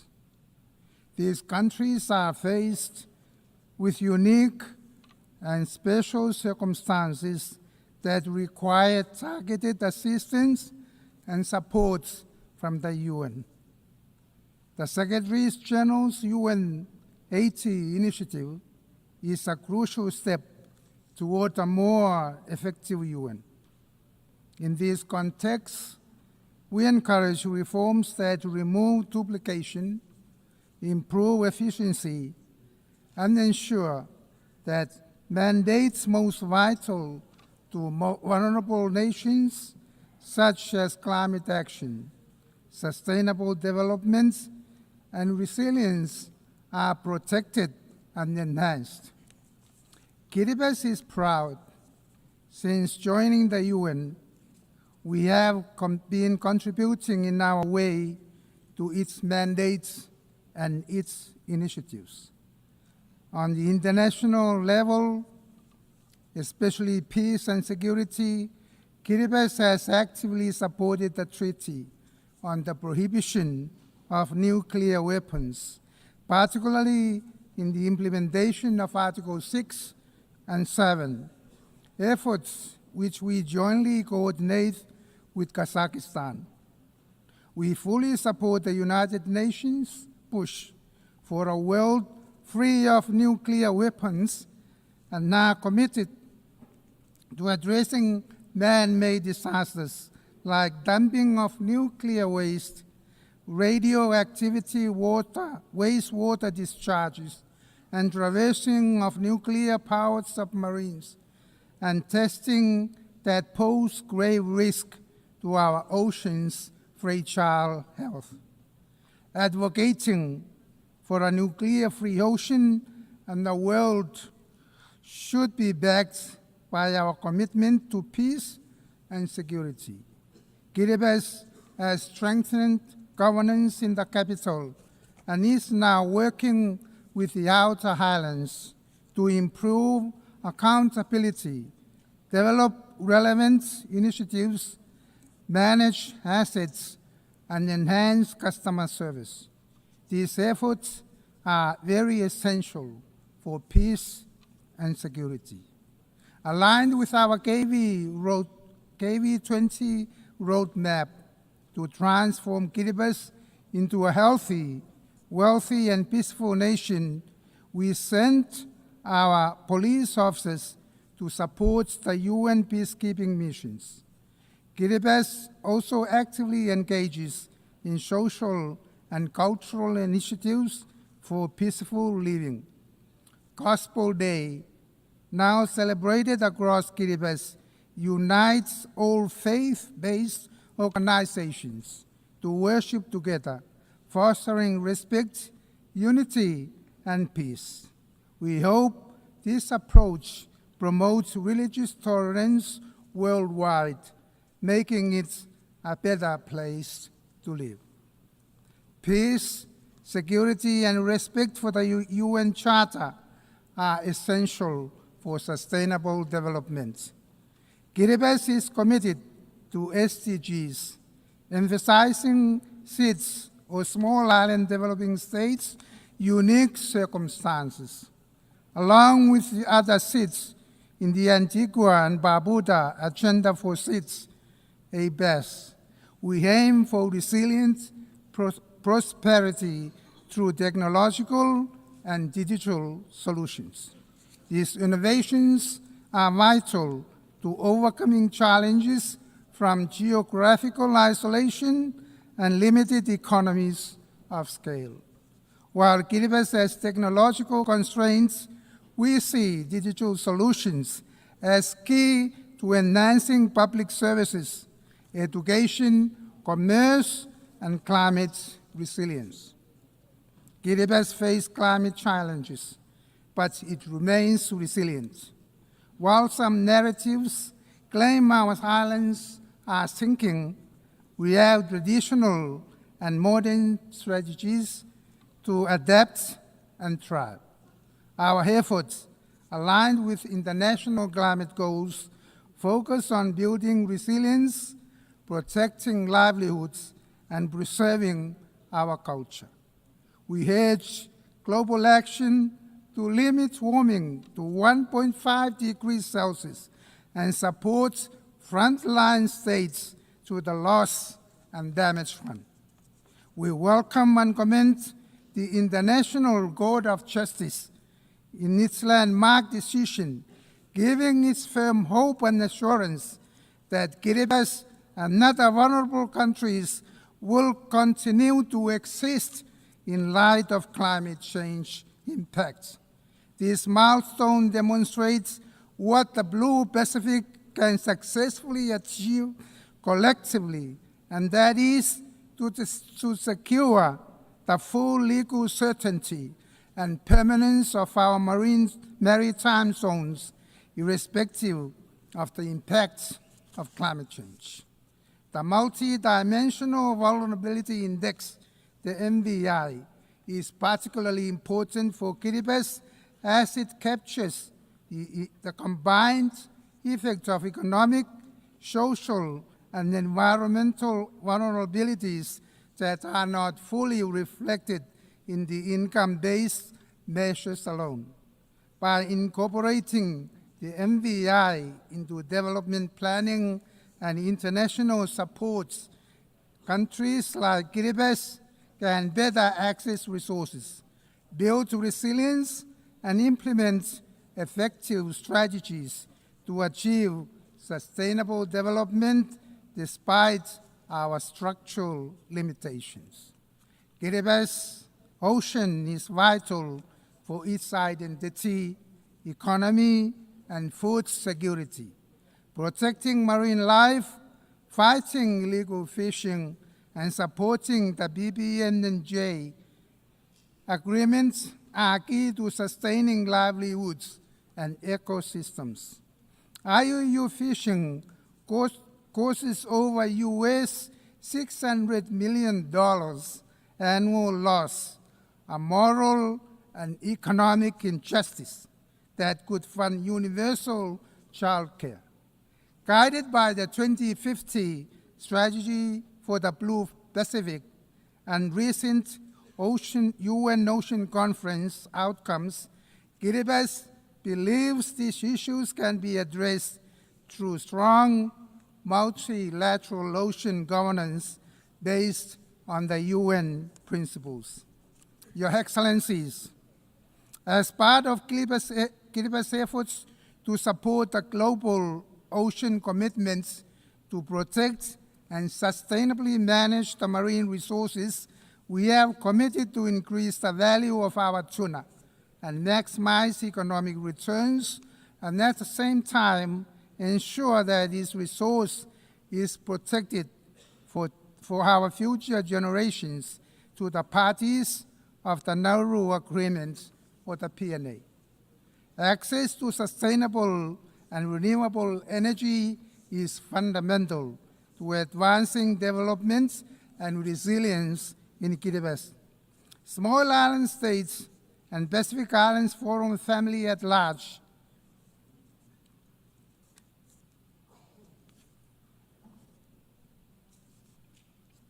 access to sustainable development and renewable energy is fundamental to advancing development and resilience in Kiribati, as well as small island states and Pacific Islands Forum family at large.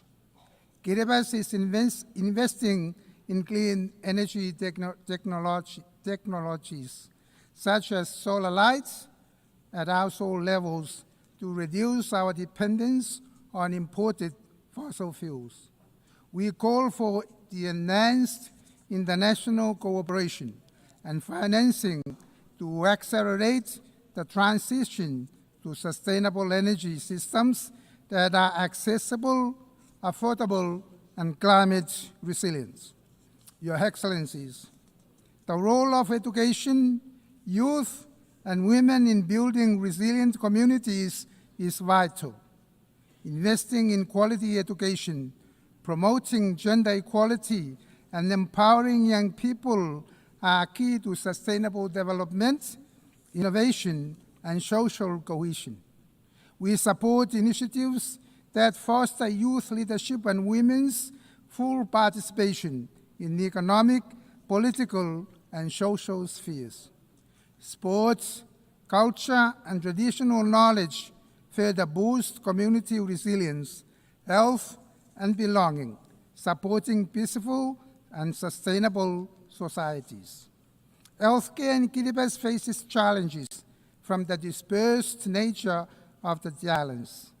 To improve, the government will introduce sea ambulances and advance medical services to enhance capacity and reduce the need for overseas referrals.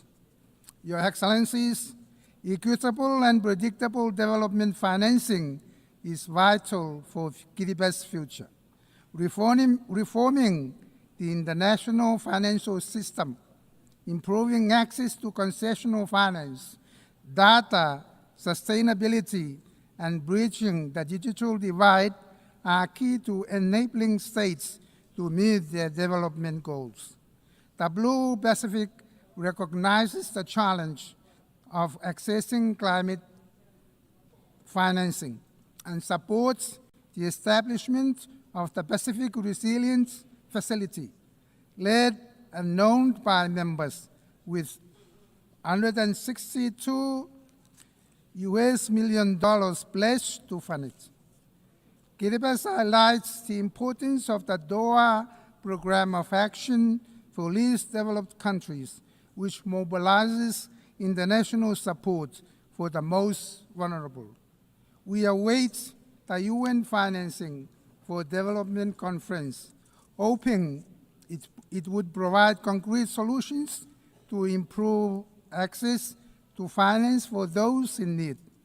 These efforts are crucial for less developing countries like Kiribati to build resilience and promote sustainable development.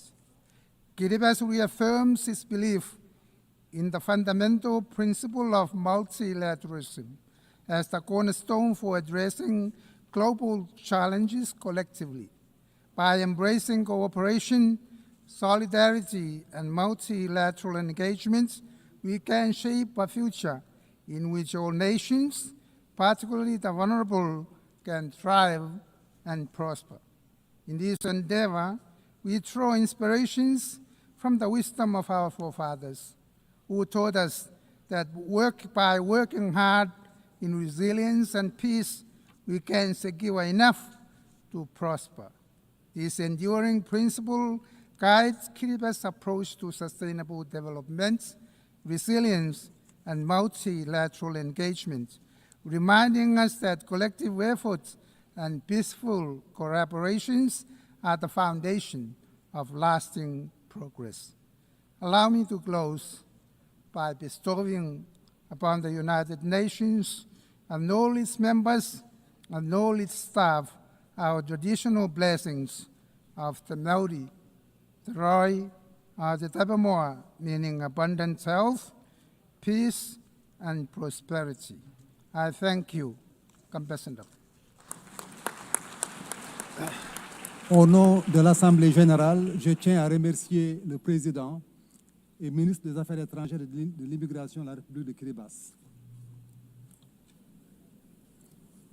L'Assemblée va entendre l'allocution de Son Excellence M. Bassirou Diomaye Diakhar Faye, Président de la République du Sénégal. J'ai pris le protocole de bien vouloir accompagner Son Excellence, que j'invite à prendre la parole devant l'Assemblée.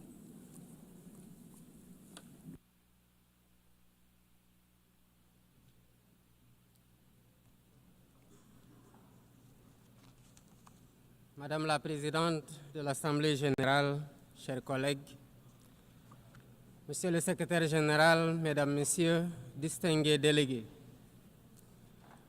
Madame la Présidente, au nom du Sénégal, je remercie votre prédécesseur et vous adresse tous nos vœux de succès à la présidence de cette 80e session de l'Assemblée générale des Nations unies. Je renouvelle au secrétaire général, M. Antonio Guterres, notre soutien constant dans l'exercice de sa haute charge au service des États membres. Nous nous réunissons aujourd'hui en ces lieux symboliques du dialogue universel, comme porteurs du poids de l'histoire et de l'urgence du présent. Le thème de cette session, Mieux ensemble, 80 ans et plus pour la paix, le développement, les droits de l'homme, nous rappelle en effet le pacte fondateur des Nations unies, un pacte de coexistence pacifique, de sécurité collective et d'un ordre international fondé sur le droit. Sur cette base, les Nations unies ont accompli des progrès indéniables dans la coopération solidaire pour la prévention des conflits, la promotion de la paix et de la sécurité internationale et le règlement des différends. De même, des progrès significatifs ont été réalisés dans la codification de normes universelles pour la protection des droits de l'homme et d'un ordre international plus sûr et plus apaisé. Mais 80 ans après la création des Nations unies, le monde vacille à nouveau, comme si nous étions rattrapés par les dérives qui ont mené l'humanité à 2 catastrophes majeures en l'espace d'une génération. Nous vivons des moments de forte turbulence, de défis inédits et d'incertitudes multiples. Expansion du terrorisme, persistance de conflits anciens et nouveaux, dérèglement climatique, crise économique profonde, recul de la solidarité internationale et risque élevé de désintégration du multilatéralisme. Je n'oublie pas la course aux armements, y compris dans le cyberespace. Le plus préoccupant, c'est la déshumanisation désolante d'un monde d'émotions sélectives selon les intérêts et les enjeux géopolitiques. Il ne peut y avoir de justice fondée sur le droit quand ce qui tient lieu d'ordre international est régi par la logique du 2 poids 2 mesures, par la loi du plus fort et l'esprit partisan. Dans ce contexte préoccupant, l'Afrique reste confrontée à des conflits armés, au terrorisme, en particulier au Sahel, à la criminalité transfrontalière et à l'instabilité politique. Face à tant de défis, notre approche devrait être intégrée, combinant prévention, résilience et réponse ciblée. La paix et la sécurité ont un prix. Donnons-nous les moyens de l'assumer par un financement prévisible et pérenne des opérations de soutien à la paix en Afrique, avec des équipements adéquats et des mandats et règles d'engagement robustes. C'est la seule façon de faire face au fléau du terrorisme et de rétablir un minimum de sécurité et de stabilité dans les zones affectées. Je renouvelle ici la solidarité du Sénégal envers les pays frères engagés au quotidien dans la lutte contre le terrorisme. Au Moyen-Orient, le peuple palestinien continue de vivre la pire des calamités que les mots ne peuvent plus exprimer. Sous le fracas quotidien des bombes, toutes les limites ont été dépassées.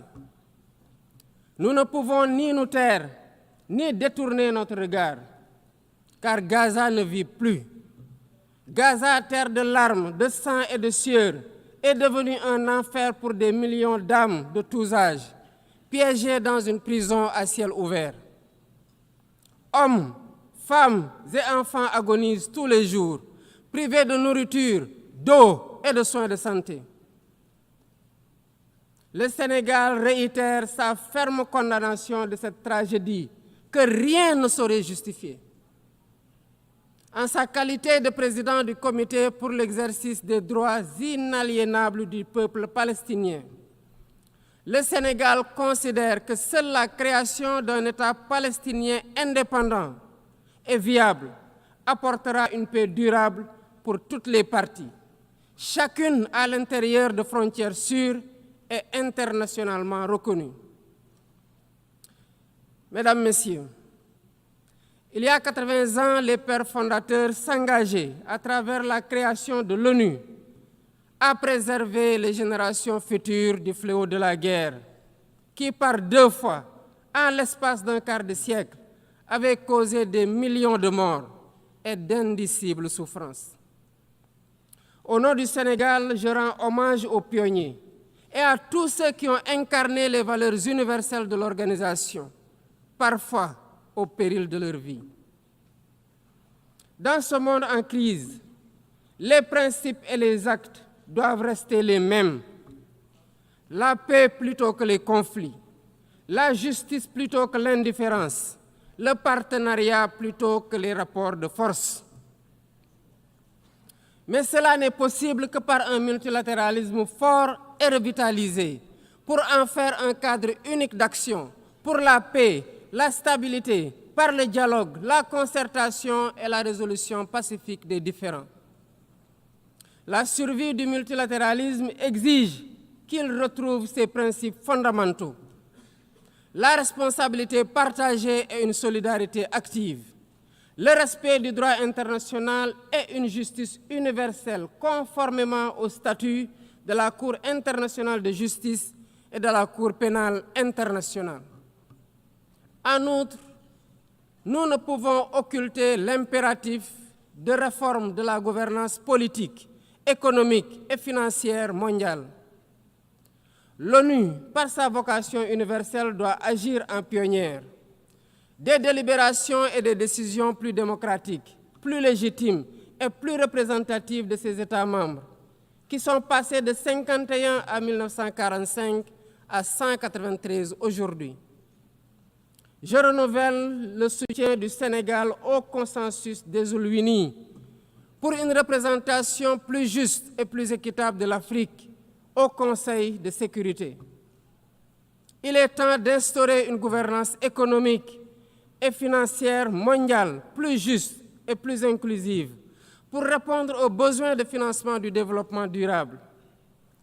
Nous savons tous que l'aide publique n'est pas la solution. D'autres leviers existent, notamment un cadre fiscal mondial équitable, afin que l'impôt soit payé là où la richesse est produite. L'accès au crédit dans des conditions soutenables, afin que la gestion du fardeau de la dette n'entrave pas les efforts de développement de nos pays. Enfin, la mise en œuvre effective de l'engagement de Séville, du pacte pour l'avenir et des objectifs de développement durable, pour un accès élargi à la santé, à l'eau, à la nourriture, à l'éducation, à l'énergie et au numérique. Le réchauffement climatique mérite aussi notre attention. Il n'est pas seulement une menace, mais une question existentielle, une réalité qui frappe plus durement ceux qui y contribuent le moins, comme l'Afrique, avec moins de 4% des émissions mondiales. Et pourtant, sécheresse, inondations, érosion côtière et insécurité alimentaire rythment désormais la vie de nos populations. C'est une double peine devenue insoutenable.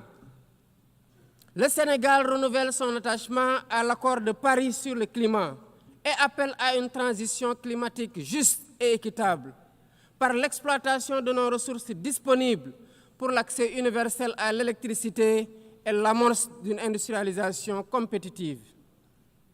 La lutte contre le réchauffement climatique se fera indubitablement avec des financements conséquents pour l'adaptation, la simplification et l'accès aux fonds climatiques, ainsi que la garantie de transfert de technologies. Le Sénégal salue la création du fonds pour répondre aux pertes et dommages et appelle à la mobilisation de la solidarité internationale pour la constitution de ces ressources afin de financer les opérations sur le terrain. Excellences, Mesdames et Messieurs, face aux urgences et aux défis nombreux et complexes, nous ne sommes pas démunis. Le monde dispose des moyens nécessaires pour nourrir ceux qui ont faim, éduquer nos enfants, soigner les malades et faire taire les armes. Le véritable obstacle n'est ni financier, ni technique, ni matériel. Il est dans la volonté politique de faire du multilatéralisme un instrument de solidarité collective, de coopération plutôt que de confrontation, pour un avenir où la dignité humaine sera au cœur de nos décisions. Alors, faisons de ce 80e anniversaire des Nations Unies, non pas le constat d'un ordre épuisé, mais le point de départ d'un nouvel espoir, celui d'une organisation rénovée et plus efficace, au service des peuples qu'elle incarne. Le Sénégal reste fidèle à son engagement de travailler dans ce sens avec tous les membres de l'organisation, prêt à jeter les ponts, prêt à porter les réformes, prêt à poursuivre notre œuvre commune pour un monde de paix, de justice et de solidarité. Je souhaite plein succès aux travaux de la 80e session de l'Assemblée générale et vous remercie de votre aimable attention. Au nom de l'Assemblée générale, je tiens à remercier le président de la République du Sénégal. L'Assemblée va entendre l'allocution de son Excellence M. Peter Pellegrini, président de la République slovaque. Je prie le protocole de bien vouloir accompagner son Excellence, que j'invite à prendre la parole devant l'Assemblée.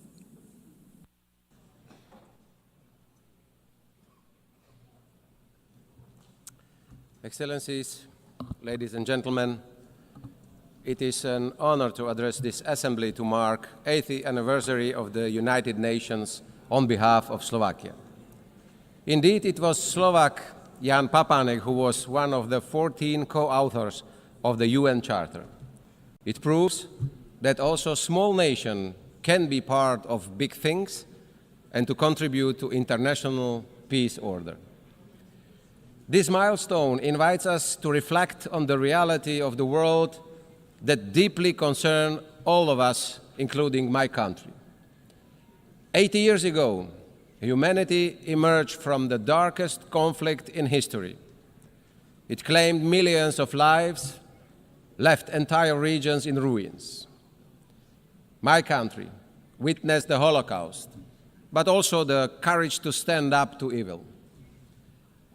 A few days ago, I visited the Hiroshima Memorial, and it was a deeply moving experience and a painful reminder of the destruction in a single brief moment. All this teaches us important lessons of the past. Hiroshima and Nagasaki must be the last places where nuclear bombs were used. It obliges us to denounce any threats of nuclear destruction. It obliges us to work each day on keeping the world safe and peace. Peace has become the UN's defining mission, alongside the protection of human rights, sustainable development, and international law. To quote Slovak diplomat Jan Papanek, "The success of the UN was my life's goal because peace means progress for my nation and security for my homeland." This is the ambition that we, humanity, agreed to accomplish. The authors of the UN Charter saw the danger of unchecked hatred and extreme ideologies. They understood that the world needed a framework to ensure it wouldn't slip into chaos again. The rules protected sovereignty, independence, and territorial integrity, as well as the resolution of conflicts by peaceful means, and the prohibition of the use of force. Those were the foundations of a stable and just world. 80 years ago, 51 founding states signed the Charter, including my own. Roughly 80% of the world's population and others followed. I take now the liberty to ask esteemed leaders, how many would have the courage to sign the same Charter today? How many would truly live up to its rules and obligations? Would we be even able to write the Charter in current post-truth societies? And what's worse, the Charter is openly questioned. The rule of the powerful and the use of the military force are returning as tools of policy. International law is being dismantled piece by piece, norm by norm. We see the mass proliferation of violations and their violators. But let us ask, where is this leading us? What will be the result?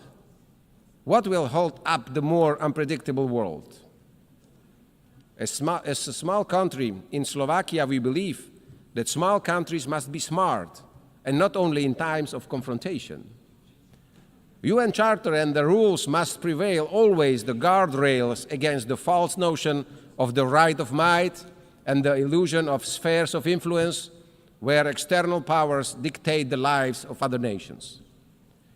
I sincerely believe that both in the global north or south, it is in the majority interest to uphold the world with the sovereign equality of nations, equal sovereignty for all. A world where the UN Charter, the rules and obligations remain the highest moral grounds and standards against which the action of states are judged. Esteemed leaders, peace is the defining mission of the UN to which we committed 8 years ago.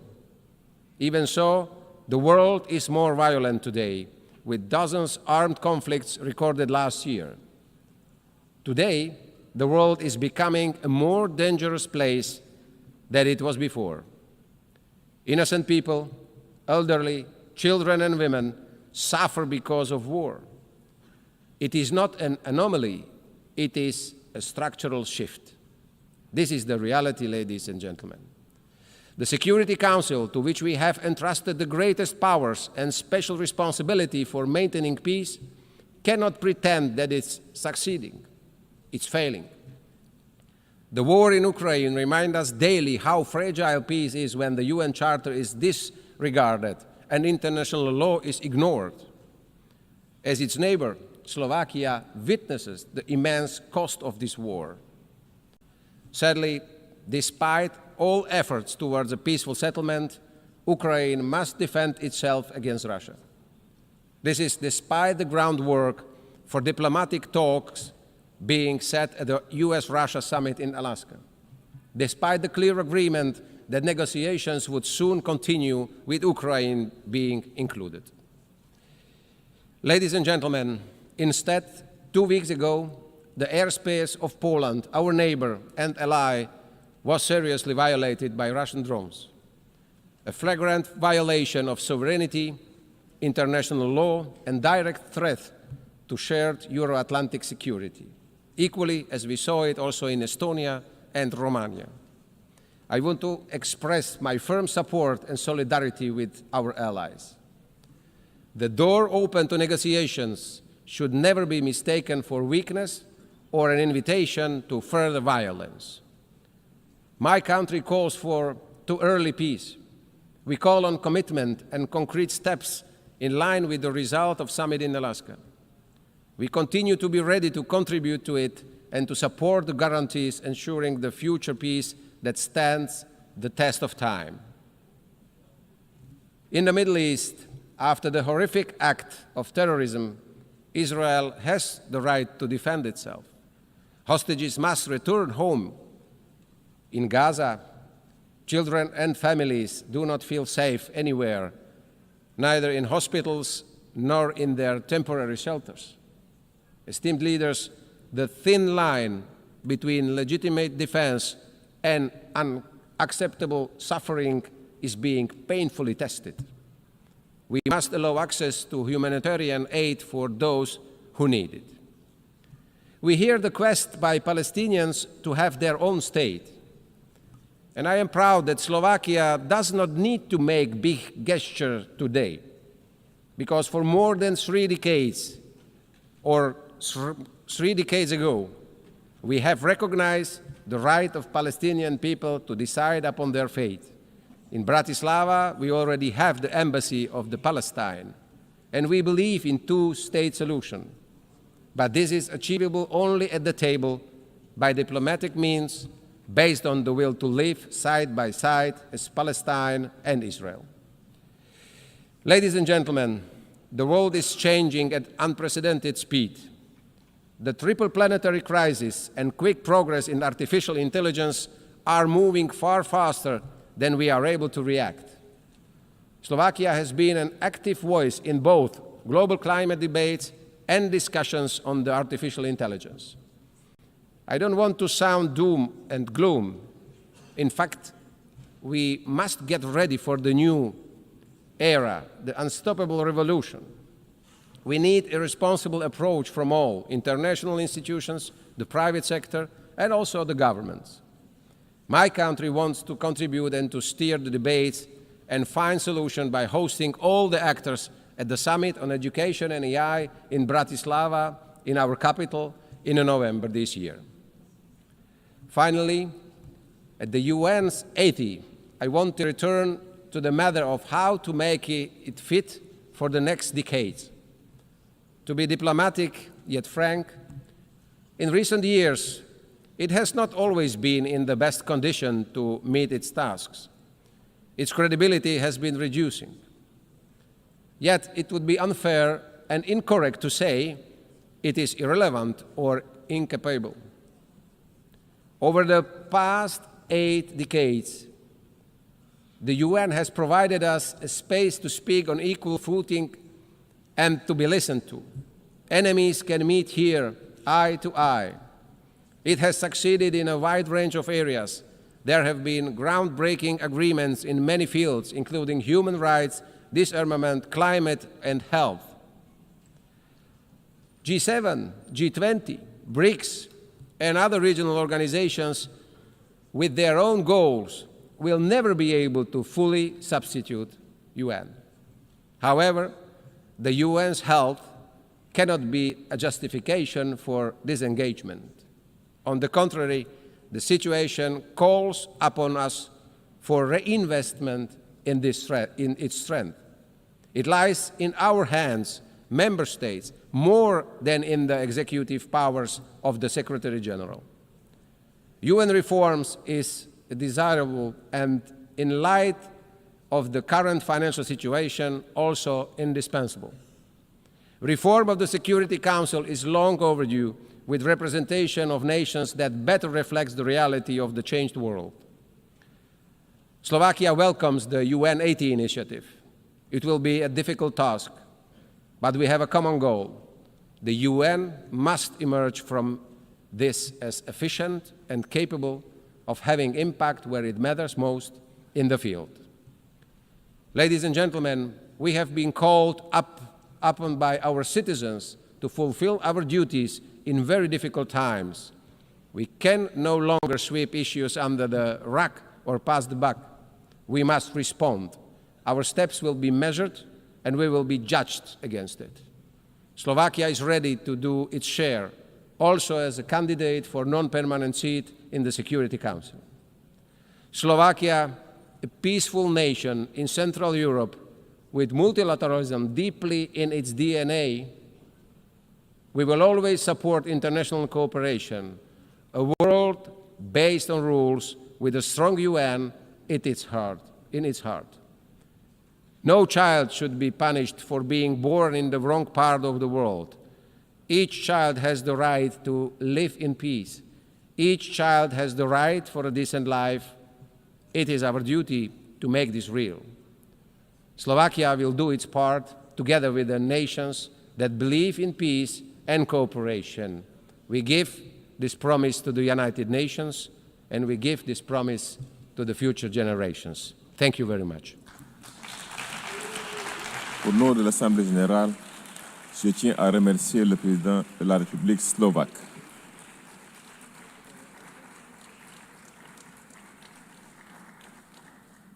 L'Assemblée va maintenant entendre l'allocution de son Excellence Madame Hilda Heyn, présidente de la République des îles Marshall. Je prie le protocole de bien vouloir accompagner son Excellence et je l'invite à prendre la parole devant l'Assemblée générale.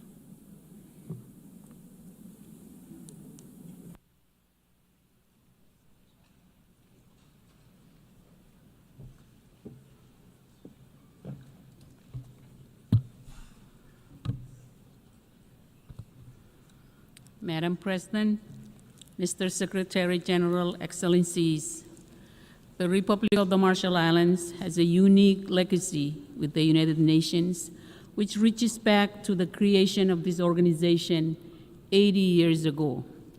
As a strategic UN trusteeship, it was the UN flag which flew first over our islands, and it inspired us to define our nation and speak up when we saw injustice.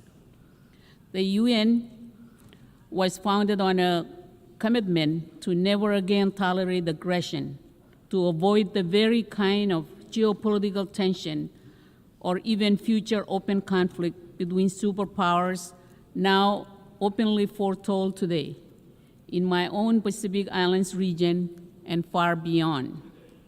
At a time when international cooperation is in dire need, the very foundations of global order are now more uncertain than ever. My low-lying atoll nation bears witness to the sharpest edge of climate change, which the Pacific Islands Forum leaders have consistently defined as the region's #1 security threat. The scale of impact and the future of our youngest generations depends on whether global powers are working together. If I could find a louder alarm for the Pacific Islands than my words today, I would sound it. There is still time for action, but only urgent action at scale can reduce vulnerability across all key sectors and to strengthen the free and democratic nations which define our island region. We need the world to better understand that our security is linked to our fragility, cutting across key indicators. We worry our institutions will not easily withstand future threats, whether if by rising seas or geopolitical competition.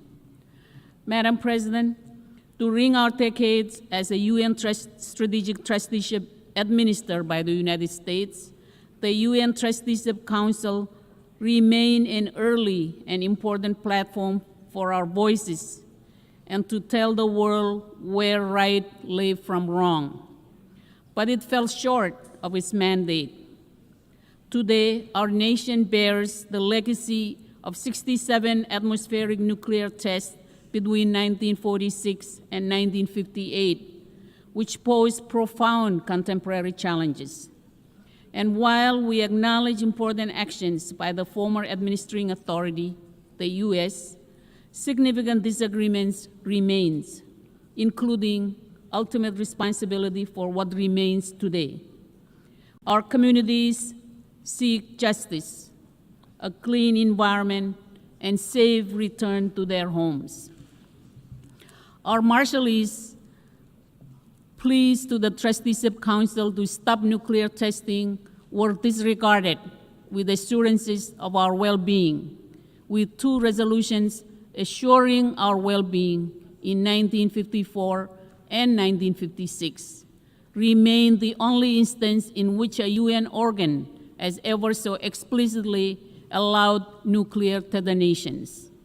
And the eventual result was a legacy burden of nuclear risk and exposure, which has persisted for generations of human rights, environmental, and health challenges, as addressed by UN Human Rights Council Resolution 57/26 and reported on by the UN High Commissioner for Human Rights and special rapporteurs on toxic and internally displaced persons.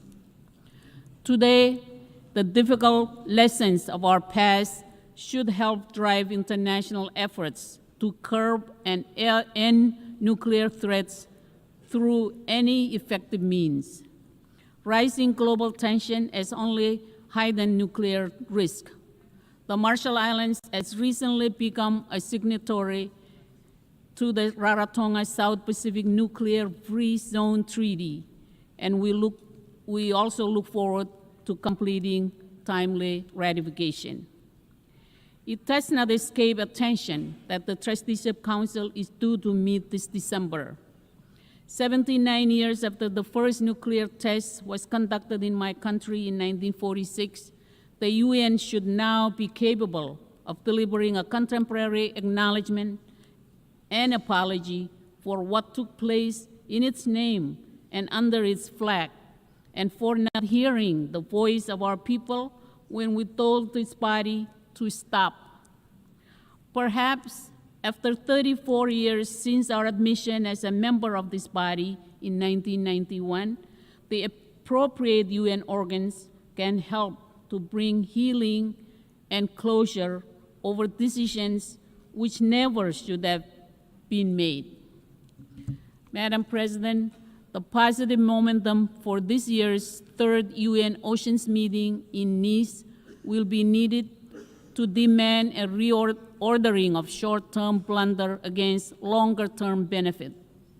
The Marshall Islands stands firmly committed to safeguarding the health of our oceans, which are central to the livelihoods of our people. As a small island and large ocean nation, we are acutely aware of the threats posed by overfishing, unsustainable marine resource exploitation, and the escalating impacts of climate change. Our efforts are grounded in a vision of a healthy, resilient ocean ecosystem which supports both ecological integrity and economic prosperity. As stewards of the Pacific Ocean, we urge the international community to take bold action to scale up efforts in addressing marine pollution, ocean acidification, and supporting small island developing states in strengthening our management capacity. The Marshall Islands joins 37 other nations who have already expressed their support for a moratorium on seabed mining in the high seas until there is a code with adequate safeguards and until we have a close understanding of impacts and biodiversity at stake. More political will is needed to break through a mentality of drill first, ask later, before even assessing what is at stake, including the impacts on fisheries and marine food chains. We have enacted our own national ban on deep seabed mining permits, and as we move to document and manage seamount biodiversity within our EEZ, to our immediate north, high seas mining exploration threatens to expand into exploitation. As important an opportunity as seabed mining may become, it cannot be at the irreversible expense of our Pacific waters and vast fisheries. The Marshall Islands welcomes this week's achievement of entry into force of the Biodiversity Beyond National Jurisdiction Agreement early next year and looks forward to building a robust early architecture. Madam President, this year is the 10th anniversary of the Paris Agreement and the creation of the High Ambition Coalition, which helped deliver the agreement's 1.5 degree Celsius warming limit. A decade on, we stand on the verge of that threshold. The International Court of Justice has confirmed that international law demands actions from all nations, whether signatories to the Paris Agreement or not. Its ruling was clear. There are binding obligations to prevent exactly the type of significant harm that we see today, and that will only worsen as temperature rise. The vast majority of countries are failing to meet their obligations. The International Court of Justice has now stated that international law demands action and stringent due diligence from all, that there are binding obligations to prevent exactly the type of significant harm which we face. The ICJ also confirmed what the Pacific has always said. Once established, our maritime zones are fixed, and that our statehood will persist even as sea levels rise. Every country should have submitted its new climate target by February, so that by now we would have a clear picture of what we must do to keep 1.5 degrees Celsius alive. Only 15 countries, including the Marshall Islands, did so by February, and only 32 have done so now. These plans must set out how countries will end the reliance on fossil fuels that holds our future hostage and replace them with the renewables that are better for our health, our economies, and our future. To thrive, we need billions in climate finance, particularly for adaptation and loss and damage. We've heard the promises, but promises don't reclaim land in atolls nations like mine. They don't develop mangrove defenses, shore up our hospitals and schools against rising seas, or preserve cultures deeply tied to land that is slipping under waves. Those things require money. It is past time for the rich world to meet its obligations and get money to where it's needed most. As we approach COP30, we need all nations to deliver on promises to respond to the climate catastrophe. We must close the $1 trillion climate finance gap, particularly for adaptation.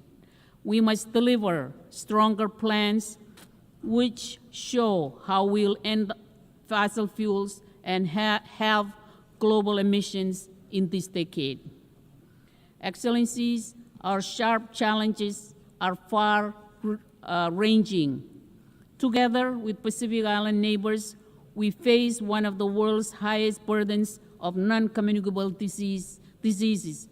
Diabetes, heart disease, and other NCDs are now leading causes of premature death, straining our health systems and undermining economic resilience. This crisis reflects both global inequities and local challenges, and it underscores the need for island-driven partnership at scale so that our people can achieve basic human rights to dignity and health care.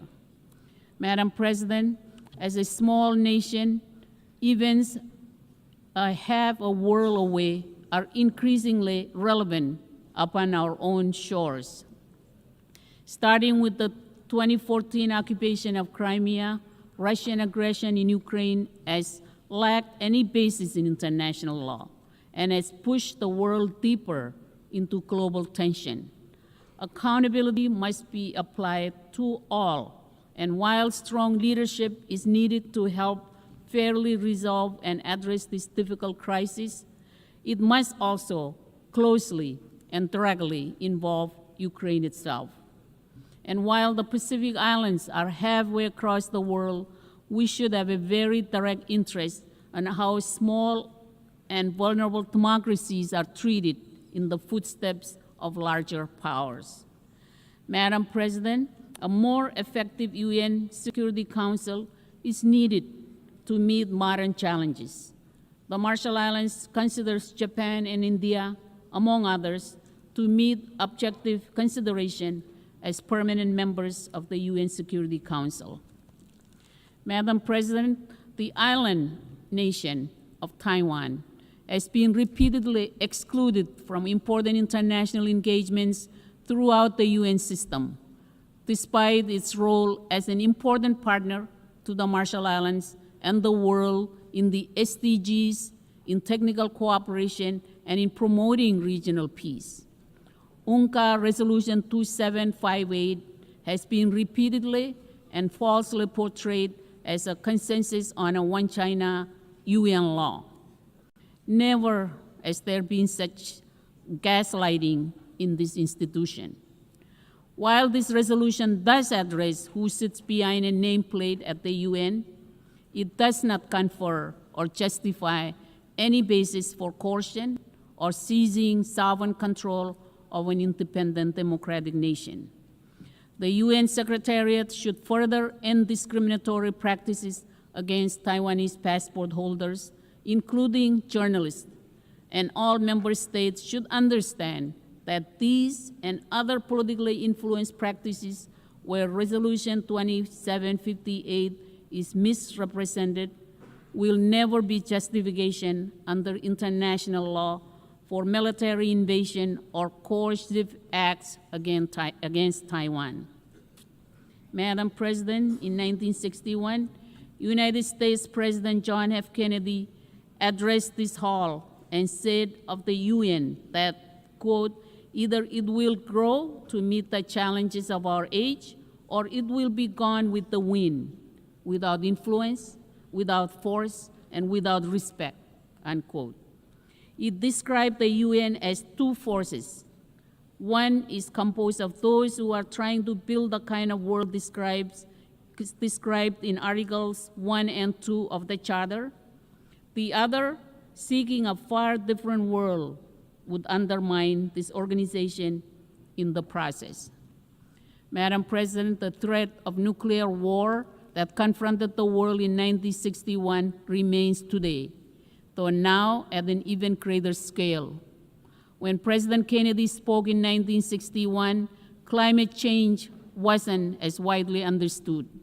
Today, we are confronted with a range of deep risks, any one of which does not bode well for the future of this world, let alone taken together. The hope for our youngest and future generations is in the profound vision of nations committed to peace and multilateralism. I thank you all. Con moltada. Au nom de l'Assemblée générale, je tiens à remercier la présidente de la République des îles Marshall. L'Assemblée va maintenant entendre l'allocution de son Excellence M. Faustin Archange Touadéra, chef de l'État de la République centrafricaine. Je prie le protocole de bien vouloir accompagner son Excellence, que j'invite à prendre la parole devant l'Assemblée.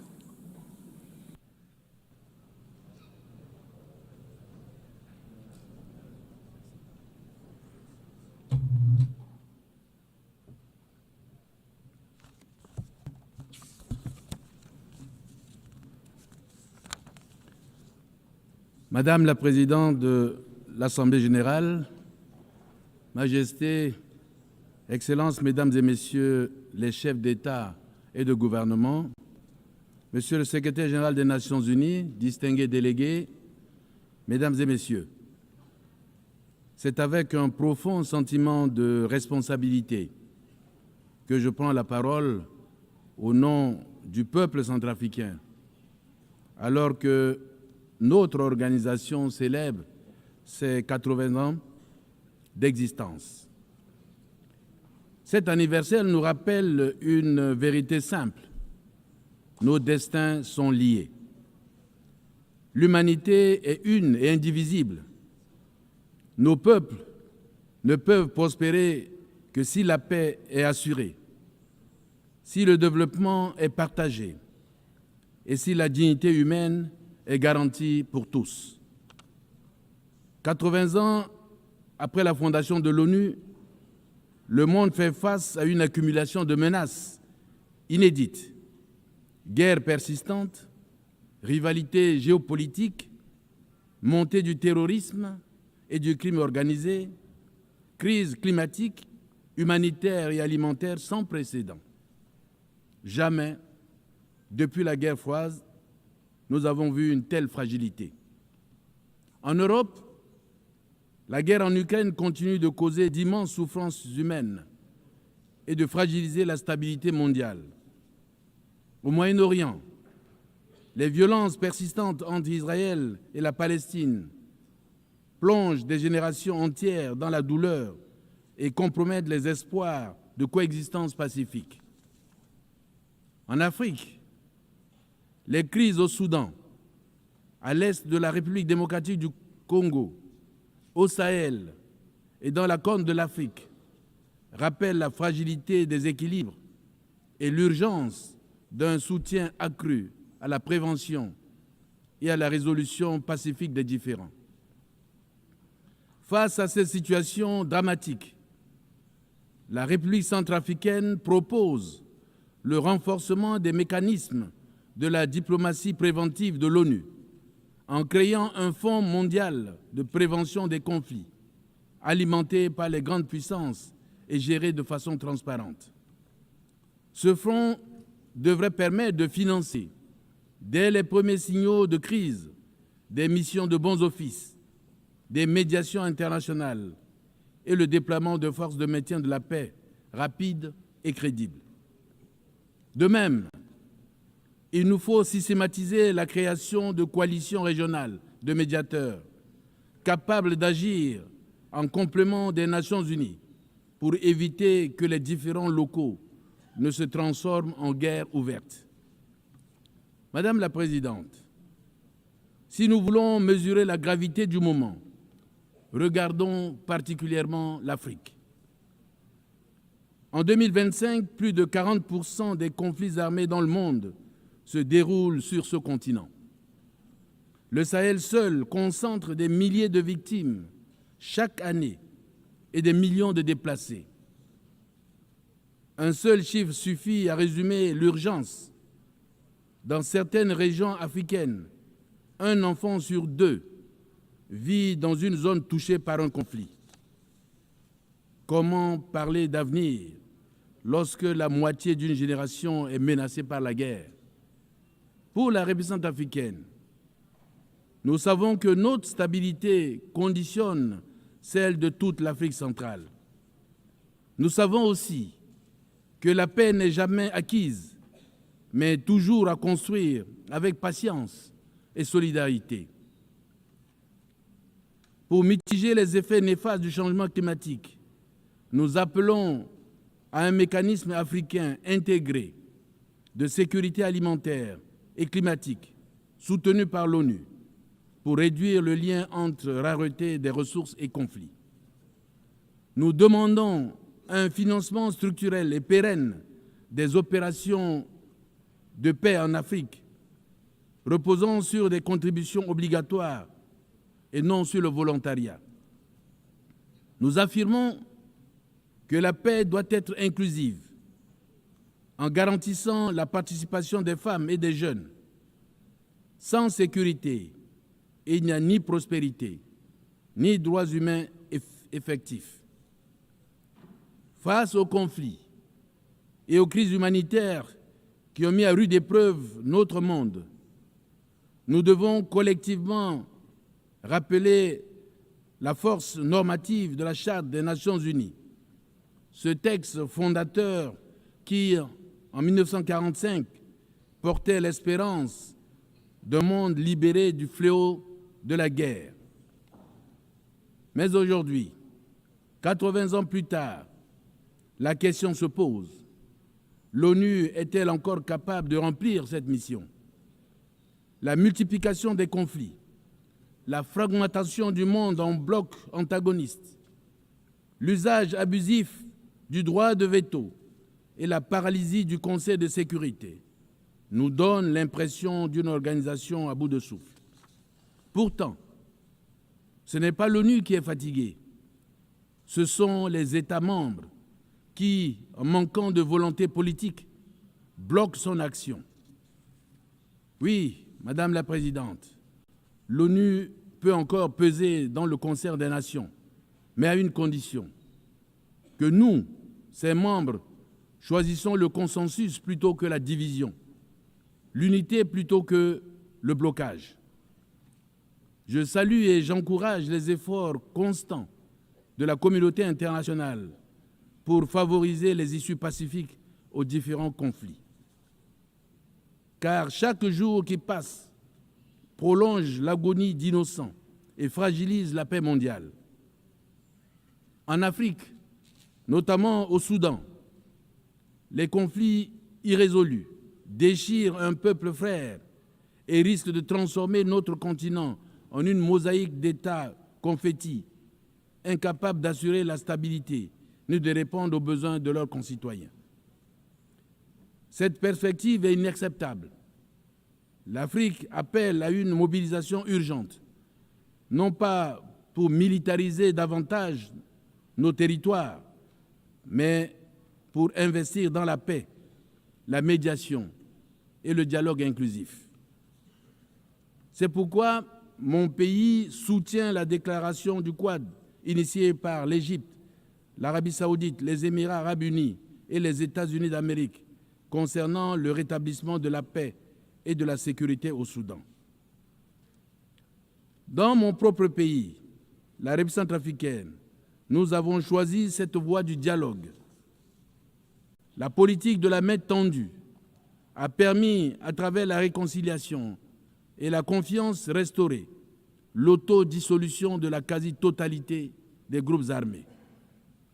Ce choix n'a pas été le plus facile.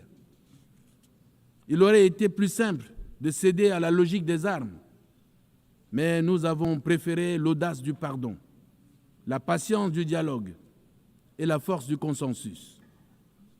Notre expérience montre qu'il est possible de substituer au cycle de la haine une dynamique de paix durable. La République centrafricaine, jadis considérée comme un théâtre de violence, est aujourd'hui un exemple qu'il est possible de tendre la main et d'obtenir en retour non pas la guerre, mais la paix. Grâce à la paix retrouvée, nous préparons aujourd'hui en toute sérénité les élections générales de décembre 2025 que nous voulons démocratiques, inclusives et transparentes pour consolider l'ancrage démocratique du pays amorcé depuis 2016. Nous proposons que ce modèle soit étudié et renforcé comme bonne pratique africaine dans le cadre des Nations Unies et de l'Union africaine. Cette bonne pratique exige des actes politiques courageux. Réformer l'ONU, réformer l'architecture financière mondiale, créer un fonds mondial de prévention, renforcer le rôle des organisations régionales, mobiliser les grandes puissances, non pas pour diviser, mais pour nous unir. La République centrafricaine, forte de son expérience, se tient prête à apporter son expérience à ce vaste chantier pour bâtir un ordre mondial fondé sur la justice, la dignité humaine et le respect du droit international. Mais la paix ne peut suffire sans le développement. Le programme de développement durable à l'horizon 2030 reste notre cap commun. Nous travaillons à réduire la pauvreté, à renforcer la sécurité alimentaire, à promouvoir l'éducation et la santé comme levier de dignité, à engager des réformes pour une croissance inclusive, créatrice d'emplois et respectueuse de l'environnement. La République centrafricaine vient aujourd'hui affirmer une conviction simple. Le développement durable et la coopération internationale sont les clés de la paix mondiale. Dans un monde où les crises s'enchaînent et s'entrelacent, aucun pays ne peut relever seul les défis du siècle. Nous avons besoin d'une solidarité active. Nous avons besoin d'une prospérité véritablement partagée. Nous avons besoin d'un sursaut d'humanité. Pour ce sursaut d'humanité, permettez-moi, Madame la Présidente, de livrer 3 messages simples mais essentiels. Premièrement, le développement inclusif est une arme de prévention. Là où il y a exclusion, pauvreté, injustice, la colère s'installe, les rancunes s'accumulent et les conflits éclatent. Mais là où l'on investit dans l'éducation, la santé et l'emploi, ce sont les germes de la paix qui poussent. Une école ouverte, ce n'est pas seulement des bancs remplis d'élèves, c'est une société qui choisit l'avenir plutôt que la violence.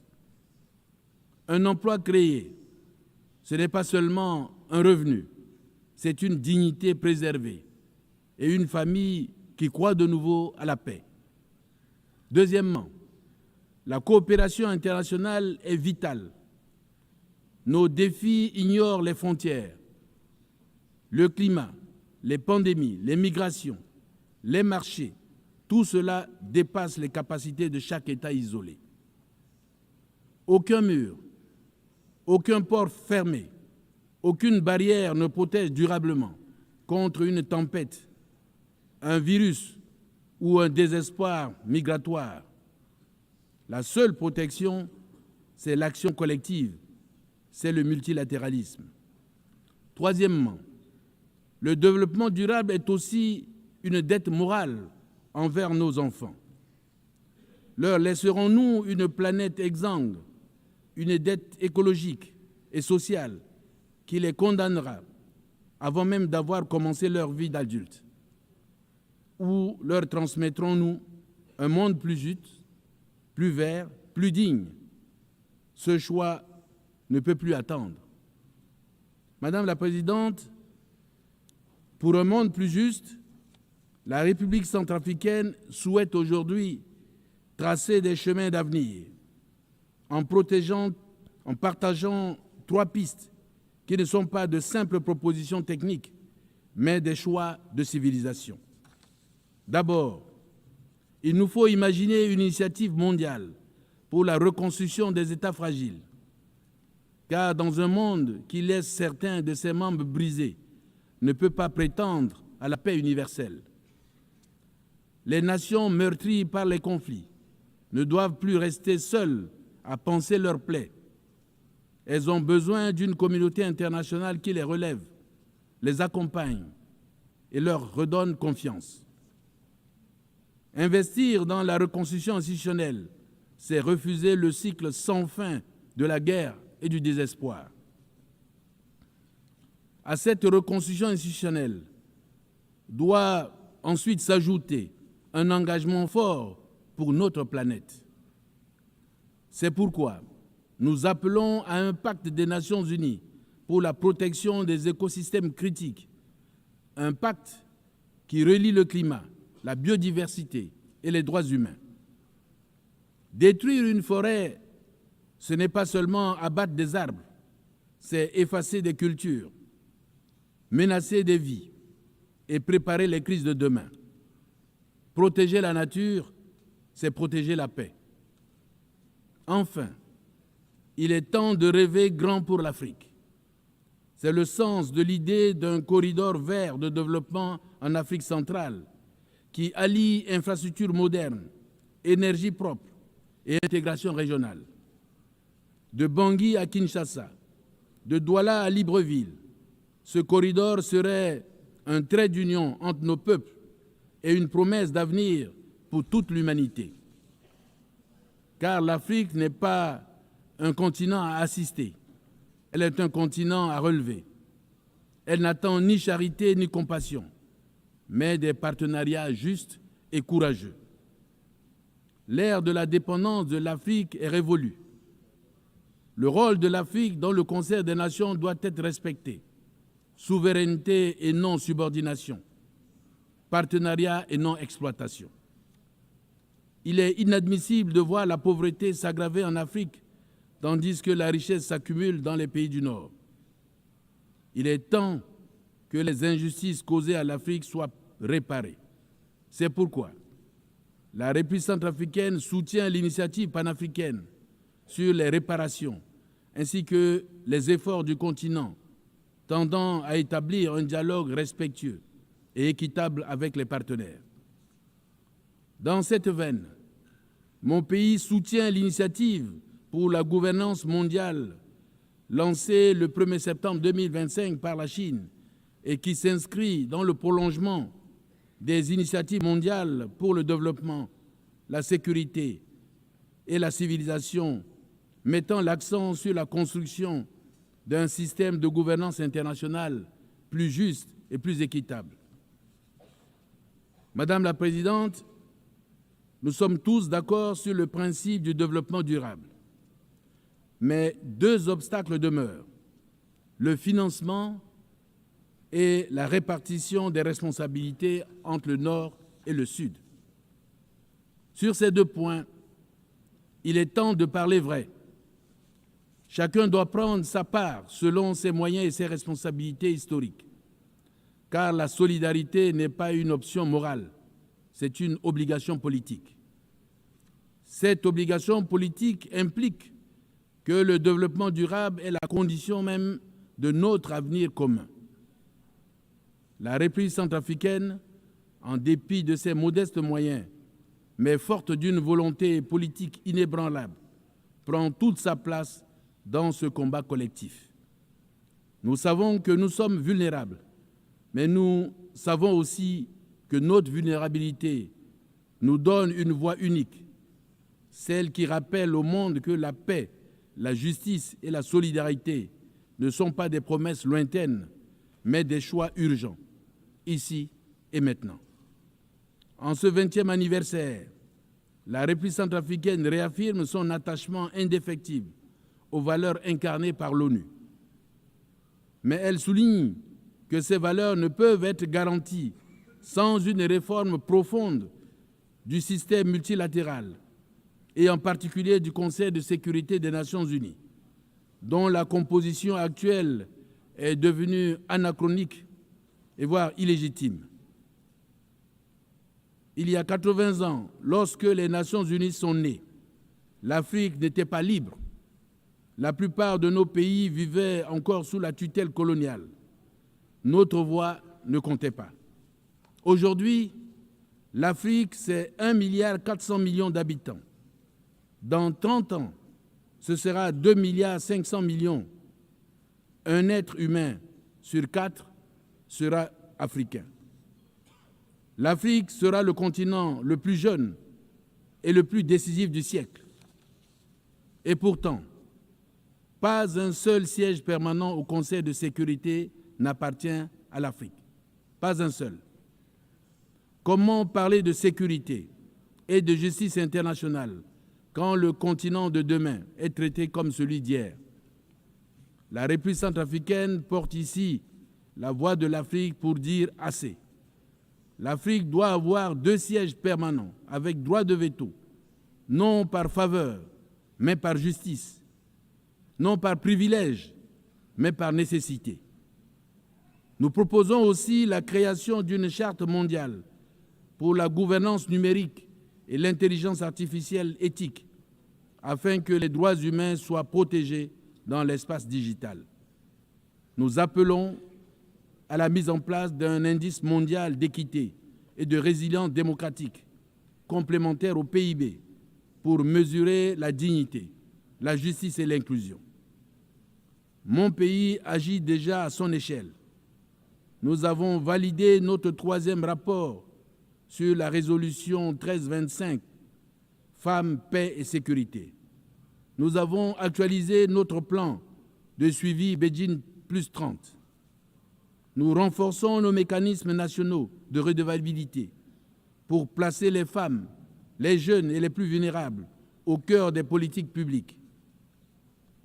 En ce 80e anniversaire de l'ONU, rappelons la vision des fondateurs, remplacer la force des puissants par la force du droit et bâtir un avenir de dignité pour tous. Je vous remercie.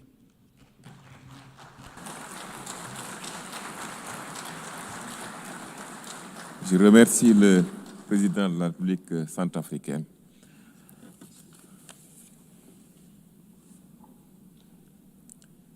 Excellence, l'Assemblée va maintenant entendre l'allocution de Son Excellence M. Bajram Begaj, président de la République d'Albanie. Je prie protocole de bien vouloir accompagner son Excellence, que j'invite maintenant à prendre la parole.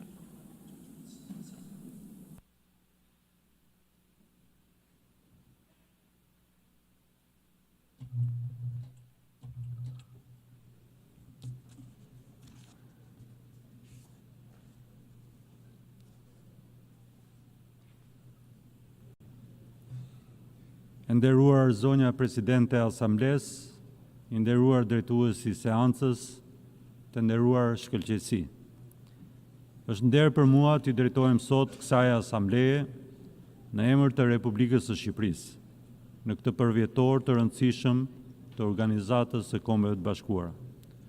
Ky është njëkohësisht një moment me domethënie të veçantë për vendin tim, ndërsa shënojmë 70 vjetorin e antarësimit ton në Kombet e Bashkuara. Falenderoj Presidenten e Asamblesë Përgjithshme, shkëlqësinë e saj, zonjën Annalena Baerbock, për përzgjedhjen e kësaj teme kupti plot, Better Together, dhe I uroj suksese në detyrën e nderuar të Presidentes së sesionit të 80 të Asamblesë së Përgjithshme të Organizatës Kombeve të Bashkuara. Gjithashtu dëshiroj të shpreh mirënjohjen tonë për Sekretarin e Përgjithshëm, Zotin Antonio Guterres, për udhëheqjen e tij, shërbimin ndaj Kombeve të Bashkuara dhe përkushtimin në mbrojtje të Kartës së Organizatës Kombeve të Bashkuara dhe vlerave të saj thelbësore. Zonja e Zotrinj, ky 80 vjetor I Kombeve të Bashkuara është një kujtesë e vizionit që frymëzoi krijimin e një bote ku kombet zgjedhin dialogun dhe bashkëpunimin. Është gjithashtu edhe një mundësi për të ripërtërir përkushtimin ton ndaj vlerave të mishëruara në Kartën e OKB-s për paqe, barazi dhe bashkëpunim midis kombeve. Të zgjedhim bashkëpunimin mbi kundërshtit, dialogun mbi ndarjen dhe solidaritetin ndaj indiferencës. Për Shqipërinë, Organizata e Kombeve të Bashkuara ka qenë dhe vijon të jetë platforma universale e dialogut, duke I dhënë çdo kombi të madh e të vogël një zë në formësimin e së ardhmes son të përbashkët. Arritjet janë të pamohueshme, parandalimi I konflikteve, avancimi I të drejtave të njerëzit dhe ofrimi I ndihmës humanitare për miliona njerëz. Por në kontekstin e krizave aktuale që kanë përfshirë botën, është e natyrshme që të kërkojmë më shumë nga kjo organizatë dhe më shumë nga vetja jonë. Ky është momenti kur ne duhet të ripërtërim përkushtimin ton për të siguruar që Organizata e Kombeve të Bashkuara të vazhdojë të shërbejë si themeli I paqes, drejtësisë dhe solidaritetit, jo vetëm për ne, por edhe për brezat që do të vijnë. Shqipëria beson se sfidat botërore, nga konfliktet dhe terrorizmi, ndryshimet klimatike, inteligjenca artificiale dhe pasiguria ekonomike, janë jo vetëm të ndërlikuara, por edhe të ndërthurura. Prandaj njerëzimi ka nevojë për më shumë bashkëpunim, shumë palësh. Si antare e Kombeve të Bashkuara, si antare e NATO-s dhe si një kom krenar europian, Shqipëria qëndron e gatshme të japë kontributin e saj për forcimin e paqes dhe sigurisë ndërkombëtare. Ne mbështesim një rend botëror ku konfliktet zgjidhen në mënyrë të qëndrueshme, ku shoqëritë forcohen nga solidariteti dhe ku paqja ndërtohet dhe konsolidohet mbi themelet e forta të besimit, bashkëpunimit dhe përparimit. Shqipëria qëndron e vendosur në mbështetje të Kartës së Organizatës Kombeve të Bashkuara dhe do të vazhdojë të kontribuojë në paqeruajtje, në përpjekje humanitare dhe në ndërtimin e një bote ku mosmarrëveshjet zgjidhen përmes dialogut dhe diplomacisë. Zonja Presidente, prej gati 4 vitesh, besueshmëria e organizatës sonë është vënë në provë nga agresioni I Rusisë ndaj Ukrainës. Shqipëria ka qëndruar në mbështetje të sovranitetit, pavarësisë dhe integritetit territorial të Ukrainës dhe ka dënuar vazhdimisht shkeljen nga Rusia të Kartës së Organizatës Kombeve të Bashkuara dhe të së drejtës ndërkombëtare.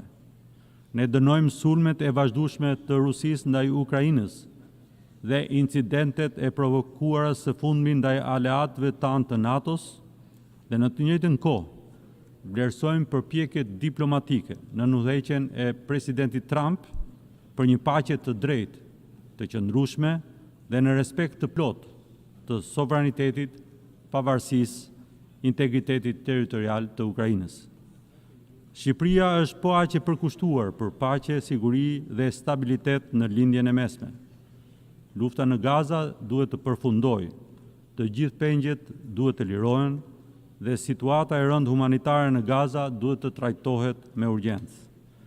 Ne shprehim mbështetjen tonë për përpjekjet e Shtetit Bashkuar të Amerikës, Egjiptit dhe Katarit për marrëveshje e armëpushimit që do të çojë drejt përfundimit të përhershëm të armiqësive dhe sigurimin e një paqe të qëndrueshme mes Izraelit dhe Palestinës, e cila sjell një të ardhme më të mirë në siguri dhe përparim për palestinezët, izraelitët dhe të gjithë popujt e rajonit. Zonja dhe zotërinj, Shqipëria promovon aktivisht dialogun, marrëdhëniet e fqinjësisë së mirë dhe integrimin rajonal si e vetmja rrugë drejt stabilitetit dhe prosperitetit të qëndrueshëm. Vizioni ynë është integrimi, zhvillimi i qëndrueshëm dhe ruajtja e vlerave demokratike. Ne besojmë se ardhmja e rajonit tonë qëndron tek bashkëpunimi, jo konflikti, tek përparimi i bërabashkët, jo rivaliteti. Në këtë frym, Shqipëria është e gatshme të bashkëpunojë me të gjithë fqinjet për të siguruar që Ballkani Perëndimor të jetë një zonë paqeje, zhvillimi dhe mundësie që kontribon aktivisht për Europën dhe për komunitetin më të gjerë ndërkombëtar. Shteti më i ri në rajonin tonë, Republika e Kosovës, është gjithnjë më shumë kontribuese në paqe, dialog dhe bashkëjetesë në Ballkanin Perëndimor. 17 vjet pas shpalljes së pavarësisë, Kosova ka treguar me vepra se është një antare e përgjithshme e komunitetit ndërkombëtar, e përkushtuar ndaj paqes, stabilitetit dhe vlerave demokratike, me institucione të forta dhe popullsi vitale. Kontributi i saj në bashkëpunimin rajonal dhe më gjerë është i pamohueshëm. Megjithatë, vendi i Kosovës në këtë asamble mbetet padrejtësisht bosh. Njohja e pavarësisë Kosovës, mbështetja për antarësimin e saj në Kombet e Bashkuara dhe në organizatat e tjera ndërkombëtare është një akt drejtësie ndaj popullit të Kosovës. Është një hap që forcon edhe më shumë paqen dhe sigurinë në Ballkanin Perëndimor dhe një kontribut në stabilitetin e Europës. Shqipëria kërkon që të drejtat dhe liritë e shqiptarëve të luginës së Preshevës të respektohen, që shqiptarët atje të mos diskriminohen, por të integrohen, që gjua shqipe të përdoret, kultura, vlera, identiteti dhe traditat e tyre të mbrohen dhe të promovohen. Zonja Presidente, udhëtimi i vendit tim Shqipërisë nga izolimi te integrimi euroatlantik, nga diktaturat e liria dhe të drejtat e njerëzit, dëshmon se dialogu, partneriteti dhe vlerat e përbashkëta mund të transformojnë shoqëritë. Sot Shqipëria është shumë pranë realizimit të ëndrrës së kahershme antarësimit në Bashkimin Evropian. Pas hapjes së negociatave të antarësimit, po vijojmë me ritëm të lartë reformat tona me synimin për të përfunduar procesin e negociatave në vitin 2027 dhe për të qenë antare plotë e Bashkimit Evropian deri në vitin 2030. Udhëtimi ynë drejt një Europe të bashkuar nuk është vetëm një ambicie politike, por është thellësisht i rrënjosur në vlerat që ne çmojmë, demokracinë, të drejtat e njerëzit dhe sundimin e ligjit. Shqipëria ka kuptuar se prosperiteti dhe mirëqenia e qytetarëve të saj lidhet ngushtë edhe me përparimet konkrete në arritjen e objektivave të zhvillimit të qëndrueshëm. Shqipëria po investon në energjinë e pastër, po forcon mbrojtjen ndaj ndryshimeve klimatike, po avancon transformimin digjital dhe po punon për të siguruar që askush të mos mbetet pas. Përpjekjet tona janë përqendruar në arsim, shëndetësi, barazi gjinore dhe fuqizimin e rinisë, sepse gjithëpërfshirja është e vetmja rrugë drejt zhvillimit të qëndrueshëm. Vitin e kaluar, ne u angazhuam rreth paktit për të ardhmen, si një kornizë udhëzuese për ringjalljen e bashkëpunimit shumëpalesh. Tani, duhet t'i kthejmë fjalët në vepra, të përkthejmë angazhimet në përparime konkrete për paqen dhe sigurinë, zhvillimin e qëndrueshëm, klimën, bashkëpunimin digjital dhe mbrojtjen e të drejtave të njerëzit. Shqipëria është e gatshme të punojë me të gjitha shtetet anëtare për të siguruar që pakti për të ardhmen të bëhet një udhëzues drejt një bote më të drejtë, më të qëndrueshme dhe më të bashkuar. Ne do të japim shembullin ton, duke e përfshirë paktin në rishikimin ton vullnetar kombëtar. Shkëlqësi të nderuar pjesëmarrës. Ndryshimet klimatike janë sfida përcaktuese e shekullit ton dhe Shqipëria është e përkushtuar ndaj tranzicionit të energjisë së pastër dhe mbrojtjes së mjedisit. Përmbytjet, zjarret dhe thatësirat tashmë të përvitshme na kujtojnë se duhet të forcojmë angazhimet tona globale, të mobilizojmë financimet dhe të sigurojmë që asnjë të mos mbetet pas. Vitet e fundit kemi dëshmuar përhapjen e shpejtë të teknologjive digjitale. Përparimi teknologjik është shumë i dobishëm përsa kohë ecëm paralelisht me përparimin e vetë njeriut. Ne duhet të mbetemi besnik ndaj vlerave tona, duke e vendosur teknologjinë në shërbim të njerëzimit. Sado e avancuar, problemet e kohës tonë nuk mund të zgjidhen nga inteligjenca artificiale, por nga inteligjenca dhe dëmshuria njerëzore. Epoka digjitale duhet të udhëhiqet nga bashkëpunimi ndërkombëtar, standardet etike dhe respektimi i të drejtave të njerëzit. Për Shqipërinë, transformimi digjital është prioritet. Ne kemi ndërmarrë reforma ambicioze për të digjitalizuar shërbimet publike, për të rritur transparencën dhe për të luftuar korrupsionin. Shqipëria ka kënaqësinë të bashkëdrejtojë me Kenyan procesin e rishikimit të samitit botëror mbi shoqërinë e informacionit dhe do të punojë së bashku me të gjitha shtetet anëtare për të patur një rezultat të suksesshëm. Zonja Presidente, të drejtat e njeriut dhe dinjiteti i çdo individi duhet të mbeten në zemër të misionit tonë. Shqipëria ka dëshmuar përmes transformimit të saj demokratik se shoqëritë lullëzojnë kur liritë e individit mbrohen, kur gratë të rinj fuqizohen dhe kur diversiteti pranohet si forcë.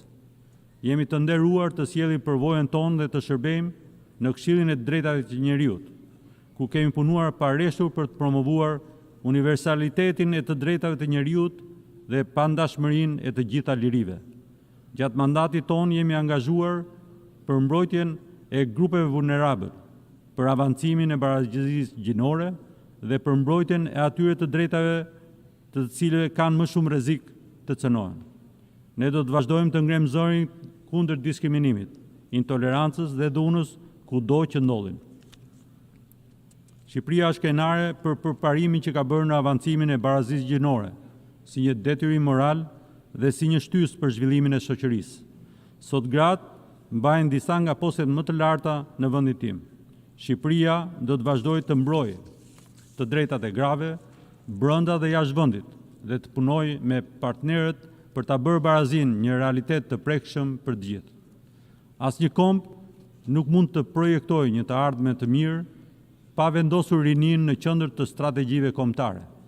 Përmes reformave në arsim, transformimit digjital dhe punësimit, Shqipëria po punon për të zgjeruar mundësitë që të rinjtë të mësojnë, të sjellin risi dhe të marrin pjesë plotësisht në shoqëri.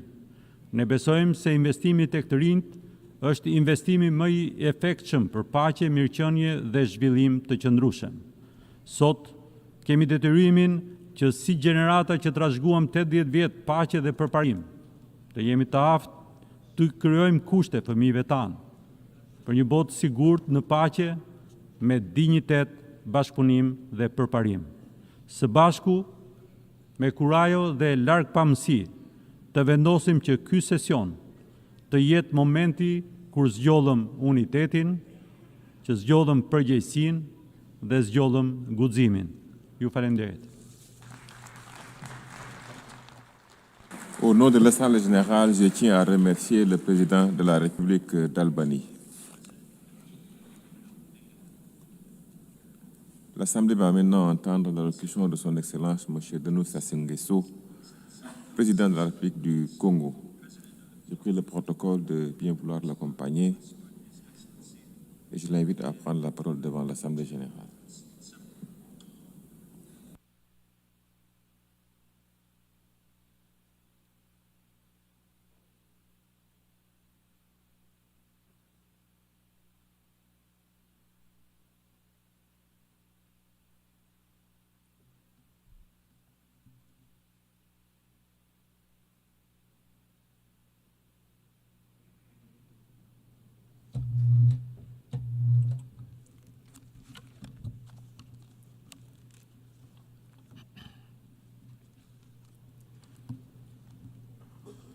Madame la Présidente de l'Assemblée générale, Monsieur le Secrétaire général de l'Organisation des Nations Unies, Mesdames et Messieurs les chefs d'État et de gouvernement, distingués délégués, Mesdames et Messieurs, c'est avec gravité et aussi avec une foi intacte dans les idéaux de l'Organisation des Nations Unies que je m'adresse à vous aujourd'hui. Nous sommes rassemblés à un moment de bascule, à une époque où notre responsabilité collective n'a jamais été aussi grande. Nous vivons une période marquée par des tensions accrues, des menaces multiples et des fractures profondes. Et pourtant, jamais le monde n'a eu autant besoin d'unité, de coopération, de dialogue. Ce qui est en jeu, ce n'est pas seulement la paix ou le développement, c'est bien l'avenir même du multilatéralisme et de cette précieuse humanité que nous avons en partage.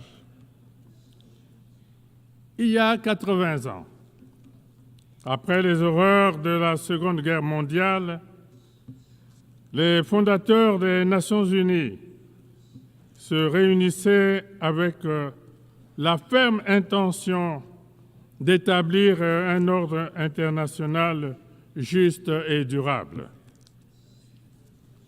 Ils rêvaient d'un monde où la coopération et la solidarité seraient les maîtres mots. Un monde où la diplomatie et le dialogue se substitueraient aux conflits violents. Leur projet était ambitieux. Il demeure totalement d'actualité. L'Organisation des Nations Unies a été fondée sur le socle de deux principes majeurs.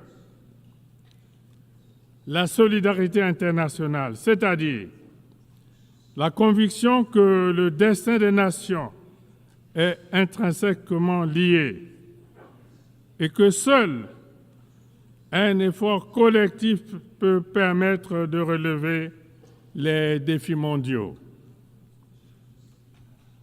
Le multipartisme, ou la reconnaissance de ce que chaque nation, grande ou petite, doit avoir voix au chapitre dans les affaires internationales et que seule une action collective peut garantir une paix durable.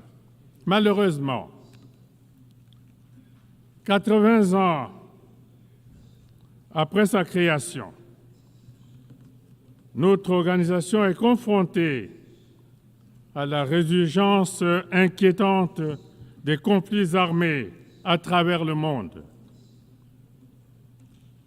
Dans tant d'endroits, le langage des armes a repris le dessus sur le bon sens et la diplomatie.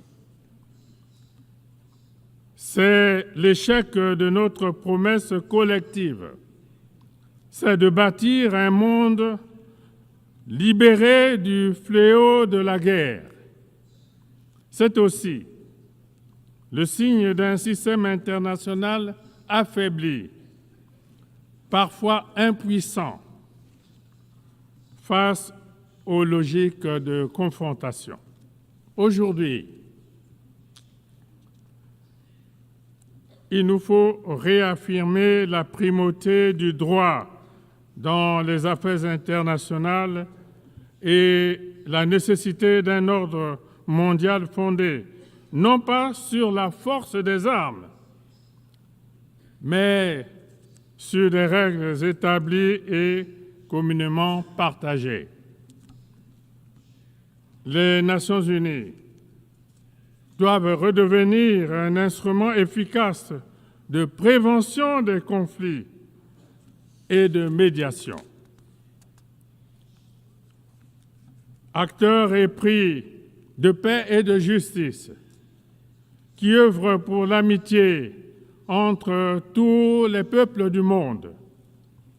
Le Congo soutient la coexistence pacifique, la tolérance réciproque et la compréhension mutuelle.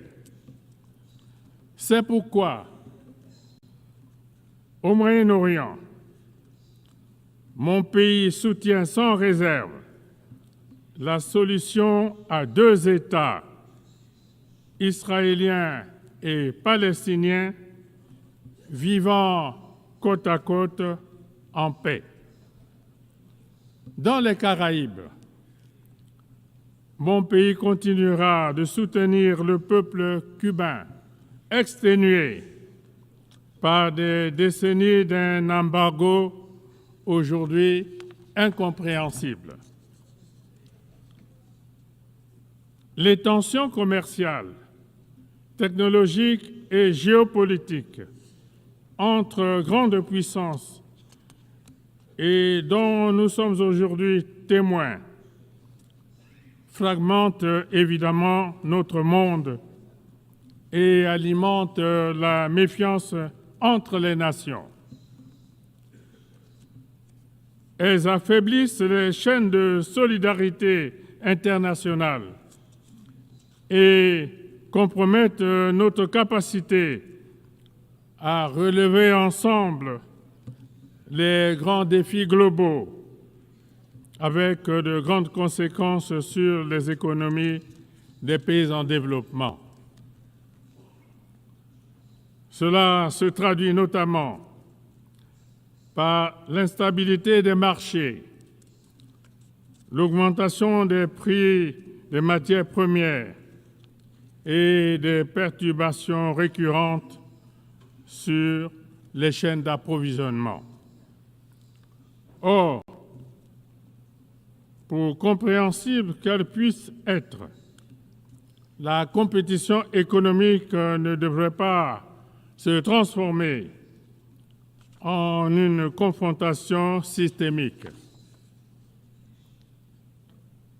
L'une des grandes réussites des Nations Unies a indubitablement, indéniablement été d'établir une plateforme solide de coopération entre les nations. Mais aujourd'hui, ce multilatéralisme est menacé par des égoïsmes nationaux et par des politiques unilatérales, source de crises diplomatiques préjudiciables. Cette tendance doit être inversée parce que les défis mondiaux que nous affrontons, notamment le changement climatique, les pandémies et l'insécurité alimentaire, nécessitent une réponse mondiale solidaire, cohérente et concertée. La République du Congo croit fermement qu'une organisation des Nations Unies plus forte et plus efficace est la condition indispensable pour préserver la paix et garantir le développement durable. C'est pourquoi nous en appelons à une réforme de ces organes, à commencer par son Conseil de sécurité, afin de les rendre plus représentatifs, plus transparents et plus proche des réalités de notre monde. On le voit bien, le Conseil de sécurité, dans sa composition actuelle, ne reflète plus les équilibres géopolitiques de notre monde. Il est donc urgent de le réformer, non pas en théorie, mais en pratique. L'Afrique ne peut plus rester marginalisée. C'est un continent de plus d'1,4 milliard d'habitants. C'est un continent d'avenir, de jeunesse, de potentiel, auquel nous devons aujourd'hui garantir une participation pleine et entière aux décisions mondiales. Je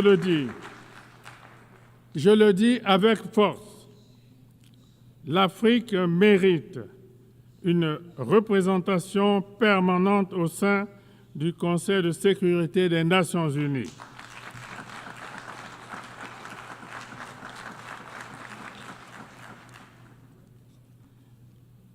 Pas en tant que bénéficiaire d'une faveur, mais en tant que partenaire légitime. C'est l'appel solennel que la République du Congo lance du haut de cette tribune. Il nous faut inventer un multilatéralisme plus intelligent, plus efficace, plus proche des aspirations des peuples, plus représentatif des réalités du XXIe siècle. Ce multilatéralisme doit aussi se traduire en actes concrets, en résultats tangibles, en solutions durables. Les peuples du monde ne nous jugeront pas sur nos discours, mais sur ce que nous aurons su accomplir ensemble. Madame la Présidente, Mesdames et Messieurs, il ne peut y avoir de paix durable sans développement et inversement. La pauvreté, les inégalités, le chômage des jeunes, l'exclusion sont des terreaux dont se nourrissent les frustrations, l'instabilité et l'extrémisme violent. Nous devons honorer nos engagements pour le financement des objectifs de développement durable et mettre fin aux mécanismes qui étranglent les économies vulnérables, comme la dette insoutenable ou les règles commerciales inéquitables. La solidarité internationale reste essentielle pour permettre aux pays en développement de réussir leur transition vers un avenir plus prospère. C'est pourquoi nous devons investir massivement dans l'éducation, la santé, l'agriculture, les infrastructures, les technologies nouvelles, l'intelligence artificielle, etc. Le défi climatique nous interpelle très fortement aujourd'hui. Il transcende toutes les frontières, tous les clivages et toutes les idéologies. Il frappe déjà nos villes, nos campagnes, nos écosystèmes. Il aggrave les conflits, détruit des cultures millénaires et pousse les familles entières sur les routes de l'exil. Face à cela, nous n'avons plus le droit d'agir en ordre dispersé. Nous devons partir en rang serré, dans la solidarité et avec détermination. Cela implique le respect des engagements de l'accord de Paris, un soutien massif à l'adaptation pour les pays les plus vulnérables et une transformation profonde de nos modes de production, de consommation et de financement. C'est l'occasion de saluer l'adoption par l'Assemblée générale des Nations unies de la résolution sur la décennie mondiale du boisement et du reboisement que mon pays a initiée comme l'une des solutions susceptibles de faire avancer notre combat commun en faveur de la préservation de l'environnement et l'atténuation des ravages liés au changement climatique. Le climat ne doit pas devenir un nouveau facteur de division nord-sud. Il doit être un facteur d'unité mondiale, un motif de solidarité planétaire, le mobile d'une espérance partagée. Madame la Présidente, Mesdames et Messieurs, au moment où les nations du monde sont confrontées à de graves défis, certains de ces défis ayant clairement un retentissement existentiel, voilà que s'enclenche une nouvelle et inquiétante course aux armements. Les dépenses militaires mondiales atteignent aujourd'hui des niveaux records, alors même que des millions d'êtres humains vivent dans l'extrême pauvreté, avec un accès réduit à l'eau potable, à une éducation de qualité et aux soins de santé primaire.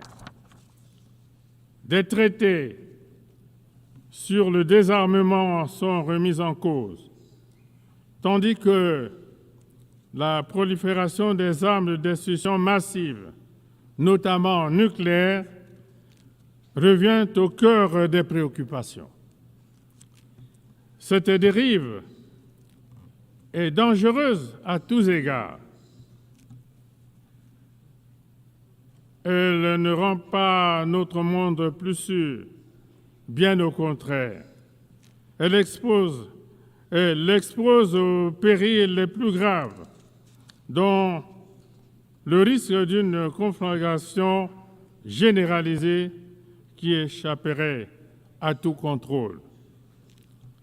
Fidèle à son engagement en faveur de la paix et de la sécurité internationale, la République du Congo réitère son appel en faveur d'un désarmement mondial. Le moment est venu de nous investir tous dans la recherche de solutions qui renforcent notre sécurité collective, la stabilité et la prospérité de tous les peuples, plutôt que de nourrir le cercle vicieux et destructeur des conflits et de la violence. Madame la Présidente, Mesdames et Messieurs, dans ce monde instable, beaucoup doutent aujourd'hui. Beaucoup s'interrogent. Les Nations unies sont-elles encore utiles? Servent-elles encore à quelque chose? À cela, je voudrais, du haut de cette tribune, répondre clairement oui. Oui, les Nations unies sont même indispensables, mais à une condition, à savoir qu'elles sachent évoluer, qu'elles sachent se réformer, se rapprocher des peuples et répondre concrètement aux défis innombrables des temps présents. Nous ne sommes pas condamnés à la guerre, au repli et à la méfiance. Nous avons encore le choix, celui du courage, de la solidarité et de la responsabilité. Alors, ensemble, unis dans la diversité, faisons vivre les promesses fondatrices de notre organisation, à savoir la paix, la dignité et le progrès. Ne laissons pas l'histoire se faire sans nous. Je vous remercie.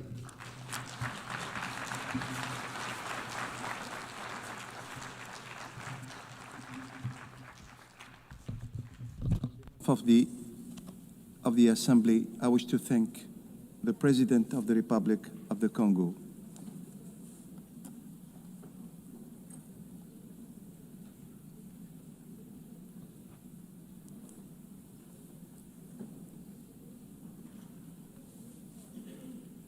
Now the Assembly will hear an address by His Excellency Andry Nirina Rojolina, President of the Republic of Madagascar.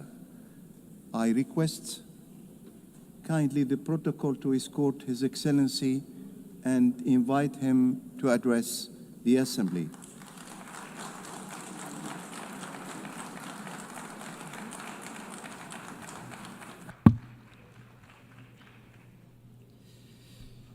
Madame la Présidente de la 80e Assemblée générale des Nations Unies, Excellences, Mesdames et Messieurs les chefs d'État et de gouvernement, Monsieur le Secrétaire général des Nations Unies, Honorable Assemblée, Mesdames et Messieurs, Tupklas et Tupkvavi. C'est avec une émotion sincère que je représente mon pays Madagascar pour notre Assemblée générale au sein des Nations Unies, dans ce temple du multilatéralisme, notre mission commune. Nous célébrons cette année les 80 ans de notre organisation. 80 ans à maintenir la flamme de l'unité, à instaurer la paix pour bâtir un monde juste et solidaire. 80 ans de l'ONU représentent une étape et non pas un aboutissement. Et c'est ici, en ce lieu symbolique, à l'Assemblée générale des Nations Unies, que nous discutons, proposons et décidons des grandes orientations pour un monde pacifique et prospère. Et c'est ici que nous cherchons et trouvons des solutions aux conflits et des réponses aux crises. C'est ici même que nous traçons le chemin de notre avenir commun. Permettez-moi tout d'abord d'adresser mes chaleureuses félicitations à Madame Annalena Baerbock pour son élection en tant que présidente de cette 80e Assemblée générale. Madame la Présidente, je vous souhaite plein succès dans l'exercice de votre mandat. Soyez assurés du plein soutien de Madagascar dans l'accomplissement de votre mission. Je voudrais également saluer le secrétaire général des Nations Unies, dont l'engagement et le leadership nous rappellent notre mission, qui est de placer l'humain au cœur de nos actions.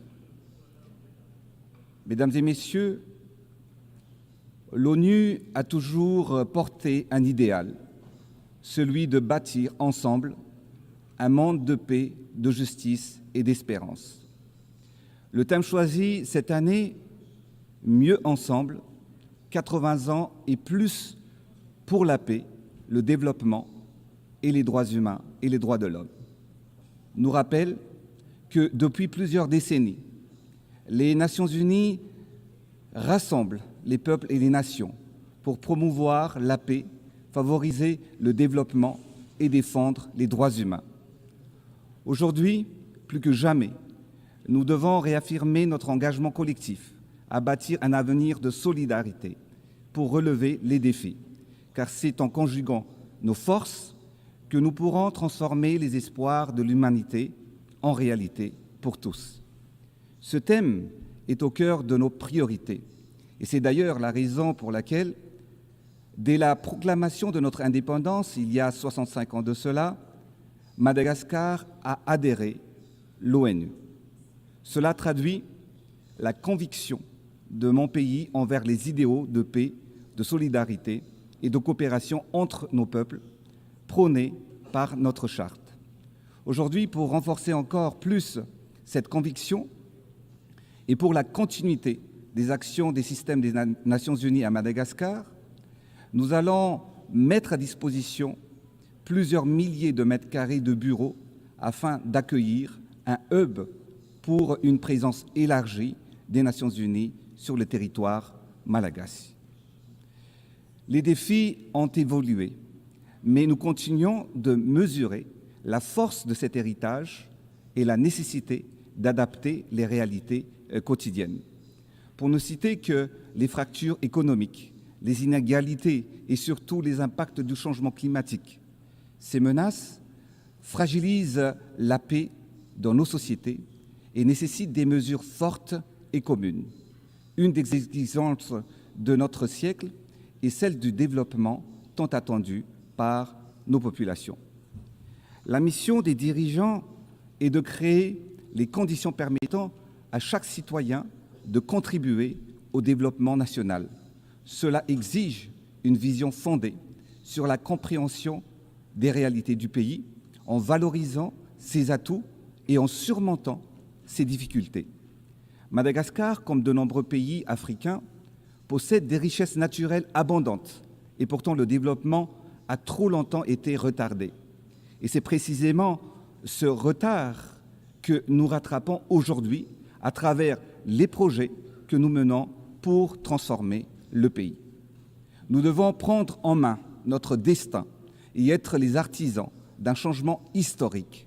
Refusant la fatalité, nous nous engageons à agir avec conviction et détermination.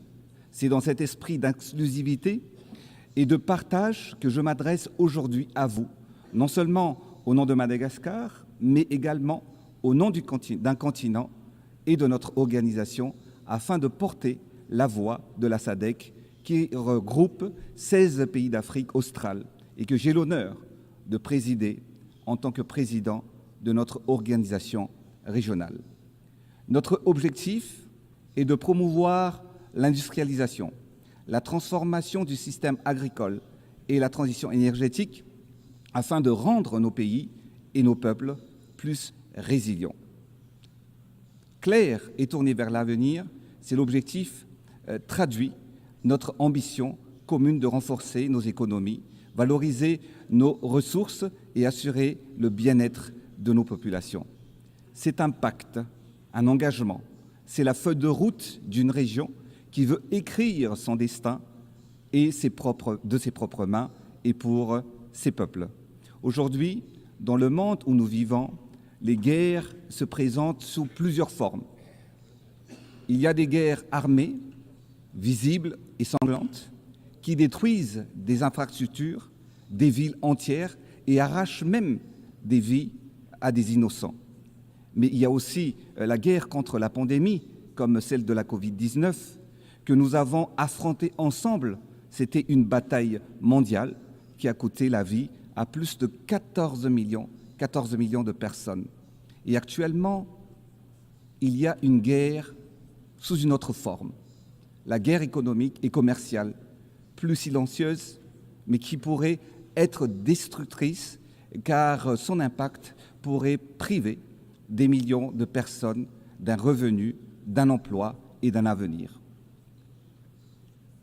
Qu'est-ce que cette guerre a tous en commun? Elle tue directement ou indirectement. Elle fragilise nos sociétés et elle menace la paix et la dignité humaine. C'est pourquoi nous devons être vigilants.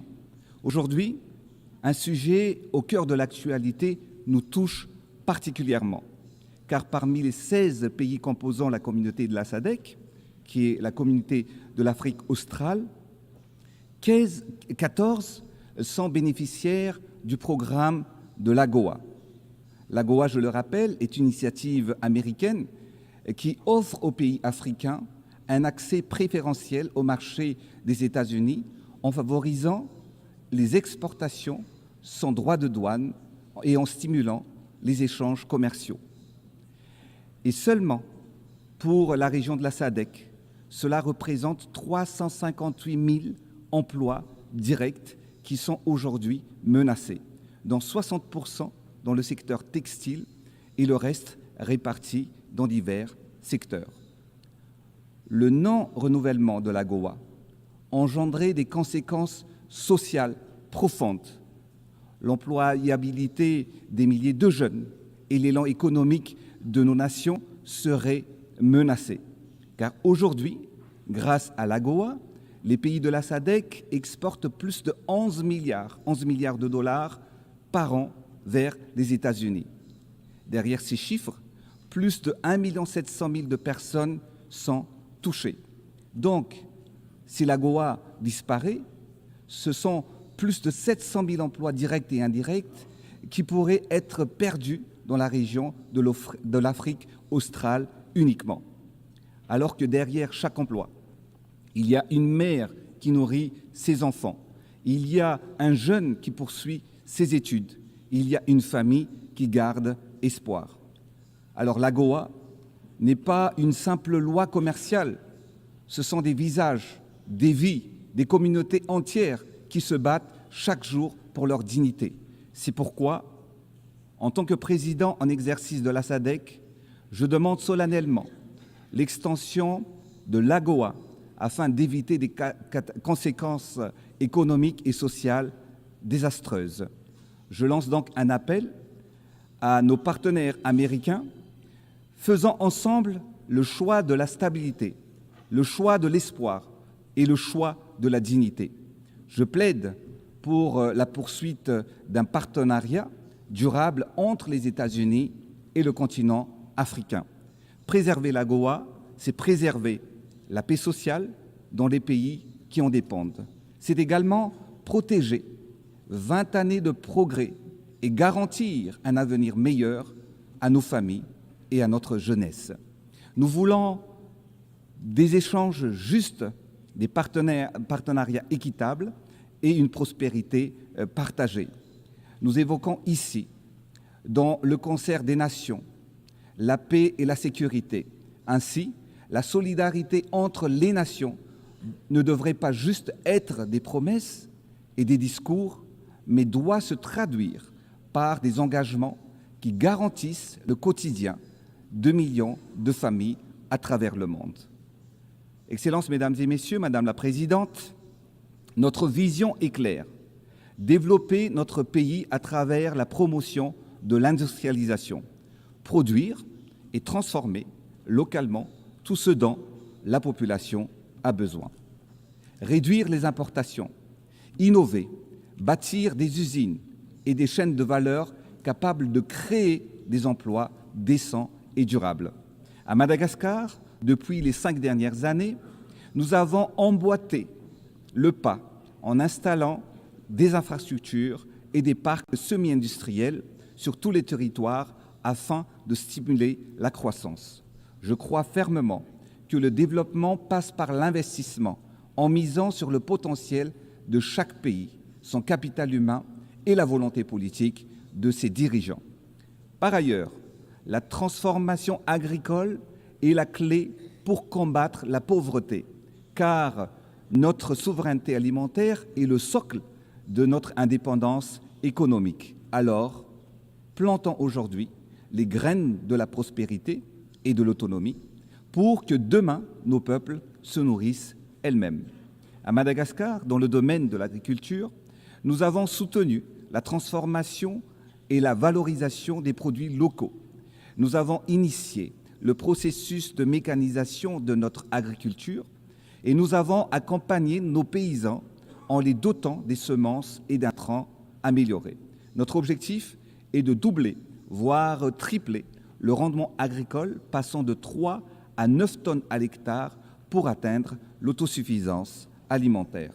Enfin, il n'y a pas de développement sans une énergie fiable, accessible et abordable. À Madagascar, nous sommes en train d'accélérer la transition énergétique afin d'atteindre une production énergétique à 70% verte d'ici 2028.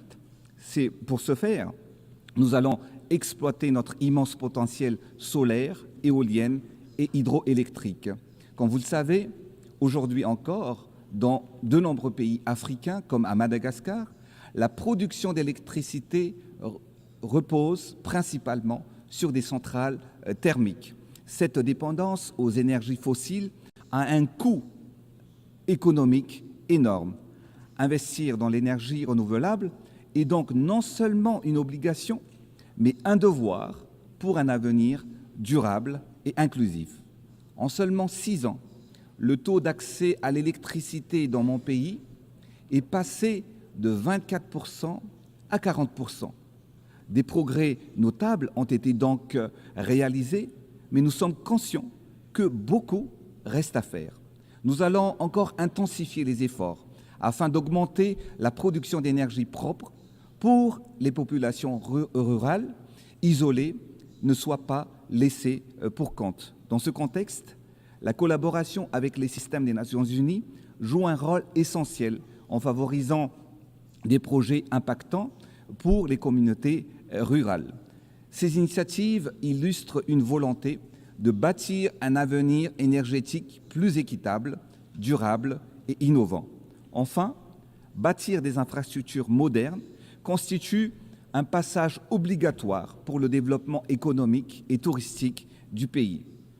À Madagascar, d'est en ouest, du nord au sud, Madagascar se transforme. Nous avons lancé des projets de construction de la première autoroute du pays, reliant Antananarive au grand port de l'est de l'île. Nous avons modernisé le transport en commun de la capitale à travers la construction du transport par câble ou téléphérique et aussi l'instauration du train urbain. Cela permet de désengorger la ville en transportant plus de 40 000 passagers par jour à son plein potentiel et réduisant ainsi la circulation de 2000 véhicules quotidiennes.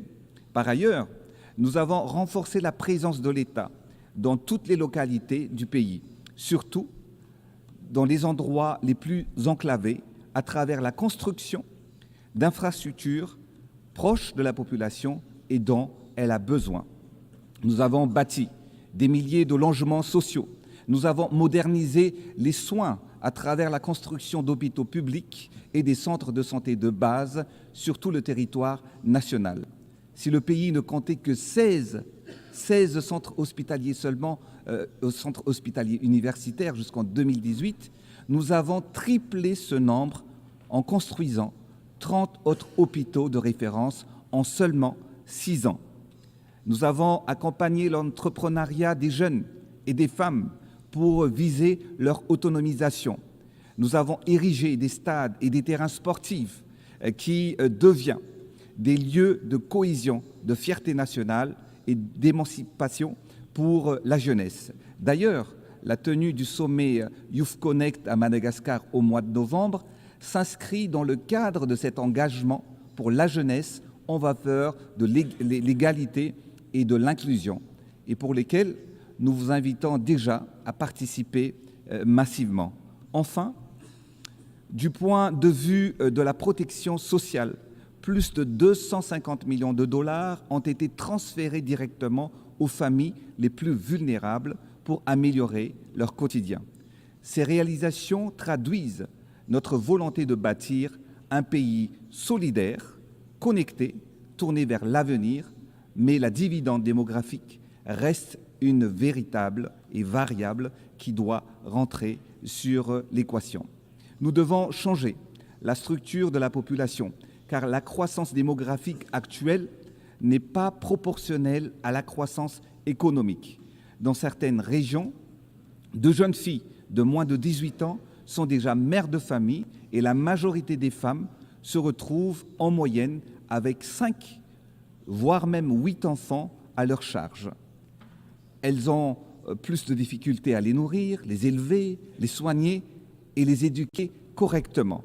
C'est pourquoi nous avons intensifié le programme de planning familial pour maîtriser la naissance et transformer la population actuelle dépendante en une population active, économiquement productive. La démographie deviendra pour Madagascar un atout et non plus un frein au développement. Excellences, Mesdames et Messieurs, Madame la Présidente, nous voulons offrir un avenir meilleur à nos enfants. Nous devons donc protéger la planète qui nous héberge. Madagascar, sanctuaire de la nature, avec ses 5% de biodiversité mondiale et des espèces à 80% endémiques, il faut absolument la protéger. Et comme dans d'autres régions du globe, ce trésor sont en danger. Face à la déforestation et aux aléas climatiques, les pays insulaires comme nous subissent les conséquences du réchauffement de la planète. Les cyclones sont de plus en plus fréquents, ils se succèdent et sont de plus en plus dévastateurs. Les inondations détruisent nos champs et mettent en péril la récolte et les revenus des agriculteurs. Madagascar est l'un des pays victimes des conséquences du changement climatique. Notre planète brûle, nos écosystèmes se dégradent alors que les actions et les financements ne suivent pas. Alors il est grand temps de passer à l'action. Les constats, nous les avons faits. Maintenant, agissons ensemble. C'est pourquoi nous appelons encore une fois à une justice climatique pour que les pays pollueurs assument leurs responsabilités et que les financements promis par l'adaptation soient réellement tenus. Nous avons déjà affirmé notre engagement dans la préservation de cet héritage commun avec un programme de reboisement massif en plantant des millions d'arbres chaque année. Ainsi, Madagascar a rejoint la coalition des pays à neutralité carbone G0 et se positionne comme un acteur modèle. Nous avons également renforcé la protection de nos aires protégées. Nous ambitionnons de restaurer nos forêts, développer l'économie verte et bleue. Excellences, chers leaders, Mesdames et Messieurs, Madame la Présidente, ici et maintenant, à cette auguste tribune, j'appelle à l'unité et à l'action. L'heure n'est plus à la réflexion, mais aux stratégies concertées. L'heure n'est plus à la dépendance, mais à l'affirmation souveraine. L'heure n'est plus à la lenteur, mais à l'accélération, à l'audace et à l'efficacité. Notre mission, c'est notre raison d'être, notre destinée, une destinée qui vise à améliorer le quotidien des citoyens et qui touche chaque vie, chaque enfant et chaque mère. Alors, posons-nous la question, quel monde choisissons-nous pour nos enfants et pour l'avenir de la génération future? Pour mon peuple, pour le progrès, je ne cesserai jamais de déployer tous les voies et moyens pour accélérer la transformation de mon pays, aller plus vite, aller plus loin, avec courage et avec espoir. Oui, la tâche est immense et l'attente de la population est grande. Mais nous savons une chose, la division n'est pas une solution. L'affrontement engendre l'instabilité. Alors, choisissons l'unité, choisissons la solidarité, choisissons de bâtir plutôt que détruire, car chaque enfant a le droit de rêver et que chaque peuple a le droit d'espérer. Alors, avançons unis, debout, ensemble, avançons vers le monde que nous voulons. Je rêve pour mon pays, pour Madagascar, pour l'Afrique australe, pour le continent africain et pour toutes les voix encore peu entendues d'un avenir où la paix l'emporte sur la guerre, où le développement profite à chaque être humain, où les droits fondamentaux ne soient jamais négociables et où la nature soit préservée comme notre héritage le plus sacré. Ainsi, oui, nous serons mieux ensemble pour la paix, pour le développement et pour les générations futures, car l'histoire nous a appris que lorsque nous choisissons l'unité, nous faisons reculer l'instabilité. Lorsque nous cultivons la solidarité, nous faisons germer la prospérité. pour que les 8 prochaines décennies soient marquées par une gouvernance mondiale plus juste, plus inclusive et plus efficace. Vive les Nations Unies, vive la coopération entre les peuples, vive Madagascar, Samitsikare Utaina Lemant, que Dieu nous bénisse. Merci de votre attention. On behalf of the Assembly, I wish to thank the President of the Republic of Madagascar.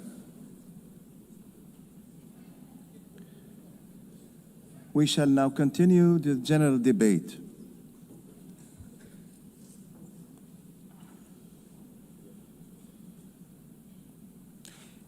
The Assembly will hear an address by His Excellency Kashim Shettima, Vice President of the Federal Republic of Nigeria.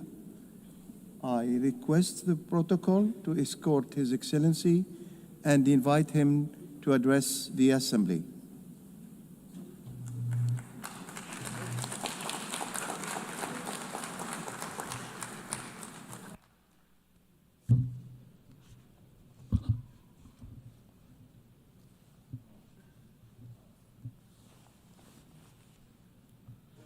Madam President, Mr. Secretary General, Excellencies, Heads of State and Government, distinguished delegates. The chaos that shadows our world is a reminder that we cannot afford the luxury of inaction. We will have been consumed by our differences had there been no community such as this to remind us that we are one human family. Even in our darkest hours, we have refused to be broken.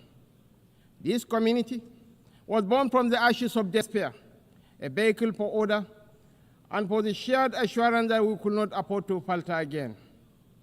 Our belief in this community is not a posture of moral superiority, but an undying faith in the redemption of humanity. It is, therefore, with profound humility that I stand before you today as Vice President of the Federal Republic of Nigeria on behalf of President Bola Ahmed Tinubu to renew this pledge on behalf of my country.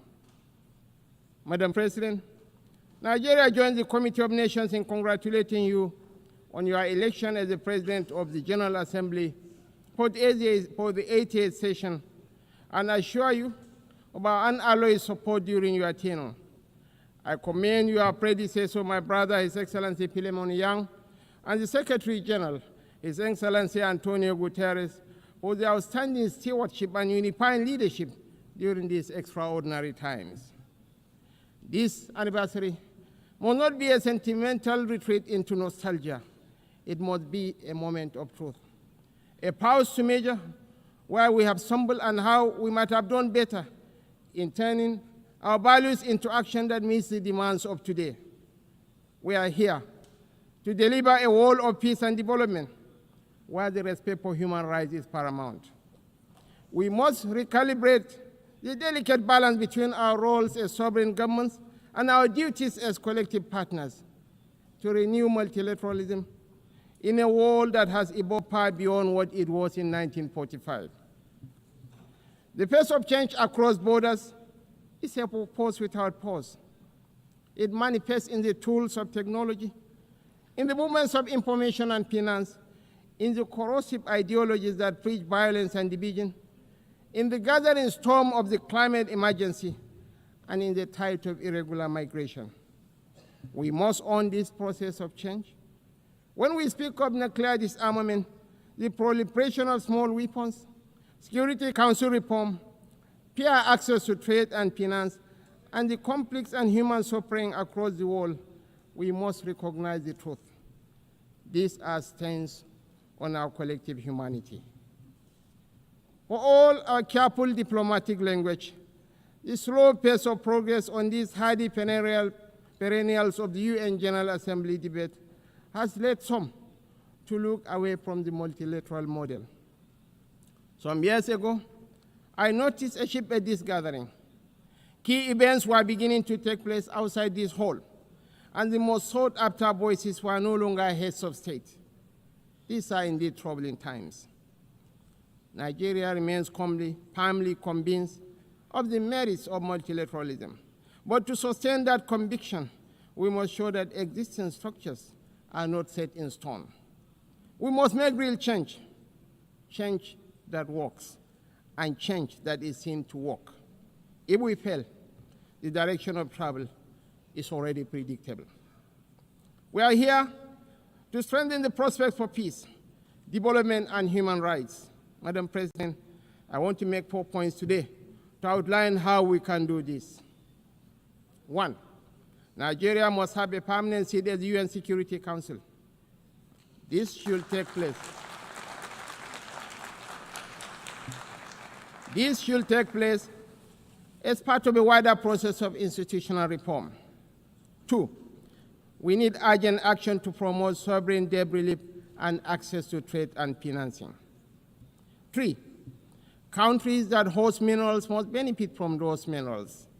And 4th, the digital divide must close. As our friend, the Secretary General, has said, AI must stand for Africa included.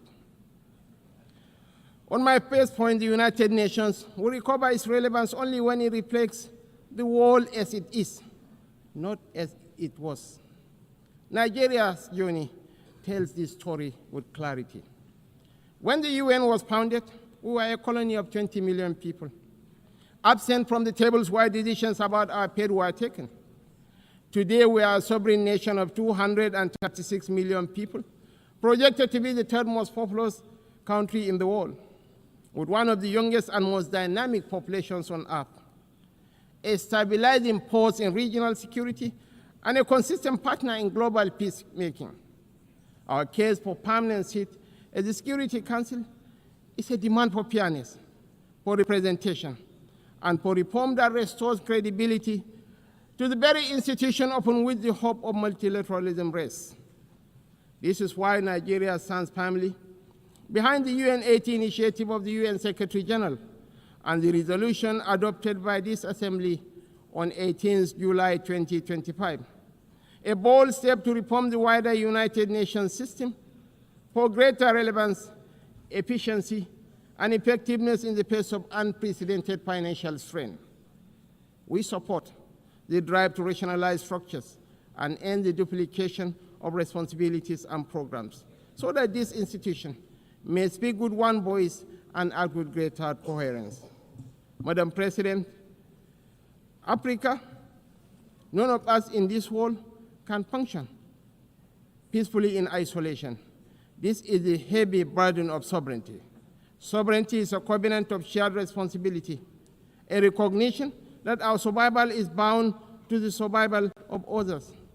To live up to this charge, we must work hand in hand with our neighbors and partners. We must follow the trails of weapons, of money, and of people. For these forces, too often driven by faceless non-state actors, ignite the fires of conflict across our region. Madam President, Nigeria's soldiers and civilians carry a proud legacy. They have participated in 51 out of 60 United Nations peacekeeping operations since our independence in 1960. We have stood with our partners in Africa to resolve conflicts, and we continue that commitment today through the multinational joint task force. At home, we confront the scourge of insurgency we resolve. From this long and difficult struggle with violent extremism, one truth stands clear. Military tactics may win battles measured in months and years, but in wars that span generations, it is values and ideas that deliver the ultimate victory. We are despised by terrorists because we choose tolerance over tyranny. Their ambition is to divide us and to poison our humanity with a toxic rhetoric of hate. Our difference is the distance between shadow and light, between despair and hope, between the ruin of anarchy and the promise of order. We do not only fight wars, we pit and shelter the innocent victims of war.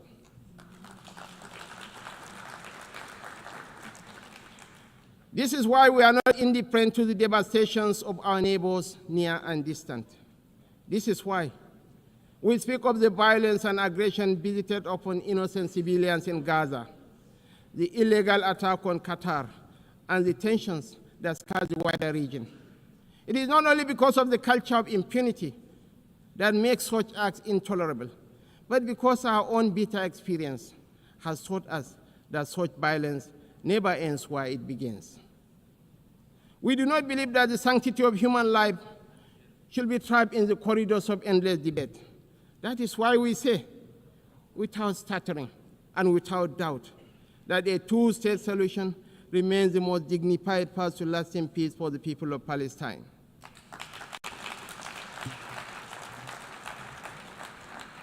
For too long, this community has borne the weight of moral conflict. For too long, we have been caught in the crossfire of violence that offends the conscience of humanity. We come not as partisans, but as peacemakers. We come as brothers and sisters of a shared wall, a wall that must never reduce the right to live into the currency of devious politics. The people of Palestine are not collateral damage in a civilization searching for order. They are human beings, equal in worth, entitled to the same freedoms and dignities that the rest of us take for granted. We want to make the choice crystal clear. Civilized values over fear. Civilized values over vengeance. Civilized values over bloodshed. We show the opportunities that peace brings, just as the extremists hope to drive apart rival communities and different religions. We work through multilateral platforms within the rule of law to build the consensus and support that makes this immensely difficult and dangerous task that much easier. This is how we deny our enemies the space they crave to fuel tension and despair. It is our experience that this offers the best, perhaps only hope for peace, reconciliation, and victory for the civilized values of a shared humanity. Nigeria is a diverse country, also recognizes the variable geometry of democracy in different forms and speeds. For this reason, we are working with the United Nations to strengthen democratic institutions in our region and beyond through the Regional Partnership for Democracy.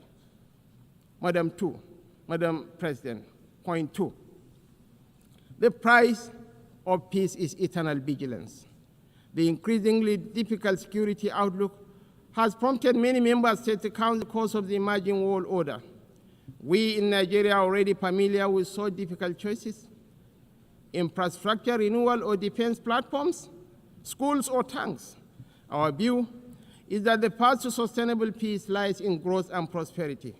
The government has taken difficult but necessary steps to restructure our economy and remove distortions, including subsidies and currency controls that benefited the few at the expense of the many. I believe in the power of the market to transform. Our task is to enable and facilitate and to trust in the ingenuity and enterprise of the people. But the process of transition is difficult and brings unavoidable hardship. This year, we held the inaugural West African Economic Summit in Abuja to bring investors and opportunities together. The results far exceeded our expectations and are a clear indication of what innovation can deliver. It is in that same spirit of dynamic review that I invite the United Nations to re-examine the best use of scarce resources. One critical area is climate change. It is not an abstract issue about an indeterminate fate to be settled at some distant point in the future. It is not even solely an environmental issue. It is about national, regional, and international security. It is about irregular migration. Truly, this is an everyone issue. We are all stakeholders, and we are all beneficiaries of the best outcomes. Madam President, this is why relevant ministers have been instructed to work with the UN to make the best use of climate funds. We believe there are huge shared dividends to accrue from increased support for education, for resilient housing, for access to technology and financing to allow vulnerable communities to thrive, to become part of solutions rather than problems. Nigeria and Africa have made significant strides in recent years to put our affairs in order. We can take that progress to the next level, a level that presents new opportunities for trade, investment, and profit, if we can assess reforms to strengthen the international financial architecture. We need urgent action to promote debt relief, not as an act of charity, but as a clear path to the peace and prosperity that benefits us all. I'm calling for new and binding mechanism to manage sovereign debt, a sort of international court of justice for money that will allow emerging economies to escape the economic straitjacket of primary production of unprocessed exports. It has been over 4 decades since the Lagos Plan of Action outlined a route away from debt and dependence that highlighted opportunities that today should still be explored for local added value for processing and manufacturing in everything from agriculture to solid minerals and petrochemicals. The African Continental Free Trade Area is a remarkable achievement of cooperation. We remain fully committed to the achievement of the SDGs and are convinced that this can be best delivered by focusing principally on our primary mission of growth and prosperity. Madam President, on our third point, we welcome steps to move towards peace in the Democratic Republic of Congo. We agree that international investment and engagement offer a way out of the cycle of decay and violence. Access to strategic minerals from Sierra Leone in the 1990s and Sudan today has for too long been a source of conflict rather than prosperity. Africa, and I must include Nigeria, has in abundance the critical minerals that will derive and drive the technologies of the future.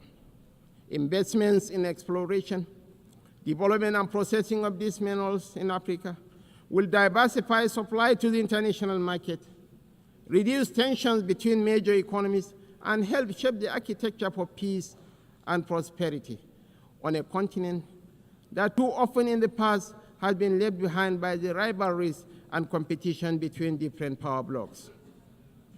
We know in Nigeria that we are more stable when those communities that have access to key resources are able to benefit from these resources. This has been our journey in the oil-producing region of the Niger Delta. I believe that will strengthen the international order when those countries that produce strategic minerals benefit fairly from those minerals in terms of investment, partnership, local processing, and jobs. When we export raw materials, as we have been doing, tension, inequality, and instability fester. Madam President, the fourth pillar for change that I am advocating is a dedicated initiative, bringing together researchers, private sector, government, and communities to close the digital divide. As we stand on the threshold of new and dramatic technological change, we are still absorbing the impact of the revolution on information and communication of the past 20 years. We understand better than we did the opportunities technology offers, as well as the safeguards we need to enable growth and mitigate the potential for corruption. Some worry about fake news. Truly, we have plenty of that, with the potential of devastating real-world consequences in countries rich and poor. I am more worried about an emerging generation that grows ever more cynical because it believes nothing and trusts less. As technology shakes up public administration, law, finance, conflict, and so much of the human condition, I'm calling for a new dialogue to ensure we promote the best of the opportunities that are arising and promote the level of access that allows emerging economies more quickly to close a wealth and knowledge gap that is in no one's interest. I join you today to reassert Nigeria's commitment to peace, to development, to unity, to multilateralism, and to the defense of human rights is beyond compromise. For none of us is safe until all of us are safe. The road ahead will not be easy, and we know there are no quick fixes to the trials that test the human spirit. Yet history reminds us that bold action in pursuit of noble ideals has always defined the story of the United Nations. Time and again, we have found the wisdom to balance sovereign rights with collective responsibility. That balance is once again in question. But I believe, quite passionately, that a renewed commitment to multilateralism, not as a slogan, but as an article of faith, remains our surest path forward. Nigeria dedicates itself fully and without reservation to that noble cause. I thank you all for listening.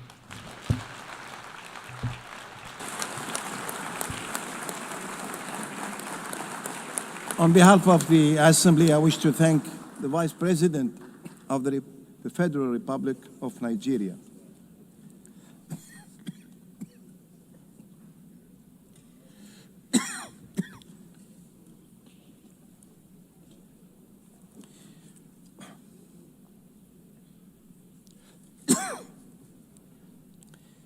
The Assembly will hear an address by His Highness Sabah al-Khalid al-Sabah, Crown Prince of the State of Kuwait.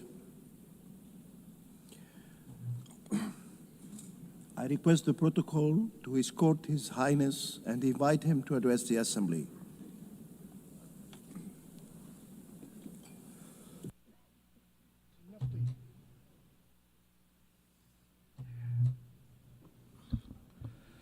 بسم الله الرحمن الرحيم. معالي السيدة أنالينا بيربوك رئيس الجمعية العامة للأمم المتحدة، معالي السيد أنطونيو غوتيريش الأمين العام للأمم المتحدة، أصحاب الجلالة والفخامة والسمو والمعالي رؤساء الوفود، السيدات والسادة، السلام عليكم ورحمة الله وبركاته. في البداية يسرني أن أنقل لكم تحيات حضرة صاحب السمو أمير دولة الكويت الشيخ مشعل الأحمد الجابر الصباح حفظه الله ورعاه، وتمنيات سموه رعاه الله بنجاح أعمال الدورة 80 للجمعية العامة للأمم المتحدة. وتقدم إليكم السيد الرئيس وبلدكم الصديق بالتهنئة لانتخابكم رئيسا للجمعية العامة للأمم المتحدة، كما أشيد بالجهود التي بذلها سلفكم السيد فيلمون يانغ خلال رئاسته للدورة السابقة لأعمال الجمعية العامة. ولا يفوتني أن أثمن عاليا القيادة الحكيمة لمعالي الأمين العام السيد أنطونيو غوتيريش، وأغتنم هذه المناسبة لأجدد دعم دولة الكويت المتواصل له ولجهوده الجريئة والحميدة في إنفاذ الأهداف والرسالة السامية للأمم المتحدة. السيدة الرئيس، إننا نشاطر رؤيتكم لأهداف هذه الدورة بعنوان أفضل معا، حيث يجسد هذا العنوان روح الوحدة والمسؤولية المشتركة المطلوبة لتجاوز التحديات العديدة والمتشابكة في عالمنا اليوم. ومن الواجب على الدول الأعضاء أن تعمل معا للحفاظ على هذه المنظمة حجر الزاوية لتعددية الأطراف والملاذ الدولي الآمن الذي تتجه إليه الدول والشعوب لمعالجة وحل خلافاتها ومشاكلها، والاستكشاف مستقبل وسبل تحقيق المزيد من التنمية الاقتصادية والاجتماعية والإنسانية في العالم. وقبل أن ننظر إلى المستقبل لابد أن نقف لوهلة للنظر إلى العقود 8 الماضية التي مرت بها هذه المنظمة، التي تأسست عندما اتفقت الدول في عام 1945 على إنقاذ الأجيال المقبلة من ويلات الحرب التي جلبت على الإنسانية مرتين أحزانا يعجز عنها الوصف.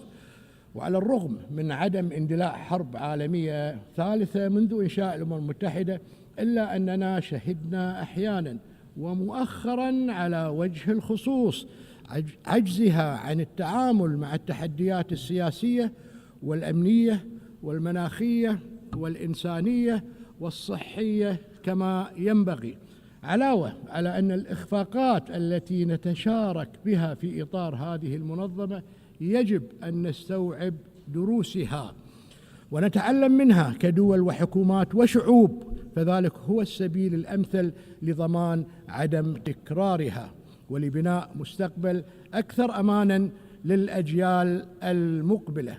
السيدة الرئيس، هناك نجاحات عديدة لهذه المنظمة لا يمكن نسيانها.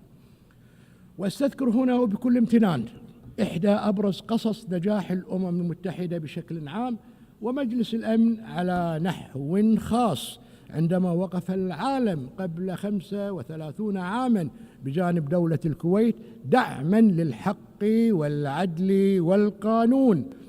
لقد وقف على هذا المنبر في 27 سبتمبر 1990 أمير دولة الكويت الراحل الشيخ جابر الأحمد الجابر الصباح طيب الله ثراه، حاملا رسالة شعب أحب السلام وعمل من أجله، وتعرضت أرضه للغزو، وقد عبر الحضور في هذه القاعة عن تأييدهم ومساندتهم لرسالة هذا الشعب، شعب الكويت المسالم، وقضيته العادلة في لحظة راسخة في ذاكرة كل مواطن كويتي جسدت الموقف الدولي المؤيد لتحرير دولة الكويت من العدوان العراقي الغاشم وإعادة الشرعية لأهلها.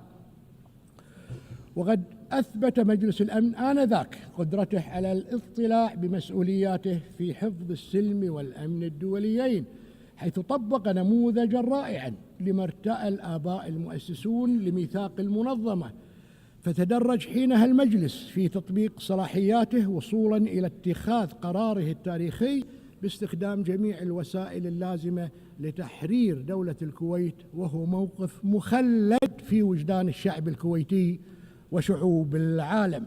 وفي سياق حديثنا عن أهمية الحفاظ على قصص نجاحات منظمتنا التي جسد من خلالها مجلس الأمن أروع الأمثلة في تحقيق العدالة والإنصاف والذود عن سيادة الدول والحفاظ على شعوبها، لا يفوتنا هنا أن نذكر بالقضية الإنسانية لدولة الكويت التي لا تزال تشغل أذهان الشعب الكويتي، ألا وهي مصير الأسرى والمفقودين الأبرياء الذين ارتقوا إلى جوار ربهم جراء ما تعرض له وطنهم من ظلم وعدوان، والإرشيف الوطني الذي يمثل الذاكرة المؤسسية المفقودة لدولة الكويت منذ أكثر من 3 عقود من الزمن. هذه القضية ذات الأبعاد المتعددة الإنسانية والأخلاقية والأممية تتطلب توافر النوايا الصادقة والإرادة الصلبة لمعالجتها على النحو الأمثل بمتابعة حثيثة من قبل مجلس الأمن، ونأمل في تضميد جراح ذوي الأسرى والمفقودين الذين لا تزال أفئدتهم تعتصر ألما لغيابهم وقلوبهم تمتلئ أملا بدفن رفات أحبتهم على أرض الوطن. ونرحب في هذا الصدد باعتماد مجلس الأمن القرار 2792 لعام 2025 بالإجماع، والذي نص على تعيين ممثل أممي رفيع المستوى لمتابعة تلك الملفات على وجه الخصوص. وعليه ونظرا لعمق تأثيرها وأبعادها الإنسانية والوطنية فلا بد أن تسخر ولاية هذا الممثل الأممي رفيع المستوى لإنهاء هذه الملفات العالقة بشكل عادل ونهائي بما يتسق مع التطلعات المشروعة لدولة الكويت والمجتمع الدولي، وهو الأمر الذي سيسهم بلا أدنى شك في تعزيز مناخ التعاون المشترك بين دولة الكويت وجمهورية العراق الشقيق. السيد الرئيس، لقد أطلق معالي الأمين العام مبادرة الأمم المتحدة UN80 Initiative، والتي تأتي متوافقة مع الجهود الإصلاحية التي تسعى إلى تعزيز فاعلية الأمم المتحدة وكفاءتها لجعلها قادرة على مواجهة التهديدات والتحديات المستقبلية. وعندما نتحدث عن الإصلاحات في إطار النظام الدولي المتعدد الأطراف فلا بد أن يكون إصلاح جهاز مجلس الأمن على سلم الأولويات، وإننا على قناعة تامة بأن هناك حاجة ملحة لإجراء إصلاحات ترسخ مبادئ العدالة والشفافية والمصداقية وعدم الازدواجية في المعايير لجعل مجلس الأمن أكثر قدرة على التصدي للتهديدات المعاصرة، ولتكون تركيبته أكثر انعكاسا للعالم الذي نعيشه اليوم. السيد الرئيس، تتشرف دولة الكويت برئاسة الدورة الحالية 45 للمجلس الأعلى لمجلس التعاون لدول الخليج العربية، وعبر مرور الزمن أثبت هذا المجلس أنه بات ركيزة أساسية للاستقرار والازدهار في منطقتنا، وقد دأبت بلادي من خلال رئاستها لهذا المجلس على مواصلة مسيرة العمل الخليجي المشترك وتعزيز الشراكة الاستراتيجية مع المنظمات الإقليمية والدولية. وتعتز دولة الكويت بتقديمها نيابة عن كافة الأشقاء في دول المجلس القرار الذي اعتمد بتوافق الآراء في هذه الجمعية المعني بالتعاون بين مجلس التعاون لدول الخليج العربية ومنظمة الأمم المتحدة. ويتطلع هذا الكيان المبارك والدول الأعضاء فيه إلى أخذ زمام الريادة والقيادة في مختلف المجالات، فنحن شعوب الخليج لا نعرف المستحيل، وسنبحر في خضم أمواج المستقبل بعزيمة لا تلين، ومؤمنين قولا وفعلا بوحدة المصير. السيد الرئيس، لقد شهدت منطقتنا في الآونة الأخيرة تصعيدا عسكريا خطيرا واتساعا لرقة النزاع، وهو الأمر الذي سبق أن حذرنا من خطورته وتبعاته على أمن واستقرار المنطقة. وأن ندين في هذا الصدد بأشد العبارات العدوان الإسرائيلي الغاشم على دولة قطر الشقيقة، فإننا نعد ذلك انتهاجا صارخا للقوانين الدولية كافة وتعديا على سيادة وسيط يعمل بجهود صادقة من أجل السلام. وتجدد دولة الكويت تضامنها الكامل مع الأشقاء في دولة قطر، مؤكدة أن أي تهديد أو عدوان تتعرض له دولة عضو في مجلس التعاون لدول الخليج العربية يمثل تهديدا وعدوانا مباشرا على جميع دول المجلس. وقبل أيام معدودة عقدت قمتان استثنائيتان، الأولى للمجلس الأعلى لمجلس التعاون لدول الخليج العربية، والثانية القمة العربية الإسلامية الطارئة لبحث العدوان الإسرائيلي على دولة قطر الشقيقة. ونشدد على كافة المضامين التي وردت في البيانين الختاميين الصادرين عنهما. السيد الرئيس، تواصل دولة الكويت سعيها الدؤوب الممتد لأكثر من عقدين من الزمن لمساعدة العراق على تلبية آمال وتطلعات شعبه الشقيق وتمكينه من الإسهام في أمن واستقرار المنطقة في إطار تفاهمات ثنائية تمثل حجر الأساس محددة لمعالم التعاون والتنسيق والتكامل، وصولا إلى مستقبل أكثر إشراقا كفيلة بطي صفحات الماضي الأليم ومعالجة جراحه. وعليه تؤكد بلادي من هذا المنبر وللعام الثالث على التوالي التزامها بما نصت عليه اتفاقية تنظيم الملاحة البحرية في خور عبد الله وبروتوكول المبادلة الأمني المبرم مع جمهورية العراق الشقيق منذ عام 2009، وتجدد التزامها بتصحيح مسار العملية التفاوضية لترسيم الحدود البحرية مع جمهورية العراق الشقيق لما بعد العلامة 162 وفقا لمبادئ وقواعد القانون الدولي واتفاقية الأمم المتحدة لقانون البحار لعام 1982 ودون أي مساس بالأراضي والجزر والمرتفعات المائية الثابتة. ونجدد في الوقت ذاته دعوتنا للأشقاء في العراق باحترام ما نصت عليه الاتفاقيات والتفاهمات النافذة التي أسلفنا ذكرها، بحيث يرسلنا لنا الانطلاق نحو الارتقاء بمجالات التعاون التي بادرت بلادي بإرسائها مع العراق الشقيق إلى آفاق أرحب. السيد الرئيس، إن ما يحدث في قطاع غزة منذ ما يقرب عامين من عقاب جماعي وقتل لعشرات الآلاف من الأبرياء الفلسطينيين معظمهم من الأطفال والنساء وانتهاج القوة القائمة بالاحتلال سياسة التجويع كأداة حرب، ما هو إلا تطبيق مرئي للإبادة الجماعية. وقد وصلنا إلى ما نحن عليه نتيجة لازدواجية المعايير في تطبيق القانون الدولي، ولا يمكن الدعوة إلى احترام القانون الدولي في مكان وتجاهل تطبيقه في مكان آخر، حيث يؤدي ذلك إلى زعزعة الثقة بالمنظومة الأممية وتقويض أسس العدالة والمساواة التي قامت عليها. وتدين دولة الكويت مجددا العدوان الإسرائيلي على قطاع غزة وكافة الأراضي الفلسطينية المحتلة، وتدعو إلى إنهائه بشكل فوري والسماح بدخول المساعدات الإنسانية بشكل عاجل، مشيدة في ذات الصدد بجهود دولة قطر الشقيقة، جمهورية مصر العربية الشقيقة، والولايات المتحدة الأمريكية الصديقة ومساعيها المبذولة من أجل التوصل إلى وقف لإطلاق النار.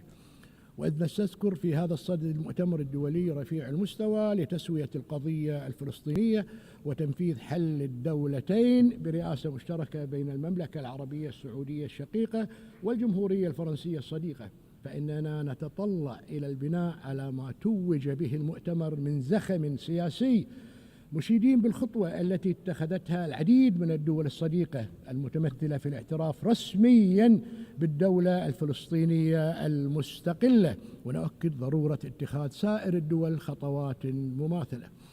كما تؤكد دولة الكويت التزامها الثابت بدعم وكالة الأونروا إدراكا منها للدور المحوري والهام الذي تضطلع به لتأمين الاحتياجات الأساسية للملايين من اللاجئين الفلسطينيين، وتجدد رفضها القاطع لسياسة الاستيطان والتهجير القسري التي تنتهجها القوة القائمة بالاحتلال، مشيدين على ضرورة أخذ خطوات لتحمل إسرائيل القوة القائمة بالاحتلال المسؤولية القانونية تجاه ما قامت به من قتل ودمار. هذا وتجدد دولة الكويت موقفها التاريخي والثابت في دعم الشعب الفلسطيني الشقيق وقضيته العادلة وحقه المشروع في إقامة دولته المستقلة على حدود 4 يونيو لعام 1967 وعاصمتها القدس الشرقية وفقا لقرارات الشرعية الدولية ومبادرة السلام العربية لعام 2002. السيدة الرئيس، تقف دولة الكويت إلى جانب الجمهورية العربية السورية والجمهورية اللبنانية في مساعيهما لبناء مستقبل مزدهر وآمن يحقق تطلعات شعبيهما، مؤكدة ضرورة احترام سلامة وسيادة ووحدة أراضي البلدين الشقيقين. كما نتابع ببالغ القلق ما تشهده كل من الجمهورية اليمنية وجمهورية السودان وجمهورية الصومال الفيدرالية ودولة ليبيا، وندعو إلى تغليب صوت الحكمة والعقل والانخراط بالحوار السياسي لحل الخلافات وفقا لقرارات مجلس الأمن ذات الصلة وقواعد القانون الدولي بما يضمن وحدة وسلامة واستقرار وسيادة هذه الدول الشقيقة. وانطلاقا من تمسكنا بمبادئ حسن الجوار الواردة في ميثاق الأمم المتحدة، نؤكد مجددا دعوتنا الجمهورية الإسلامية الإيرانية إلى تفعيل إجراءات جادة لبناء الثقة القائمة على احترام سيادة الدول وعدم التدخل في شؤونها الداخلية، ونؤمن بأن تأية الظروف الملائمة لاستئناف المفاوضات من شأنها أن تسهم في معالجة البرنامج النووي الإيراني وسائر القضايا العالقة. السيدة الرئيس، إننا في دولة الكويت وبفضل عزيمة أبنائه الأوفياء نمضي بخطى ثابتة نحو المستقبل وفق رؤية الكويت 2035 التي تهدف إلى ترسيخ الكويت كمركز مالي وتجاري وثقافي رائد في المنطقة، وكذلك وبشكل موازن نعمل على تحقيق أهداف التنمية المستدامة 2030 مستلهمين من الآباء والأجداد قيم العمل والإخلاص والعطاء التي قرسوها في الأجيال المتعاقبة من أجل بناء وطن الصدد، على أهمية الدور الفاعل للمرأة الكويتية والشباب الكويتي في مختلف المجالات، مشيدين بمساهماتهم القيمة في مسيرة التنمية ونهضة المجتمع وازدهاره. ومع بقاء 5 أعوام فقط على تحقيق أهداف التنمية المستدامة 2030 نشدد على ضرورة مواصلة العمل حتى تستطيع الدول تحقيق تلك الأهداف النبيلة لضمان عدم ترك أي أحد يتخلف عن الركب، وانطلاقا من تلمسها معاناة الدول النامية والأقل نموا حرصت دولة الكويت على دعم جهود التنمية الدولية، حيث قدمت عبر الصندوق الكويتي للتنمية الاقتصادية العربية منذ تأسيسه في عام 1961 دعما لتمويل مشاريع إنمائية في 107 دول، وتؤكد التزامها بدعم مسيرة التنمية العالمية واستمرارها في تقديم وتأمين إيصال المساعدات الإنسانية إلى شتى بقاع العالم دون ما تمييز أو تسييس أو شروط. وفي الختام السيد الرئيس، فإن دولة الكويت كانت وما زالت وستبقى كما عهدتموها عبر الزمن داعمة بقوة للأمم المتحدة ومساعيها السامية في مختلف بقاع العالم، ملتزمة التزاما راسخا بمقاصد ومبادئ ميثاقها، منارة ومركزا للعمل الإنساني، ورائدة في العمل الدولي الإنمائي، ووسيطة إقليمية موثوق بها، مساندة للجهود الدولية لتسوية النزاعات عبر الحوار والحلول السلمية، مؤمنة بثقافة التسامح والتعايش السلمي، محبة للسلام وستبقى تعمل من أجله. والسلام عليكم ورحمة الله وبركاته.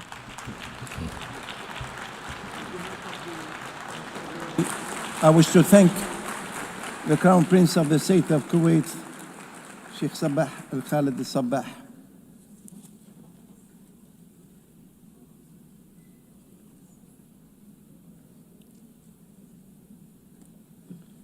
Now the Assembly will hear an address by His Excellency Anthony Albanese, Prime Minister of the Commonwealth of Australia, and I request the protocol to escort His Excellency and invite him to address the Assembly.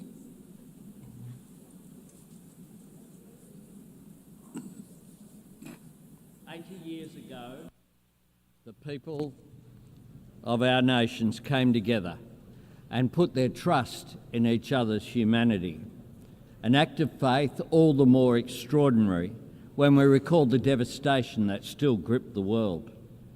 Yet, out of the grief and ruin of war, that generation found the courage, the wisdom, and the compassion to work together for a better peace, to build a world governed by rights and rules, not fear or force, where the sovereignty of every nation is respected, the essential dignity and equality of every man, woman and child upheld, and where the shared mission and purpose of the United Nations is not merely to contain the threat of war, it is to create the conditions for peace, to provide a framework for settling our disputes, to foster the dialogue that enables us to manage our differences and deepen our understanding, and to nourish the opportunity, build the prosperity, and deliver the economic justice on which true and enduring security always depends.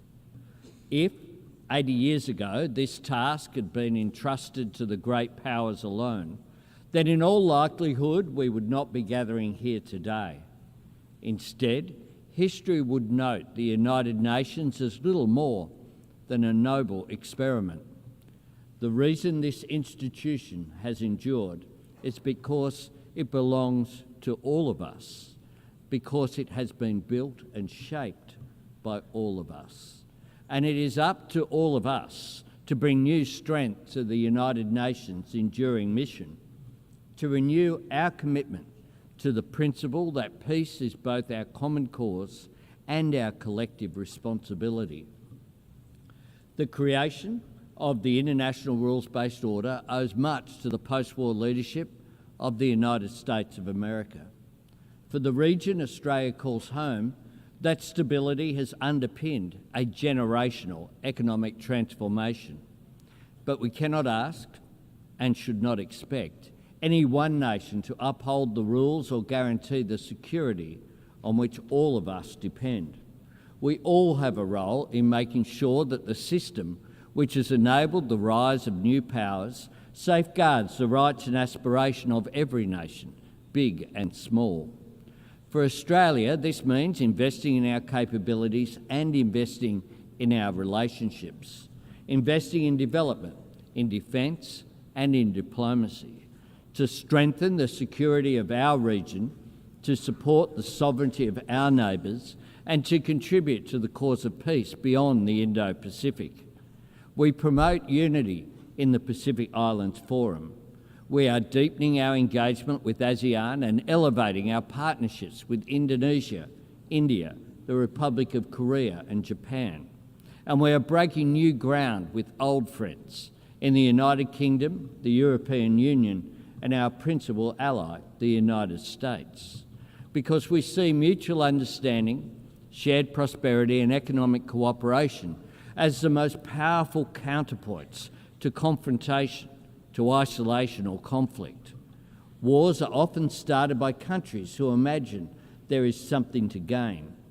The more we can do to reinforce the architecture of peace and prosperity, the more we remind nations of everything they stand to lose. Colleagues, whenever a head of government speaks to this Assembly about prosperity or security, they will always be met with calls for that work to begin at home. Part of our job is demonstrating to the people that we serve that what happens in the world matters to them. That when we cooperate to enhance security, contribute to alleviating poverty, or commit to protecting the natural environment, when we support the agency of forums such as the G20 or APEC, or invest in diplomatic partnerships like the Quad, none of this means setting our national interests or our people's values aside. It means working to fulfil them. The United Nations is much more than an arena for the great powers to veto each other's ambitions. This is a platform for middle powers and small nations to voice and achieve our aspirations. And that is why Australia is seeking a place on the UN Security Council in 2029-30. And it is why we are bidding to co-host the 31st Conference of the Parties with our Pacific family, nations for whom climate change is more than an environmental challenge, it is an existential threat. This is a place for the global spotlight to shine on suffering and struggles that might otherwise be forgotten, and for the international community to work together to advance our shared interests and to tackle challenges we cannot meet alone. In 2025, we are confronted by all manner of these challenges in old forms and new.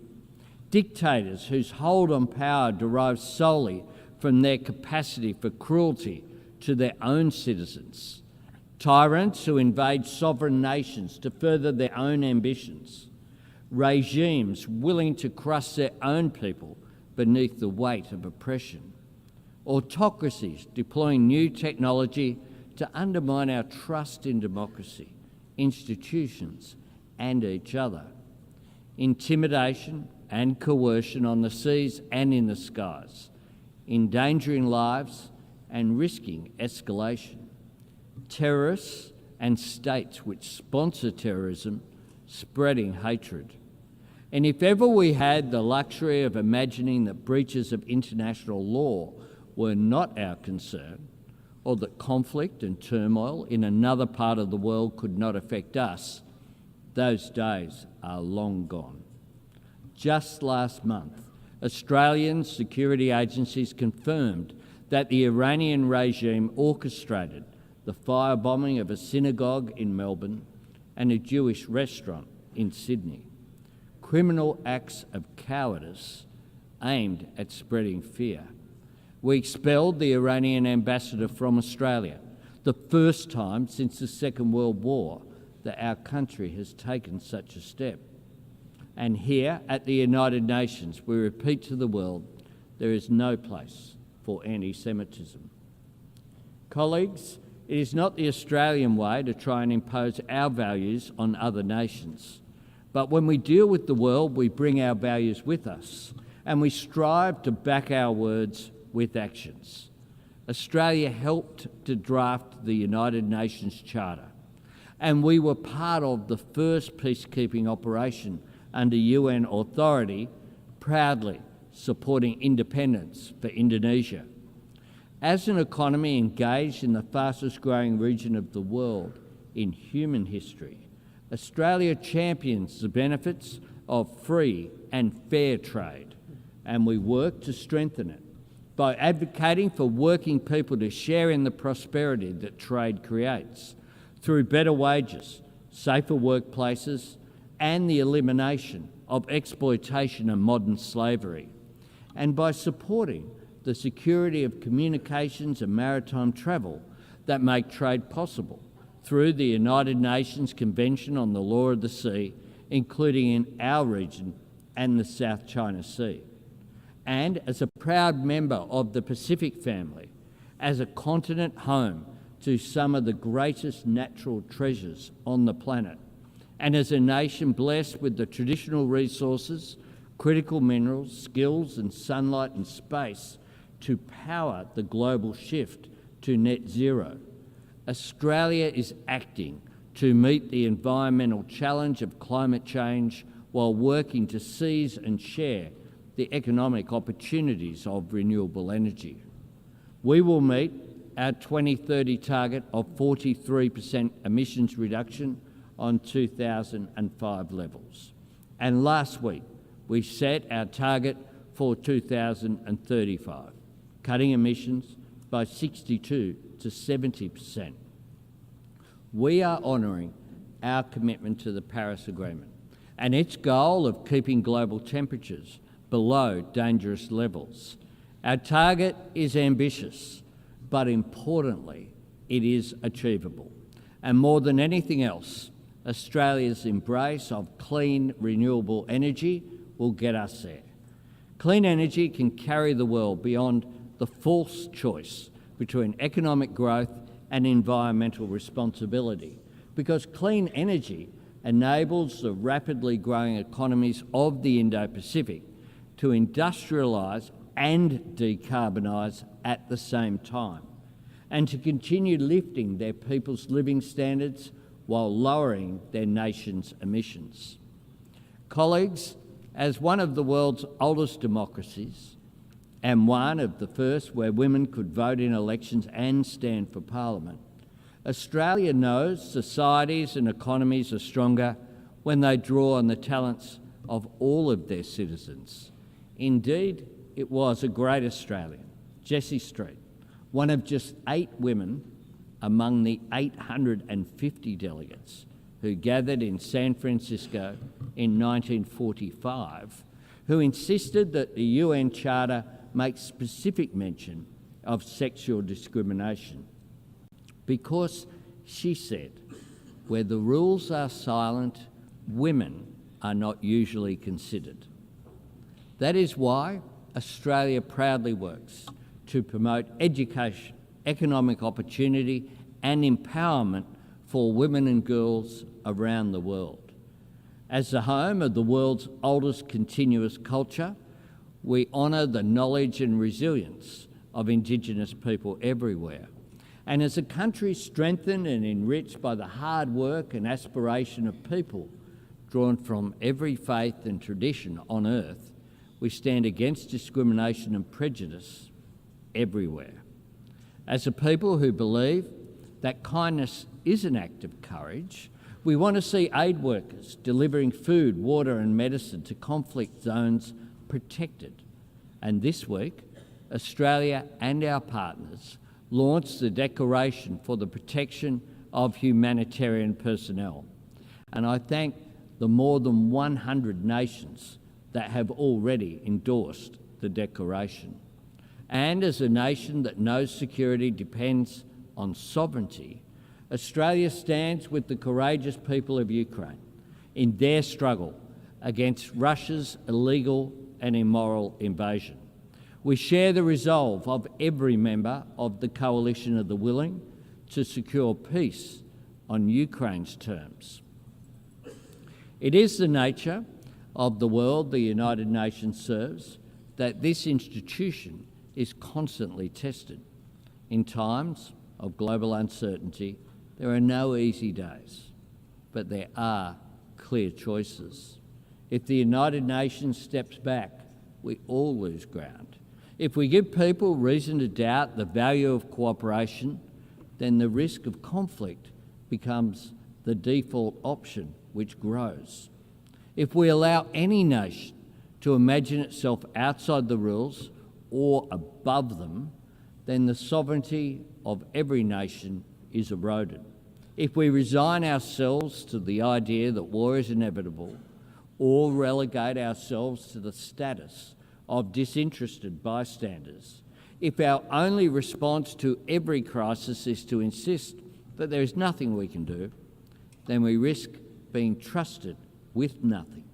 We risk a world where dialogue and diplomacy are viewed as a dead end, rather than the vital road to understanding, where cooperation to meet new challenges facing humanity yields to old differences of race or faith or ethnicity, and where people beset by conflict, poverty or inequality come to look on this assembly as little more than a final resting place for good intentions.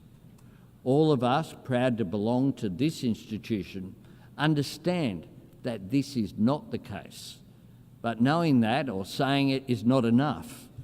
We have to prove it, not by pointing to longevity or appealing to history, but by reforming the United Nations so that it can serve us better in the present, and by working together to shape the future. Because while 80 years is a significant milestone, the true value of the United Nations is not counted in decades, it is measured in deeds, in actions that make a positive difference to people's lives. That is how the UN proves its worth and makes its case, by delivering food to villages in the grip of famine, by providing vaccines that spare families from disease, by bringing clean water to a community on the brink, by helping countries break the shackles of poverty, by liberating children from exploitation or abuse, by guarding against the spread of nuclear weapons and working for a world free of nuclear weapons, by demonstrating that the principles on which the United Nations was founded still hold life and weight and meaning and hope for the people who need them most. And nowhere is that task more urgent than the Middle East. For decades, leaders have come to this podium in search of new words and new ways to call the world to action on a two-state solution. Today, I look to words that Australia helped write 80 years ago. Australia is calling for a ceasefire, for the immediate release of the hostages, for aid to flow to those in desperate need, and for the terrorists of Hamas to have no role in Gaza's future. And this week, Australia recognised the state of Palestine because, to quote from the Charter, that forms the very foundations of this institution and reflects the very best of its idealism, we are determined, quote, to save succeeding generations from the scourge of war, to reaffirm faith in fundamental human rights, to promote social progress and better standards of life in larger freedom, and for these ends, to practice tolerance and live together in peace with one another as good neighbours. That was right 80 years ago, and it's right today. Every nation that takes a seat in this room has put its name to those principles. Peacekeepers and aid workers from all over the world have risked and lost their lives in the service of those ideals. So we must ask ourselves, when can those words hold meaning if not now? Where can those words apply if they do not apply to the Middle East? And what can we, the members of the United Nations, say we stand for if we cannot say we stand for this? There is a moment of opportunity here. Let us seize it. Colleagues, in the early days of this Assembly, Papua New Guinea was considered an Australian territory. And last week, that proud nation celebrated the 50th anniversary of its independence. And soon, Australia's nearest neighbour will become our newest ally. Times change, nations and regions change with them, but the ideals and imperatives that built this place are timeless. More than ever, we must trust in each other's humanity. More than ever, we must choose to succeed together rather than risk failing alone. More than ever, we must work to see the promises of this place deliver real progress for the people that we serve. More than ever, we must work to build a future true to the United Nations' noble purpose and worthy of our people's greatest qualities. We all have a part to play, and Australia, just as we always have, will always play our part. I thank you very much.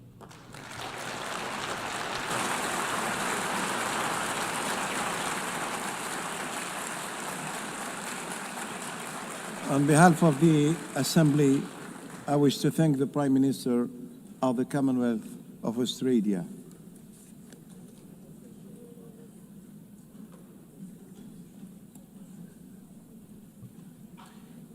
The Assembly will hear now an address by Her Excellency Giorgia Meloni, President of the Council of Ministers of the Republic of Italy.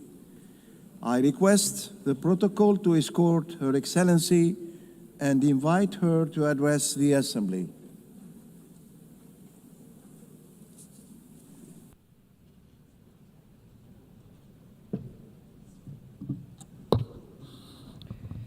Presidente Baerbock, Segretario Generale Guterres, colleghi delegati, signore e signori. Viviamo una fase storica accelerata, complessa, ricca di opportunità, ma anche forse soprattutto densa di pericoli.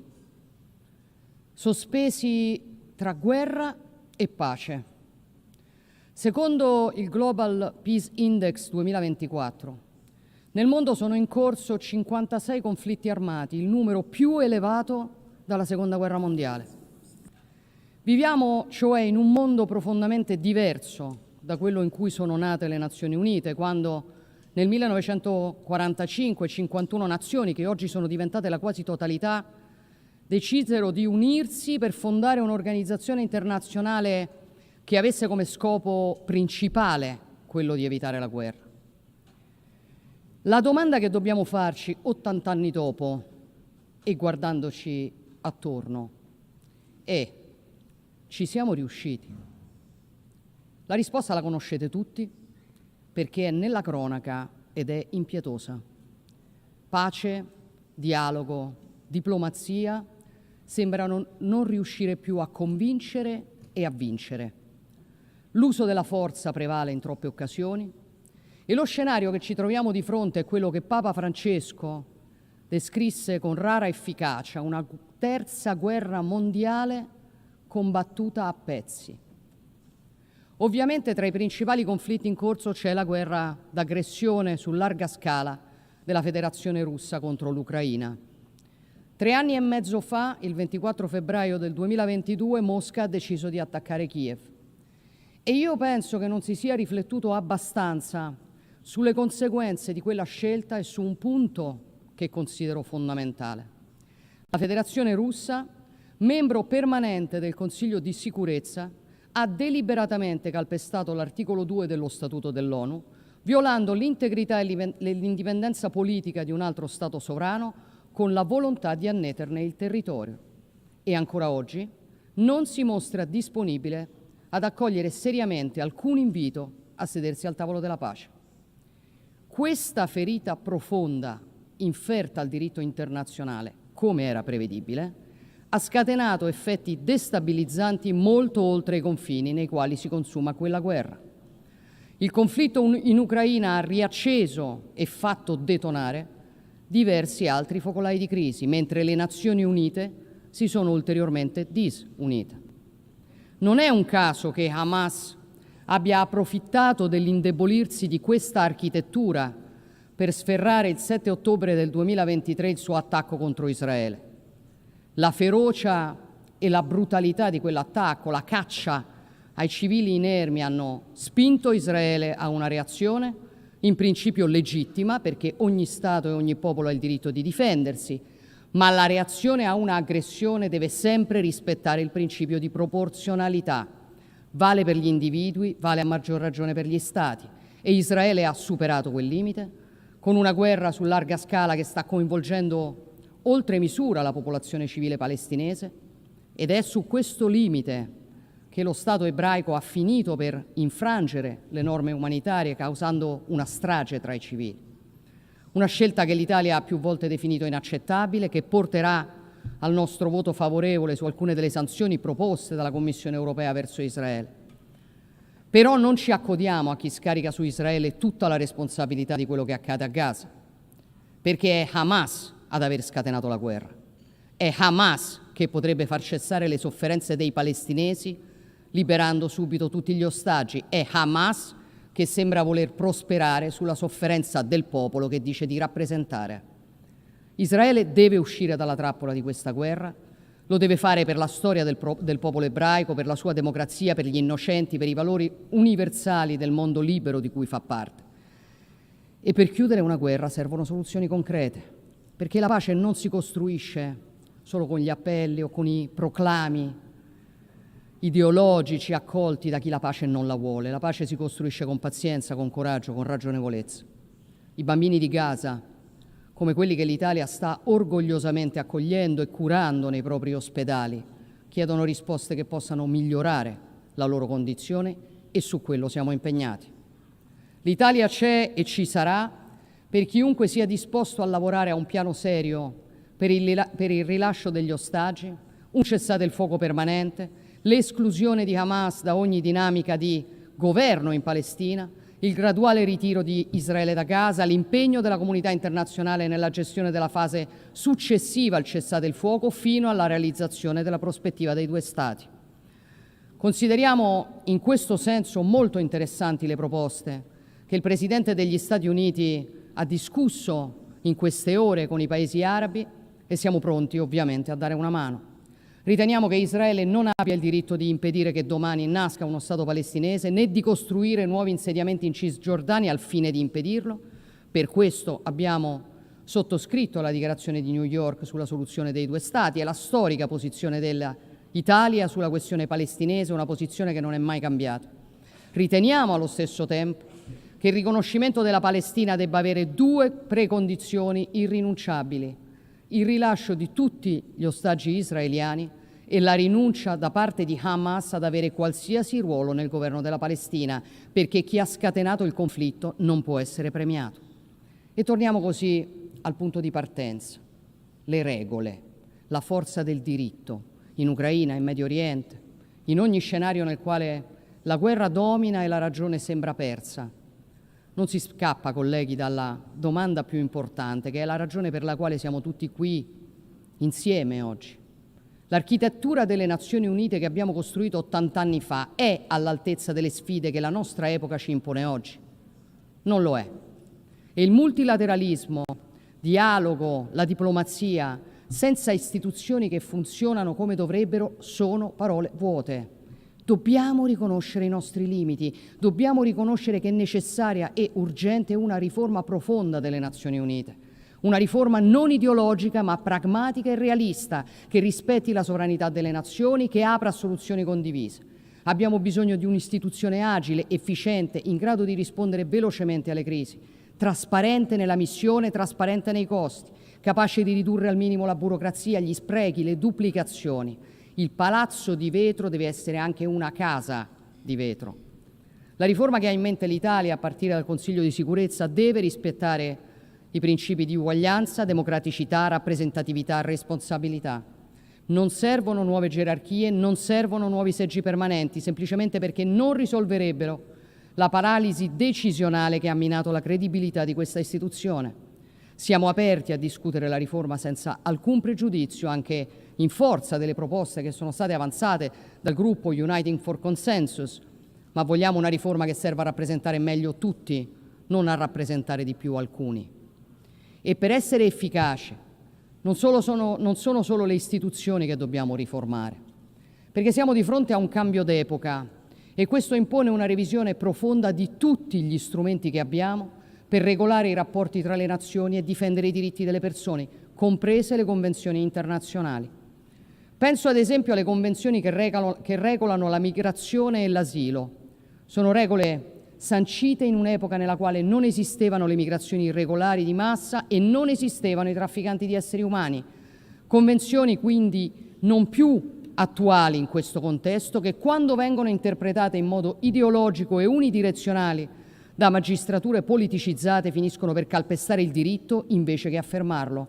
Con altri Stati europei abbiamo sollevato questo tema, intendiamo portarlo avanti, non ovviamente per abbassare il livello delle garanzie o dei diritti, ma per costruire un sistema che sia al passo con i tempi e che sia capace di tutelare i diritti umani fondamentali, insieme però alla sacrosanta prerogativa di ogni nazione di proteggere i propri cittadini e i propri confini, esercitare la propria sovranità, governare il tema della migrazione che impatta sulle persone e particolarmente su quelle più fragili. La comunità internazionale deve unirsi nel contrastare il fenomeno del traffico di esseri umani. Le Nazioni Unite, al pari di altre istituzioni internazionali come l'Unione Europea, non possono voltarsi dall'altra parte o finire per tutelare i criminali nel nome di presunti diritti civili. Allo stesso modo, le Nazioni Unite non possono ipocritamente considerare alcuni diritti umani meno meritevoli di essere tutelati rispetto ad altri. Penso fra tutti al valore negato della libertà religiosa e alle decine di milioni di persone in tutto il mondo, in larga parte cristiane, perseguitate e massacrate in nome della loro fede.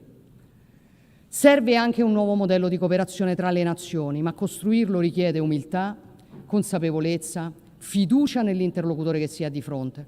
L'Italia sta cercando di fare la sua parte anche in questo, su tutto con il suo piano Mattei per l'Africa. Negli ultimi 3 anni abbiamo lanciato il nostro piano di cooperazione con l'Africa, abbiamo esteso il suo raggio d'azione a 14 nazioni, abbiamo costruito collaborazioni con le Nazioni Unite, con l'Unione Europea e il suo Global Gateway, con il G7, l'Unione Africana, la Banca Africana di Sviluppo, le istituzioni finanziarie internazionali, molti partner bilaterali, penso agli Emirati Arabi Uniti che ci tengo a ringraziare. Questa complementarietà ci ha consegnato l'onore lo scorso luglio di coorganizzare con l'Etiopia il terzo vertice delle Nazioni Unite sui sistemi alimentari, la responsabilità di essere parte attiva dell'imponente progetto infrastrutturale del corridoio di Lobito tra Angola e Zambia, la possibilità di costruire partenariati pubblico-privati che attraggono investimenti e assicurano risultati concreti. Come sta accadendo in Algeria, dove recupereremo oltre 36.000 ettari di deserto per metterli a coltura, generando benefici per oltre 600.000 persone. Come sta accadendo con l'apertura dell'AI Hub for Sustainable Development, che coinvolgerà centinaia di start-up africane nello sviluppo dell'intelligenza artificiale, e come sta accadendo con l'estensione all'Africa orientale del Blue Raman Cable per collegare l'India alle economie europee passando per il Medio Oriente e per il Mediterraneo. Noi, a differenza di altri attori, non abbiamo secondi fini in Africa.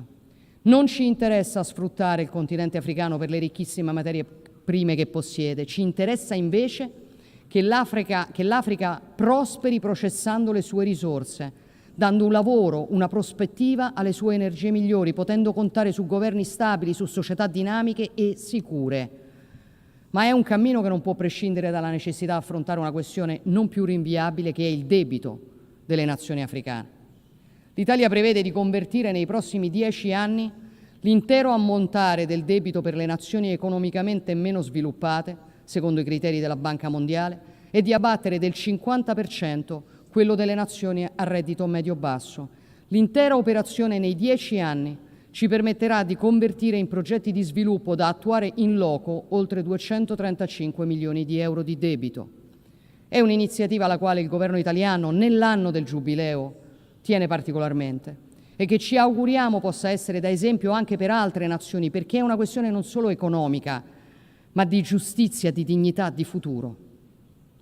Cari colleghi, 30 anni di globalizzazione fideistica sono finiti, ne sono stati sottovalutati i contraccolpi e oggi siamo davanti a conseguenze inattese, che inattese non erano, di grave portata per i cittadini, per le famiglie e per le imprese.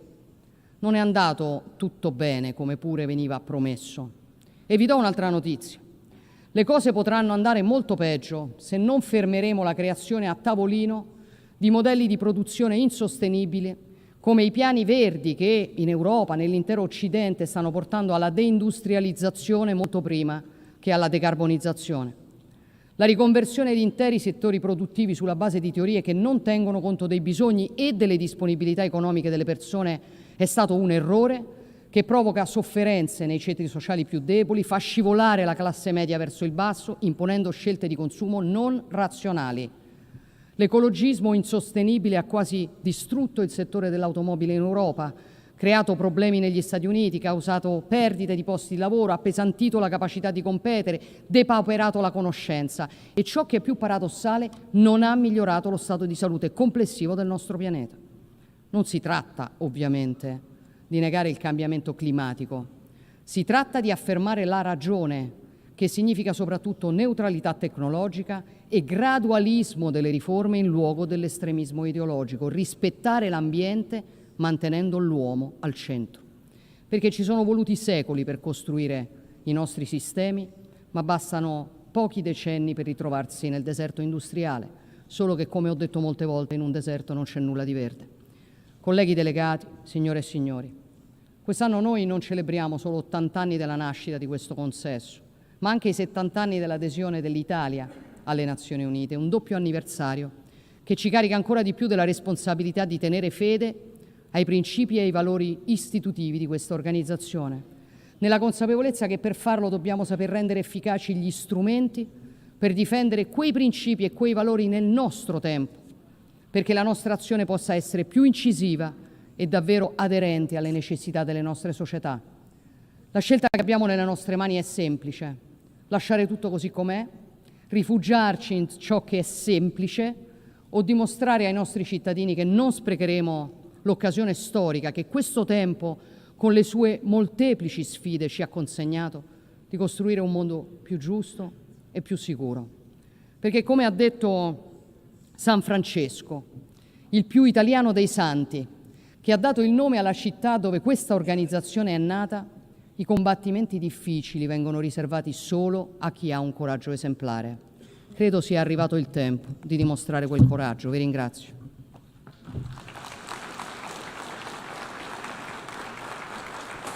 On behalf of the Assembly, I wish to thank the President of the Council of Ministers of the Republic of Italy,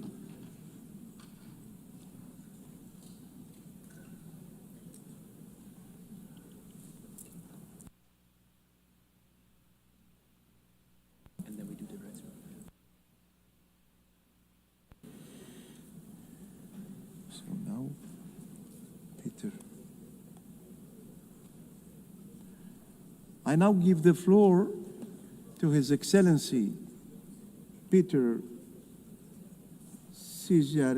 Szijjártó, Minister of Foreign Affairs and Trade of Hungary.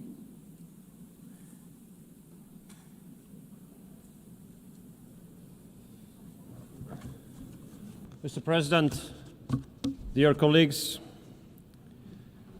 unfortunately, it is not an exaggeration to state that we are now living in the age of dangers, and it's not an exaggeration either to say that since the conclusion of the Second World War, currently we are experiencing the global security being in its worst shape ever. Wars, an increasing threat of terrorism, ethnic-based conflicts, spreading of extreme ideologies, and open reference to the use of nuclear weapons. This is the age of dangers, a period when the world has been faced with the risk of the outbreak of the Third World War. All these conflicts, unfortunately, are pointing to the same direction. The direction that the world will be divided into blocks again. And this would be a very dangerous phenomenon. We Hungarians know it from our historic experience. We have lost 40 years of our lives in an age which was characterized by a world divided into blocks. This is against our national interest. But what is in line with our national interest? It is connectivity. Connectivity meaning that mutual respect should return as a basis of the operation of the system of international cooperation. Such a system would bring mutual benefits to all of us. Hungary's strategy has been to become a meeting point between East and West. A meeting point where a cooperation of the Eastern and Western economies can take place. Maybe two examples here. A very successful German-Chinese cooperation on the field of electromobility in Hungary, or a successful Russian, German, French cooperation on the field of nuclear industry in Hungary, are proofs to what extent the world could take benefits out of a civilized East-to-West cooperation. If I want to summarize the approach of Hungary nowadays, how we address the major challenges of the world, I would do it in the following way. No war, no migration, no gender. Let me emphasize these 3 points. No war. Hungary stands up for peace. We are proud members of the pro-peace majority of this organization. And we do hope that this year's General Assembly will help us to find solutions to bring peace to parts of the world which are suffering from wars. And we do hope that this time, this hope of ours will not be transformed into an illusion at the end of this week. Hungary has been living for more than 3.5 years now in the neighborhood of the war in Ukraine. We have been confronted with the consequences of this war on a daily basis. A huge wave of refugees, 1.3 million. Imagine, we are a country of less than 10 million inhabitants. The war inflation, skyrocketing energy prices, skyrocketing food prices. We do have to make daily efforts in order to be able to stay out of this war. Regardless all the efforts to drag us into this war and to provocate us into this war. It is the obligation and the duty of the Hungarian government to make sure that the security of the Hungarian people and Hungary itself is being guaranteed. Mr. President, since the outbreak of the war in Ukraine, Hungary has been standing up for ceasefire and peace talks. Unfortunately, we used to be under serious attacks, serious political attacks, accusations, and stigmatization for this position of ours. Very rude accusation by those who are now speaking about the importance of ceasefire and peace talks by the same countries in Europe. And I have to tell you that if these countries who used to stigmatize us for this position of ours had not attacked us for this position, but had they argued in favor of ceasefire and peace talks from the very beginning, as we have been doing so, we could have saved lives of hundreds of thousands of people. And we could have avoided huge refugee waves. And we could have prevented a lot of destruction. But Europe, the European Union, has chosen a bad strategy, a failed strategy. Instead of isolating the war in Ukraine, this war has been globalized. The sanction packages the European Union has introduced have absolutely not fulfilled the expectations. They have caused more harms to the European economy than to the Russian one. And parallel to that, hundreds of billions of euros have been sent to Ukraine in the form of cash and weapons. Every day which goes on in this war brings forward the risk of escalation. All days spent in this war comes up with new casualties and destruction. And if we look at history, it's obvious that all wars end up around the negotiating table. There's no war which ends up in the battlefield. Therefore, may I express Hungary's respect towards President Trump and the efforts of President Trump. We do believe President Trump is the only hope to make peace in Ukraine. And we do hope that President Trump will not give up his efforts to make peace, regardless of the fact that many politicians in Europe rather undermine the efforts of President Trump than to support those.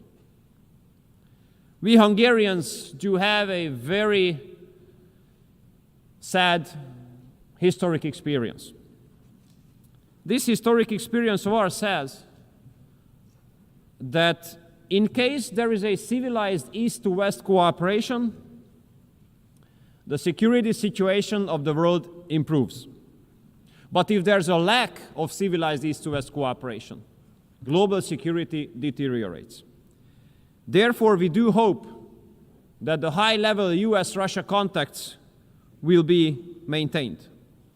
As long as high-level US-Russia contacts are on, we do have the hope that we can avoid the worst-case scenario. As long as the high-level US-Russia talks are on, we have a good hope to prevent escalation and to prevent the launch of World War III.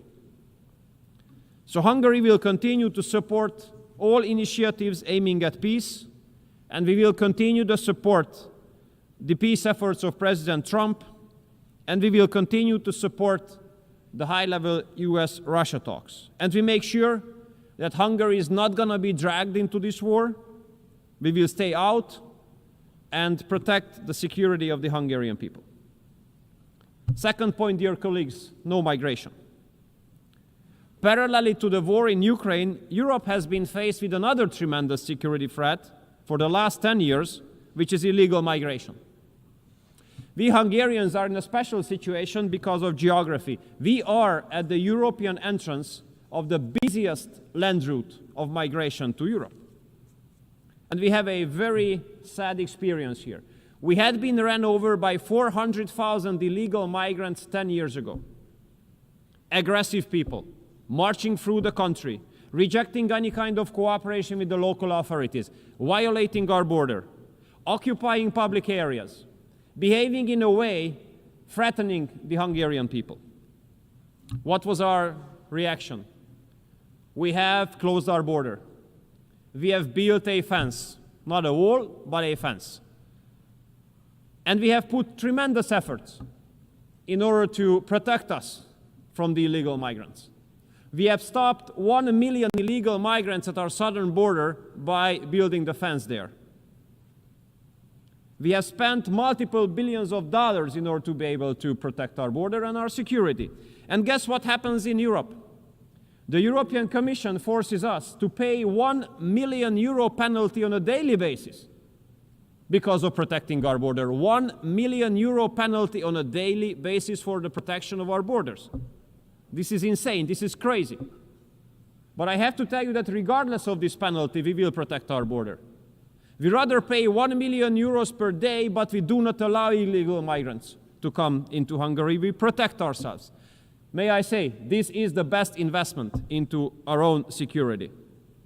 And the pro-migration policy of the European Union comes forward with very sad impacts in the western part of Europe. Modern age anti-Semitism, parallel societies, gang wars, and no-go zones.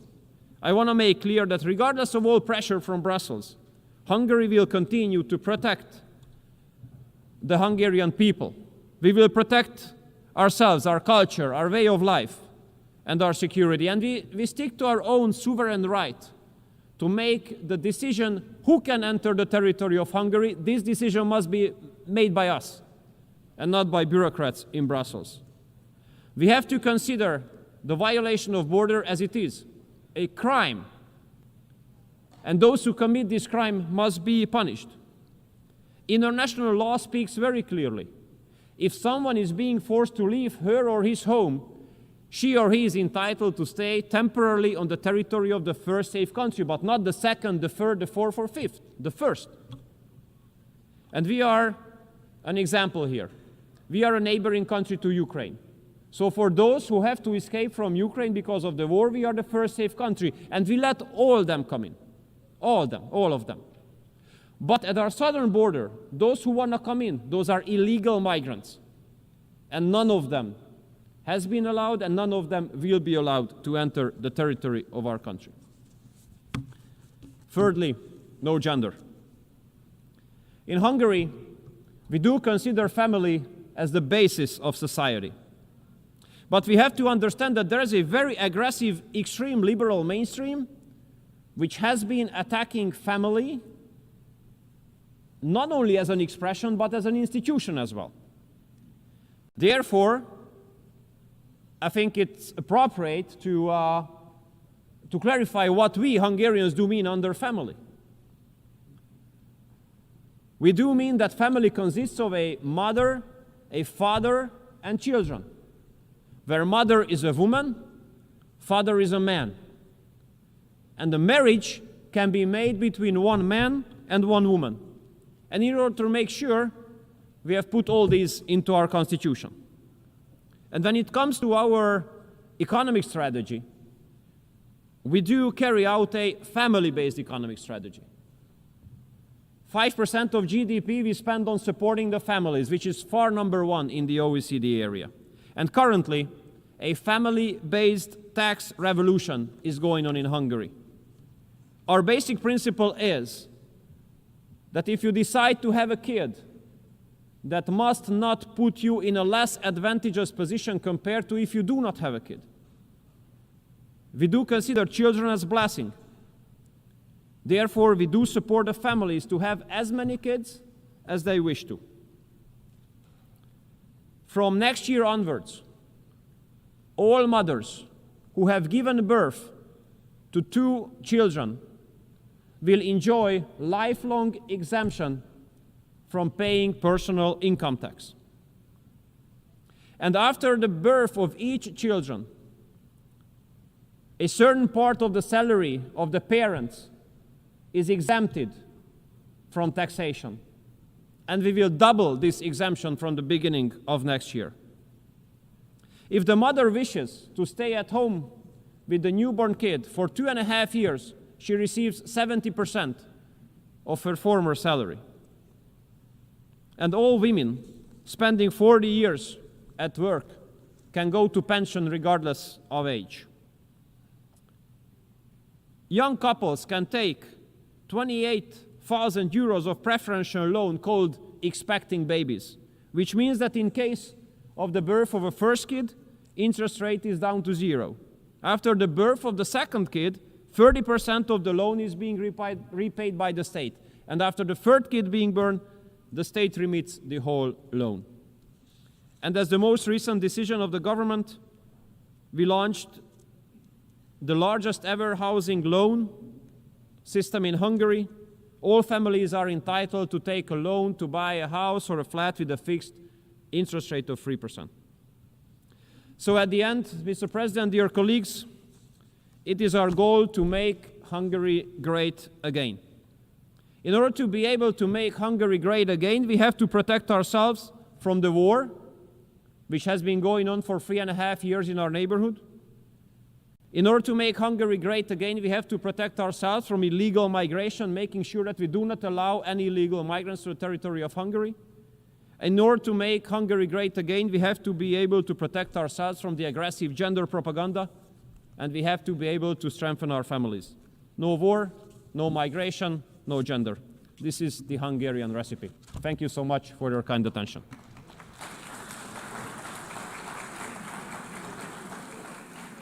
I thank the Minister of Foreign Affairs and Trade of Hungary.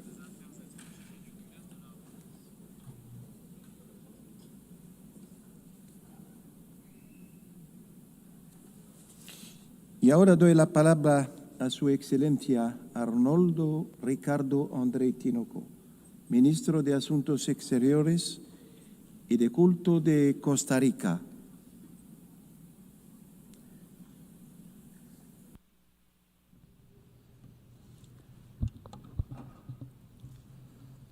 Señora Presidente, Excelencias, Costa Rica la felicita por su elección al frente de la 80ª sesión de la Asamblea General. Cuente con el decidido respaldo de mi país para contribuir al éxito de su gestión. Hace 8 décadas emprendimos la travesía hacia San Francisco con el objetivo de salvar a la humanidad del abismo de la guerra. Juntos, a lo largo de este devenir, codificamos los derechos humanos y construimos el sistema internacional basado en el Estado de Derecho. Establecimos los cimientos de nuestro sistema de seguridad colectiva y generamos procesos globales para la protección del ambiente y el desarrollo de las naciones. Logramos la descolonización de más de 80 territorios y mediamos en cientos de conflictos. Pero hoy ese cometido enfrenta 3 grandes desafíos planetarios: las armas nucleares, la triple crisis planetaria y la gobernanza de la inteligencia artificial. En el mismo año que fundamos esta organización, la humanidad cruzó un umbral cuando Hiroshima y Nagasaki fueron reducidas a ruinas en un instante por los ataques con armas atómicas. Hoy, el riesgo de conflicto nuclear es el mayor que ha habido en décadas. La confianza se erosiona, las divisiones geopolíticas se amplían. La sombra del empleo de armas nucleares se cierne una vez más. Las armas nucleares vuelven a ser consideradas por sus poseedores como un centro de las estrategias de seguridad nacional y están siendo esgrimidas como herramientas de coerción. Cualquier detonación nuclear, ya sea intencional o accidental, tendría consecuencias humanitarias y ambientales irreversibles. No hay respuesta humanitaria posible, no hay margen de error. 55 años después de la entrada en vigor del Tratado de No Proliferación Nuclear y de cara a la conferencia de examen del 2026, los estados poseedores de armas nucleares tendrán una nueva oportunidad para reafirmar su adhesión al tratado y a las obligaciones y compromisos que han contraído como estados parte, en particular su artículo 6. Los instamos también a reconocer que el Tratado sobre la Prohibición de las Armas Nucleares fortalece y complementa al TNP y que representa un paso decidido hacia el cumplimiento de la primera resolución que adoptó esta Asamblea y un elemento esencial del régimen de desarme nuclear y no proliferación. Costa Rica reafirma que la única garantía efectiva contra los riesgos de las armas nucleares es su eliminación completa, verificable e irreversible. En momentos en que el gasto militar alcanzó su punto más alto después de la Guerra Fría, detrás de cada dólar destinado a las armas, a todas las armas, observamos una opción política que privilegia la fuerza sobre el diálogo, que debilita la confianza en las instituciones multilaterales y que contradice el espíritu de la Carta. Y es justo cuando vivimos la mayor crisis humanitaria de nuestro tiempo, con más de 300 millones de personas que necesitan ayuda urgente. Sudán, Gaza y Ucrania son claros ejemplos. Solo 190 millones de personas recibirán ayuda. 115 millones tendrán que esperar si la vida les concede tiempo. No es ausencia de recursos, sino de voluntad. Los medios existen, pero las prioridades son otras. No podemos ignorar que la asistencia humanitaria por vital que resulte, es también la cuenta que pagamos por no haber prevenido a tiempo. Las consecuencias de llegar tarde, tan tarde, las vemos reflejadas en cada campo de refugiados, en cada reparto de alimentos y en cada hospital de campaña. Las crisis humanitarias y de refugiados trascienden el drama humano y se convierten en vectores directos de inseguridad en nuestra región. Costa Rica observa con preocupación cómo estas crisis alimentan el poder del narcotráfico y del crimen organizado, organizaciones que explotan los vacíos institucionales y operan sin fronteras ante la ausencia de coordinación multilateral efectiva. Nuestro país, en su condición de Estado receptor y de tránsito, vive de primera mano cómo las redes criminales transforman las rutas migratorias en corredores ilícitos y aprovechan la vulnerabilidad de quienes buscan protección internacional. Las respuestas aisladas son insuficientes y generan el desplazamiento de estas redes hacia territorios con menor capacidad de respuesta, lo que expande el crimen organizado internacional, la trata de personas y el narcotráfico, además de crear nuevos epicentros y focos de acción para el delito. Costa Rica hace un llamado a la comunidad internacional a reconocer que la seguridad humanitaria exige una respuesta multidimensional y una arquitectura regional integral. Exige mecanismos de intercambio de información en tiempo real, marcos normativos armonizados, fortalecimiento de capacidades institucionales y responsabilidad compartida y acción coordinada que permita preservar la estabilidad que nuestros pueblos merecen. Señora Presidente, Excelencias, la diplomacia preventiva cuesta millones, pero reparar sus fracasos, miles de millones. Nosotros en las Américas conocemos bien ese costo. En Venezuela, Nicaragua y Haití vemos las consecuencias de llegar tarde. Pudimos actuar a tiempo.